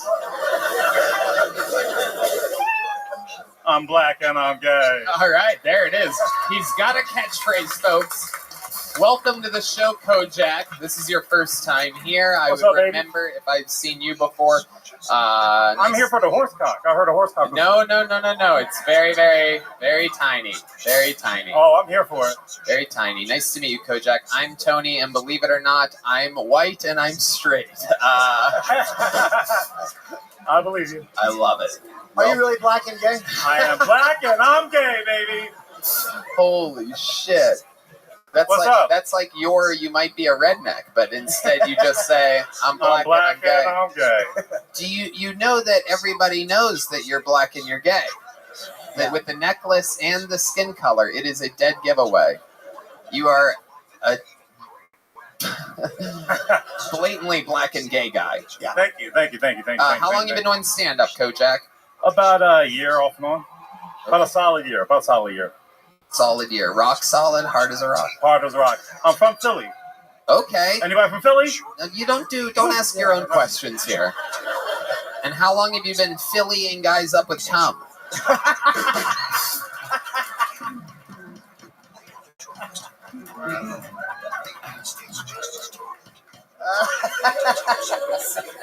I lost my gag reflex at 14. Oh, wow. Okay. Philly's a very tough area. Was it tough being gay in Philly? And being black in Philly is very easy, but was it tough being... Oh, yeah. I was in the hood, 22nd and Diamond, baby, Temple University. Oh, my God. Now the only time you're in the hood is when you're with an uncircumcised guy. Now you have the hood inside of you. My boyfriend's Puerto Rican. Oh, really? Yeah, he's cut, though. Okay. Yeah, Great. most Puerto Ricans have been cut at some point. It's normally by a shank in prison, but... Oh, yeah, he cuts. Okay, where'd you meet the Puerto Rican boyfriend at? Grindr. Okay. And you saw his bio, and it just said, I'm brown and I'm gay, and you're like, this is going to be good. Were you seeking someone cut, or was that just a bonus? Oh, that was a bonus. Okay. I don't like all that extra. It's like a deli stick pepperoni when you have to peel the skin back. Well, I'll never be able to eat one of those again. Yes. Not a Slim Jim. Yeah. I don't put no thin pipe in my windpipe. Wow, you have a lot of gay catchphrases. My goodness. All right. Run HIV. I like your style. This is incredible. I'm black and I'm gay. That's a lot of AIDS. I've been dipping and diving my whole life, baby. Okay. All right. You're wearing a tank top, but you seem like a tank bottom. Am I correct about this? I do it all. Okay. You do everything. I do it all, baby. Puerto Rican boyfriend's fine with that. Yeah, he's like a small one, small Puerto Rican. You like a pocket. You just had him taller than you, and you called him small. Yeah, I like him small. Like, I like it. You know when like a small dog mounts a big dog, and it's kind of funny. Yeah. Oh, I love it. He's a spinner. Yeah. It's like a Chihuahua on a Great Dane. Okay, I got you. You don't need to name any more dog breeds. I got it. It's a little guy getting fucked by a big guy. I got it. Only on a horse. It's like a wiener dog and a mastiff. It's like a terrier and. We got it. What do you do for work, Kojak? I'm a waiter. You're a waiter. Full time, baby. Okay. Selling steaks. What? Selling steaks. Okay. At a steakhouse. Yes, sir. All right. Very good. How long? Yeah, go I was going to ask why the name Cody. Is that a nickname or is that your actual name? It's a high school nickname. Why'd they call you that? Bald head, baby. Who loves you, baby? Oh, sure. Kojak from the old show. Yeah. Anybody under 50, what the fuck are you talking about? I get it. We're old. I look young, but we're the same age, probably. Really? How old are you? Yeah, 44. Yeah, you look older. Hey! I love it. Kojak, you live here now? Huh? What? Yeah, you live here now? Yeah, here. Okay. How long have you lived here? About a year and a half. What do you love about Austin, Texas? Oh, I got a hand job from a twink with a mullet at the lake. They don't have that in Philly. Okay, was his name Uncle Laser? Yeah.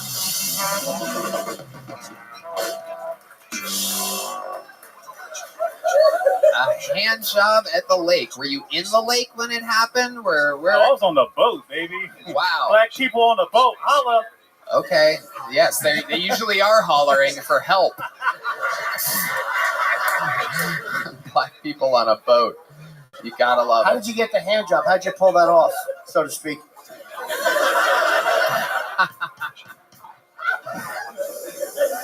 It was an all nude. It was a hippie hollow, so everybody was naked. So wow, so just a bunch hand of jobs everywhere. gay guys on a boat just come everywhere. God, I'd rather take a submarine down to the Titanic than. Exhausting. I sucked a lot of dick to get here. Okay, all right. Awesome. To get here, you just signed. You could have signed up on a piece of paper. The guy behind the curtain wouldn't open it. You gotta suck my dick or you're not going out there. Incredible. Kojak, being gay, it seems like you guys get to do whatever you want. Was your Puerto Rican boyfriend on the boat with you? Oh, that's funny to you? I was asking a serious question. Yeah, he was with some black dudes. Oh, okay. We're open. We're semi-open. Okay. Yeah. Don't get any ideas. No. I'm not. Don't worry.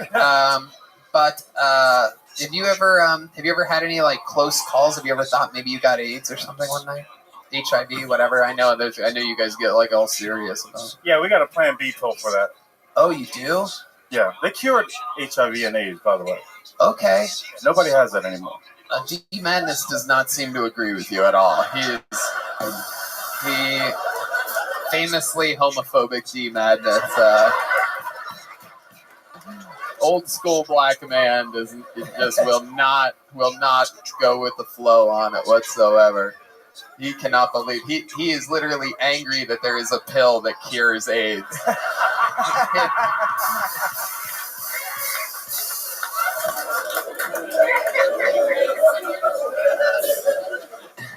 If D Madness found out that sucking a dick would cure his blindness, he'd be like, I'm good. My fault, man. My fault. I don't like sucking dick, man. I'm just good at it, All right, Kojak, you're not going to win back D Madness. Oh. All right, Kojak, fun times. Congratulations.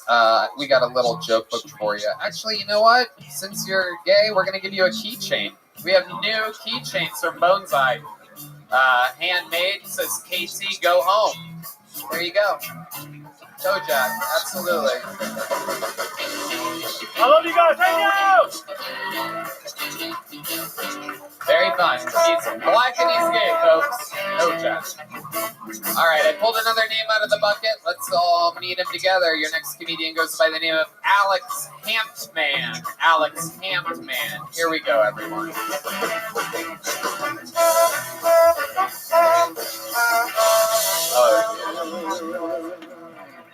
Oh, what the fuck is up, Comedy Mothership? All right, I got a question. How do you guys feel about bird watchers? That's the right answer. I'm pretty skeptical too, right? I mean, who else do we know that likes to hang out in bushes with a pair of binoculars with hopes that they're going to catch a sweet, sweet glimpse at a fine specimen? Right? It's a bit of a hot take, but I think that bird watchers are just perverts on their best behavior. I can't even tell you how fucking stoked I am to be here right now. It took me 3 flights to get here. And on one of them, I had this lady, and she just kept trying to get me to go in the lavatory with her. And, don't get me wrong, I've always wanted to make it into the Mile High Club. There's just one thing wrong with this lady. She was no less than 85 years old. Now, don't get me wrong, I love cave diving in ancient ruins as much as the next guy. But I work in architecture, and I can recognize an unstable structure when I see one.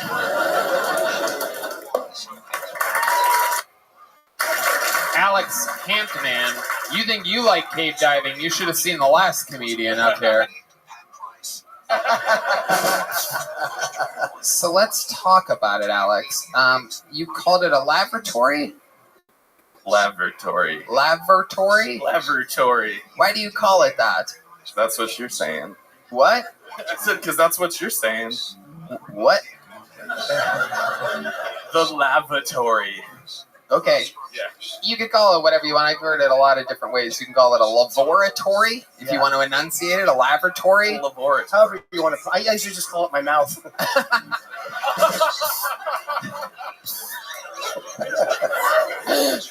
Well, my question is why are you calling it that instead of a bathroom? Because that's what they call it. Read the sign. It says laboratory. Now I've convinced you to go with laboratory all of a sudden. I've completely changed your enunciation. I like that you started with the bird watching. A lot of people are afraid to wade into that because we're such a polarized nation. But you're like, fuck this shit, right into the bird watching.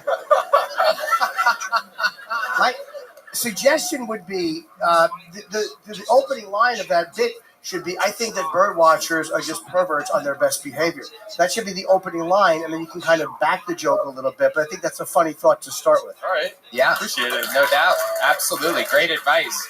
Straight to the good stuff. Then you also gave a lot of information on you said that you're stoked to be here. You took 3 flights to be here, but that didn't really apply to the story that you told about the old lady. Where did you come from to where it was 3 flights? I flew all the way here from Oregon. Oregon. Wow, I mean, that is an unbelievably... The people here in this room tonight think that things are farther away than they actually are. I flew from a faraway land, the 39th state of the United States of America. 3 flights. So was that just cost effective to take the 3 flight? $11. $11? No way. Miles and $11. Wow, look at that. Incredible. Which flight did the old lady want to fuck you on? Yeah, which leg of the flight was that? Yeah. San Diego to Austin. Yeah, you should have done it for the story. That would have been a great opening line. I fucked an 85-year-old woman on the way here. You got my attention. 85? 85? I mean, that's out of your range? I cut it at 76. Okay. Oh, it's very patriotic of you. That's his range, 17 to 76.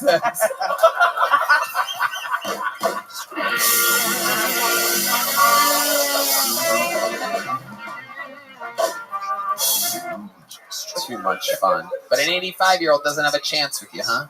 It's got to be real hot. Wow. Or just take your dentures out. Okay. All right. Look at you, dirty fuck. Alex, what do you do for work?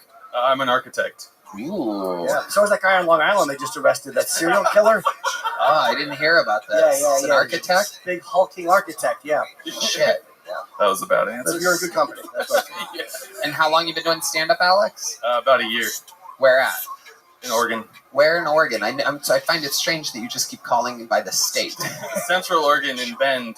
Okay, like Eugene? No, Bend, Oregon. Oh, got ya. Yeah. How far from Portland? 2.5 hours. Ah. Yeah. I don't know anything about Oregon except feel I'd chime in. What do you do for fun out there in the middle of fucking nowhere? You're 2.5 hours away from a dumpster fire called Portland. Mostly mountain bike and snowboard. Okay. What is your love life like? I just broke up with my girlfriend. How long were you with her for? 4 years. 4 years, and you just broke up with her. Why? 2 months ago. What made you break up with her? She was 72 when he met her.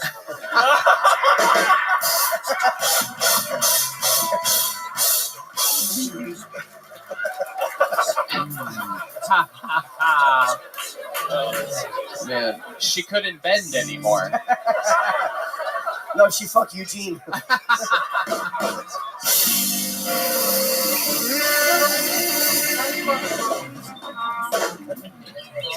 Oh my goodness. So what made you break up with her 2 months ago? 4 years together. We moved to Oregon from California, and she wanted to move back to California. Where in California? LA. Okay. What made you move from LA to the middle of Oregon? Because I went from a studio apartment to a 3-bed house with a garage for the same price. Right, a 3-bed house with a garage in the middle of fucking nowhere. Yeah. Don't knock it till you try it. No. I'm going to knock it, and I'm never going to try it. I like a thing called civilization. I think socializing is good for the mind. Who do you hang out with out there? Is it like a little Beetlejuice town? There's just a guy sitting outside of a shop. You just ring everything in yourself and walk out like, see you later, Pete. He's just talking to himself. No, I hang out with all the homeless people that live in the desert out there. You have homeless people in the desert? Oh, yeah. Wow. Did you move during the pandemic? Just at the end of, yeah. Oh, okay. You're like, property values were a little low, so you decided to go there. Locked it down. And then yeah. the world opened up again, and you're like, what the fuck am I doing? Yeah, why am I here? Yeah. I find it hard to believe that there's homeless people there. Do they not know about the incredible property value rates that are happening there in the middle of nowhere? I don't know if they're really in a position to take advantage of that. How much would a studio apartment be there?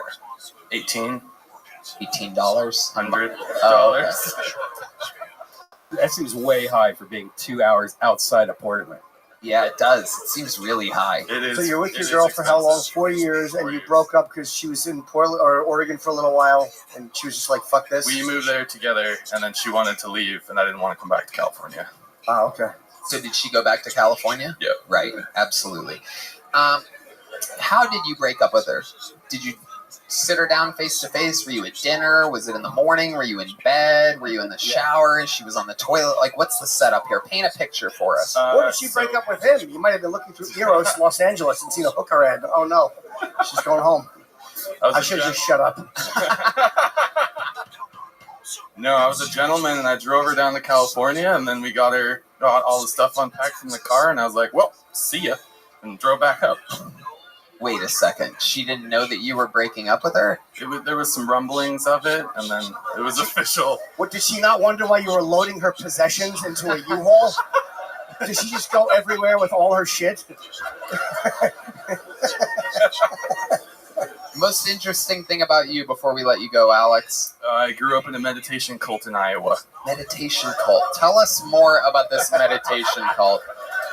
I'm pretty sure the last comedian was probably raised in a meditation cult as well. Yeah, it's called Transcendental Meditation, and I used to meditate before and after school every day at the top floor of my school with all my classmates. That's really not that horrible. Sounds nice. Yeah, I mean, it's actually like... Why are you calling it a cult? Yeah. Because it's pretty culty. Everyone wears beige all the time. Everyone's houses face exactly the same direction. Everyone's vegetarian and very bland. Not exactly correct. Yeah, I mean, all right, meditating. Did anyone ever molest you or anything? That's how you know it's a cult. I got out when I was 14, so I escaped that. How long do they wait to molest people in this cult? Jesus, what fucking lazy pedophiles. I'm not fucking that kid till he can drive over here. Oh, come on. Use the produce while it's still good, you know what I mean? 14.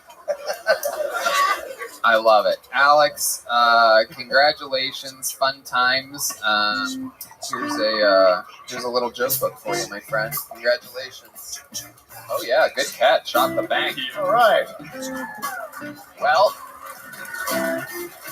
there goes Alex. Ladies and gentlemen, this is something has happened here which I cannot believe. I know for a fact that this young lady has signed up for the show a few times.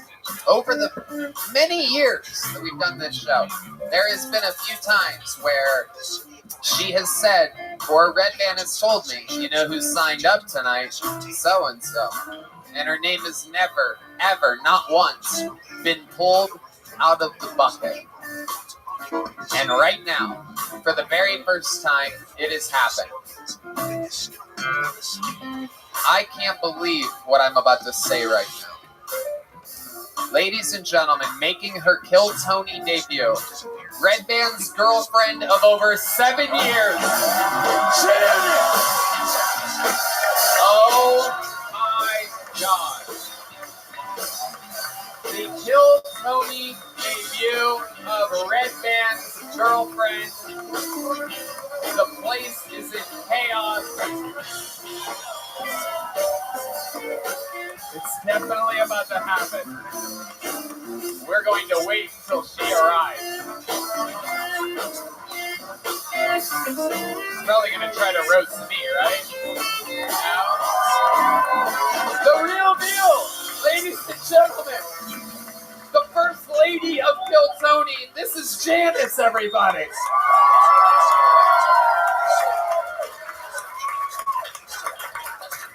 Hi. Oh, what the fuck? Okay. So my mom is super religious, and she doesn't believe in gay people. So, so I was like, okay, Mom, what would you do if I was gay? And she was like, I'd stuff you back into my womb and make you come out all over again. And I was like, damn, Mom, that's pretty gay.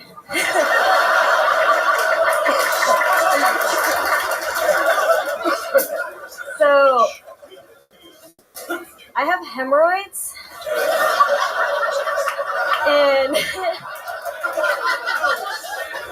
sorry, I was like, so if you have hemorrhoids, it really sucks going to the bathroom, like poop in the public restrooms,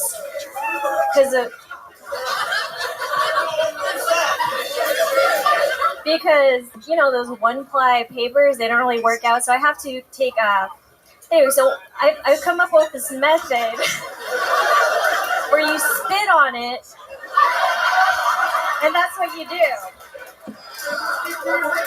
But the only problem with that is that every time you go to the restroom now, your mouth starts to water. Oh my God. Our sweet little Janice was without a doubt, as far as the bucket pulls, the set of the night so far. Absolutely incredible. I mean, that was amazing.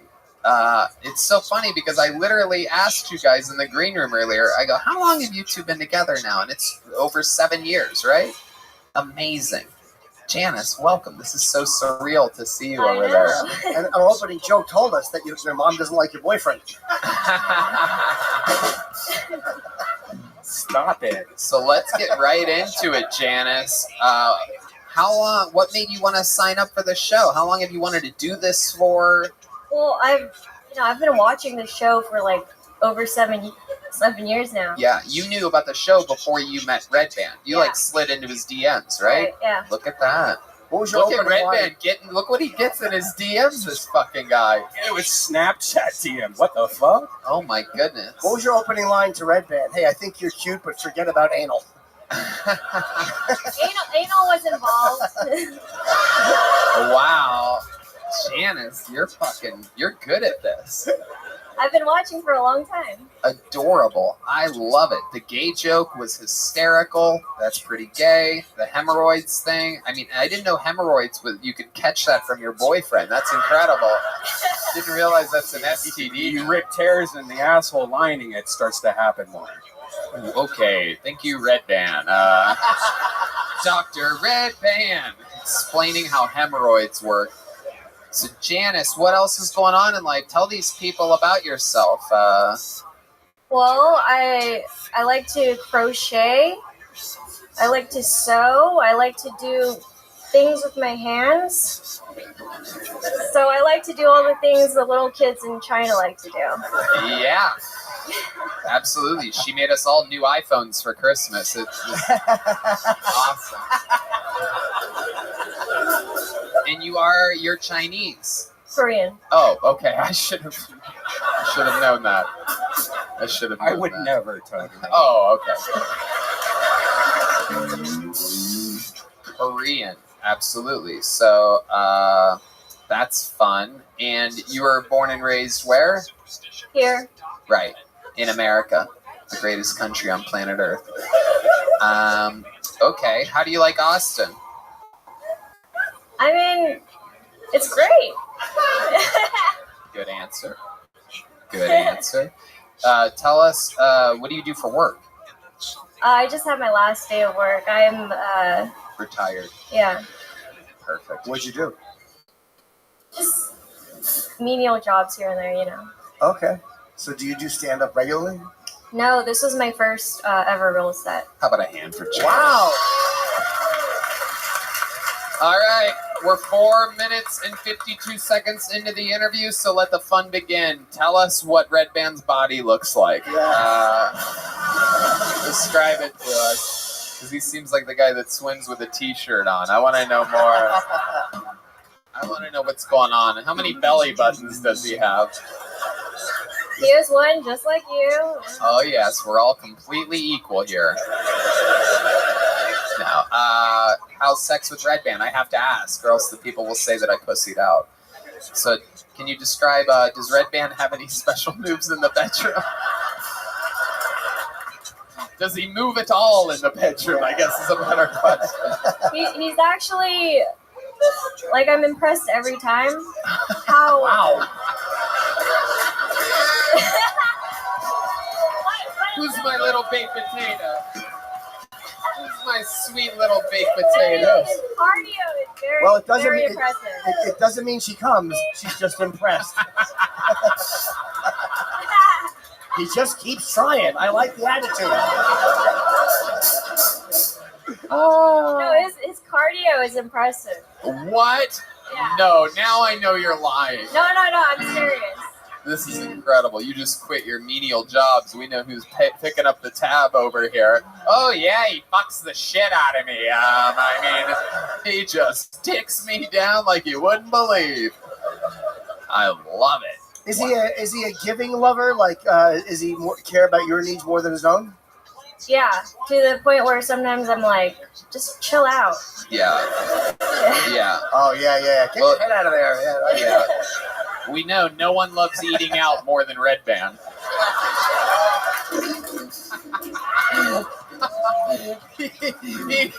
he had to hit his own pig sound effect. I've never seen his hat pulled this far down, by the way. This is incredible. There's just a nose hanging out underneath the brim. He cannot see anything right now. He has the same visual range as D Madness for the first time ever. What an epic moment this is. I mean, you have been with the show through, I've had, 3 or 4 relationships through the entire time that Janice has been here. Rock solid with you. It is amazing. Can you tell us, what do you love about Red Band the most? Gay. Yeah, I know it's gay. Are you sure you want to do this? Whoa. I don't know whether to be sincere or not. Be sincere. Yeah. This is the time to be sincere. I love that he's like a sweet person, kind person, but also that he's always just done his own thing, and he's very like firm in that, you know. And you know, it's worked out really well for him, so I'm proud of him for that. Oh my god. How cute.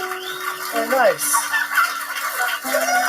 Turns out. Can I ask, what do you love about him the least? It's kind of the same thing. Janice, you're a fucking natural, dude. You know what? Next week, you're challenging Hans Kim for a regular spot. Yeah.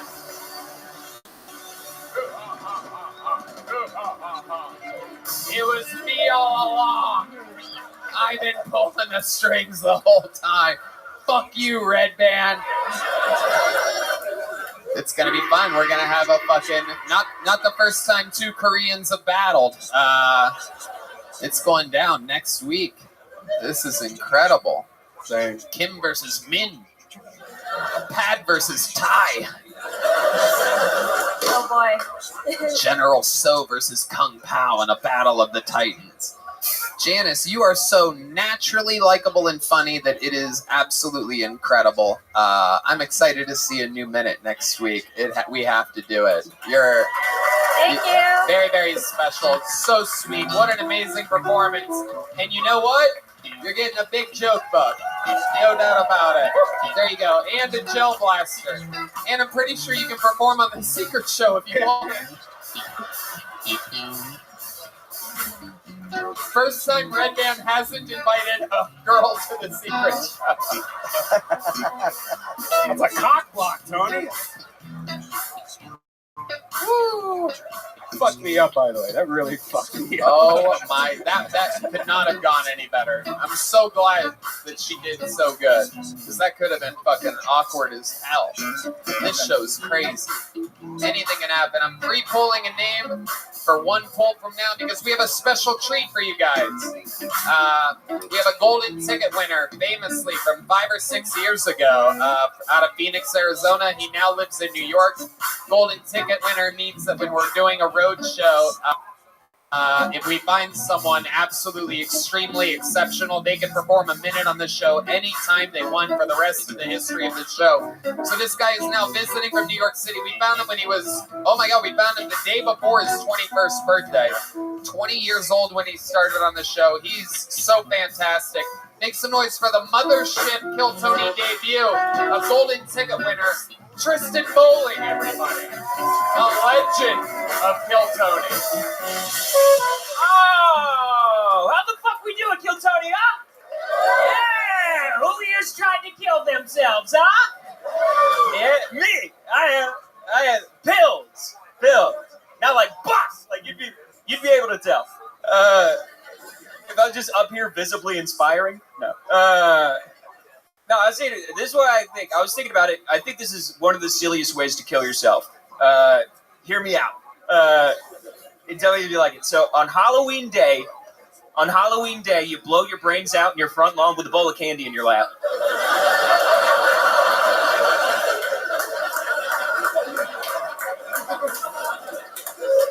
And then all night people are like, his decorations are nuts. Like that's kind of funny. Like you make the news, if not World Star Hip Hop, for sure. For sure. It's like this white boy wildin'. Like that's it. Thank you. Fantastic. That's exactly how he does things. Tristan Bowling. Another amazing performance. Yeah. I'm black and I'm gay. I'm sorry. Has anyone done that yet? No. That was funny, man. Really funny. I love a good suicide joke, and it went somewhere really hilarious. Great Thank joke. you, bud. It seems like we've been down the same block, you know? Oh, yeah. Just screaming into a gun. Singing. I sing into one. I don't scream.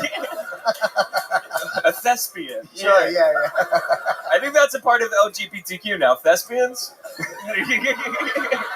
It is true. A lot of stand-up comedians kill themselves. Never the ones we want. Yeah, not enough. Yeah. Turns out there's not a rope in the world strong enough to hold up. We have to bleep that because that's a stand-up joke that I do now. Anyway. Tristan, how old are you now?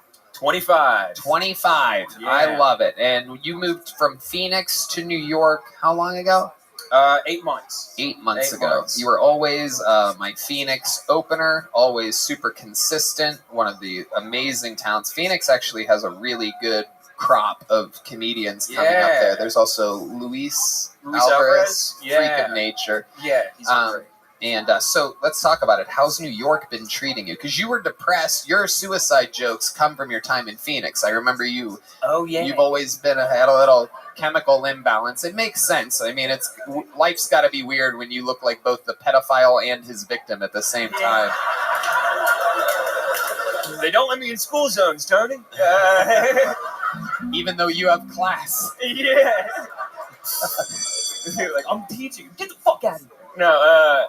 No, it's nice. I do a lot of I've been doing mushrooms during the day. Yeah. Just going to Central Park, staring at other kids, you know. Yeah. Dude, cool shit.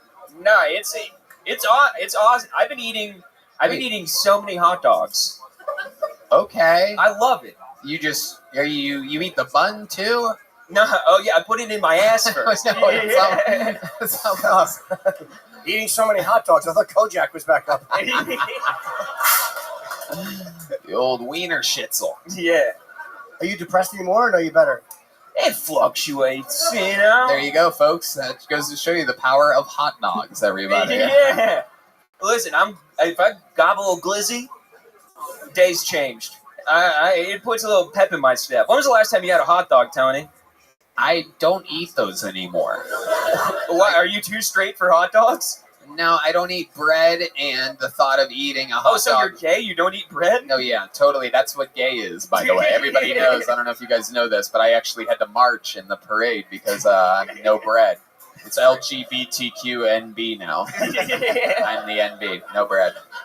No bread. Gay as fuck. Yeah, just crying out in front of a Wetzel pretzel. Yeah. This guy roped me at one point. I was trying to enjoy my gay parade. All of a sudden, there's a rope around my neck, and the guy has me in a rear naked choke with by a rubber band. Yeah.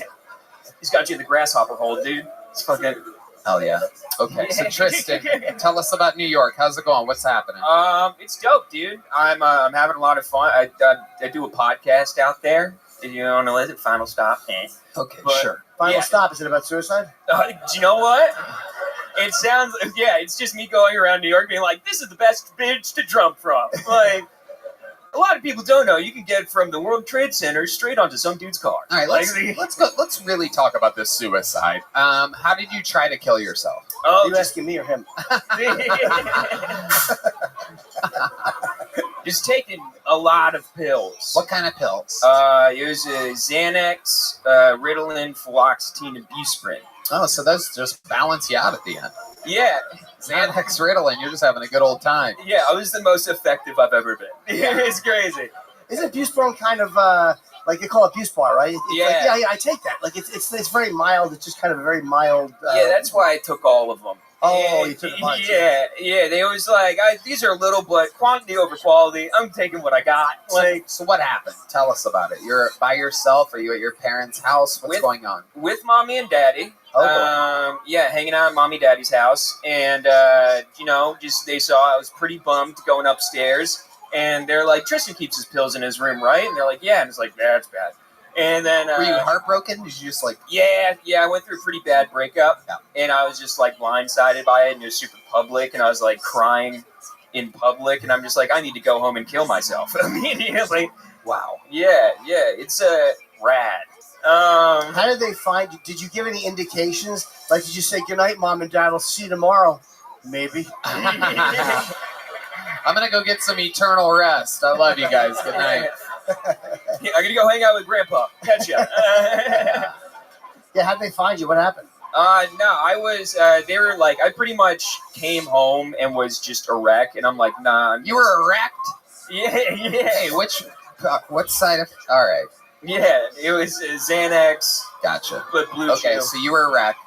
I was erect, and you're like Hans Kim on a scooter at night. yeah, just fucking a little pogo stick, and my dad. Shush, that was too loud. My dad, he came in and he's like, "What are you doing?" And I'm like, "Nothing." And then he was like, let me see your pill bottles. And then he knew how much I had, and then compared to how much, he's like, you need to vomit now. And then I was like, I'm not fucking vomiting. He's like, it's either vomiting or going to the hospital. And then I did the other one. So you went to the hospital. Yeah. Did he try to shove his finger down your throat?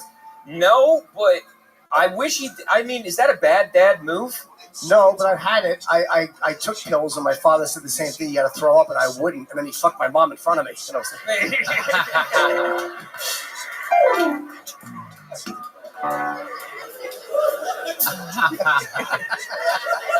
that'll do it. No, it didn't work. Yeah. Felt better already, Dad. He thought you were wrecked when you came in. Look at you now.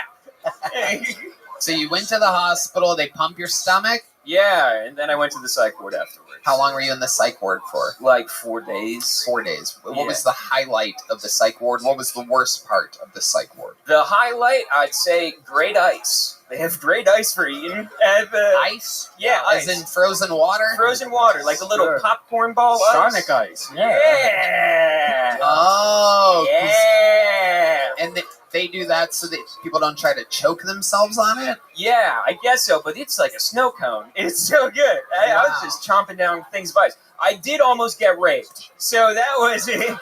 Tell us more about this. Tell us Yeah. about the raping. This is Kill Tony Gold, right? Yeah, I would. It was not fun. It was my roommate who his name was Rakesh, and Ooh. you can just assume what he looks like. And Yeah, I do believe. yeah, I do believe that's Kojak's current boyfriend. yeah. And like he would wake up and he would just be around with morning wood all day, and then I would be asleep and he'd be sitting on my bed and like touching my leg and shit, and just love. He was like, "You bringing me cigarettes tomorrow?" And I'm like, "I don't know." And he's like, "I love you, Tristan." And I'm like, "Oh shit, this is going too quick for me." Was the ice good enough to make you go back and chance it? Now that I hear it's at Sonic, I can't stop going back. Like, I didn't know that was Sonic ice. I thought that was buttfuck ice. So then I've been chomping down on. Did he try to force it, or was he just kind of trying to seduce you? He was trying to. He got handsy. He got handsy with it. He like kind of came in for a hug, squished the buns a little bit. Oh. Touched. Yeah. Little gay dueling banjos. Yeah. Jeez, Rakesh, this is incredible. Yeah. Handsy in the psych ward. All right. That sounds like now a novel. let's hear some of the good news of your life. Let's hear it. That was the good news. You should see what it's like for the guys that aren't trying to get raped. Yeah, and twice as bad for them. No, shit's going great. I still got my girlfriend. You know, she moved with me from Arizona to New York. She fucking loves it. She's Emily Paris in New York, and I'm like going to Brooklyn mics, being like, my dick is getting stomped, and it's a lot. Yeah, they stomp your dicks there. It's fun. No, but just doing what? Stomp dicks? It's like an emotional dick stomping. You know, you just go to open mic and then just have a bunch of. These kids nowadays, they use terminology that I don't get. Red Band knows, he's got a Discord server. I mean, that's something different. I've watched videos of girls stomping dicks, but you're talking about good old, something totally different. Good old cock and ball torture. Tristan, very fun times. Always a pleasure to have you. You're an absolute rock star. Thank you, it's fun to watch you come up through the ranks. Very, very hilarious all the time. I'm excited for you that you've made it out of Phoenix to a real comedy city like New York. And I think you're going to continue to thrive. Congratulations. Thank you, You'll never need to try to kill yourself again. Yeah! Tristan Bowling, everybody! Give it up for Tony and Slick and all you guys. I love you! 5-year veteran of the show. All right, now we're going to meet somebody else. That's how we met Tristan 5 years ago, just pulling a name out of a bucket. Anything can happen. Make some noise for your next bucket pull. Riel Silva, everybody. Riel Silva. Come on, these people wait all day for this. Make some noise for Riel, everybody. What up, everybody? Y'all been thinking about your health recently? Because I have. I've been trying to cut back on the drinking a little bit, try to eat a little cleaner, because I feel like there's a fairly high likelihood that our future doctorate a Tide Pod. So I think our future health is more in our hands than we wished it was at this point. Speaking of health, I had COVID twice. My immune system really let me down over the last few years. I never got the quintessential symptom, though, of loss of taste. Totally. Everything just kind of tasted like pierced nipples. And for those of y'all who don't date trashy women on the regular, if you ever have the misfortune of wearing jeans here in July and you have like loose change rattling around your back pocket, just give one of them a little licksy. That's exactly what I'm talking about. I gave up on dating apps, man. Dating in Austin's trash altogether, but dating apps the worst. I go to Target now because in Target there's 10 girls for every one guy, and they're already in there looking for shit they don't need. So you might as well bring me home too, right? There you go. All right, Riel Silva. Hello, welcome to the show. Am I saying that correct, Riel? Yes, sir. Okay, how long you been doing stand-up? About 6 months. Where you're at? Mostly in Austin, Texas. Is this where you live? I do. For how long? I've been here a little over 2 years. What do you do for work? I work in tech. What do you do exactly in tech? EH&S, or EHS&S, Environmental Health, Safety, and Security. Okay. Yeah. So you have to like show up to an office every day at 10 a.m.? Basically, yeah. You get off at about 5? That's about right. Okay. What do you do for fun? I shoot archery. I do stand-up, obviously, a little bit here and there, and Hey, Joe Rogan's not here. Tell us what you really do. I used to shoot archery on the pro circuit for like 3 years. It's a small niche, but I did. Where did you come from? Monterey, California, Westwood, California, did a little time in Reno, Nevada, Little Rock, Arkansas. I was a military guy. Oh, okay. You're stationed in Reno? I was. All right. You were in the military yourself, or your family was? I was. I've been in for 12 years. Okay. Yeah. What branch? Air Force. Yes, sir. That's Hell the yeah. smartest one. I went to Iraq years ago with the Air Force and, to entertain troops, and you guys get the best food. Air Force, they take care of the fucking pilots. That's the best one to be in. I did fly C-130s actually. So yeah, I know. C-130s, yeah. Yeah, that's what took us around. They did those combat takeoffs and landings. Oh yeah, 4 fans of freedom, 16 blades of justice. You lost me there. I know what that means. Man, Jesus. All right. 16 blades of justice. My God. It's incredible. What ethnicity are you? My dad's a white guy. My mom's Brazilian. Mom's what? Brazilian. Brazilian. Yeah. Okay, yeah. They usually Is it use real? 16 blades of justice over there, too. So I'm told. What were you saying, Jim? Is it real Brazilian money? It might be. I don't know. The economy's crashed a couple times over there, so I don't know what they're using. Isn't a real a denomination of Brazilian? I think so. There you go. I've never been to Yes. Brazil. I can't confirm. Oh, I they're have. pretty sure though. It's nice. Riel, what's your love life like? You seem like a good-looking guy. You talk really fast. Am I that nervous? Honestly, since I've been to Austin, it really has been trash. Like dating here is awful. I've been When on a you few say dates. dating here is awful, what exactly do you mean? It's like all of the drawbacks of like LA without all the perks of LA. So like no one's really anybody, but everybody feels like they're somebody for the most part. Here? Oh yeah. Anybody who feels like there's, but you think LA people are somebody and they Well, don't I mean, feel like I feel like in LA, I mean, there's like a lot of people who are like at least working in film or acting or music or whatever. But like people here, I don't feel like really do that much. Do you specifically only like dating artists? Uh, Oh, this guy's leaving. He's storming Yeah. out right now. Look at this. He's heard enough. Look I'm at this. somebody. Yeah, Oh, I my do paper goodness. towel commercials. God damn it! It's the Mexican brawny guy, everybody. Browno. I don't know. Yeah, it just hasn't been great. I've gone on like 17 third dates, and that's about where it ends. So this is so interesting to me.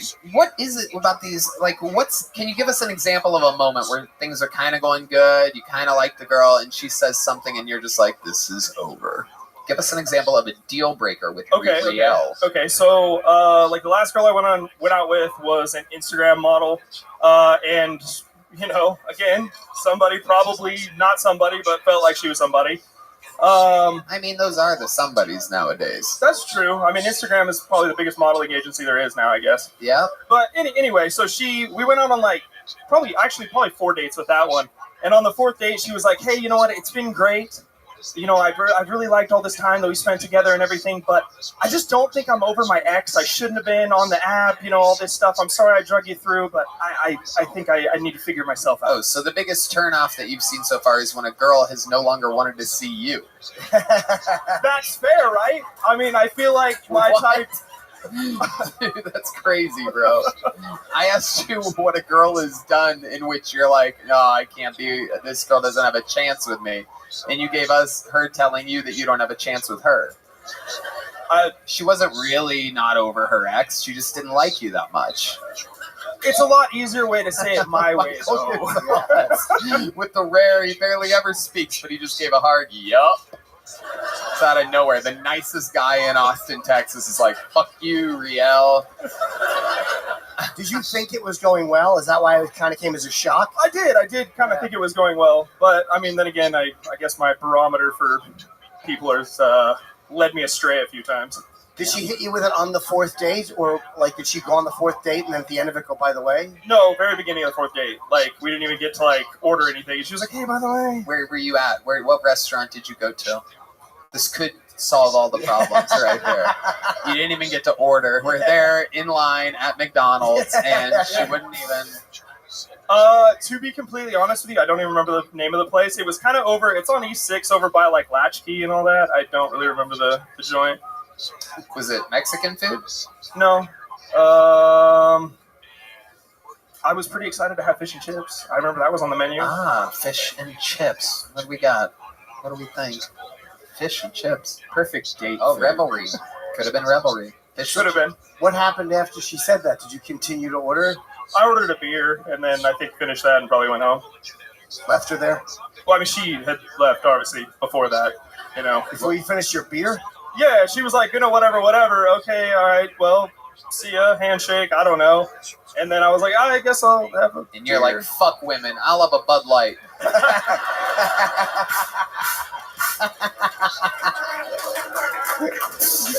All right, Riel.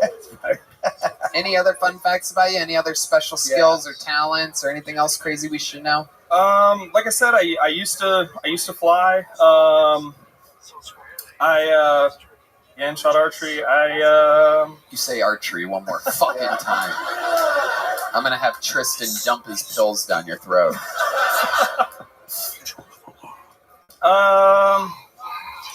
No, I guess that's really the only What are you scared of? What scares you? Is there anything that scares you in this world? You know, I wouldn't say I'm like scared of bees, but I don't fuck with them. Like, you know, bees? yeah, He likes bees, big dude. tits. Yeah, bees, yeah.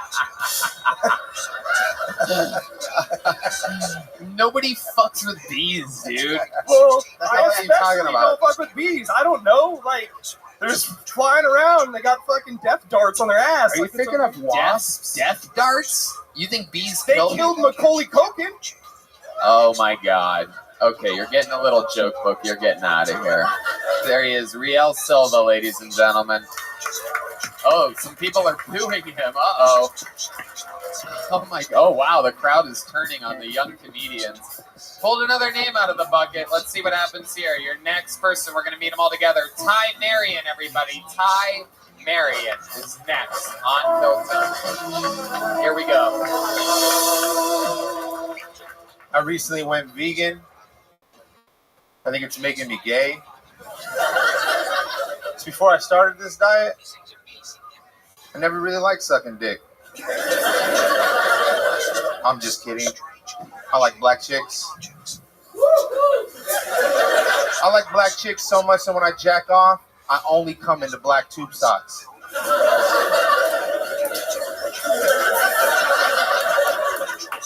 Cats are weird. You scratch a cat up by his neck and his eyes will get real close. Move your hand down his back a little bit, his eyes start to open. A little more, a little more. And a cat's eyes will damn near pop out of their head when you get all the way to the end and you jam your thumb up their ass.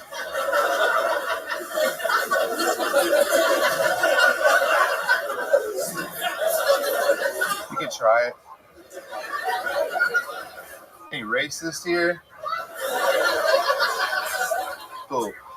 Bad news, the leader of the KKK recently died at the age of 77.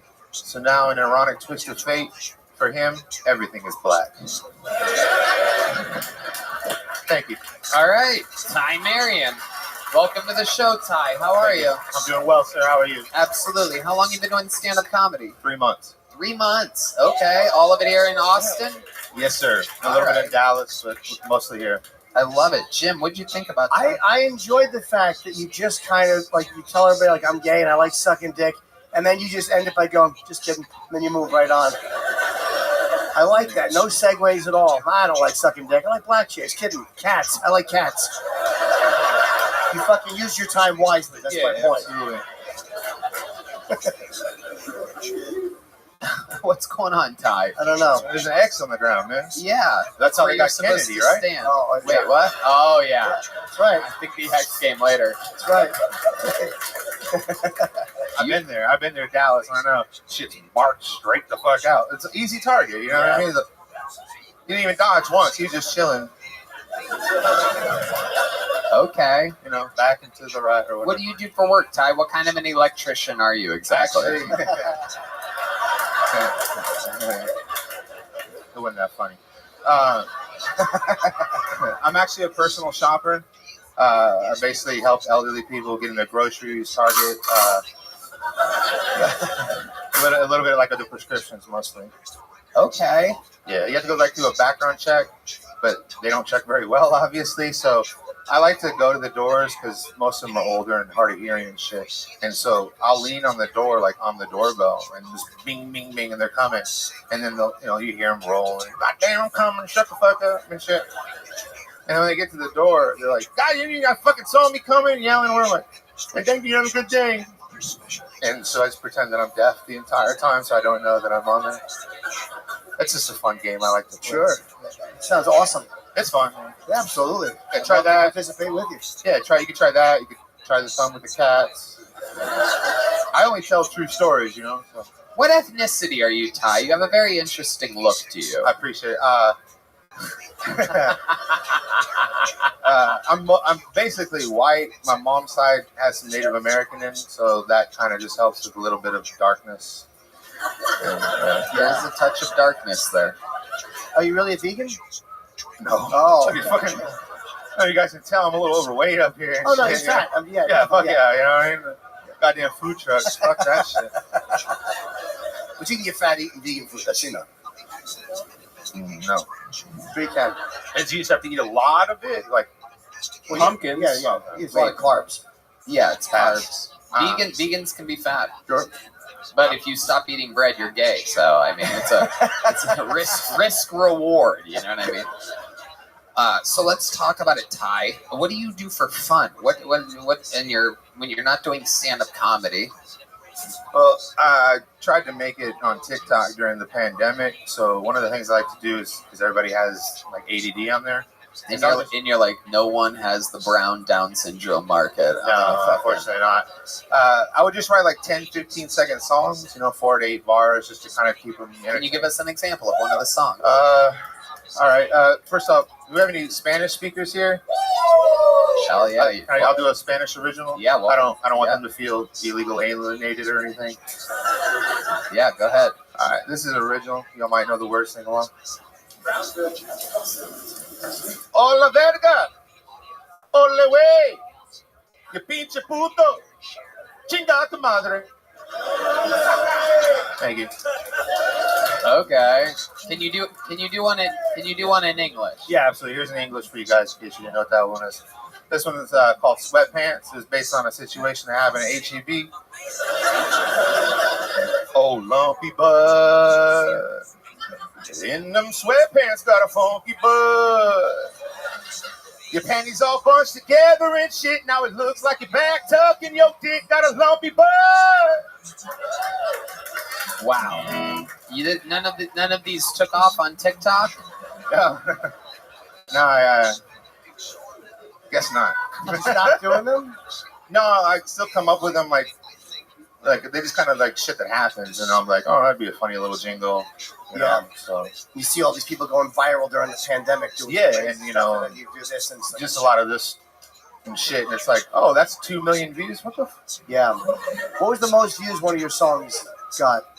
Actually, it's not one of my songs. I went viral for an inappropriate post that I had on there. I got it's like 400,000 views.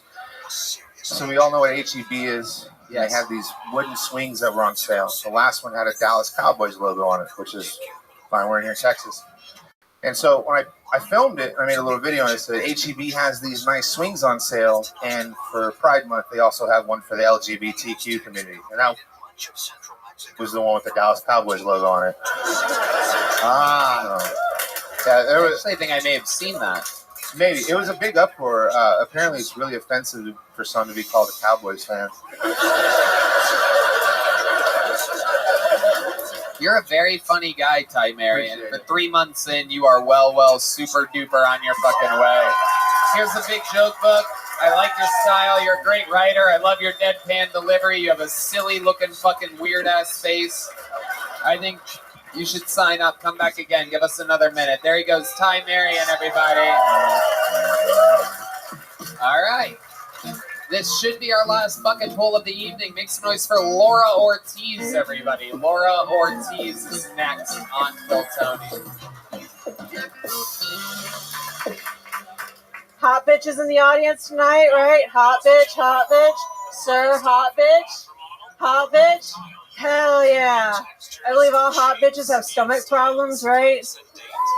Yeah, that's why so many guys want to fuck my dog, apparently. Yeah, dating is not going well. My therapist told me to get the dog, actually. My therapist told me, get the dog, it would help with your anxiety. And now I gotta get a therapist for my dog because this bitch has anxiety. No joke, this bitch, she has separation anxiety. So what she'll do is she'll cry all day, tear up my apartment, and take a shit in the hallway. Just like me.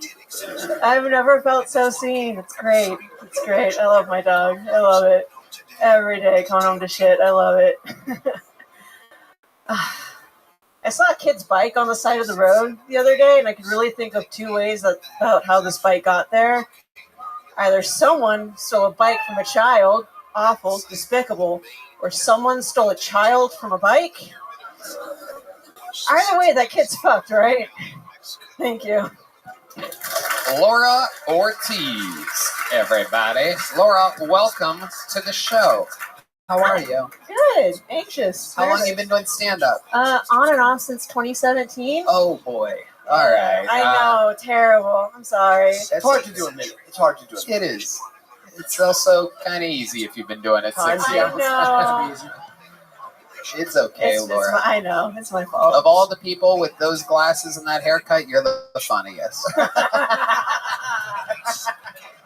Yeah, huge victory. I love it. What do you do for a living? Right now, I am a busser.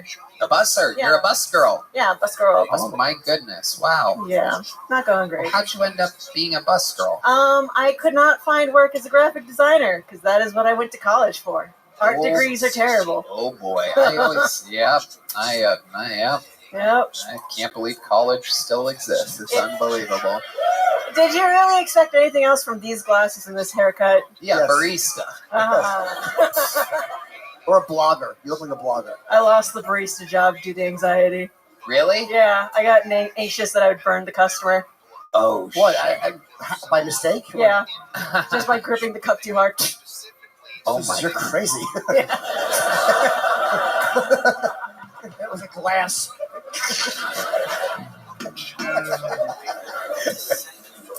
You're crazy is my favorite line ever in the history of the show. Shit, you're crazy.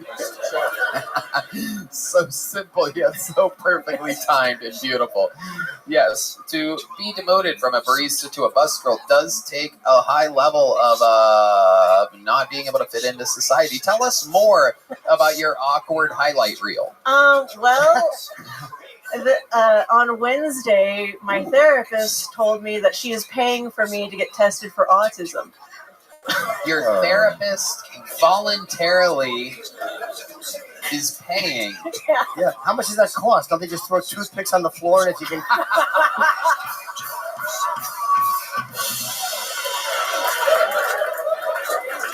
I wish I had the genius kind. I really did. Apparently there's two types, the genius kind and then me. I think you're absolutely adorable. The fact that you can laugh at yourself in these ways and own it, and you seem completely unaffected by the lack of laughter throughout your set, and you know what I mean? Like, you seem to be having fun. It seems like you love doing this. How many times a week do you get up and perform? With this job, it's only been once a week here lately. Right, because you're bussing at night. Yeah, bussing at night, so it's a little bit hard. So I have to really try and pick my days. And why are you so anxious? I grew up with very controlling parents who just told me that everyone's judging you all the time, and now I think everyone's judging me all the So you decided to go into comedy where nobody will ever. Right. Yeah. You signed up for a show that has 1 million viewers and a table of judges, literally. It's very autistic of you to do it. Yeah. I You're want- autistic, by the way. Tell your therapist to save a few bucks. Amazing. I just wanted to take control of the narrative for once. Absolutely. So, yeah. I love it. I like your That's style. it. I like your attitude. Tell us more about you, Laura. What else do you do for fun? For fun, I draw, photograph, watch a lot of anime. Is that really surprising given what I look like? No, that makes sense. Yeah. Let me ask you this. You're bussing tables, which leaves you with the inability to perform at night. If you could have any job, what type of job do you think you are qualified for other than graphic design? I think I'm gotten better at my anxiety, so I think I am ready for that barista job again. Yeah. Oh, wow. That's right. But only like cold brews. You know? Yeah. Yeah. I'm a summertime employee, all right? Only cold drinks. Oh my God, that is hilarious. What else other than a barista? Because these are such entry-level jobs. How old are you? I am 29. 29. So yeah, it's time to amp it up. I'm gonna try to figure out how we can help you. So give us one more job. Ooh, That's I'm not something that any 18-year-old off the street could beat you out at. I'm really good at brand strategy, analyzing what a brand is and what they speak for and how that relates to the market and how that relates to an audience.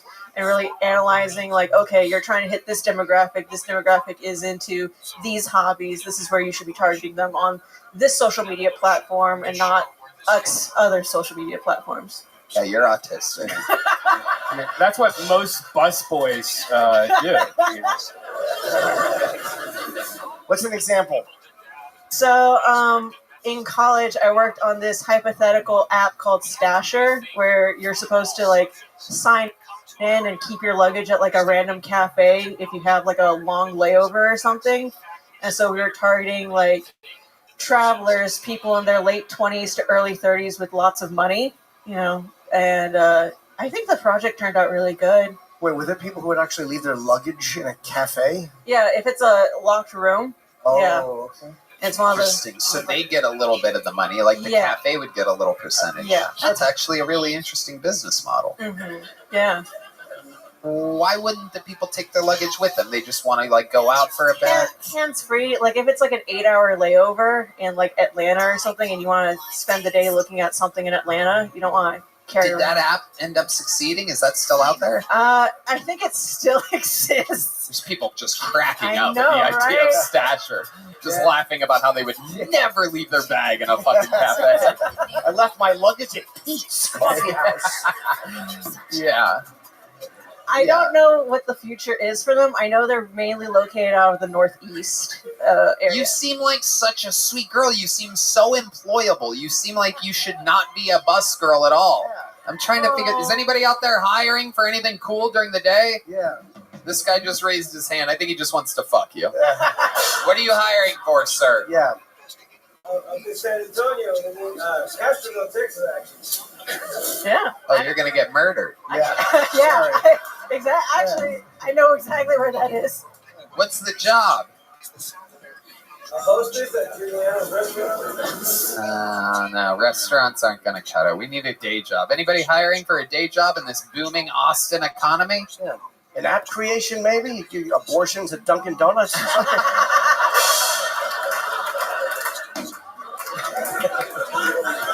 Hot and ready. Oh, that's Krispy Kreme.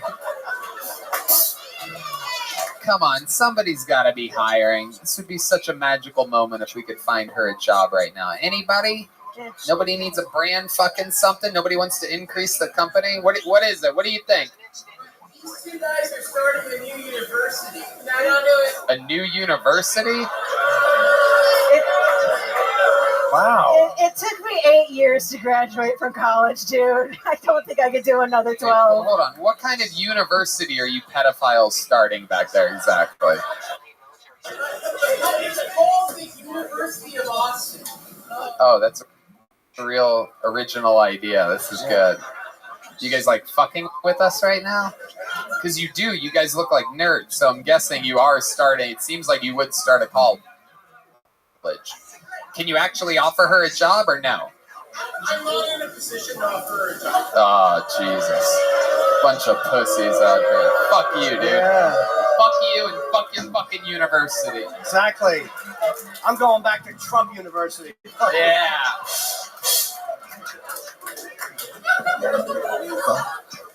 You know what? We serve cold brew at the Sunset Strip Comedy Club. We might be able to get you a barista job. Wow, look at that.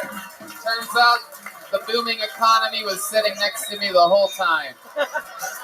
It's a barista job, and it's during the day, and you could also like do mics too while you're working and stuff. So. Yeah, there's comedy shows there. You can work at a comedy club. Does that sound fun? Yeah, that sounds really fun. All right, send me a message on Instagram. There you go. You just got hired at the Sunset Strip Comedy Club here on 6th Street. Your set was so lackluster, but I find you completely likable and charming, and I'm giving you a big, cool, new Kill Tony joke book just for you. Laura Ortiz, ladies and gentlemen. There you go. That was fun. Yeah. All right, one last bucket pull. Make some noise for your final bucket pull of the night. Joel Runyon, everybody. 60 seconds uninterrupted for Joel Runyon. Here he is.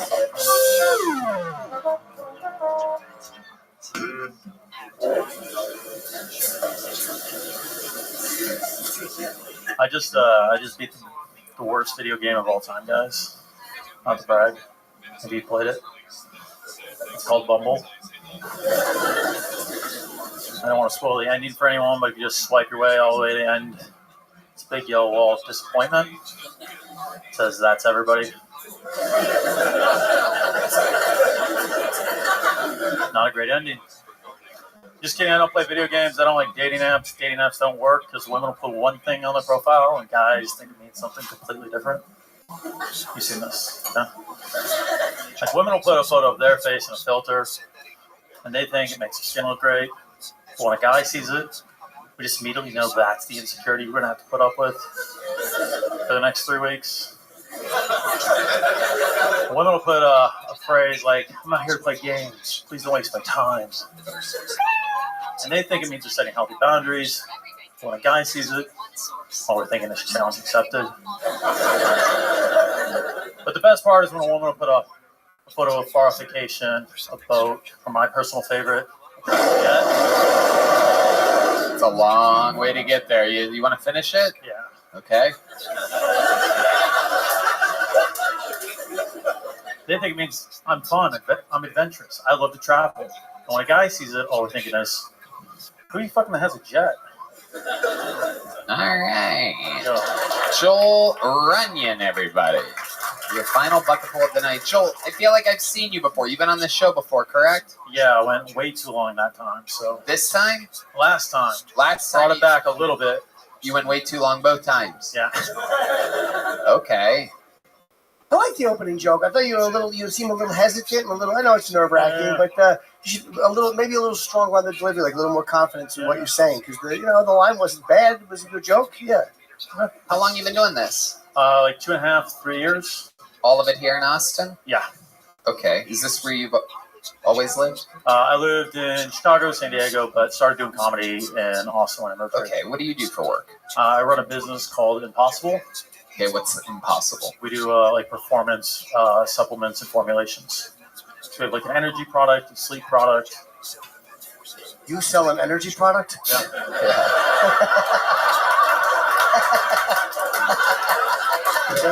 That's pretty good. Is the sleep product just your set with headphones? We include that free of charge. I bet. Hard to sell that. Joel, what have we not talked about? Oh, we haven't talked about a lot of stuff. Since you were on the show, I mean, there must have been something in which you're like, wow, that would have been good during the interview portion of Kill Tony. Yeah, I'm getting sued by a $10 billion company. Oh, you're fucked. Yeah. Why are they suing you? Well, we won it once, and then they're appealing it right now. So yeah, they're gonna win that. You have the lawyer off the buses, the rock and roll lawyer. The lawyer rocks out. Your chances of winning that case are impossible, by the way. There you go. Why are they suing you? So we have my company's called Impossible, and then theirs is called Impossible. Theirs is Impossible Foods. Oh yeah, you're fucked. We won it once. They got it kicked out, and they're appealing it. So they have that trademarked. We have it trademarked. They're trying to cancel ours. Yeah, impossible is a fucking word we all use. I don't know how a company can claim that, and they have foods at the end of theirs. Yeah, you might actually have the right of way here. They didn't trademark the word Impossible Foods. No, we have a 12-year-old incontestable trademark. Oh, sorry. All right. I thought you were in for more legal trouble.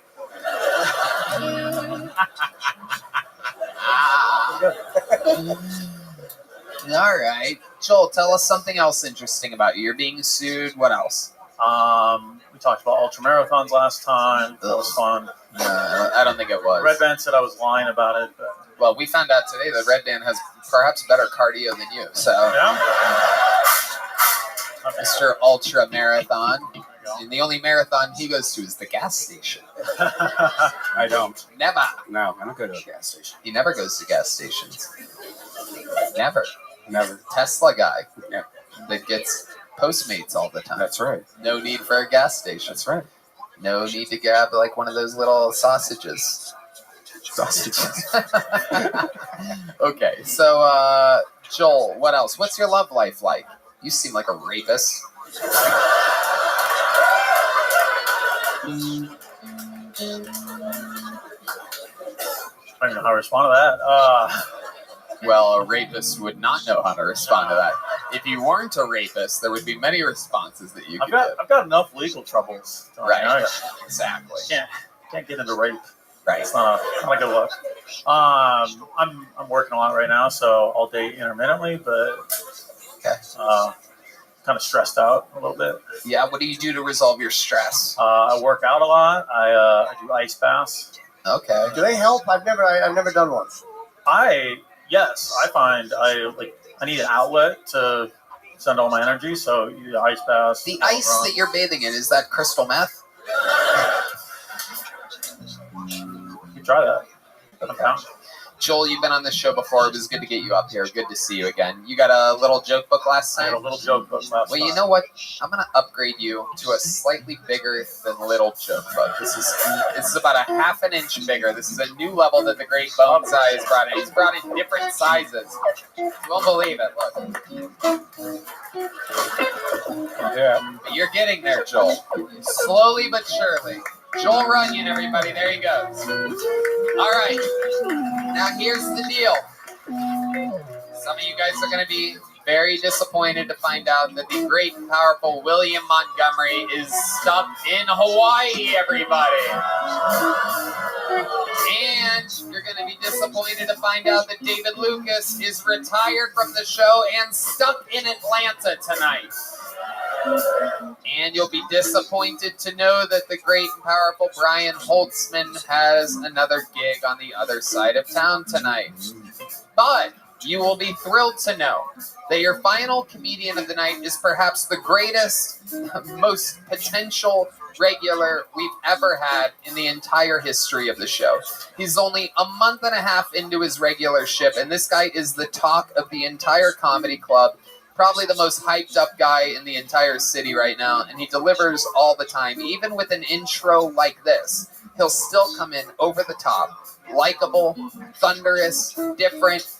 He can translate his street style to even the whitest, oakiest, most boring-looking white people. There's a lot of you out there tonight.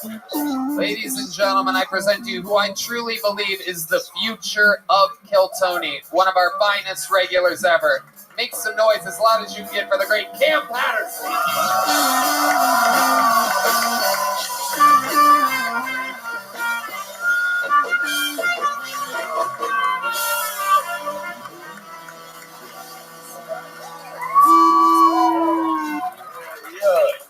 That nigga arm crazy as shit. Beautiful.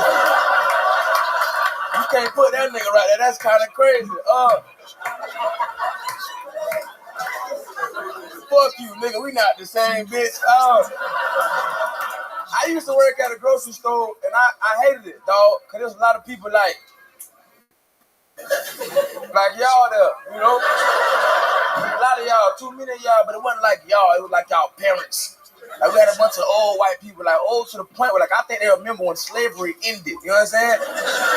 That's how old they was. And there's a lady who would come in every day, and she was in a wheelchair, and I always help her, and I hated that bitch. Because every time I would help her, I would think that she thought to herself, this just like the good old times. And one day I helped her, right? And she was like, thank you so much, Jeffrey. Are you behaving yourself? Now, y'all know my name is Cameron. Who the fuck is Jeffrey? So I stole that bitch wheelchair. Thank y'all. Yeah. Beats on beats on beats. An unbelievable appetite for destruction. The kid is different. Camp, how old are you again? 24. 24 years old. And you've been doing this how long? 2 years. And how long in Austin? Like 3 months. 3 months in Austin, a real comedy city. 2 years, most of that in Orlando, which just simply isn't much to do there. Nah, but go to Disney World, but that's not the same though. You know what I'm saying? If you ever go to Orlando and you go to Disney, you think that's all in Orlando, come to where I'm from, and I'll show you it's not. Oh shit. What's it like? What are we missing out on? Niggas died there. You know what I'm saying? Oh, I'm into You would have a good time, gauge ear, nigga. You would love it. I like your tattoo, nigga. No problem. Hell yeah. Great timing. Great timing. And I love that you ended on that joke. And I knew you wanted to say something else, but you're like, fuck it, that's a big laugh. And you had great instincts to take the laugh. Really funny. Yep, exactly. Knowing when to get out is a huge part of, usually, again, something that people learn years and years and years in. You seem like a fucking natural all the time. Everybody talks about it. All the comedians talk about it. It's a very fun thing. It inspires everybody all the way to the top comedians that come here. Everybody lives vicariously through that. It reminds them that there's people coming for all of our jobs, that we have to keep writing and working and fucking focusing. It pushes everybody. Tell us how life's been the past week being Cam Patterson. It's been good, man. White people been giving me a lot of rocks and shit. The rock thing is taking off. I got tagged in something. Somebody reposted that thing from the 10-year, and I'm not big on fucking numbers and stats, but there is a clip that blew the fuck up of you talking about rocks. Like, you got famous as fuck this past week. There's people coming up to me like, hey, do you like rocks? In front of police, they like, this nigga sell crack. He gotta sell crack. There's no way he just have rocks in his pocket. Yeah. This nigga has crack. Listen, if you see a police officer close to me and you come to me like, I heard you like rocks. I heard you got rocks in your pocket. Leave me the fuck alone. You know what I'm saying? But I will take y'all rocks, you know what I'm saying? And I like them. I do enjoy them. But This choose fucking your moments. kid loves rocks. Jim, just to catch you up, he loves rocks. He finds rocks and he keeps them in his pocket. Look at those. Wow, those are actually beautiful fucking rocks. Humans, I can tell these aren't the street rocks that you were used to. Well, there's one street. Look, you can tell he's getting rocks from girls that are like, this one means energy and power. This is fucking money, all right? This is gonna make you money. This looks like a kidney stone. Yeah, that's somebody probably picked that rock. Those are his rocks. You can tell the rocks that he found and the ones that were given to him by one of these fucking Austin girls with bangs and bad tattoos. You can just see. Why do you like rocks? I like how they feel. We're gonna do this shit again. Fuck! Oh! God damn it! Shit! I just like how they feel. Oh, man. it's Yeah, I might got a little tism. You know what maybe, yeah. Touch. Sprinkle. Smidge. Just a little shit, you know what I'm saying? I might be a little, you know what I'm saying, retarded, you know what I'm saying? And you said they help you fall asleep and stuff. Do you keep them in your hands when you fall asleep? Yeah, I keep them in my bed and shit. Okay. I wake up and just rock around me. It's a good time. Wow, look at you. Bedrock. Yeah, man. Talk to him. Hell yeah. Absolutely. What a great thing to collect. You'll never be able to not collect that. Like some people like fucking cars or jewelry, just rocks. You'll always have access to that. Well, I'm at. I see a rock. I like that. Well, Sure. Yours for the taking. Yeah. Man, nobody gonna tell me I can't have it. No, I get the feeling that when he gets as rich as we all think he's going to end up being, he's probably going to spend money on fancier rocks. He's going to take a vacation to the Grand Canyon, right? Give me half of that right there. I want half of the Grand Canyon. That's what I want in my house. He's going to spend that money, I can tell. I've been telling Cam, I've been naming him professional athletes that got famous quick. Like we talk about it at night at the bars. I just start naming people. I'm like, now don't you be a Maurice Claret now. Yeah. Because you could very easily turn into your own 30 for 30 with how I see things going. That shit would suck. Yeah. That shit would be horrible.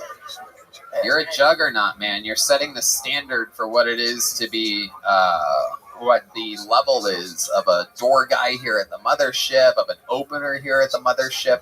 You were on a lineup last weekend in which I thought you know, I've seen what you do on this stage doing a full set. I had you on my show here, and it was incredible. I mean, just that type of nonstop, absolute laughter. And this guy's doing the opening spots because he has to be there right now. But, I mean, it is so undeniable because I saw the two comedians after you weren't getting the same exact thing up until the headliner, the second opener, and then the feature act. Just they don't have the same absolute demand for continuous laughter throughout. So you are on a trajectory that is completely undeniable. Very unique subject matter. Talking about rocks, I've never heard a person. But it's funny and it's you. It's great. Really original. Yeah, and like I said, it translates to everybody. Like, I'm looking at some of these texts as just straight up racist white men in the audience. And when he's performing, they're just cracking up. They're like, God damn it, one of the good ones. I like this Django-ass motherfucker. Hell yeah. Now that's I love y'all crackers too, dog. Y'all my favorite whites, you know what I'm saying? The feeling is mutual, Cam. The feeling is mutual. I mean, you're an absolute star. Thank you so much. So pumped for next week. We're going to keep it going nonstop. Cam Patterson, everybody. And that was this episode of Kill Tony. Did you guys have fun? How loud can this place get for the great and powerful Jim Norton? Goddamn motherfucking right. The drawing from Ryan J. Ebelt is in. It looks like that. Make sure you check out Jim's tour dates at jimnorton.com. He's going to JFL. He's got some crazy gigs coming up all over. Of course, my favorite fucking radio show, Jim and Sam on Sirius XM. He's on the Degenerate Season 2 on Netflix. One more time for Jim Norton, everybody. He's the fucking man. Thank you, Jim. Truly one of my favorites in the world. Such an honor to have you here. Thank you. Let's check out what the local artist Chris Rogers drew tonight. Oh, a new Hans Kim. Fireman Hans Kim. How about one more time for the best damn band in the land, the Kill Tony Band. Michael Gonzalez on the drums, Paul Niemer on the horns, D Madness on the bass guitar, John Dees on the keys, and Matt Mueling on the electric guitar. Some very exclusive Kill Tony merch available only tonight on your way out. You have a chance of getting that. You cannot get it online. You can only get it in the lobby here immediately after the show. So if anybody's interested in that, that's a thing. And yes, thank you to Gel Blast for the Red Rose, the Yellow Rose, Austin Security Guard Service, and Screwball Peanut Butter Whiskey, #1 Tequila, and the IV Drip. Red Band, check out the Sunset Strip Comedy Club next door, sunsetstripatx.com. I love you guys. HEB Center, it's 75% sold out for New Year's Eve. It's going to sell out in the next few weeks. It's going to be an unbelievable weekend of incredible Kill Tony debauchery. So, for those of you listening around the world, this is truly your last chance to get tickets for New Year's Eve. The first ever Kill Tony in an arena here in Austin, Texas. You guys, thank you. We love you. Good night, everybody. Thank you so much.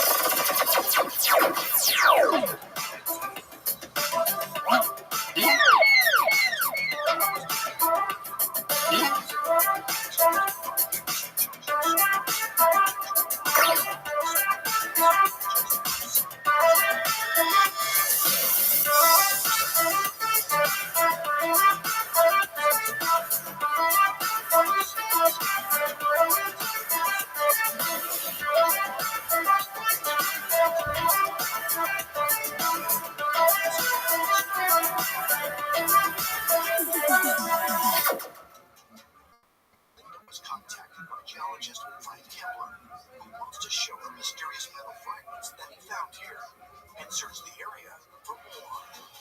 Linda, this is so exciting. I have not been here in a couple of years, so I'm really looking forward to meeting Frank. What's something you think we should know about you as we get to know you? What do you think 3,000 people in front of you? What's something interesting about you? I'm not retarded, but I like rocks.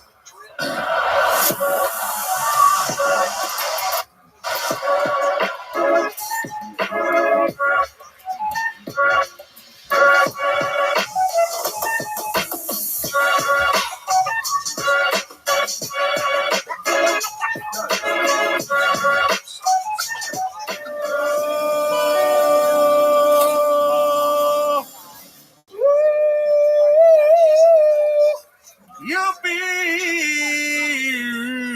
Blah, blah.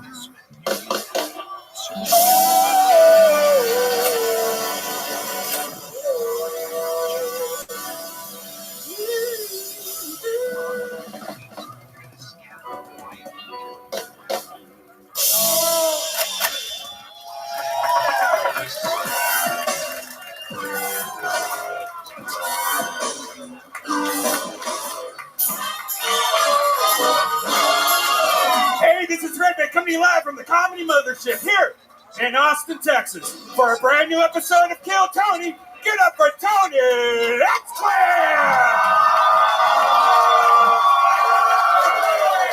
You guys ready for the best fucking night of your lives or what?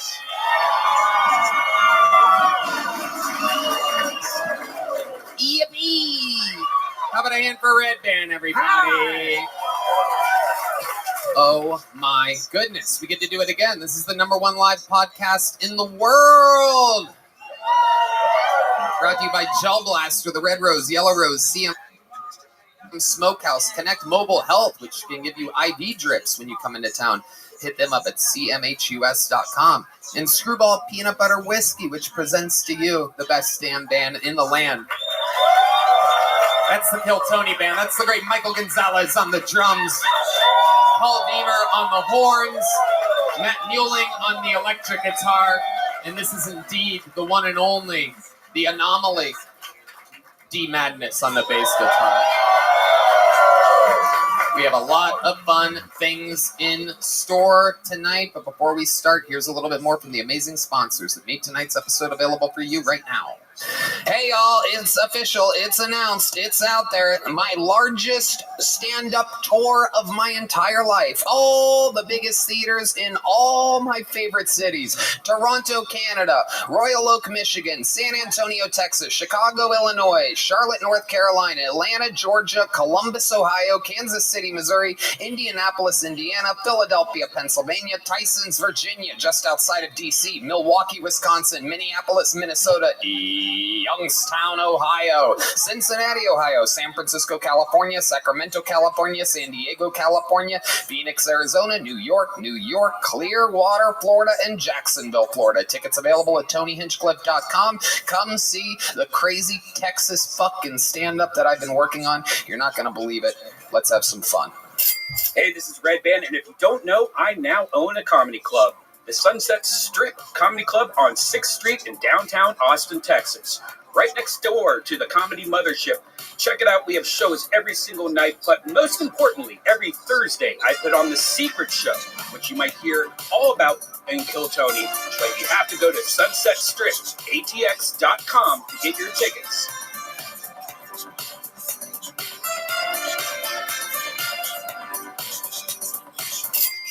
Hey y'all, fall is right around the corner and HelloFresh is here to help you plan for the busy season ahead with tasty dishes delivered directly to your door. Simply choose your recipes and pick your delivery date, then lay back and enjoy the last days of summer knowing dinner is covered.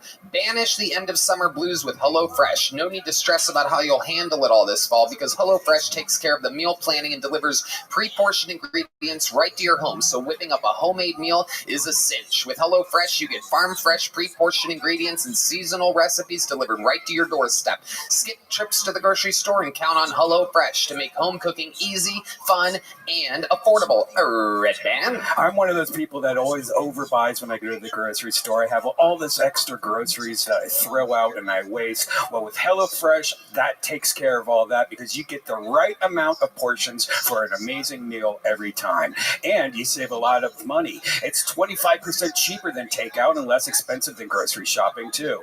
Just choose your recipes and receive fresh, pre-portioned ingredients so you can get cooking quick. No doubt about it. Go to HelloFresh.com/50KT-show and use code 50KT-show for 50% off plus free shipping. Go to HelloFresh.com/50KT-show. Save 50% plus free shipping. No doubt about it. HelloFresh, America's #1 meal kit. Hey y'all, today we're here with a sponsor for your bouncing bundle of joy. No, we're not talking about a baby, we're talking about your baby makers. That's right, today's show is of course brought to you by Manscaped. But just like babies, your delicate little guys have sensitive skin and deserve products that are not only skin safe, but made with safe ingredients. That's where Manscaped's Platinum Package comes in. From razors to shower care, this package goes above the gold standard for your body hair. So treat your beautiful boys to the world's finest toys at manscaped.com and use our code KILLTONY for 20% off plus free shipping. Manscaped has helped my entire life. I keep everything nice and trim, makes me feel good, keeps me cool during the summertime. You know what I mean? You keep everything trim, you mix that with sheath boxers, and I mean, it's a 1-2 punch that you just can't deny. Red Band? I got the Platinum Package. Inside there, I got the Lawnmower 4.0, I got the Weed Whacker ear and nose trimmer, which is one of my favorites, and the body wash, the Ultra Premium 2-in-1 shampoo, conditioner, Ultra Premium deodorant, crop preserver, anti-chafing ball deodorant, crop reviver, ball toner, anti-chafing boxers, the shed travel bag to hold all the goods. It's amazing. That's right. Get 20% off and free shipping with the code KILLTONY at manscaped.com. That's 20% off with free shipping at manscaped.com and use the code KILLTONY, all one word. Use the Platinum Package because the gold standard is no longer good enough. Hey y'all, Uka and 7-9 Pods have partnered to create a remarkably smart and smooth inhalation experience, all at the touch of a button. Combining innovative technology and intelligent design, this lifestyle-driven ecosystem is easy to enjoy and perfect for sharing. Red Band? I'm currently enjoying the Infuse line. These potent pods are crafted with the purest ingredients, infusing the whole flower and live resin to create strain-specific pods with a flower-forward flavor that packs a punch. No doubt about it. It's super cool, an amazing device, beautiful. I mean, just classy. Best of all, Uka allows you to enjoy a 60-minute session, so you can gather together and savor the moment longer with your friends. Head to getuka.com and use the code KILLTONY40 to get an additional $40 off your order. That's getuka, GETOOKA.com, and use code KILLTONY40 to get an additional $40 off your order. And this episode of Kill Tony is brought to you by Zippix Toothpicks. Zippix brings you a totally satisfying, convenient, and flavorful way to curb cravings, get a boost of energy, or simply relax at the end of your day. Remember when massive vape clouds, ashtrays, and dip spit were awesome? Well, now there's an easier, cheaper, less messy, and more subtle way to curb cravings with Zippix Toothpicks. The best part of Zippix is that you really can use them just about anywhere. With 2 milligrams per pick and some 3 milligram options, Zippix Toothpicks are long-lasting, extremely affordable, and available in 6 delicious flavor choices. I've been using them on flights lately, and boy, is it a amazing nicotine life hack. Red Band? Yeah, it's great. And they also sell these like little containers to put them in. I love them. It's the oral gratification and amazing flavors that keep us coming back to Zippix. Also, if you need a boost of energy, try their Zip Energy B12 and caffeine toothpicks. No doubt about it. You guys have seen us use Zippix on the podcast. Now it's time to find out for yourself. Go to zippixtoothpicks.com today and use code KILLTONY10 to get 10% off your order. That's zippixtoothpicks.com, promo code KILLTONY10. Must be 21 or older to purchase. Zip more, smoke less with Zippix Toothpicks. Who's ready to start tonight's show? every week, two of the funniest comedians in the world on the show. This week, absolutely no different. I've been working with these two gentlemen for 16 years continuously. Comedy Store royalty, paid regulars, legends of roast battle. Make some noise for two of my favorites, Brian Moses and Matthew Broussard, everybody. Yeah. This is the creator of Roast Battle, Brian Moses. Former Comedy Store employee. We worked together forever. That is the great Matthew Broussard. Brilliant, brilliant comedian. And another great roast battler. And here we are, gentlemen. Welcome, welcome. Matthew, this is your first time on the show. Say hello to the people. Thank you. Yeah, my first time judging. I did a spot a couple years back. Oh, you were on? Yeah, it was okay. It was all right. I'm happy to be on this side of the microphone. Yeah. And not judging and not being judged. It's nice. I love it. We're going to have fun tonight. Moses?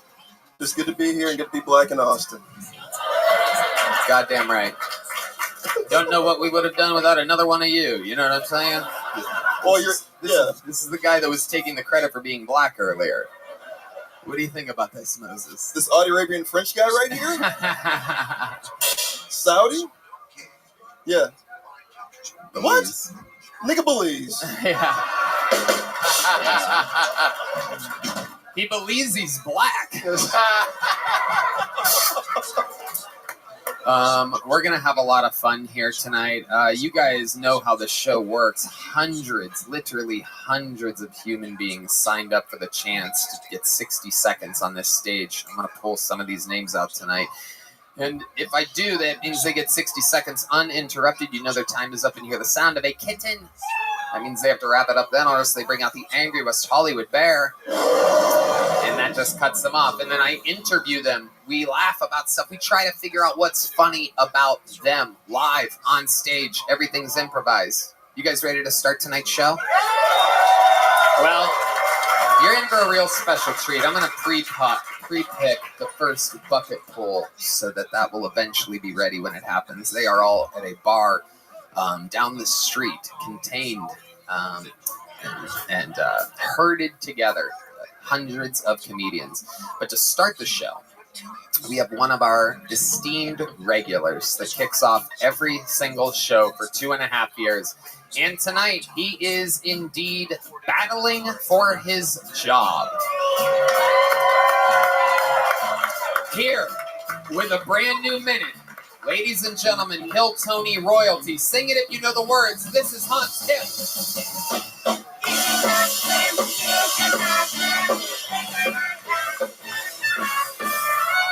Hey. Howdy, y'all. I think I'm texting now. I stopped using my turn signal. I took it out. There's just a holster there. I love America. I grew up here. I went to John Adams Elementary School / shooting range.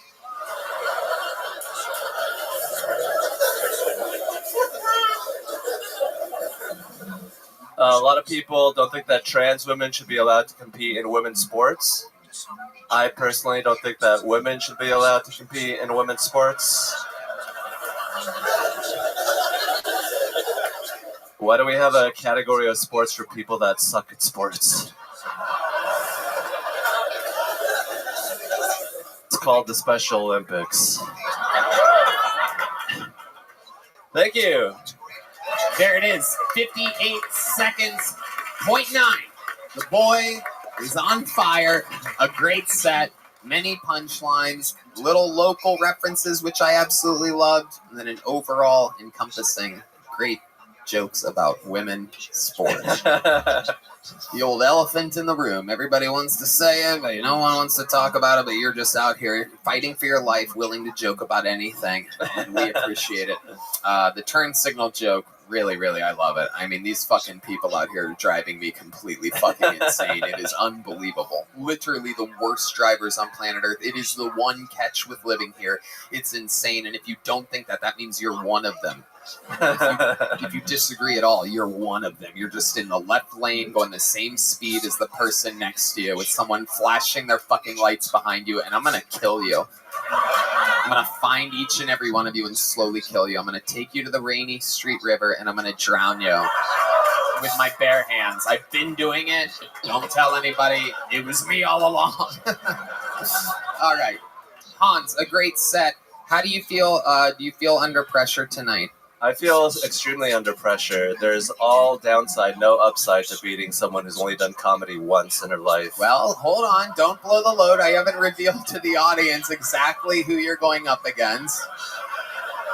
All right. I mean, you're really talking shit. I think you should keep the likable face on right now. Women don't have their own division of comedy like they do in sports, so they should though, right? Hey now. So Hans, anything else happening interesting in your life this week that we should know about before moving on to your competitor? Yes, I was in Portland recently. I was flying my drone, and some Portland woman was like, "I do not consent." To a drone? To a drone, yeah. Oh my God, Portland is just one of those dumpster fires right now. Incredible. Worse than Belize. Yeah, you know it. You guys been to Portland lately? It's a real shithole. It used to be lovely. Very progressive city. They recently legalized crime. See what I mean? You guys a fucking sharpshooter over here. I've been to Portland. A lot of wiggers there. Yeah. White guys with dreadlocks and mixtapes. Yeah. Any brown ones that wear Trump hats? No, Portland's like white trash Paris. There's a revolution every weekend and they don't know which side they're on. Like, Black Lives Matter. I'm like, where are these black lives? I was on that basketball team that never wins. Okay. Hans, Kim, this is the moment that you have been waiting for. Put the mic back in the mic stand, and I guess, what do we normally do? Do we keep you on the stage? No, usually not for these ones. Okay. Well, go on backstage. We're going to bring you back out in just a second because the audience decides tonight whether Hans Kim stays the regular or not. Ladies and gentlemen, he kind of leaked something very, very interesting that you may have noticed. His opponent tonight has only done stand-up comedy one time ever, and that one time ever was last week here on Kill Tony. She had signed up many times over the years. 7.5 years we've known this girl, because for 7.5 years she has been the girlfriend of Brian Redband.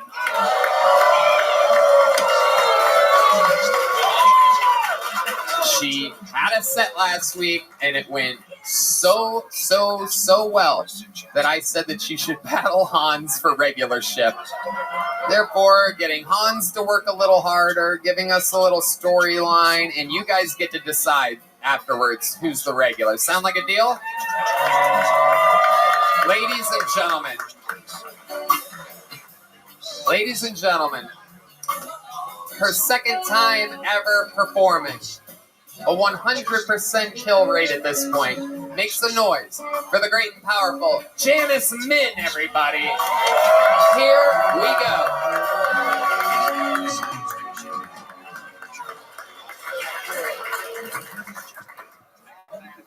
Hello. There's a lot of Asian stereotypes. Some are true, some aren't, but that's for another time. Here's a new one for you, and you can actually test it out for yourself. So every time an Asian person is startled or wowed, like impressed, they'll make this noise. Whoa! Oh! Oh! Oh! Okay, you can surprise someone and see for yourself, or impress, whatever. Speaking of noises, does anyone know who the Grape Lady is? She went viral on Fox News, like this Fox News segment, where she was stomping on grapes really hard and she fell over and made this funny noise. Anyway, so she's my safe word now. Not Grape Lady, but the noise she makes. So she goes, oh, wow, wow, wow, wow, wow, wow, wow, wow, wow. That's my noise. That's my safe word. Janice Min. How adorable, how likable can you possibly be? Amazing. For a second time ever on stage, I love it. The setup's a little bit long, but the payoffs were there.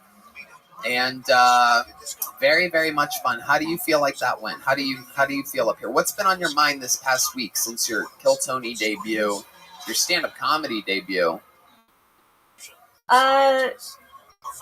Honestly, I tried not to think about it too much because it would make my heart beat really fast. Right. Yeah, that happens. It also made Red Band's heart beat very fast. He's been sweating bullets all day. I think he's more nervous than I am. Yeah, I think so. Red Band, how do you feel like that went? What are your thoughts? It went good. She stumbled on the first joke. She missed a couple of her tags. And so I bet she doesn't even know that she did that. Wow. The stereotypes. You guys, stereotypes. Oh, man, someone's getting beat later. You know what I'm saying, dude? Yeah, I'm beating him. Yeah, absolutely. Absolutely. Ooh.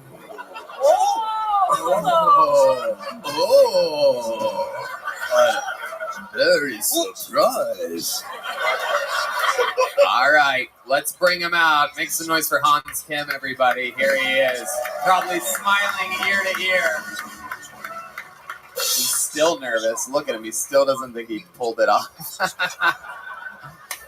What do you think about this situation, Matthew Broussard? It looks a lot like women's sports versus the Special Olympics. Yeah, it does. It does. Yeah, I like how Kill Tony's doing Squid Games now.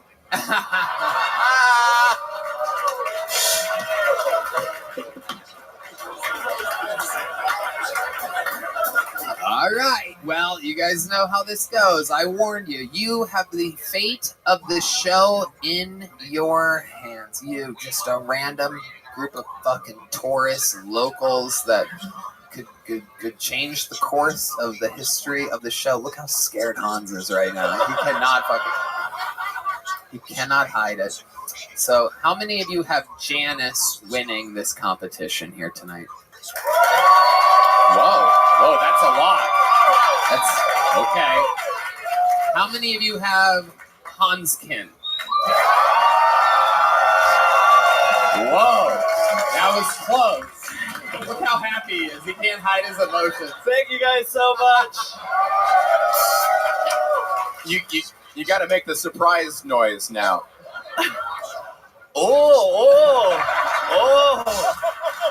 대박. 대박이야. Janice, you dishonored our family. Janice, it is amazing. I put you in under a ridiculously high-pressure situation that no one that's done stand-up comedy once should ever be in, but I look at it as a win-win. You came out funny, likable again, up for the challenge. So cool. It's amazing to see.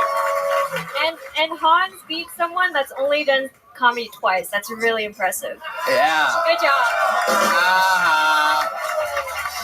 You just got roasted, you homo.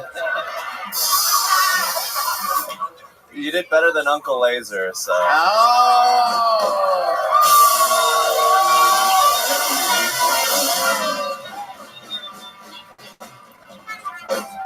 This has been a new running thing every week. Uncle Laser just gets roasted for no reason. Gotta love it. The most hated man in Austin comedy. Hans, how many battles have you won for your regular shift? 4-0. 4-0, undefeated. He refuses to let anybody have a chance. Make some noise for the great Hans Kim and Janice Min, everybody. That's a way to get a fucking show started, am I right? All right, I pulled a name out of the bucket. This is where shit gets interesting because we're gonna meet these people all together. Anything could happen. They could be completely fucking insane. They could be the future. Anything can happen. Make some noise. 60 seconds uninterrupted, and then an interview from Kent Hunter, everybody. Kent Hunter is the first bucket. I've been trying to work on my Spanish, so I started watching Dora. Thought it'd be funny if they did an episode where Dora explores the U.S.-Mexican border. Oh no, Swiper swiped my green card.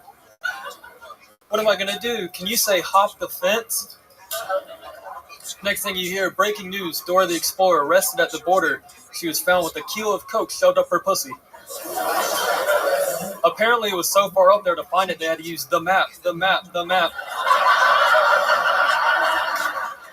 I used to play sports in high school, and I come to the conclusion that sports are a little gay. I had a football coach who used to smack me on the ass to tell me good job. One time I made a really good play, and he said, Kent, you're making me moist. I'm a big words of affirmation guy, so I just came instantly. I think different races have different flavored vaginas. White pussy, a little bland, needs some seasoning. Latina's a little spicy, got some kick to it. Black pussy, tastes like lemon pepper. Okay. He said lemon pepper and just looked me dead into my soul after that, so I'm guessing he's done. That's crazy. Let's talk about it, Kent Hunter. Why do I get the feeling that you've never actually eaten a black pussy before? And if so, is that how you got that chain around your neck? I'm trying. Have you ever done it? I have not. What does the X on your hand mean? At Shakespeare's, where they have us, I'm not 21. Oh, okay. How old are you? 20. 20. All right. Where are you from? South Carolina. South Carolina. Is former Seattle Mariners pitcher Randy Johnson your father? It's not a great reference, but for the ones that know what I'm talking about. You look a little trashy, white trashy. Would you agree with that? A little bit, yeah. Yeah, absolutely. What do you do for work? I work at HEB. HEB in South Carolina? Oh, here. I live here now. Oh, okay. How long ago did you move here? January. We love HEB. Tell us one of the things that you love about working at HEB. I mean, I just work with some amazing people, and they let me work my jokes out with them in the bag, so that's always nice. Wow, look at that. Absolutely amazing. And the response is always, see?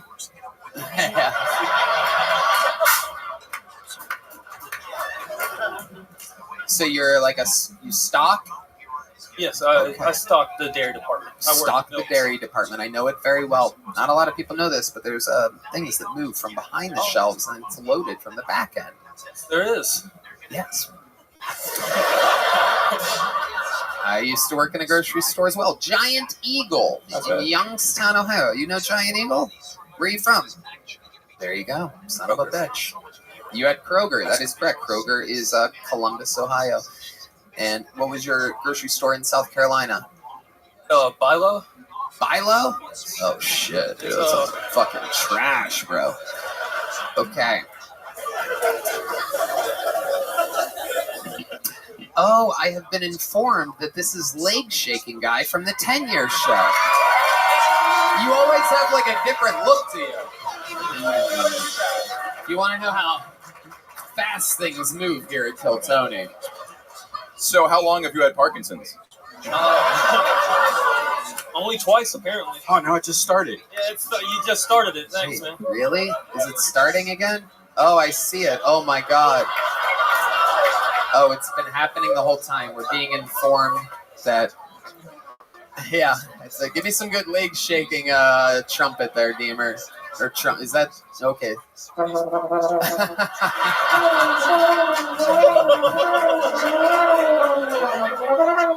Yeah, do the shaky leg. Wobble with it, wobble with it. So, Kent, let's talk about it. How's living in Austin been going for you? What's something that we haven't talked about that you think would be interesting to talk about during the interview portion of Kill Tony? You've been on the show twice now. Yes. Yeah. I went on a date recently. Oh, tell us about the date. Did you? Did she sit on your lap and come on your vibrating thigh? It's the old Santa Sibian over here. Come here, babe. Take a seat. Make sure the microphone's close to your mouth when you're telling us about this date. Go ahead. Tell us about it. We went to a comedy show. You're 20 years old. You took her to a comedy show? How old is she? He was 21. 21. Okay, very good. It was great. I mean, we had a good time. The show was good. What comedy show did you go to? It was a smaller showcase that one of my friends ran. It was called Mint Comedy. Okay. All right. Well, let's get to the meat and potatoes of it. So you pick her up? No, we met there. And Okay, you met there, so you drove your wagon with horses there, yes. and then you met her there, and then what happened? Well, we watched the show, and then afterwards, we just sat outside talking for like 2 hours. Wow. Oh my goodness. Did you Moses? We've been doing this for like 5 minutes. Nobody's talking about this fucking list. For 2 hours, she sat there trying to understand what you were saying. I'm trying to. That's why it was a 2-hour conversation. This is the best time I've ever. I think we're really in sync, and someday. All right. I think the leg shake and the lisp have something together. Right. I think the lisp is like the 9th weirdest thing about it. Right. I'm not even really worried about it. Do you drink too much milk or something? Maybe like do you? I don't think I drink enough, actually. Whoa. Getting high on your own supply over there. I like it. Okay. What do we got? What are you pointing at? Oh, yeah. You have a crazy scar on your arm as well. We're finding out you're a human freak show. Yeah. What's the scar from? I broke my arm playing football my sophomore year of high school. Wide receiver? Offensive lineman. You were an offensive lineman? Yes.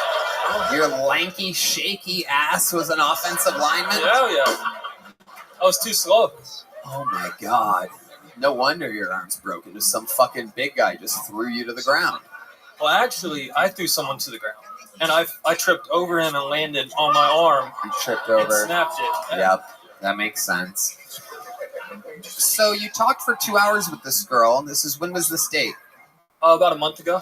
And then did you follow up? Have you hung out since? We were talking a little after, and then she told me that there was someone else. Ah, damn. Man. Well, Michael Gonzalez with a little rare input. He said, at least she told you. Yeah. My goodness, what the fuck? What is going on back there, Michael? Where did that come from? Giving a little... Oh, that was interesting. At least she told you. Did she describe the person at all? She did not. No. She just said, I really like...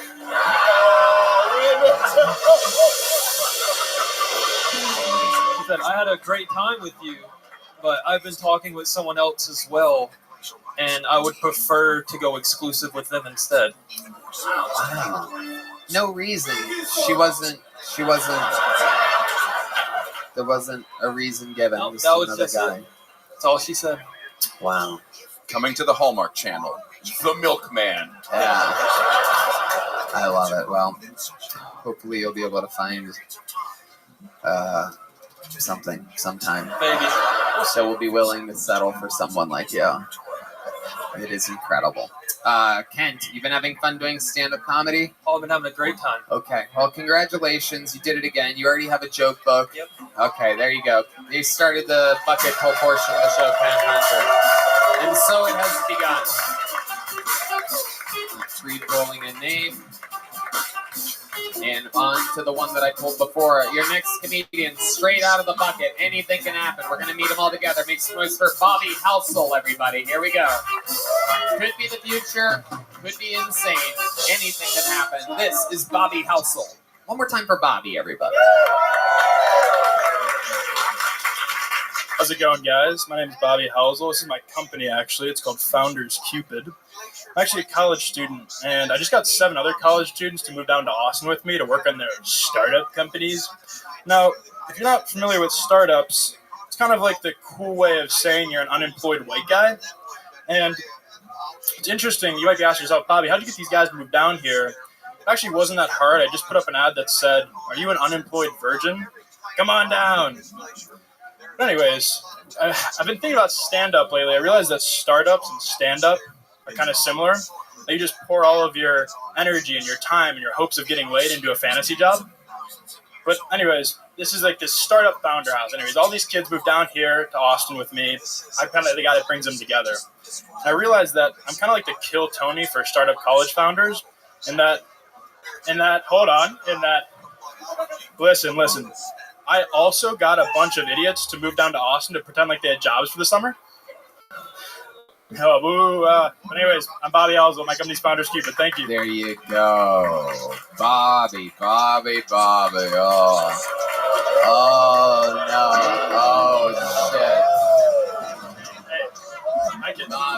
only so much I can do to help you at this point. Maybe take a breath for a second, Bobby. Talking hasn't helped you up to this point. Just relax. I can tell you really want to talk right now. Just give it a moment. Soak it in through your nose, out through your mouth. Your mouth breathing right now, Bobby. I want you to have a chance at this. Matthew, what did you think about what just happened here? This monstrosity. I thought the last joke actually had like some it was a joke. It was not terrible. It got no laughter. I like that. But anyways indicated where he thought he was going to get a laugh. There was a lot of moments there where it seemed like you thought there was going to be laughs. You promoted your company that was not described at all from the get. You've decided to wear it on your hat and your shirt. Its stock, which it isn't even existing, went down during your set. Is this the first person who's tried to Shark Tank kill Tony? I think at this point, like this, it is not good. Did you get an Office Max gift card? Like, why do you have such like generic clothing on right now? He's trying to promote his company, which is just fucking weird. And you know what? I'm out. Have you ever done stand-up comedy before? I have 2 times. I've done stand-up. 2 times. And if people tell you that you're funny or something like that? I did decent the 2 times I did it. Do you always wear your company's stuff on stage? We actually just made it, so. Okay, so I want to know this startup, because it seems like you're a startup guy. I'm going to have a startup. I'm going to startup. It's my identity. I'm a startup. What is Founders Cupid? So we help other college students build their companies.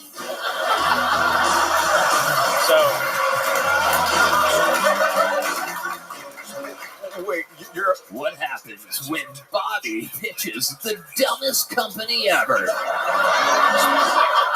The king of unlikability has arrived to Shark Tank. This is Kill Tank, where people come with horrible energies to pitch their ideas. Patches on plain white clothing. Sewed on by his mom. Bobby, your shirt's ready. Go kill it tonight, Bobby. I know you've got it in you. I think you're funny. Your father thinks you're funny. Holy shit. So this startup company, it does what? Repeat yourself? So basically, it's really quite hard to build a company at college, and colleges aren't really set up to help you build a company. And what we do is we bring together the top 5% of kids building companies at college, and we help them scale up what it is that they're doing. Okay, so you have a college startup for college startups. That is literally MLM. It's a bit meta, I understand.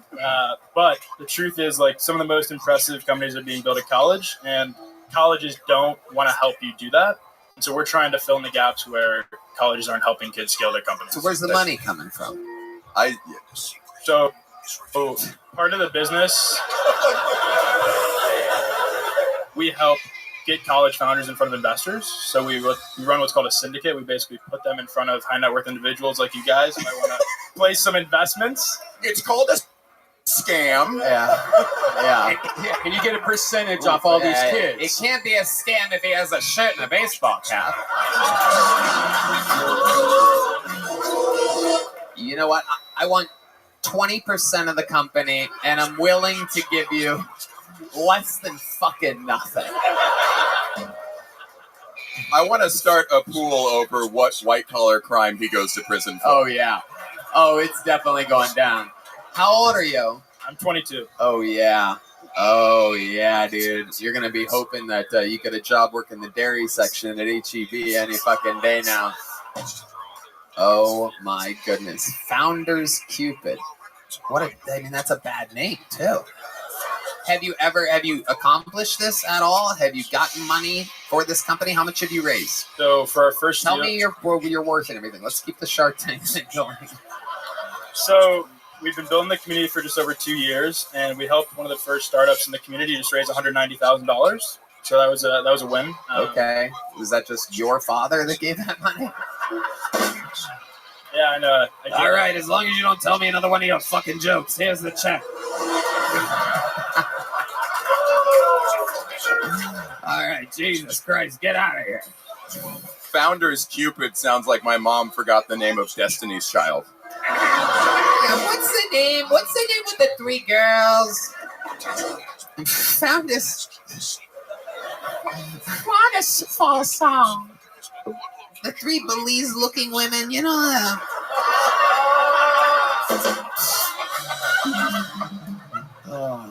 I've never heard an all-white audience act like fucking the Apollo Theater. Like, boo! Oh yeah, these are my people right here. They travel from faraway lands like Iowa to be here in Belize.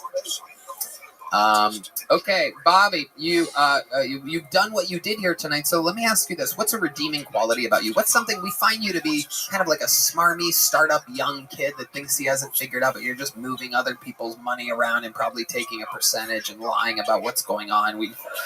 So give us a redeeming quality about you. What's something about you that'll make these people like you? Your set ended in a roar of boos.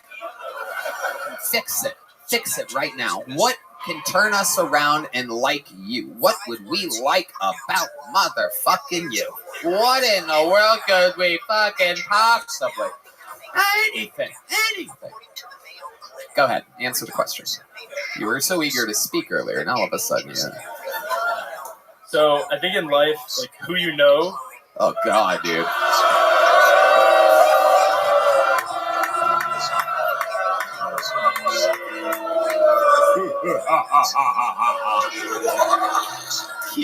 Keep going. This is priceless. I think in life, who you know, worst line to start with that you possibly could have come up with. It's not getting any better from you. No, come on, keep going. We want to know. This was his redeeming quality, by the way. All right, so why do you come down to Austin, right? You're a stand-up comic. You come to be around other comics. If you're a kid in college and you're not taking a job and you're trying to build your own company, it's extremely lonely and it's scary. And so when you can put these people in the room with other kids that think like them, they get a moment where they feel like they're not the weird kid. Bobby, Bobby? You're talking like a politician. You use your hand. I mean, who taught you this? Where do you think? How did you become this way? Where's your PowerPoint? Yeah. They didn't let me put the pitch deck up. So is there anything about your real life, non-business, no pitch, no Founders Cupid, anything about your life that would make us kind of like you? You can reference anything that you've ever done, that you do on a daily basis, perhaps something that you love, perhaps maybe you're nice in some way, maybe you do some type of nice thing or good deed, perhaps. Because right now we think that you fucking break puppies' necks with your bare hands. That was my last startup And then I take a percentage from the founders, and we diverse that capital into a. And I think it's important that. Give us one thing before I let you go. This has gone on way too long. Make us like you. I don't know. You say what you want, but I think bringing people. Oh, get the fuck out of here! Get the fuck out of here! Get out of here! This is an official "You Suck" Kill Tony extra small. Here you go, buddy. Hey! Oh yes, this is Kill Tony. I tried to warn you. Is that Shark Tank? Is that Shark Tank? You guys are so good. Make some noise for your next comedian out of the bucket. You've seen it. Anything can happen. His name is Patrick Carpenter, everybody. Here we go.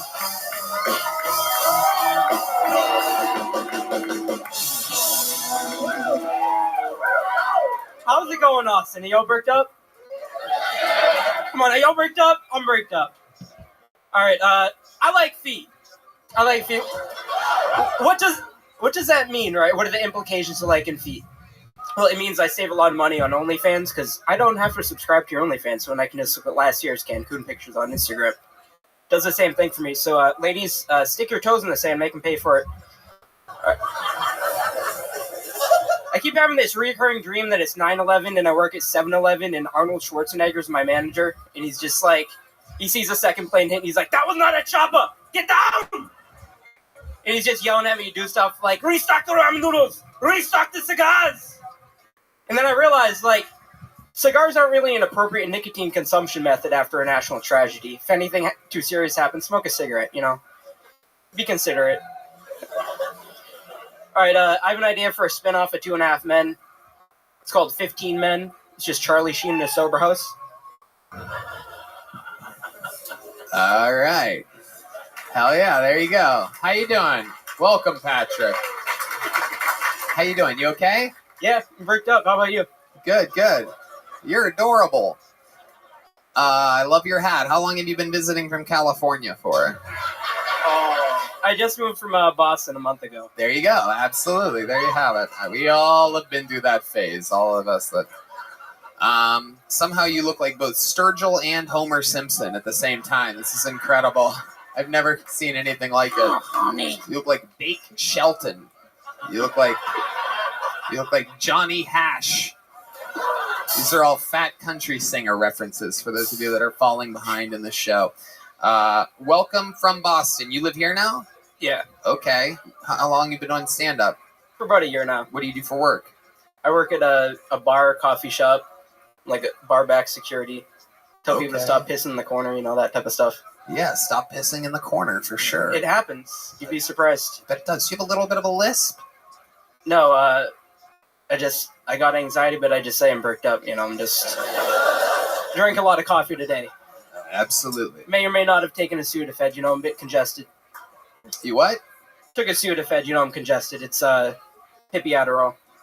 Okay. All right. All right, Patrick. So you've been here for a month. Yeah. What do you do for fun? What do you tell us more about you? Give us some information about your life. Barton Springs is fun. I actually I took a rain check on a date tonight. You took a rain check on a date? Yeah. Okay. I was supposed to go kayaking to Barton Springs, but I'm like, nah, I got to do comedy tonight. So. Wow. I know it's kind of gay. Wow. There's a kayak still afloat because you decided to come do comedy tonight. Adorable. Have you kayaked a lot? Yeah, you know, a few times. Yes. Indeed. The lonely man's canoe. True. All right. Patrick, what's your love life like? I'm trying. No, I'm trying. Tell us about it. Tell us about how you're trying. Has the naked Betty boop tattooed on your calf helped or hurt with your love life? I just got that on my birthday like a few weeks ago. Yes, your calf is still shaved. So. Yeah, it's Betty boobs. It got infected. Oh man, this is a bunch of downtrodden bucket pools tonight. I took antibiotics. It's good now. Okay. His face looks like an animatronic. Have you ever been to like one of those like road sites?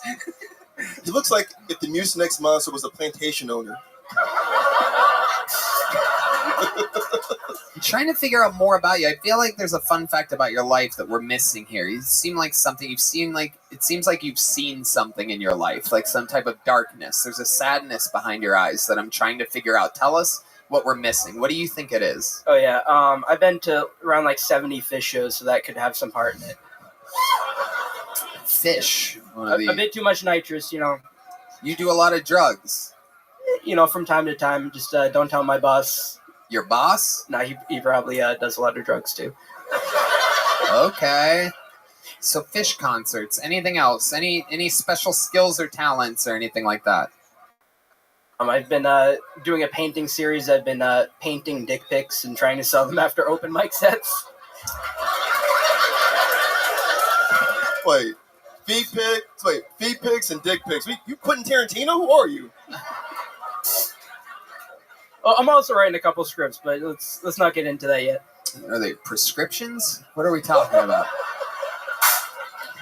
I feel like I'm into feet and I paint dick pics would have been redeeming answers for the last guy. Yeah. Can you imagine him trying to get that out? In this world, it's all in who you know. And that starts at the base.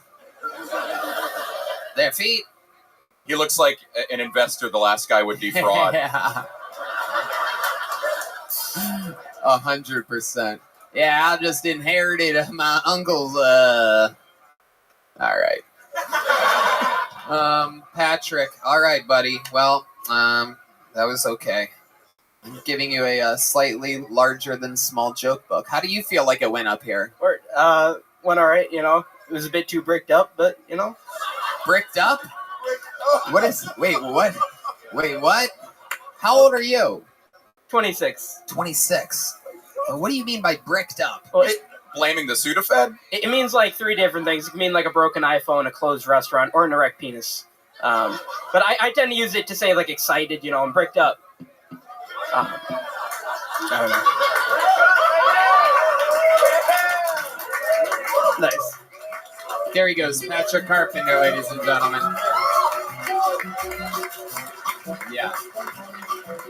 I'm going to pre-pull a name for us to go wrangle up, but you guys are in for a fucking treat. Right now is one of those very special moments where I get to bring out one of our unbelievable buzz around this guy. He is indeed the newest full-time regular on the show. An unbelievable force. We love him so much. Ladies and gentlemen, Cam Patterson, everybody.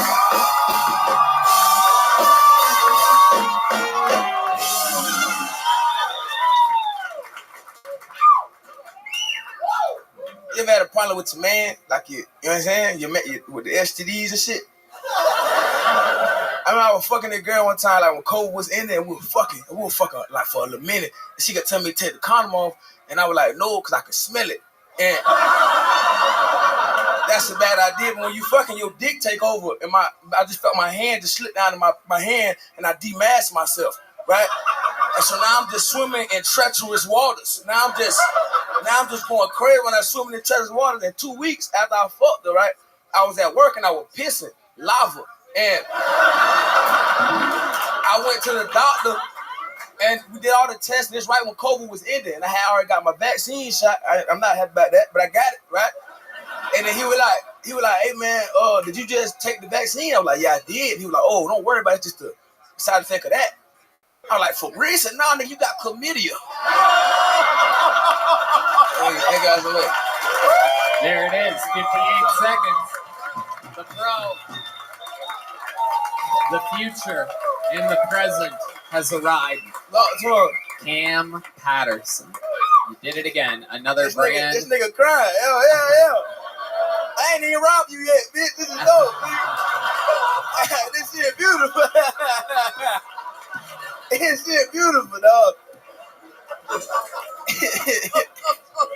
I really enjoyed all the words I understood.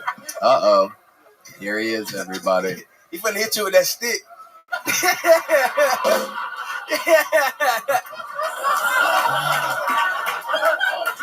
Cam, let me ask you something.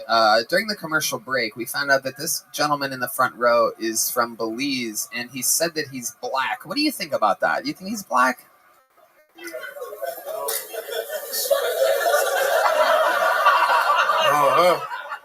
Oh no, nigga. The light skin part is actually the tattoo. The dark stuff is underneath. Nigga got that Edgar Allan Poe in your hand, nigga. I don't even really know who that is that much. Nah, this nigga not black.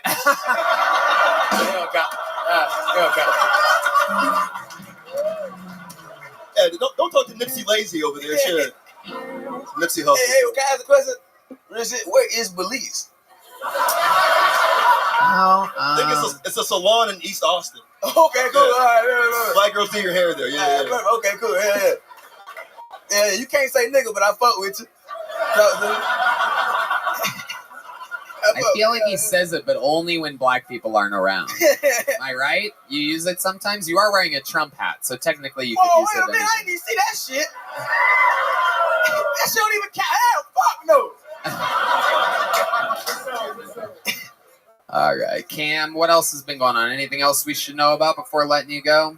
I'm getting a little successful now, so I'm trying to fuck white women. Oh, hell yeah. That's all it takes. All it takes. Shit getting better. Hell. So no one told you life was There's a tax bracket too when you start becoming successful in black. It's a weight limit for white women. You get more successful. I'm just getting there, so I'm getting the hood white bitches right now. You know what I'm saying? The one that talk like me, when I get more money, I'm gonna get like a pristine white bitch like that one right there. I'm gonna get one of them. Yeah. Look at that. Damn. That's a good pick. Little. That's a pristine white bitch. This That's name a bar. Jessica or some shit. You know what I'm saying? I want a Brittany. You know what I'm saying? Oh shit. Or a Taylor. Oh my goodness. What are the names of the ones you're dealing with now? Damn. Liz, Kelly. We call that bitch Lil Cash. I love it. Have you noticed a difference between the white women and the black women? What stands out to you? What's something that you've noticed? The difference between the two? White women suck dick so well, dog. Oh shit. Wow, our viewership just went down 10% just then. There's a bunch of angry white men in the middle of the country. Fuck this shit. They suck dick so good. Oh. You used the adjective the second time and an adverb the first time. Yep, I know some of them words. But I like that you know that. Matthew Broussard's famous last words. Well,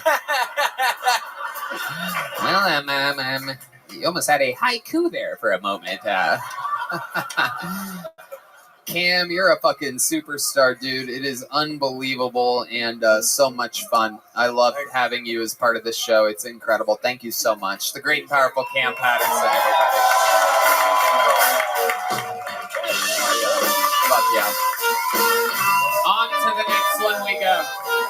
Another bucket pull coming at you at 1,000 miles an hour. And the name of this bucket pull is Alan G.G. Walker, everybody. Ooh, a long name.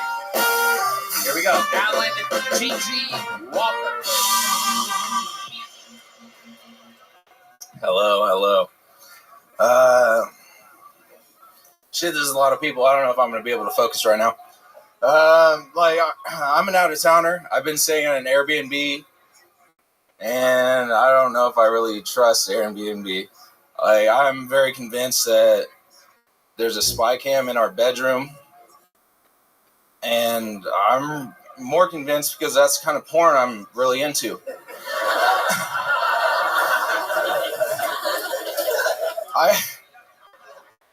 I can't get over the fact that, I just think every morning someone's waking up to me waking up at 8 a.m. and just slowly masturbating as I go through recipes on TikTok of what I'm going to make for breakfast. I don't know how I feel about that. Has anybody here ever slept with a coworker? All right, lit, dude. This is a better crowd than I'm fucking used to. No one wants to say that. It's weird. It can get weird. It's fun at first, but after a while, you don't know where the relationship's gonna go. All right, there you go, Alan G.G. Walker. Welcome to the show, my friend. How are you? Hello. How's it going? It's going. How you doing? Okay. How long have you been on stand-up? 3 months. 3 months. All of it here in Austin, Texas? No, I don't live here. I've been here for a week. Okay. I do it in Evansville, Indiana. Okay. They're kind of blacklisting me right now. They don't like my stand-up. So. Why don't they like your stand-up in Evansville, Indiana? Why do you think that is? Oh, God. Oh, no. Dude, I'm about to lose all my paid spots. Go ahead, answer the question. You're on a show. You're on a show right now. My first show, my promoter was like, you just throw around the F-bomb and the N-word way too much. And I was like, first off, you're my sister. So, why is it that big of a deal? You know who I am. And... Oh, fuck, dude. That's it. Alan, okay. Rough. Okay, what do you do for work in Evansville, Indiana? I'm a freelance photographer, and I just serve foods. What's something interesting about you? Anything at all? Interesting. you're good at something, you have a hobby, you once did this, you want this once happened, you were part of anything, something. You're Belizean? Malaysian? Yeah. I don't know. I really like that I went after the rocks dude because I got a rock in my pocket, and that makes me feel very secure. Wow. You know what he also had is jokes. You can't just carry the rock and think that that's going to help you. So what else about you, other than the fact that you have a rock in your pocket? What else is interesting? You can reference your entire life right now, anything at all. Dude, fuck. Dude, I'm just doing this. Like, I'm just trying to wing it. You smoke bongs? You have a bong at your Airbnb? No. What type of smoking apparatus do you use? I do, like, bowls. Right. Like, dirty bowls that you've had for a while. Yeah, that's the vibe that I'm getting right now. You have that energy. You have the energy of a guy that never cleans his... I don't like cereal, but I do like the bowls. There you go. And you know what? I hope you like little joke books, too. I'm going to keep it moving along. Here you go. There you go, my friend. There he goes. Alan G.G. Walker, everybody. Indiana. Did I pre-pull? I forgot to pre-pull, huh? Let's get a special treat up here. Is that golden ticket winner ready back there? Fantastic. Can you get past that off? Nope. You guys are in for a special treat right now. How many of you have been watching this show for a long time, huh? This lady, a legend in the game of Kill Tony. She is one of the original golden ticket winners from over half a decade ago. Always a very, very interesting new minute. She's a wild, wild lady. She fits in just perfectly here. Make some noise for legend Nicole Tran, everybody.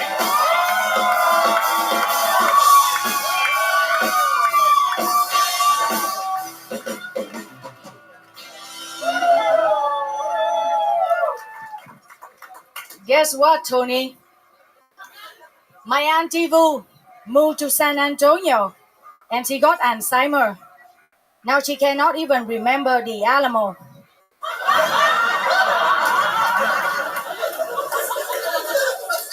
I saw a restaurant right next to an immigration office in El Paso. They say it's better to eat after you swim.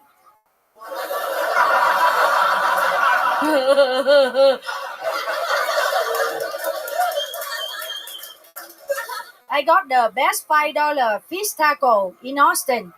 If I make $30 doing comedy, I go get 6 fish taco. I got a big gig coming up in Las Vegas. It pays 160 fish taco.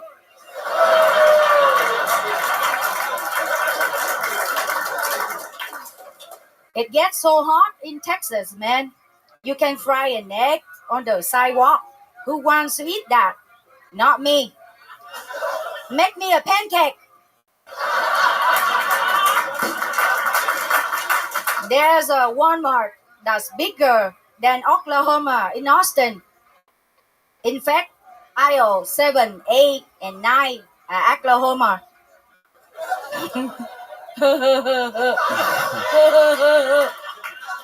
What's up, Tony? Nicole Tran, ladies and gentlemen. There it is.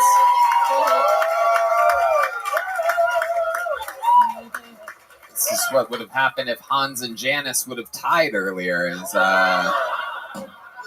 would have created a hybrid regular. I have blue eye, Tony. My cousin Bing Bing, say hi to you, man. Your cousin Bing Bing? Yeah. Okay. My cousin Bing Bing just got her eyebrow tattoo. That guy did it too high. Now she looks surprised all the time. She says, this guy charged me too much for the tattoo. I say, surprise. Wow. Bing Bing loves frozen food, man. She spent $3,000 on frozen carrots, frozen peas, frozen meat. Now her credit is frozen. That's what. Everything is frozen. That's what we call her the ice queen. She found liposuction much cheaper in Mexico, but it's located in a piñata factory. Really, it's not liposuction, Tony. They just knock the sugar out of you with a baseball bat. Actually, I got some merch for cousin Bing Bing. The merch. For girls, if you get the sexy Bing Bing t-shirt, go to bed, you get bonbon. And And you're going to be selling this merch in the lobby after the show, right? Okay. to cover my airplane cost. This is for guys. If you get the sexy Bing Bing t-shirt, I guarantee you get bang bang. I have Hey, that's a much. color too. This is a much better Shark Tank pitch than what we saw earlier. This is like Sushi Tank. I see that Nicole's in pink. I loved you in Oppenheimer, by the way. She was. Man, I love your show, Tony. Your shows make me famous, man. Now I move from West Hollywood. Everybody knows New Country and Q Tony podcast good, man. That is true. I really like changing people's lives. So you moved from Bay Area to West Hollywood. So I just opened 5 checking accounts. If one bounce, I use another one. If that one bounce, I bounce again. Eventually, I'm bouncing more than Dolly Parton on the trampolines. Oh my goodness. Matthew Broussard, what do you think about this? I really like her delivery. She has the timing of an automated voice messaging system. Please press 1 for more options. My friend Bing Bing says hello, Tony. If I bounce again. Trời ơi, để cho nói chị đi mà. Let me tell joke, man. Somebody, listen, man, I come here to tell jokes, man. I don't come here and let you make fun of me, man. I spent $1,000 to make people laugh, man. Somebody stole my identity. They did not know I was wanted by immigration. That poor guy ended up slurping pigs and paying them pence. He ended up what? Ended up slurping pigs and paying them pence. Slopping pigs and paying him pence? What? Paying them pence? What, man? Say it again. Say it again. Say it again. I want you to say it again. He ended up what? He ended up slopping pigs and paying them pen. Slopping pigs and paying them pen. Pen? That's why I like white guys. They always laugh Can you for me. spell it for us? Oh, shit. This is not a spelling bee, man. This is a comedy show, man. Let me move to the next joke. Slopping pigs and paying them pen? Yeah. What does that mean? It's a country next to Vietnam. That's where I'm from. In Cambodia, I see in Cambodia. Study some history, bro. Hey, all right. All right. All right. This lovely blue-eyed white dude needs to study Asian history, man. He's my bro, man. I love Tony. Okay. Last week, man, Tony, the county court called me and said, hey, Nicole Tran, you have to go to the courthouse for jury duty. And I said, dạ ông ơi, tôi bận rộn lắm, tôi không thể nào đi được, quản lại tháng sau, tôi hứa tôi sẽ tới văn phòng của ông liền nói nhau ông ơi.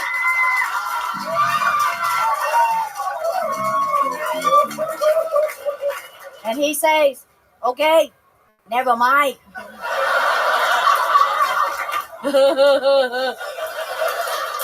She gets it.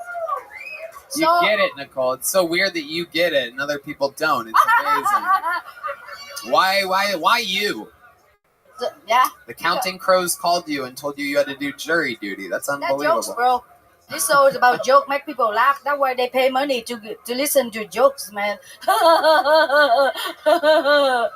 It's crazy to think that Angela Johnson's career is all because of.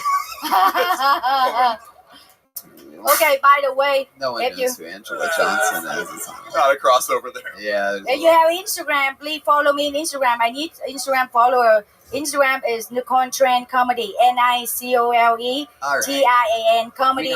No space between letters. That part we can hear clearly. Yeah. NICOLETRAN. Anyway, back to LA. All right. Back to LA, man. I just ate at a restaurant called Super Bowl. I wonder who's gonna perform there at halftime. She got the jokes from LA. Okay, I saw Cleopatra plastic surgery in West Hollywood. Cleopatra had the first no jobs in history, but she would never admit it because everybody knows she's the queen of denial. Wow, nothing better than a topical Cleopatra joke right on top of us. Do you guys want me to pull her strings so she tells another joke? I have a song now. A song. Nicole, you famously have talked about how you love blue-eyed white men. What do you think about Matthew Broussard sitting next to you? Look at this fucking stud. Fresh off of... that's funny. He walked out of the... She just noticed me. But he has to cook, man. This is the guy that fucks Barbie. Huh? Now, go ahead. What do you think about this beautiful man? Oh, surprise. Listen, bro. I dated a blue-eyed Frenchman. He was perfect, Tony. His face, perfect. His hair, perfect. His wife, well, nobody's perfect. Wow. Almost everything was perfect about that guy. I have a thing for Those blue-eyed are her white guys. memoirs of a geisha right there.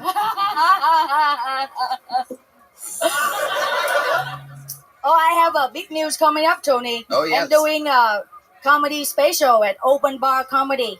Sounds like you're doing Big open. news. Big news, bro. Let me talk. Let blue eyes, white guy, let me do the talking, man. This is Asian show business, man.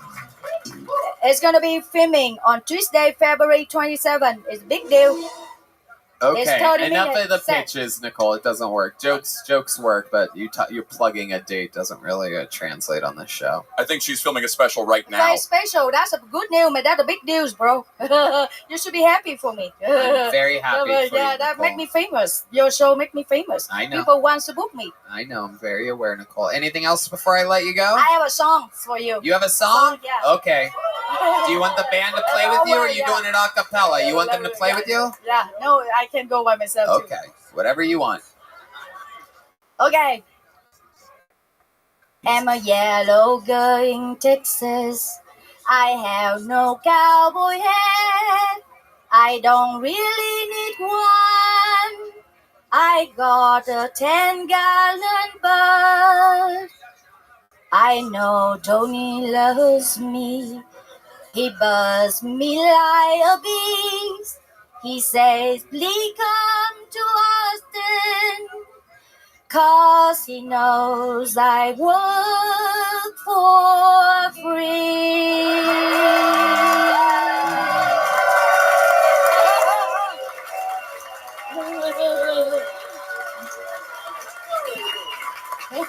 Unbelievable performance. You guys gotta buy these very, very, very limited edition Nicole Tran shirts on your way out. Thank you. The Bing Bing. She literally flew those here. Make some noise one more time for Golden Ticket winner Nicole Tran, everybody. Thank you, Tony. Thank you, Reggie. There you go. That's it, Thank Nicole. you. On putting it in blue eye, white guy. There you go. Thank you, Nicole. That bitch talks a lot. You should see her in the fucking green room. I had to tell her like 5 times. I'm like, Nicole, fucking relax. Jesus. Your next bucket poll, ladies and gentlemen, has an I in parentheses next to it, which means it is one of you in the room. Make some noise. This is always exciting. One of your own. Tyler Bowe, everybody. Tyler Bowe's next. Right there. It's happening. Wow. Oh, he's taking a shortcut. Okay. There you go. Go that way. Go do the set. Go that way. Go that way. How you guys? One more time for Tyler Bowe, everyone. I was just about to yell in this thing. How you guys doing tonight? Thank you very much for having me. Let's get this out of the way. I'm a white guy. No, don't cheer for that. Don't cheer for that shit. I mean, we're practically supervillains at this point. Shit. Speaking of whiteness, let me talk about slavery real quick. Hold on, people. I gotta roll here. All right. So, you expect me, a white guy, another white guy, went ahead and sailed to Africa. Sounds about right so far. But then you expect me to go ahead and throw a net and catch a black guy that runs from lions and shit? and hunts them with a spear. Let me tell you, from a white guy's perspective, we don't have the fucking stamina. We do not. Well, another thing about me.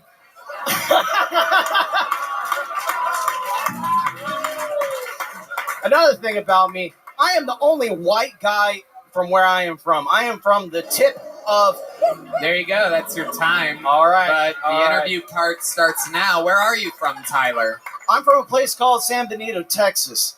Okay. Describe it more to us. Okay. How are you the only white guy from a city in Texas? Well, my parents made a horrible mistake. Jesus Christ. His name is Tyler Bowe.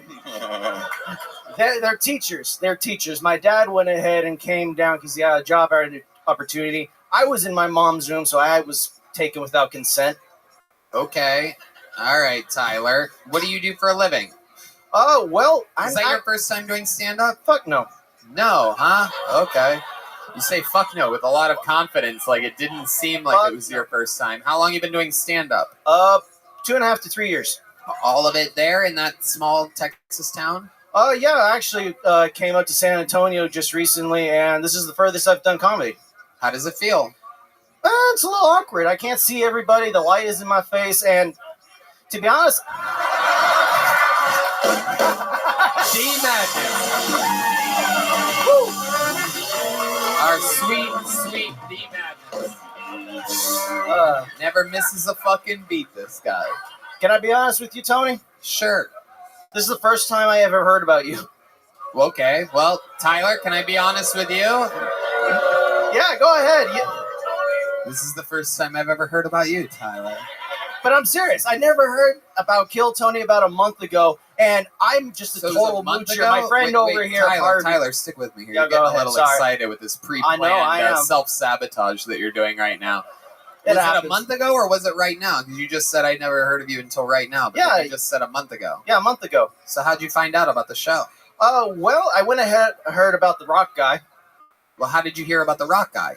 Oh, my friend went ahead and showed me a video over here, Harvey, and then he was like, that'd be nice to go ahead and get tickets. Right. And then, So you bought tickets to some no, show? he bought tickets. I just went ahead and paid for gas money. Right, so you paid money to come to a show so that you could tell the guy hosting it that you've never heard of him before?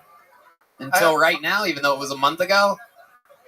It's just like everybody else. I just feel like we gotta be honest with each other. You what? We gotta be honest with each other, that's all. Let's find out how honest you actually are. Oh, you don't want to know. Tell us more about your actual life. Tell us something that we would be surprised to know. You talked about the logistics side of slavery during your 60 seconds. You said that you're a white guy and that they're villains now. A lot of really hard-hitting subject material. Very much, yeah. But no, I am the only white guy pretty much down in the valley. And I was the only white guy on the football team. I had a nickname, Powder. So this is your identity? Is that you're the white guy? And now you're here in Austin? That's just how I lived my life. That's just how it is. Okay. No one else will let me live any other life Tyler, down relax there. a little bit. You're talking a lot now, Tyler. You're not in San Benito anymore, dude. True. What kind of powder was it? Meth? My coaches thought it was coke because one day they went ahead and pulled me into the head coach's office, and I think this was their attempt to go ahead and sexually assault me. I think it was dandruff. The guy went ahead and put it out on the table and was like, "You want some?" Nah, dude, I'm 17. And he did the line in front of me. You want to be on the A team? Hell yeah! Wow, you are not funny. It's unbelievable. Nicole Tran buried you with a pair of chopsticks. It's amazing. What do you think the funniest thing you've ever said? 2 years. I asked you if it was your first time. Your answer was fuck no. So let's talk about it. Your best joke you've ever written right now, Tyler Bowe. You have a chance to do it in front of this is the most people you've ever performed in front of, correct? Technically, yes. By technically, what do you mean? Yes. If you exclude masturbating at the mall. What's the best joke you've ever written, Mr. Fuck No, Not My First Time? The best joke I ever wrote was about weed. I love smoking weed, and if anyone hasn't gone on the bandwagon, it makes a good day great and a bad day good. But it makes you look up weird shit. Like, have you guys ever went ahead and wanted to have sex, and you're about to put on the condom, and you're like, how was it made? I was that guy. I went ahead and looked it up. It was really weird. Turns out in 1405, a Muslim went ahead and used a goat intestine. Pretty gross, right? But by the 1800s... There he goes, everybody. Tyler Bow. You're going that way, Tyler. That way. Out. There he goes. Fucking slavery denial. Unbearable. You asked for jokes and he gave you Snapple facts. For a guy that only jokes about slavery, I wouldn't mind sending him on a ship to Africa, am I right? Let's do it reverse. We should send our worst whites. It's actually a good premise. Oh, wait, when he was doing the slavery Hold on thing? a second. Hold on. Michael, these fucking in-ears are killing you over there. Jesus Christ. Because I've heard of Holocaust denial, but slavery denial was weird. And these white guys up front were like, oh my God. The only person who wasn't covering their face when he's doing that was my nigga right here. That's right. It was like, go on.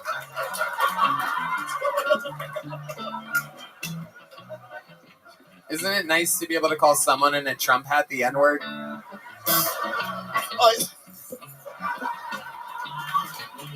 Pulled another name out of the bucket, ladies and gentlemen. We're keeping it moving.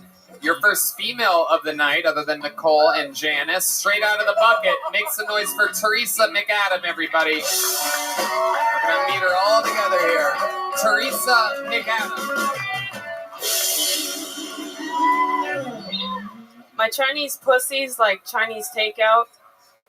It's cheap and easy, but you don't want to eat it the next day. This Jewish guy ghosted me recently. I guess that makes 6 million and one.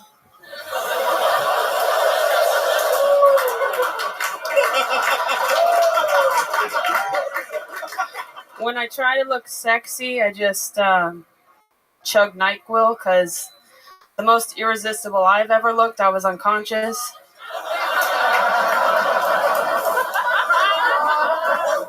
Guys like these girls with these, bubble butts. The only thing bubblicious about my butt is my Hubba Bubba hemorrhoids. Who wants a chew?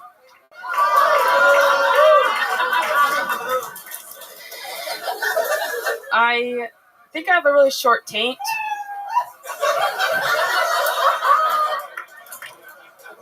The shit just slides right into my pussy, and my pussy's regularly doing blackface. Oh, Jesus Christ. Okay, stop. There's more to it. There's more to it. Can I finish? No. There's If you do any more, Red Band's gonna come. Red Band, my boy. Come on, Daddy. Come on, We have to stop it right now. Woo! Red Band is hard as a rock right now. I'm looking right at it. Let me see.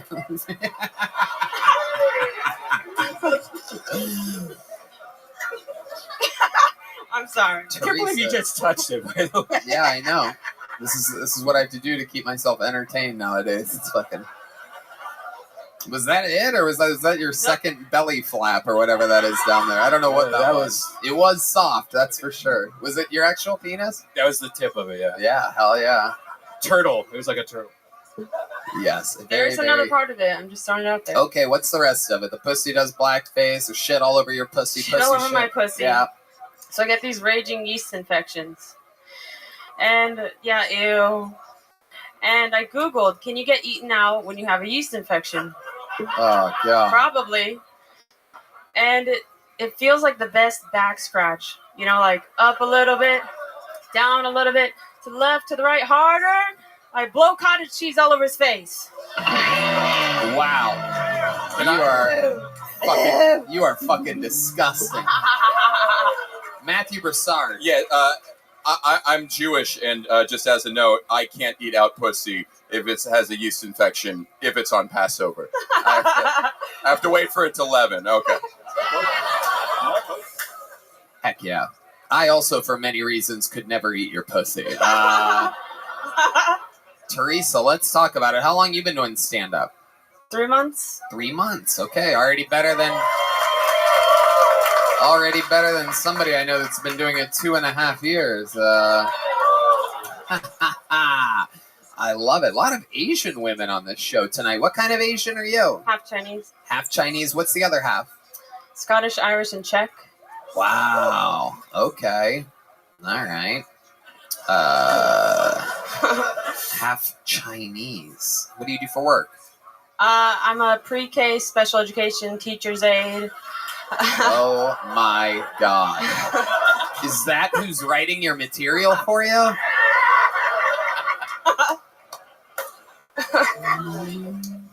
And then I pooped on my vagina. Okay.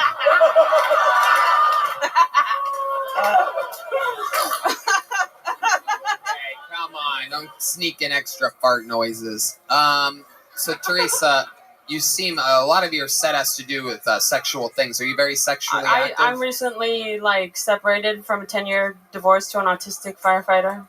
Wow, damn. So at least you could spray your pussy down before eating it. That's incredible. No, he was too scared to fuck me, believe it or not. Really? Yeah. Why was he scared to fuck you? Because of the autism. Oh, really? Yeah. What kind of autism are we talking about? Was he afraid he'd give it to you? I have it too a little bit, but I think he's way more, So how long have you been separated from the autistic fire? 3 months. 3 months. So you've just been on a tear. Yes. And so what's been going on? Describe some of your actual interactions with other humans with us. Okay. Wow. I am excited about this. Yeah, so I've been on a Hispanic frenzy.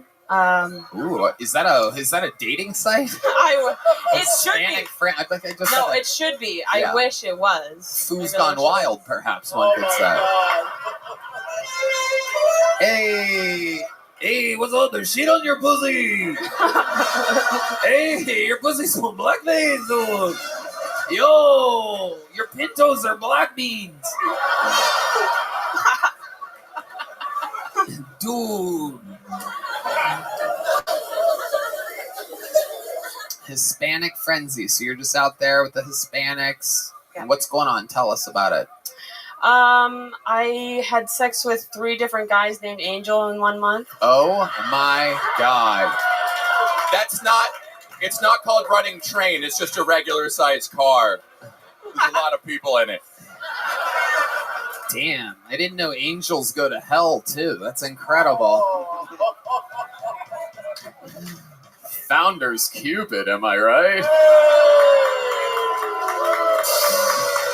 So stupid. This is the dumbest show of all time. 3 angels in a month. So tell us more. Describe what's going on here. Tell us. You want to know about the angels? Yes, anything. Keep going. Any angels, Salvadors, fucking Mijos. Okay. So Angel, I met on Live Links. What's Live Links? You call in this number and then you This talk sounds to guys. old school. This is like from the 90s or something. Yeah. Are you still up? D-Madness knows what it is. Live Links. Yeah. 1-800 Live Links. Yeah. Okay. So he's like, yeah. He's on fentanyl tonight, everybody, for the first time. Okay. He's experimenting. I'm kidding, D. We know you're not on fentanyl. Yeah, so Okay, D. Let's keep listening then. Chatty so bastard. Angel was like, come to Dallas. I'll give you gas money, pay for a hotel. I get to Dallas. Didn't get any gas money. He asked me to pay for the hotel. Oh, shit. And then he said he'd Venmo me for some plan B, and he fucking didn't. So I was like $300 out. That was like an expensive Mexican hooker. Yeah, that is incredible. You got fucking... I got fucked. Yeah. That is incredible. Andy came inside of you? He didn't even. He didn't even, He but he didn't still even. made you get plan B because Yeah. he's so Latino that he thought he could have gotten you pregnant even though he pulled out. That is a true Hispanic. Angels do miracles. So Yeah. Yeah, you were touched by an angel.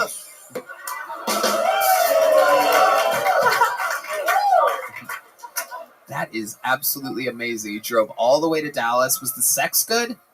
Yeah, he was a sadist, and he fucked me in the mirror, and he wanted to call me daddy. Oh. Or he wanted me to call him daddy. Oh, yeah, that makes sense. And then he fish hooked my mouth, and he was like wanted me to look at himself in the mirror, at myself. This is So I was amazing. like- Keep going. So I was like, This is great. This is what I want every interview to be like. There's so much information. Don't stop. so it went like this. Silly faces with daddy. Oh my god, okay. Wow. I would have expected that from Robin Tran earlier, but not you. Amazing. Tell us more. Tell us more about these amazing experiences. I love this. This is Teresa's sex stories. Second angel was a guy from Bumble in San Marcos. San Marcos. Drove to him again. You drove to him. Yes, I drove to him. Look at you. I am a man, so I fucked him in his hamster dorm room, and he had the lights on with these like crazy eyes the whole time. I didn't come. He did twice. One, and some of the cum got in my eye, and he made me leave at like 3 a.m. with a fucked up eye, and like it was terrible. Oh my god. Like crazy eyes, crazy eyes. Angel. Stroll on that. Yeah. So so far 2 angels have made you drive. Yeah, actually the third did too. Oh my god, here we go. Let's talk about the third angel. Here we go. Okay, so Angel 3, which is his name in my phone. I'm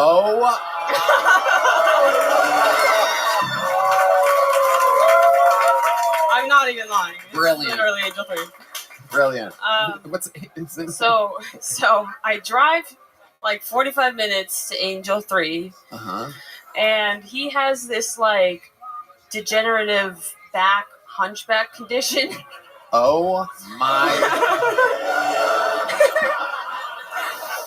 And this is like when you hear like dating in LA is hard. It's like, have you met my friend Teresa? Just kidding. Just getting her. So, and at this point, I think I had like given out like 8 orgasms in a row from like, 4 different guys or whatever. Right. And so we have sex, and neither of us come because he has to go to a birthday party. Oh, that is so Hispanic. That is incredible. But I respected it. And the next time we fucked, then he goes, "Oh, I just want you to know I've never cheated on my girlfriend before, but until now with you." Was that after he came in your eye or in your pussy? No, that or was what? Angel 2. Don't get it mixed up. Angel 3 told you afterwards that he cheated on his girlfriend? Yeah, I didn't know he had a girlfriend. Why would he tell you that, do you think? I don't know. It was her birthday. Ah. Who says you can't have your cake and eat it too? You know what I'm saying? The old chocolate cake, because your pussy's covered in shit. That's a callback. I thought it was a kid's party, and he just showed up cocked and loaded. Unbelievable. 3 angels. Do we have? Can you name some other names of this? The next guy was Mexican, but his name was John. That was kind of weird. Oh, Mexican John. Mexican Okay. John. Tell us about Mexican John. Also, live links. He picked me up. We. Whoa. Hello. That is my new favorite sound effect, by the way. Let's go. I can't believe we found a new one here. It took 3 angels for us to find the hallelujah button for the first time in 10 years. Amazing. Yeah. So then he took me to that like outlook that looks over the city. Smoked some weed, grabbed my ass. Then we went to his car. We went to like 15 different hotels that were all booked. Uh-huh. Ended up in a parking lot, and then Backseat. So you end up in a parking lot. Are you guys in the front seats, the back seat? What front. do you do? And this car was like the biggest piece of shit you could even imagine. Right. Yeah. Yeah. Red man in the zone right now. Yes.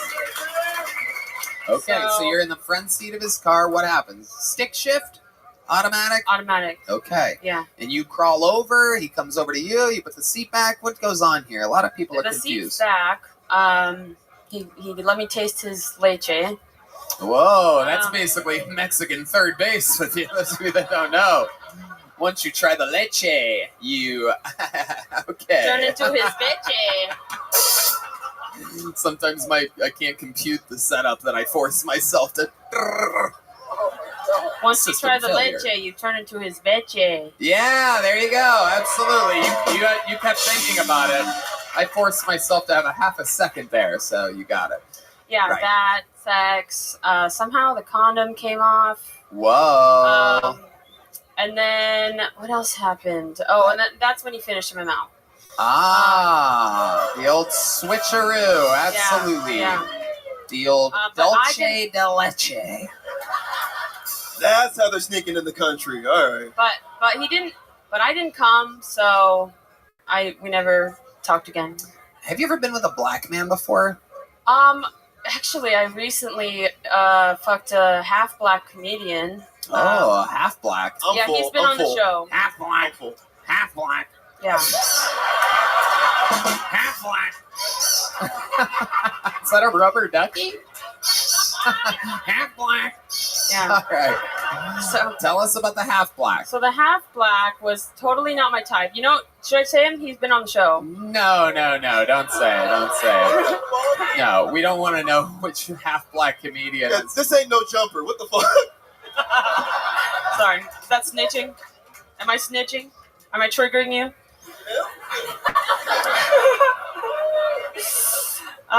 So anyways, I was not attracted at all, but he asked me to come to his house, and I'm just curious about people's houses, but curiosity killed the cat, you know? Yes, it did. Absolutely. So it was actually reparation sex. It was Juneteenth. Wow. Okay. Yeah. That's not You're Chinese, lady. I'm half white. I'm half white. I've got some skeletons in my closet. Okay. He's half white. What the fuck's the reparations in any of this? So I wasn't trying to fuck him, but but how did he end up? How could he possibly end up having the ability to get inside of your very openable pants?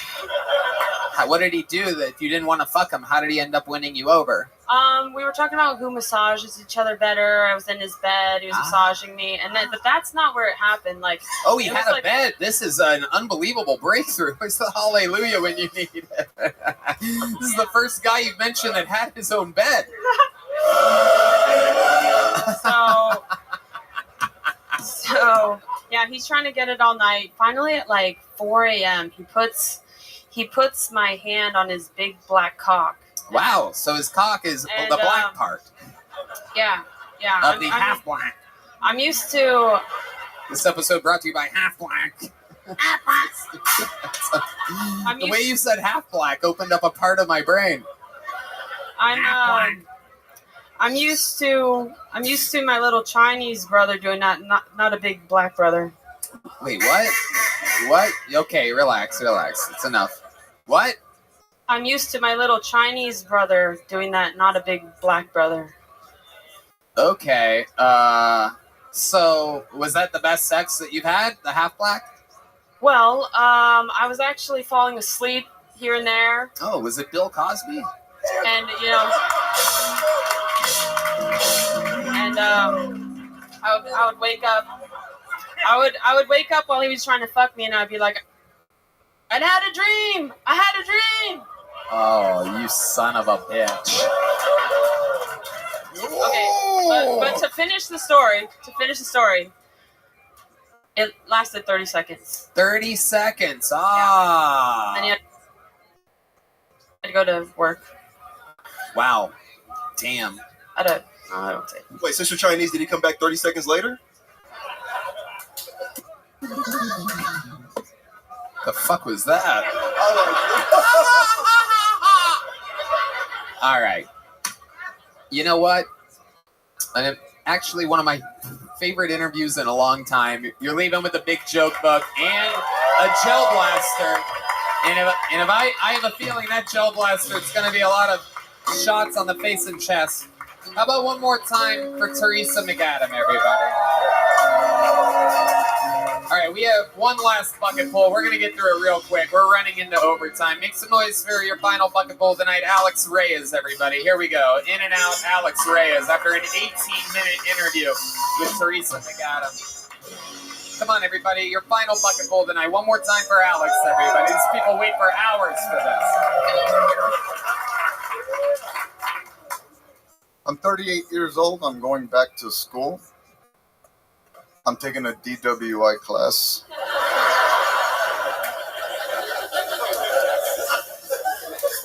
I don't know if they're going to do it. Well, okay. Last year I went to upgrade my phone at T-Mobile. The lady says, it's T-Mobile Tuesday.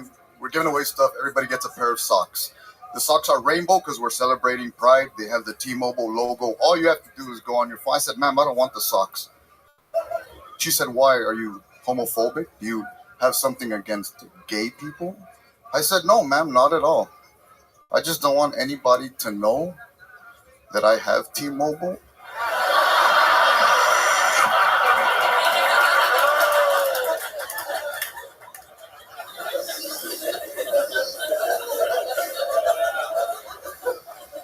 I've been saving a lot of money by switching to self-checkout.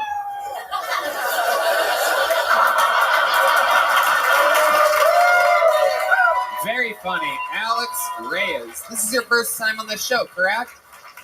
Yes, sir. First time. Very, very funny, man. How long have you been doing stand-up? On and off since 2017. I love it. It Thank seems you. like it. You're hilarious. Great timing. Great fucking everything. Totally Amazing. clean. Matthew Broussard. Yeah, just clean. Just want to know that was a totally clean set. Yeah, amazing that you can come in clean after a chick just talked about shit in her pussy for 15 minutes. It's unbelievable. You did it with smart, well-executed, well-timed jokes. What do you do for work? I go door to door. I set appointments for homeowners looking to go solar. Okay. Hell yeah, absolutely. I'm not proud of it. T-Mobile has a wide range of networks. They actually use they use all the antennas. You know that? They have like the Actually, solid- Tony, the latest reports are they're the fastest mobile provider out of all of them, like times 5. I've been loyal to T-Mobile for a very, very long time. They are I've left Verizon. I've left Sprint. I've been with them all with horrible breakups, every single one of them. T-Mobile, honestly, I mean, and maybe you don't go on the road a lot, but if you travel, T-Mobile's unbelievable. 100%. Are they a sponsor? No, they're not. They're just the Totally fast. not. Like your joke seems like it's like you wrote it like 30 years ago almost. Like that's Yeah. how like. Yeah, you got the wrong network. I Yeah. think maybe Sprint or something. yeah, Sprint's yeah. terrible. But actually, yes, T-Mobile uses everyone's things. Verizon's actually the worst right now. All around the world, when you turn on your T-Mobile phone, it's on. It's working. And other people are like, fuck, are you getting reception? And I'm like, yeah, you dork.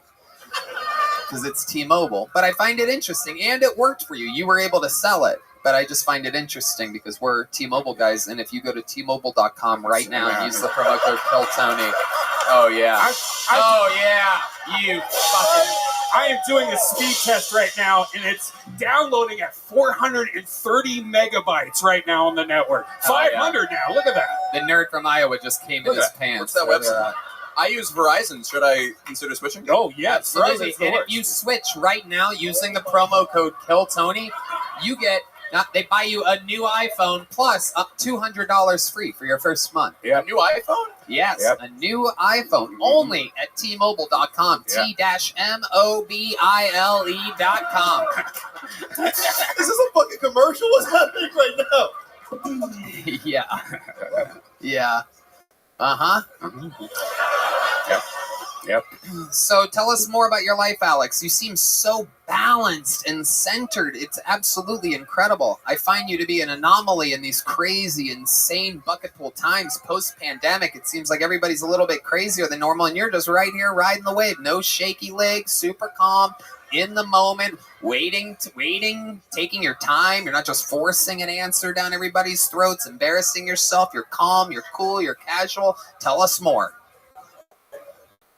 Today's my birthday.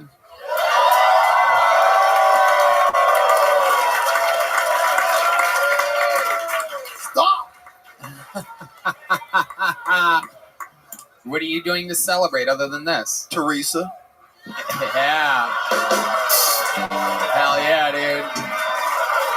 Oh, you can get that for sure. Oh, yeah. You can sprint right into her Verizon.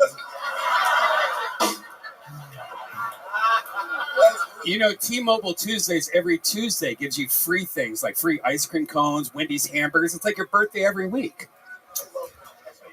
And if you have the new at-home internet package, tell us more about you, Alex. It's your birthday. Tell us Ask more. away. Are you in love currently? You straight, No, gay? I'm single. I'm straight, I guess. Straight and single, you guess? Hell yeah, this guy's down to fuck, bro. Well, if he was that wrong about T-Mobile, he might be questioning other things now. It's true. He mobile, she mobile, what does it matter? So I actually did that. I did that joke on video, on a reel. It didn't go viral. But a very famous comedian who's openly gay text messaged me and said, that is a very great joke. And I wanted to let everybody know. I wanted to screenshot it and share it to everybody online. But then I'm like, people are going to start asking questions. They're going to be like, well, why do you have a gay comedian in your phone like that, right? Are you? And then I'm like, well, fuck, maybe I am homophobic.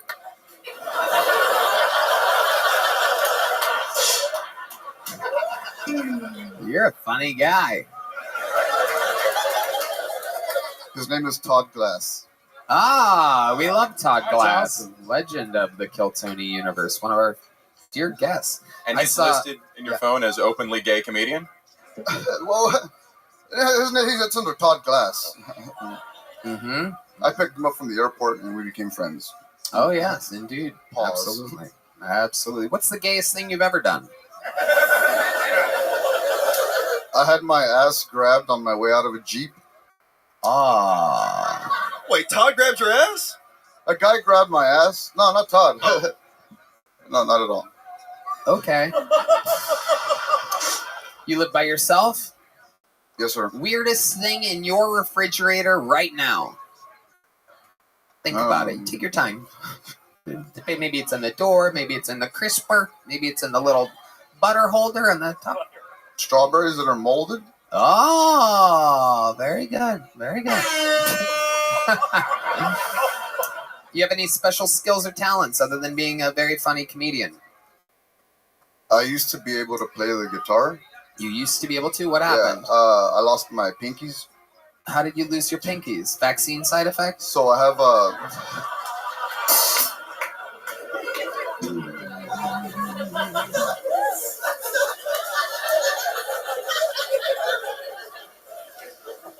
That's actually surprising. I have MS, so I have trouble in my hands.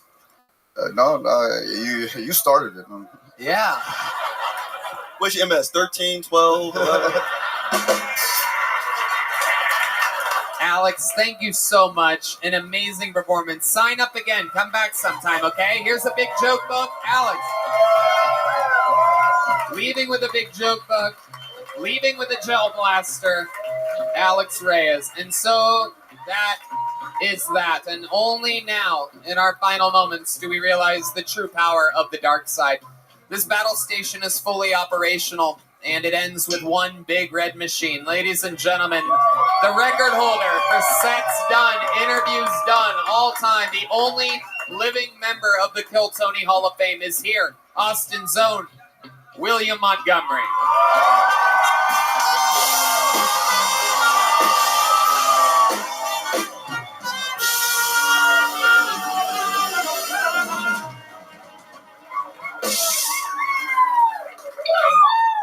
Nice to be back from the Big Island.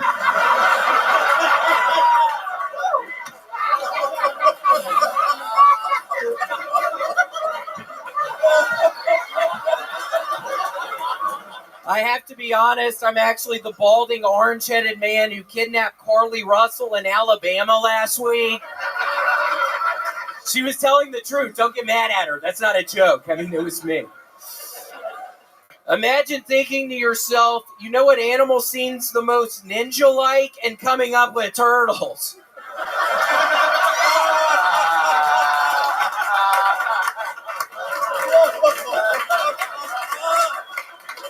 That'd be like trying to come up with the perfect protagonist for a video game and going, yeah, let's make him a plumber. And then when that, for no explainable reason, becomes successful, rather than going a different direction, you brainstorm and create a sibling who also happens to be a plumber. Genius. Kids love plumbers. Was taxidermist already taken? Anybody else think it's weird Master Shredder gets his funding from George Soros? What's going on in the sewers down there? Okay, that's what I thought. Wow. I mean, time after time, somehow, apparently getting stronger and stronger somehow. It is unbelievable. The man that could come in and come in weak, he could come in, he could take a night off and go, oh, I've already done so much. But instead, boom, time after time, laugh after laugh, the volume level, the amount of punchlines, the energy, the excitement, the connection. I mean, look at the way he stares these people directly in the eyes. Everyone, an innocent victim of his... Look at me, bitch. You better look at him. Thank you, bitch. And so, Tony, I'm excited. Nicole came up here doing her new merch. This is some of my new merch. I've made tan peanut characters. Say Hawaii, so I'll be selling them after the show as well. Oh, wow. Tan peanut characters. It's like the Belize guy. Who's this guy? It's unbelievable. Incredible. Yeah, looks just like him. Exclusive William Montgomery merch. I love it. How was Hawaii? Tell us about it. We missed you last week. Yeah, Hawaii was wonderful. I stayed a little longer because, Tony, I'm gonna be an actor now. They casted me in a remake of Rescue 911. They're gonna start doing a Rescue 911 in Hawaii. I'm gonna be the driver of the ambulance, so I'm super excited. We already started shooting. I have to go back in a couple weeks, but super excited. It seems like it could be a good opportunity for me. That is so exciting. So you're the ambulance driver for Rescue 911, the old classic show. Yeah, I'm sorry bringing up that reference. I've been working on not doing the older references, Tony.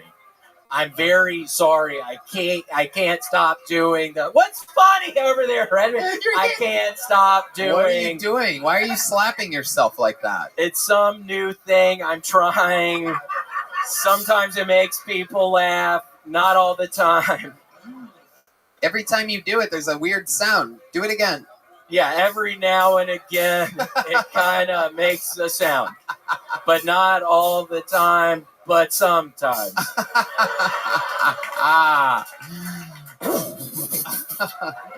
But seriously, sometimes I do this. That was too fast. Hey, Tony, I have some really good news. My hemorrhoid, it's been about 3 or 4 weeks now. It's finally getting better. It's the size. Wow. It's the size of a little grape now. So that's much better than the tennis ball deal I had up there. So it's getting better, Tony.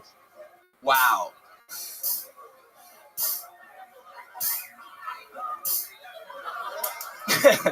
Amazing. You're coming back from Hawaii super refreshed with what seems to be superpowers right now. What else happened out there why do you think you're coming in so strong? I don't know. This time I did get a new tattoo and I'm starting to really feel the powers of the Looney Tunes. I got a foghorn leghorn. Wow. Incredible. Cost me $5,000. So.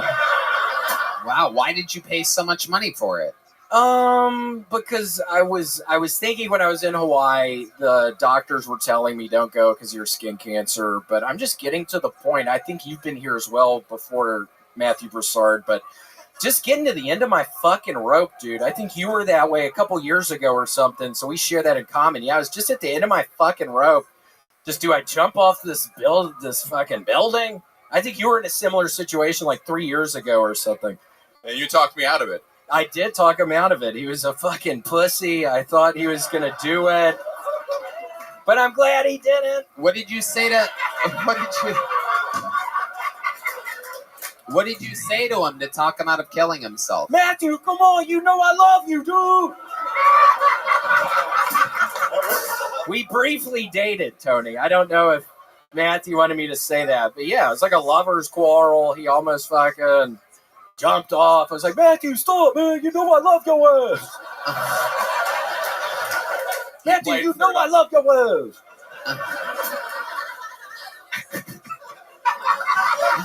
William's a wild boy. Matthew, is this true that you guys had a lover's quarrel?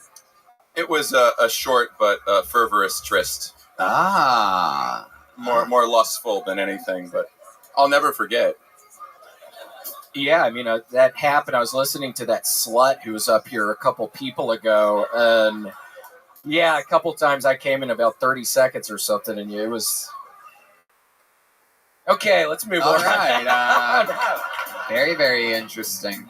So now that you're back to Austin, Texas, you have any plans or anything else going on? Sweet little dog, still good? Still doing good. Still kissing her tummy nonstop all the time.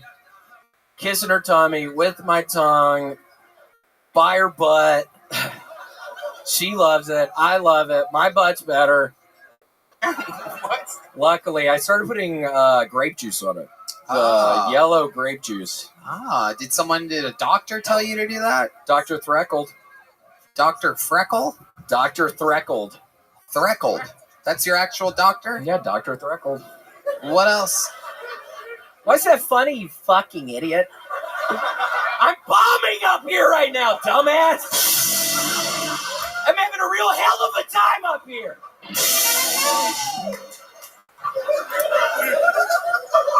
I tried to do the gay thing with you. That didn't really work out. And then you're laughing at me like that, you piece of shit.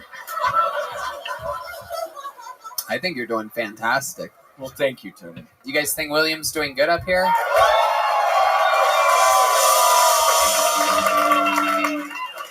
Why didn't you clap, bitch?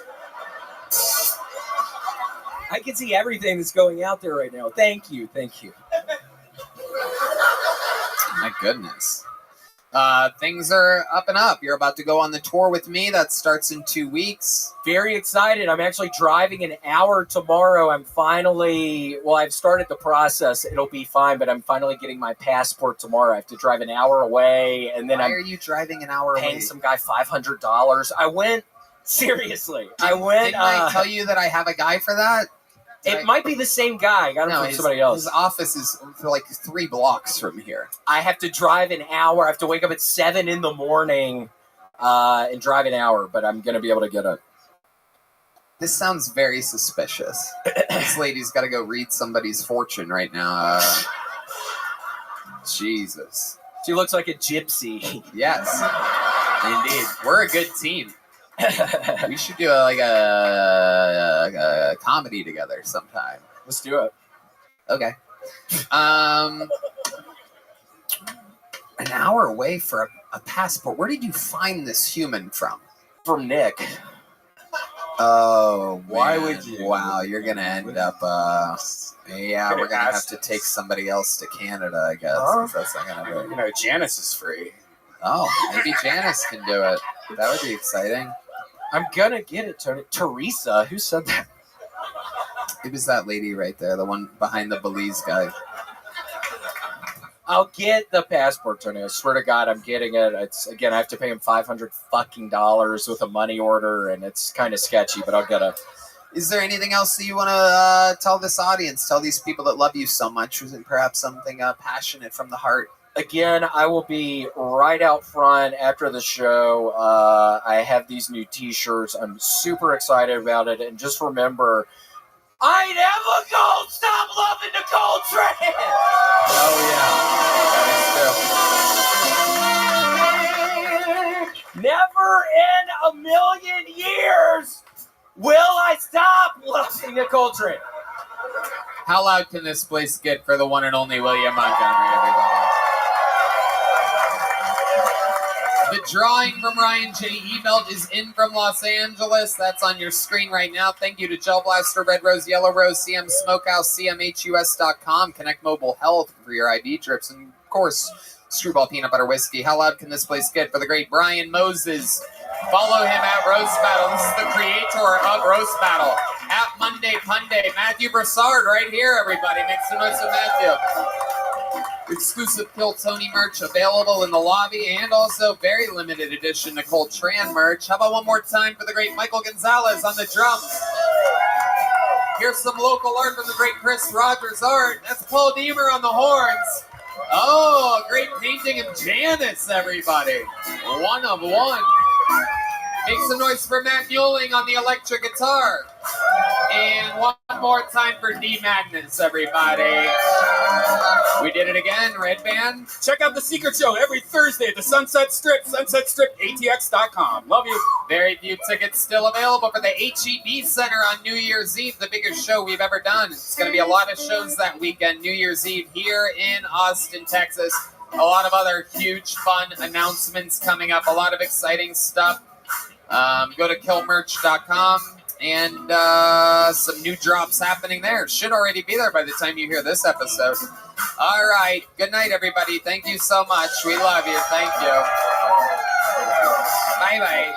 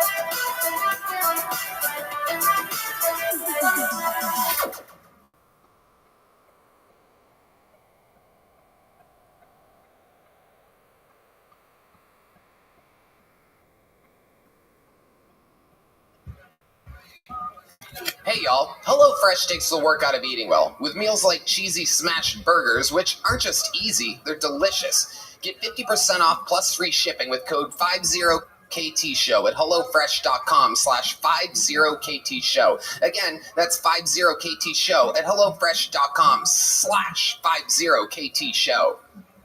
Hello, Charlotte, North Carolina. I will be at the Night Theater at the Levine Center for the Arts, August 25th. Atlanta, Georgia. I will be filming my next special with you at the Cobb Energy Performing Arts Center on August 26th. Tickets available now at TonyHinchcliffe.com.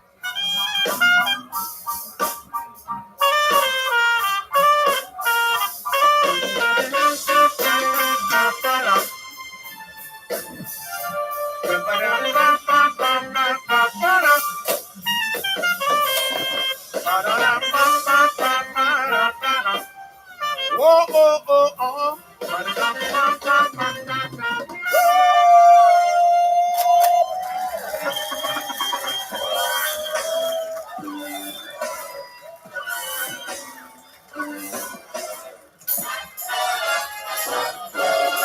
Hey, this is Redman coming to you live from the Comedy Mothership here in Austin, Texas. For a brand new episode of Kill Tony, give it up for Tony Hinchcliffe!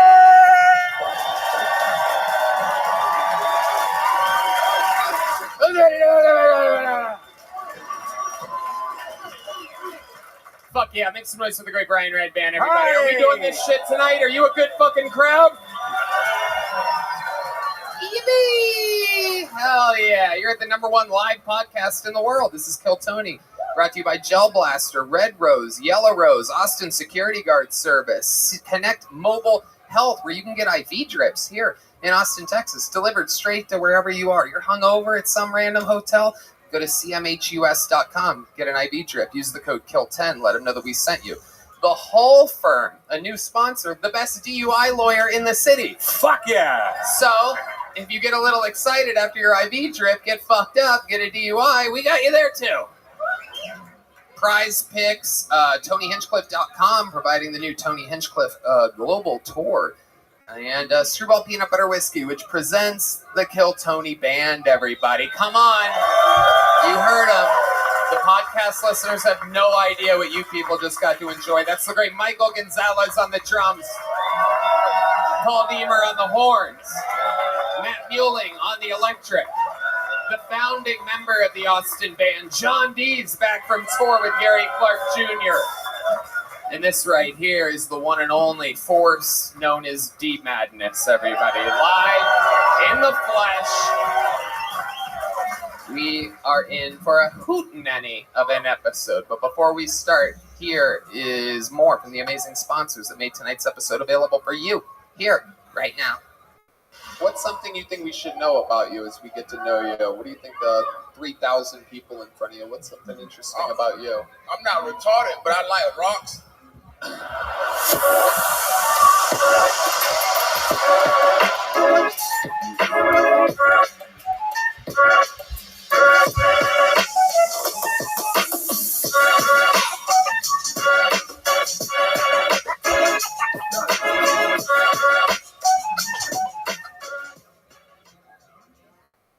Hey, this is Red Band, and if you don't know, I now own a comedy club, the Sunset Strip Comedy Club on 6th Street in downtown Austin, Texas, right next door to the Comedy Mothership. Check it out. We have shows every single night, but most importantly, every Thursday, I put on The Secret Show, which you might hear all about in Kill Tony, but you have to go to Sunset Strip, ATX.com to get your tickets.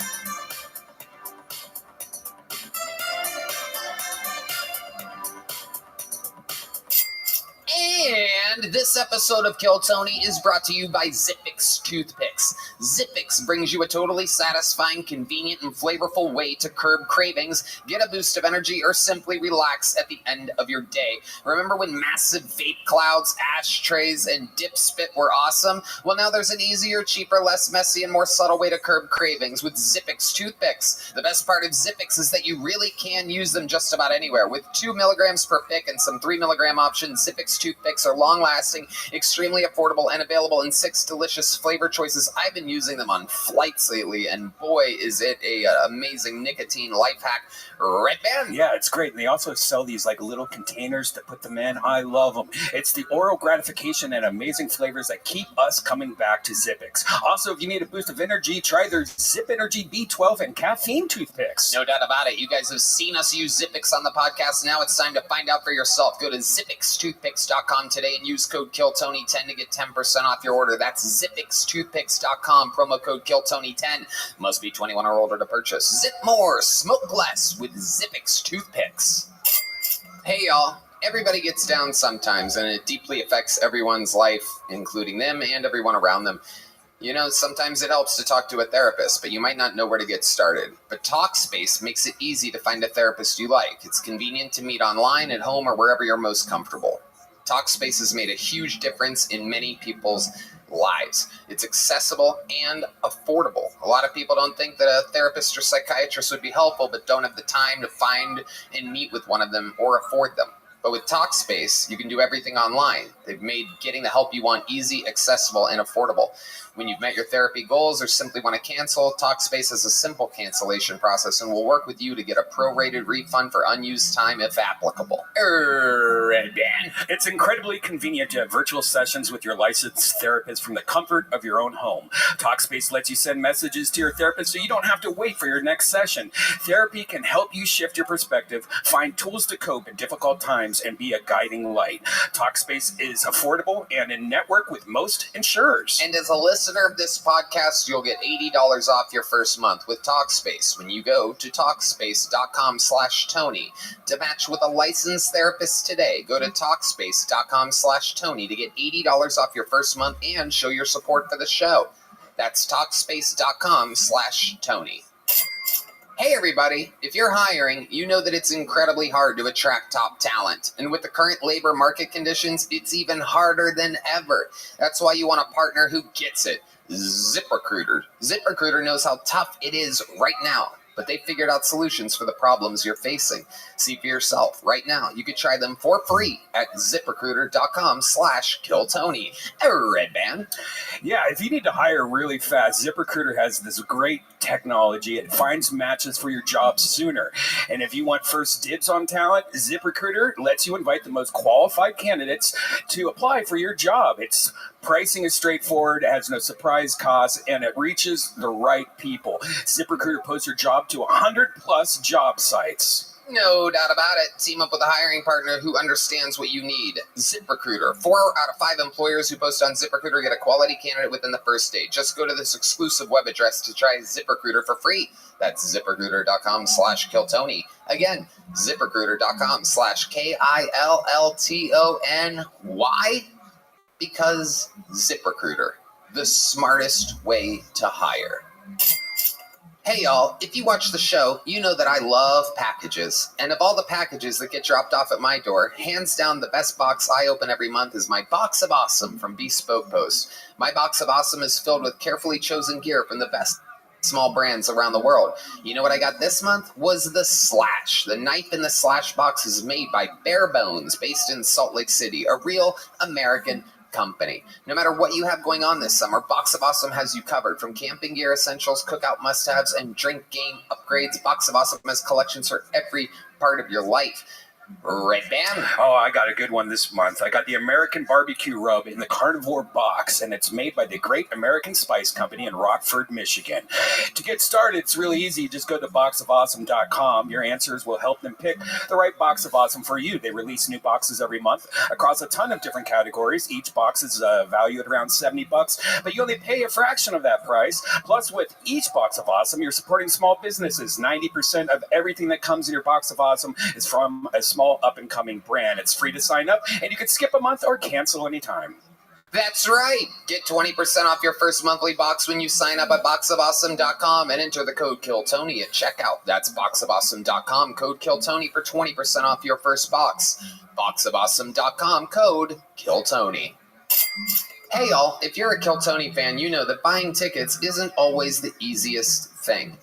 Buying tickets to your favorite events shouldn't be stressful. Game Time is the fast and easy way to buy tickets for all the sports, music, comedy, and theater near you. With killer deals on last-minute tickets and their best price guarantee, you can stop stressing over the tickets and start getting hyped for the fun you'll have. I can look through the Game Time app right now, and I can see, hey, look, my dear friend Snoop Dogg, who I've roasted to a crisp before, is performing on the 18th at the Germania Insurance Amphitheater. Drake and 21 Savage at the Moody Center here in Austin, Texas.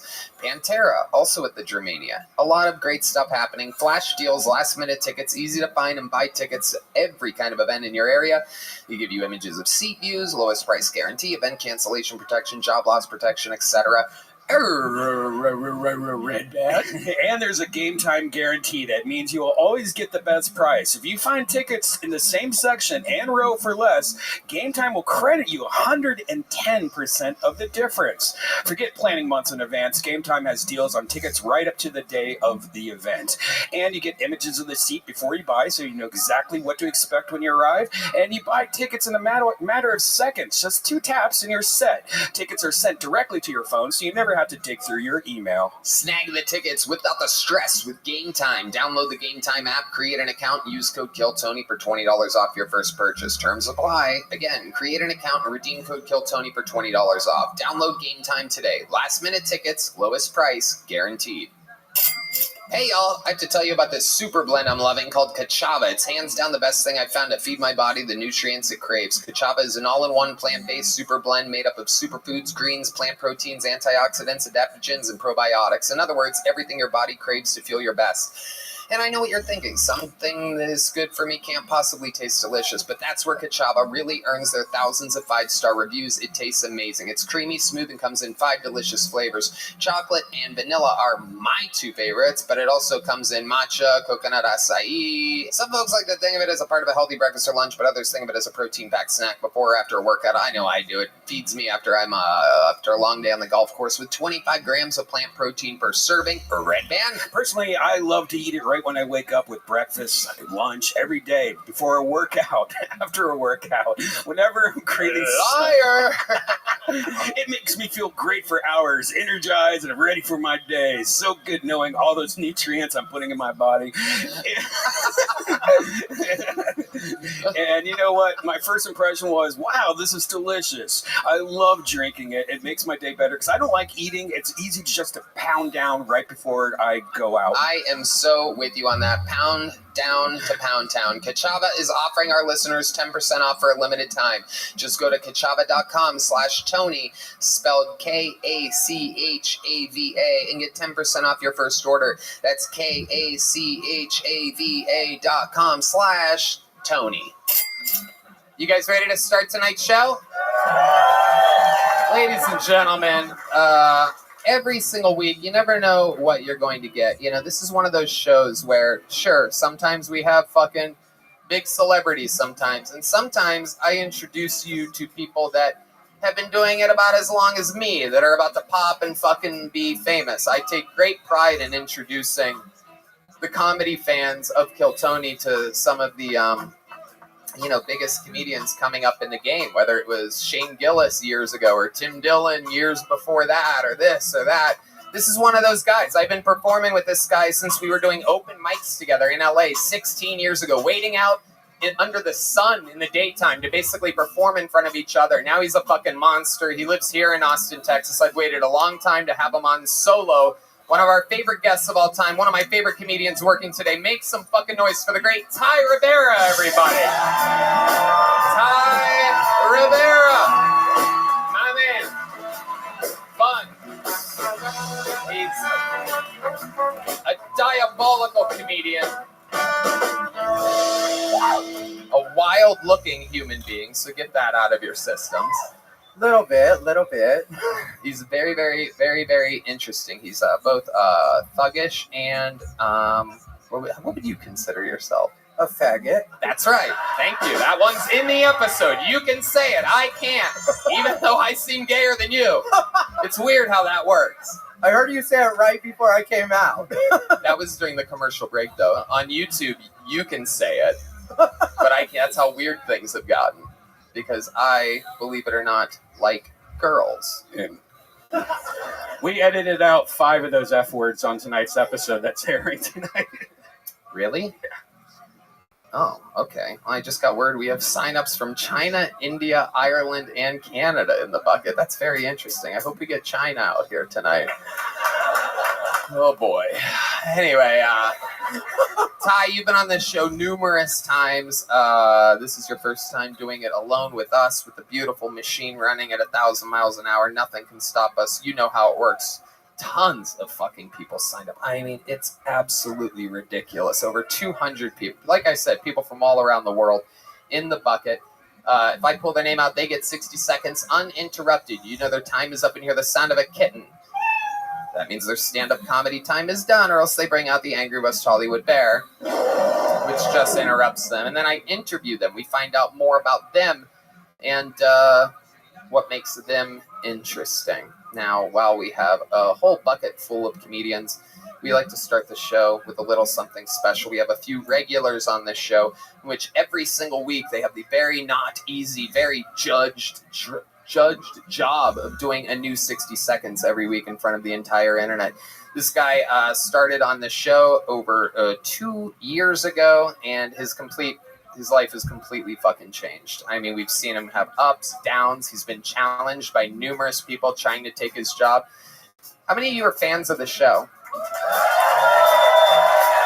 Well, then maybe you know the words. If you guys start singing, maybe I'll just say his name. You guys know the words? This is Hans Kim. This is Hans Kim. This is Hans Kim, everybody.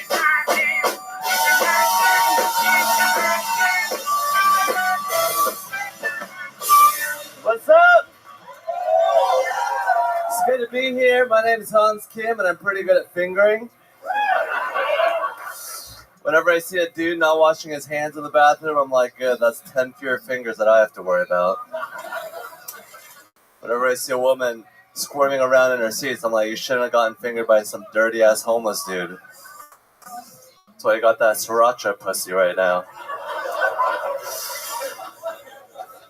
Tired of fingering girls in yoga pants? It's like a resistance band.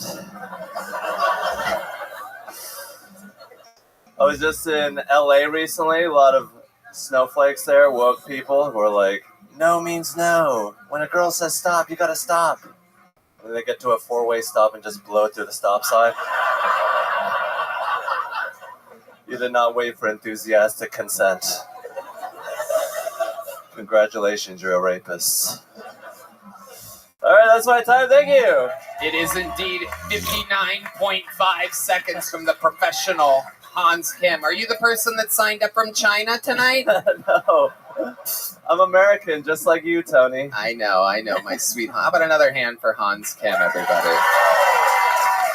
Doing it again. Easy breezy, making it look easy. I love it. Love the stop sign joke. How do you feel? How do you feel that it went? I felt it went all right. I felt like, maybe the crowd is like racist against Chinese people. Whoa. Look at that. I'm Korean.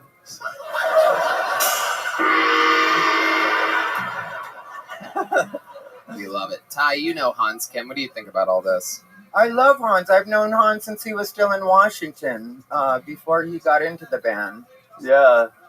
I don't remember that part, but I think I would have remembered you. Yeah, Ty you were maybe, a fan. Ty maybe roofied you and butt-fucked the shit out of you, and that's why you don't remember. Last time Hans told me he was homophobic, so that might be why.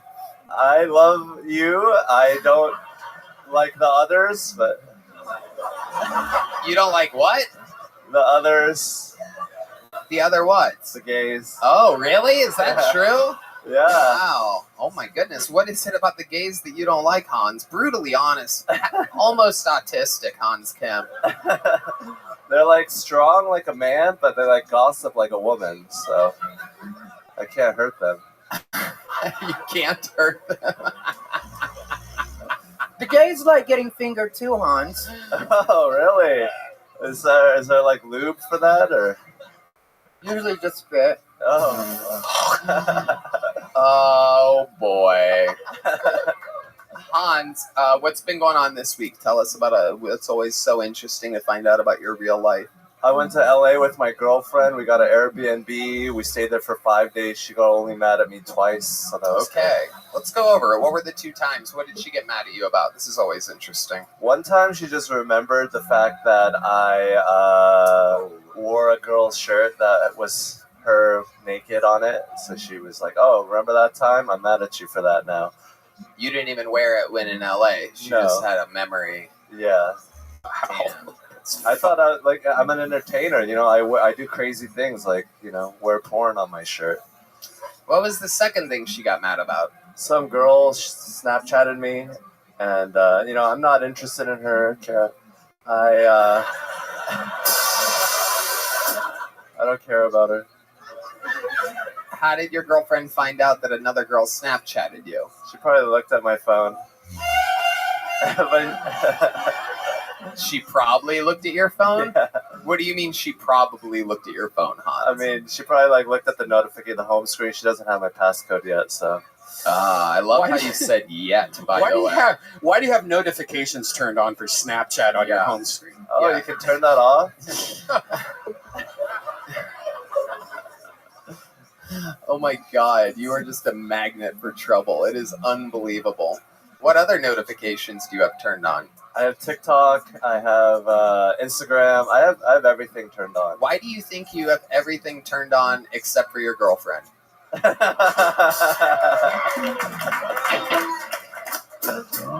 Right, because my dick isn't as big as she wants it to be. What the fuck? This is the weirdest show on planet Earth. Just Hans being Hans up here. Anything else you want to talk about, Hans? What else is going on in life? No challenges this week. No challenges for next week. Oh yeah, that was pretty stressful for me last week. I challenged Brian Redband's girlfriend, and it was kind of humiliating. I feel like my girlfriend should challenge Brian Redband for his job now. Whoa! Oh my goodness! I don't want her looking at my phone over here, though. That's the thing. I don't trust her. What else is going on in life, Hans? Anything else? I'm STD free. Wait, when did you find this out?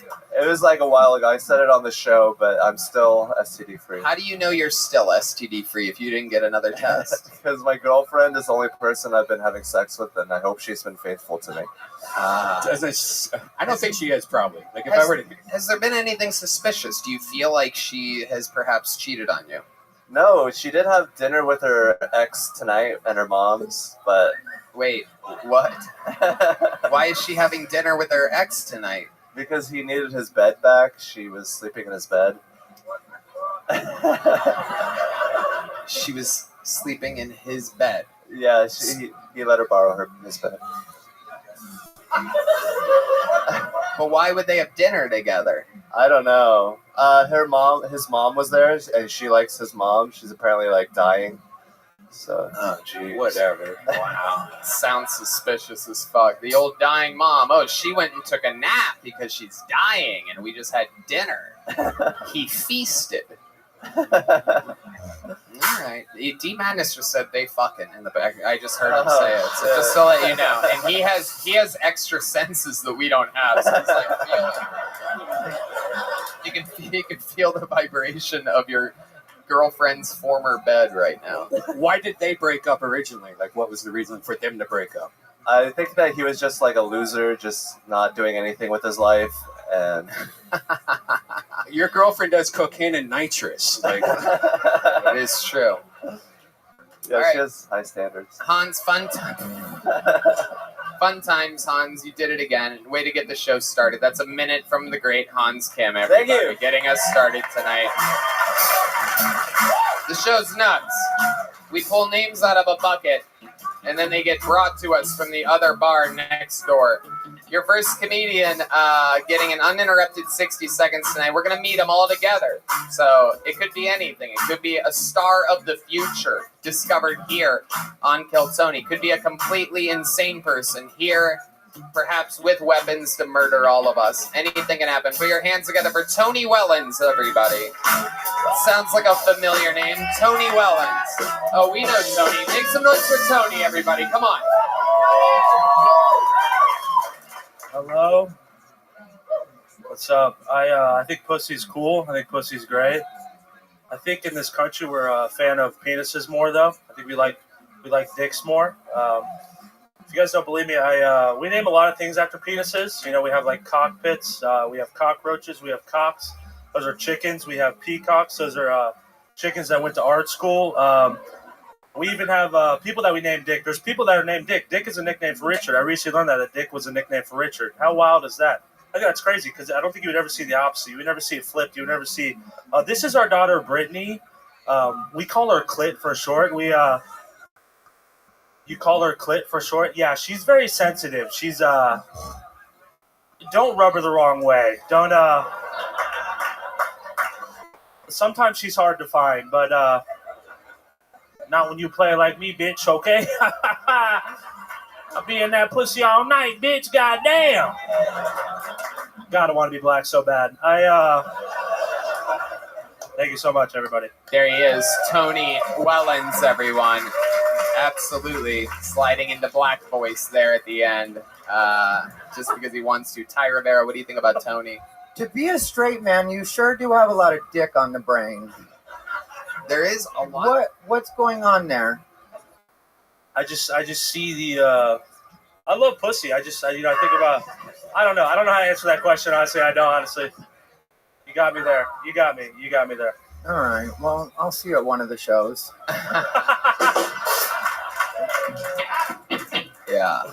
Yeah, you might be deep in the closet where that outfit you're wearing tonight belongs. That is something else, a very wrinkly old collection. Hey, I was not planning to come up here tonight, so. So you signed up, Yeah, I and you weren't planning on coming up here tonight? Well, nobody ever. Are you a regular on the show? Why would you plan to come up here tonight? I don't. God has got my back, but I don't like. He doesn't have your front, obviously. You look fucked up, dude. You look like you just like murdered somebody, and like this is the outfit you had to change into quickly after the murder. Like after you got rid of the bloody clothes, you're like, fuck. What the fuck am I gonna do? I'm gonna fucking get it. It's gonna cost me the rest of my fucking life. I'll just grab these fucking shorts. Look at those things. Like, what could we do to make them more wrinkled? I'm trying to figure out. Perhaps we could run them over with vehicles or something like that before you enter into show business. You don't like the Obama tee? That's the Obama tee that, I mean, I've never seen a worse Obama tee. Bro, what is he talking about right now, bro? You know what I'm saying? Wait, don't You try don't like to... He's on my side, bro. Okay, all right, cool. If we were all at Obama's house together, we would let you drown, Tony. That's a topical reference to you that don't know. The mainstream media is not really covering it, but someone got murdered at Obama's house last week. No big deal.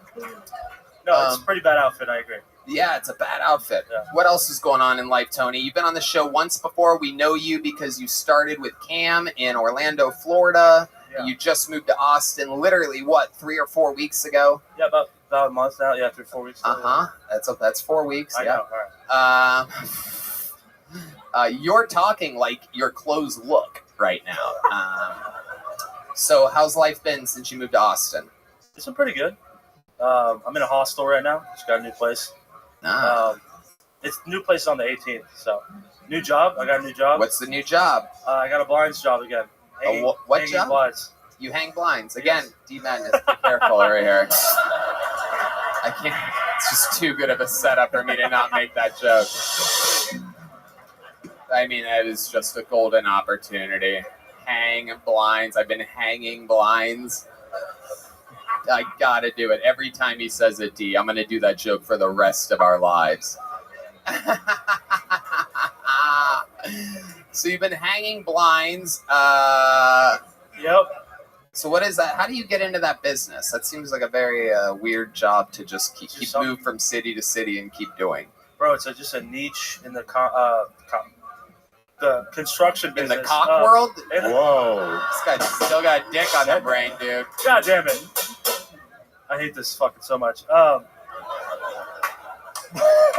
You should not sign up for things that you hate. I know. I really shouldn't. No, it's just I just got the job out of high school, and it's just